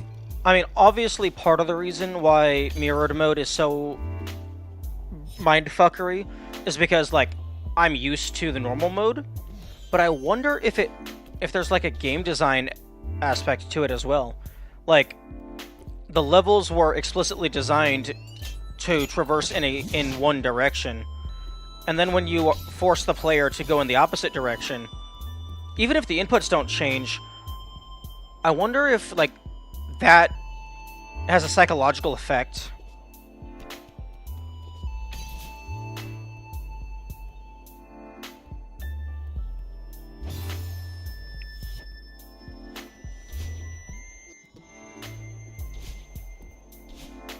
Or if it is entirely because, like, I have 50, 60 hours of muscle memory ingrained into the other direction.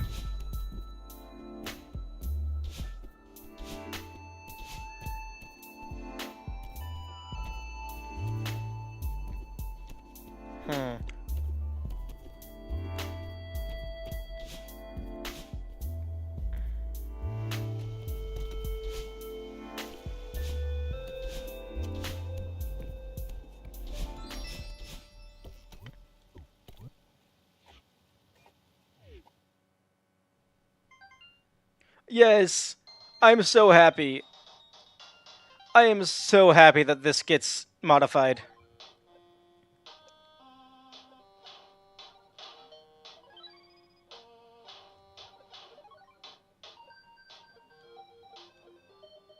What?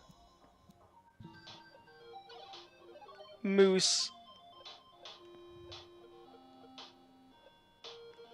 Yes.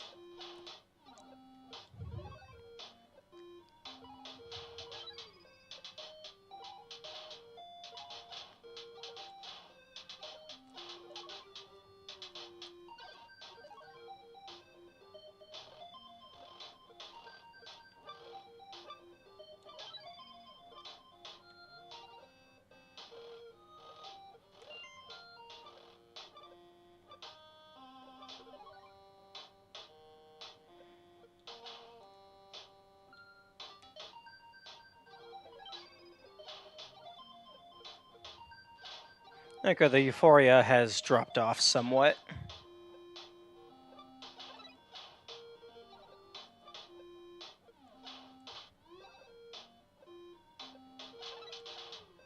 Okay, that is not a strawberry.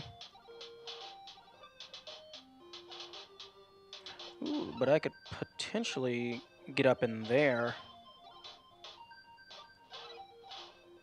Hmm.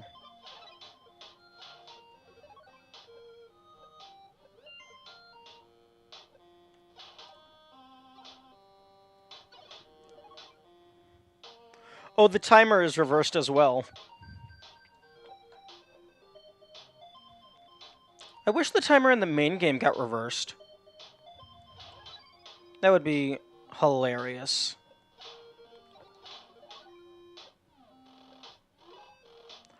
Although, interestingly enough, the game is reversed, but the actual scene, like the computer and the console and stuff, that's not reversed because the Pico 8 logo on the computer monitor is, like, completely normal. It's unchanged.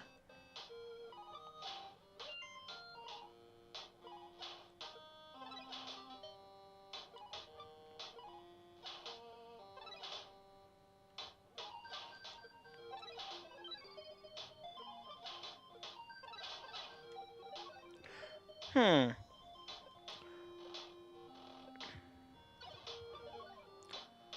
I wonder if any of the other uh, variations, I think they're called, affect the Pico 8. Because the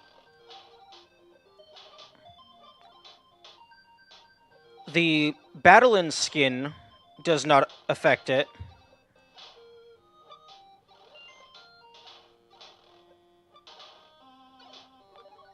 So I wonder if, like, Dash affects it and stuff.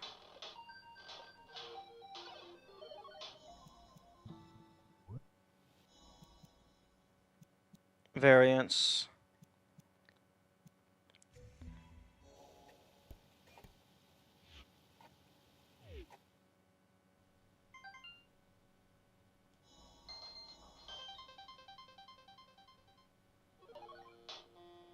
Okay, no, not... That doesn't.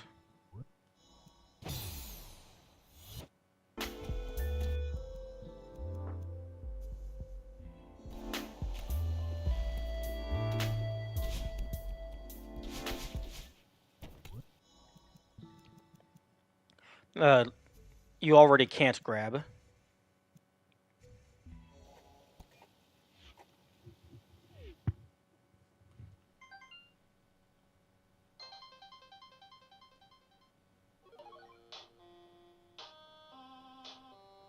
Hiccups.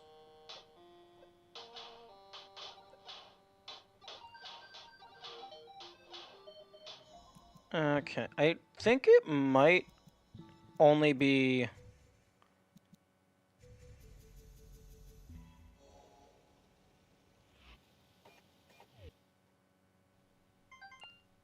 I think it might only be mirror mode.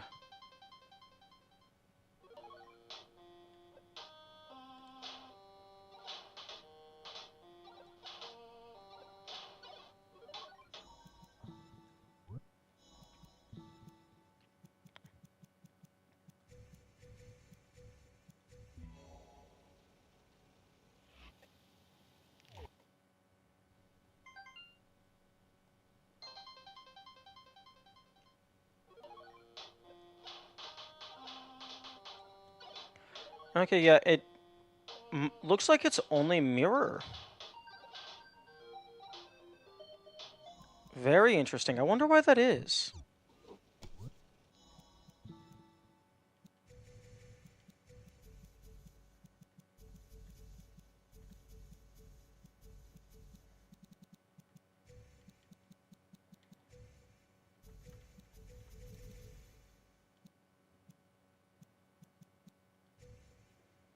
Hmm.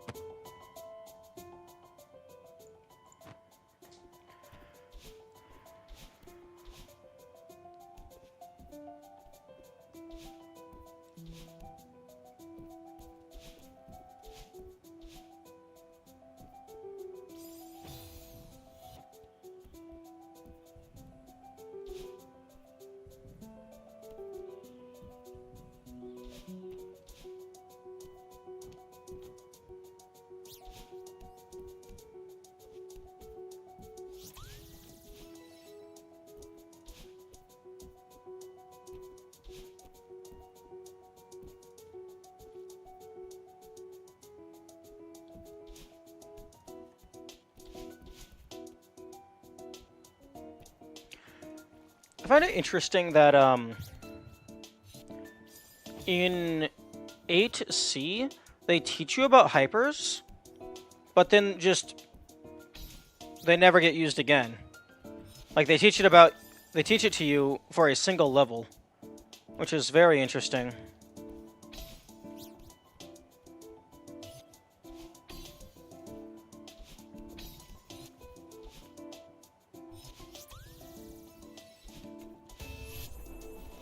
Where could they be used again?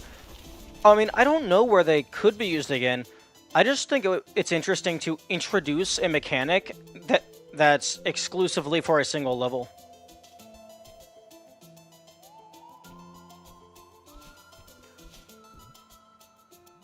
I don't even know if they used it in Farewell.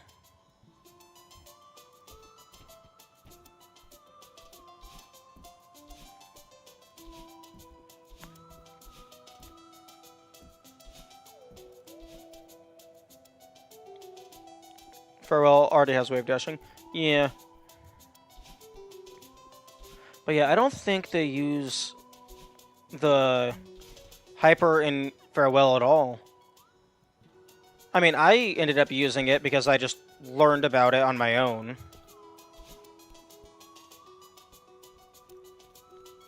No, they didn't. That's what they mean. I think it would be confusing with both wave dashing and hypers. Yeah, true. It could be a little confusing. But then I guess it would just be up to the player to determine when you wanted to go high and when you wanted to not.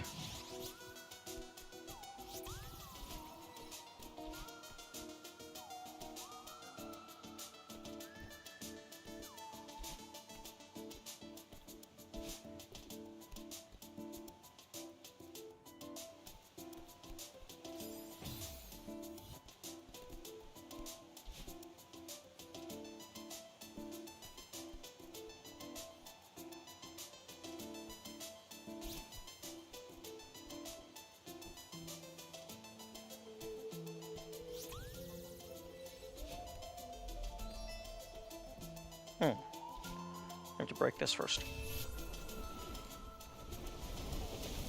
I guess they could have potentially used it in Farewell if they did B and Seaside.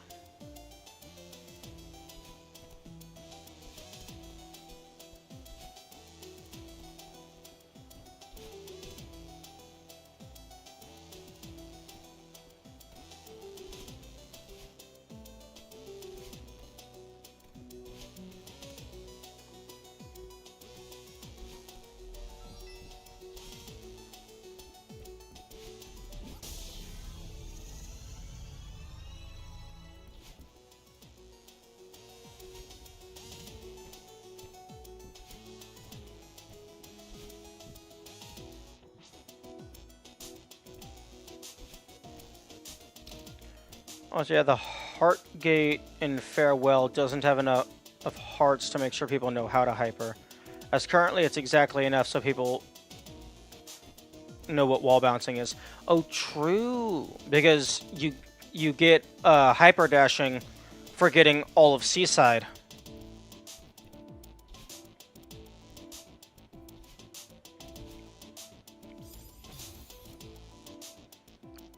So yeah, unless they added like an extra heart, an extra heart gate on Farewell B and Seaside.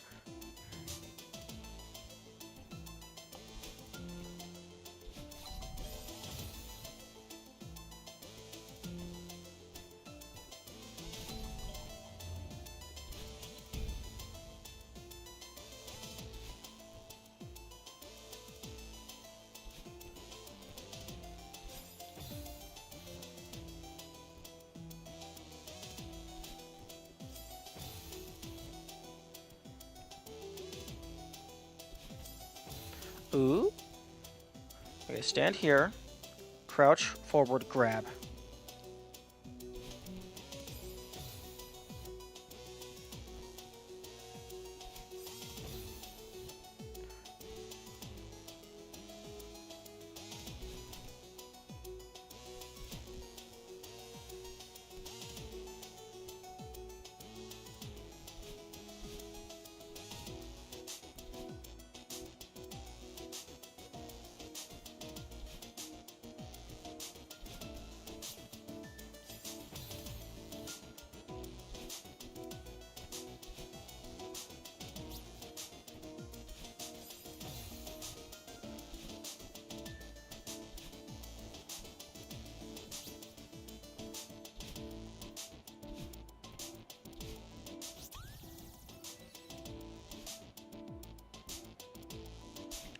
Actually.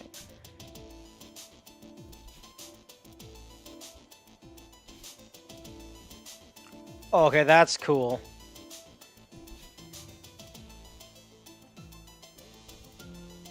So get right up against the door to where you're, like, completely invisible. Dash. Nice.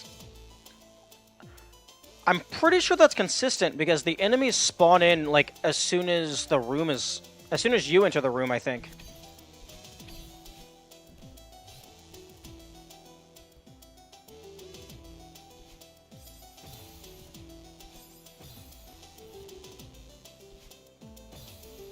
Can I...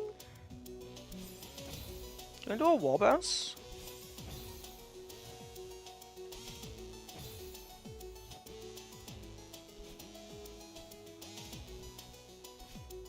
Why is... Am I jumping before the dash goes off?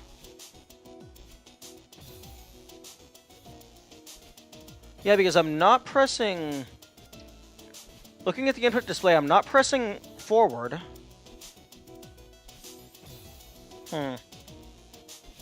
Odd.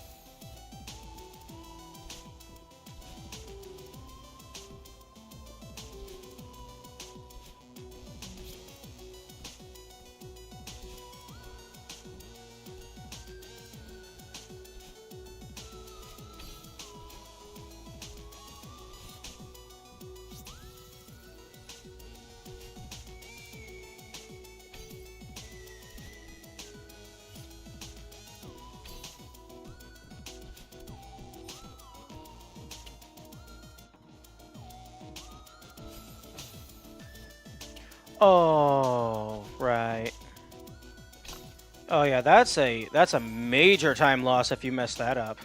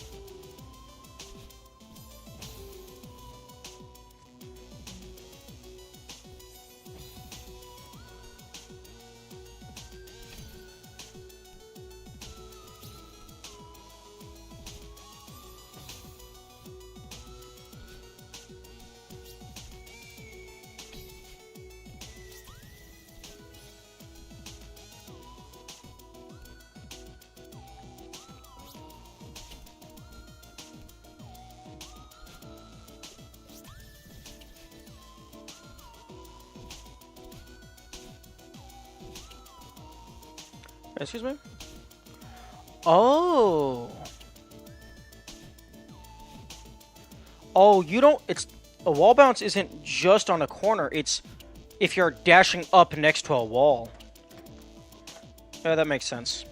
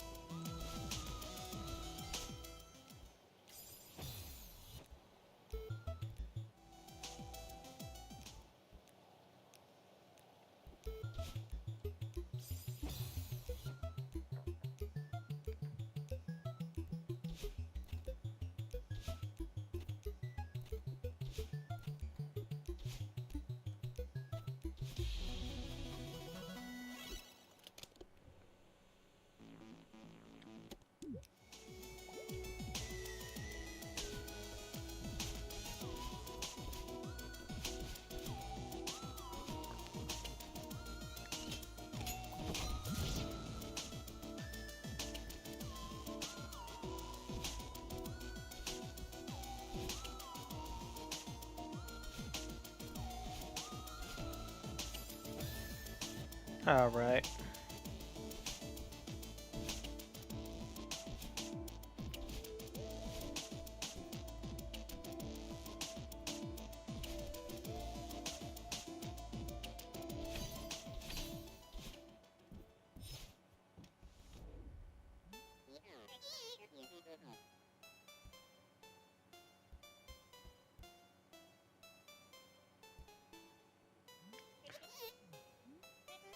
A little surprised that they didn't use the Battling portraits here. Because even if they had to make a few new ones, it wouldn't take that much extra effort, I don't think. Given that they're just a reskin.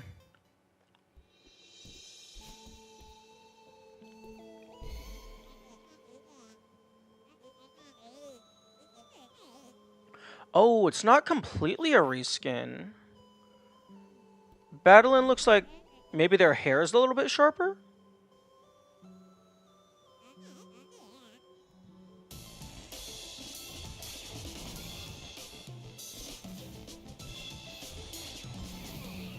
I don't know, hard to tell.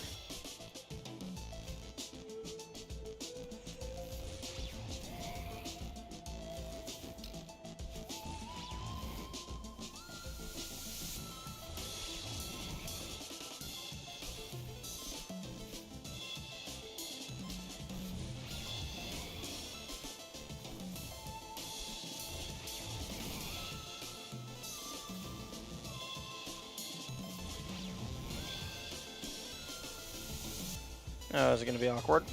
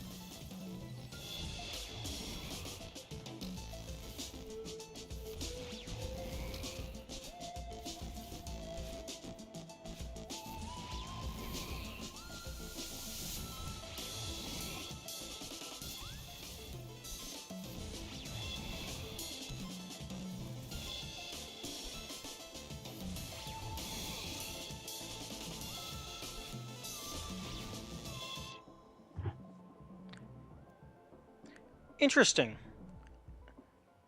It looks like you unlock the strawberry tracker at the end of the level? I wonder if I hit restart chapter if it would remember that. I'm not going to test that, though.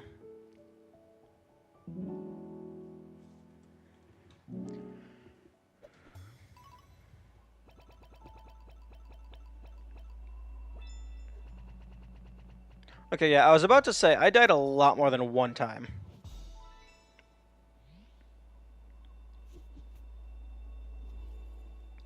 Okay, I think I'm going to call it there. Pico 8? Okay.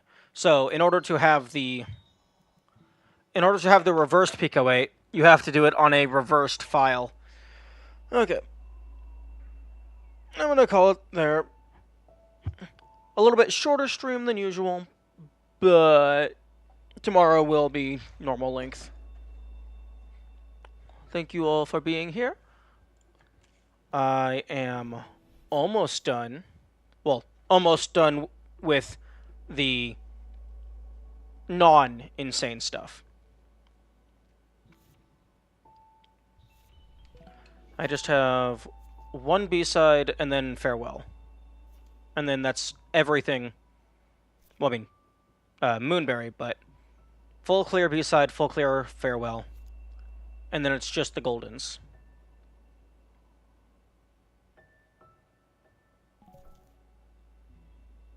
And not high priority, very low priority, but I would like to do a full clear file for mirror mode. Okay, but bye, have a nice day for what remains of it. Yes, true. I have a few hours. I can maybe learn some stuff. Okay. Farewell, have good days.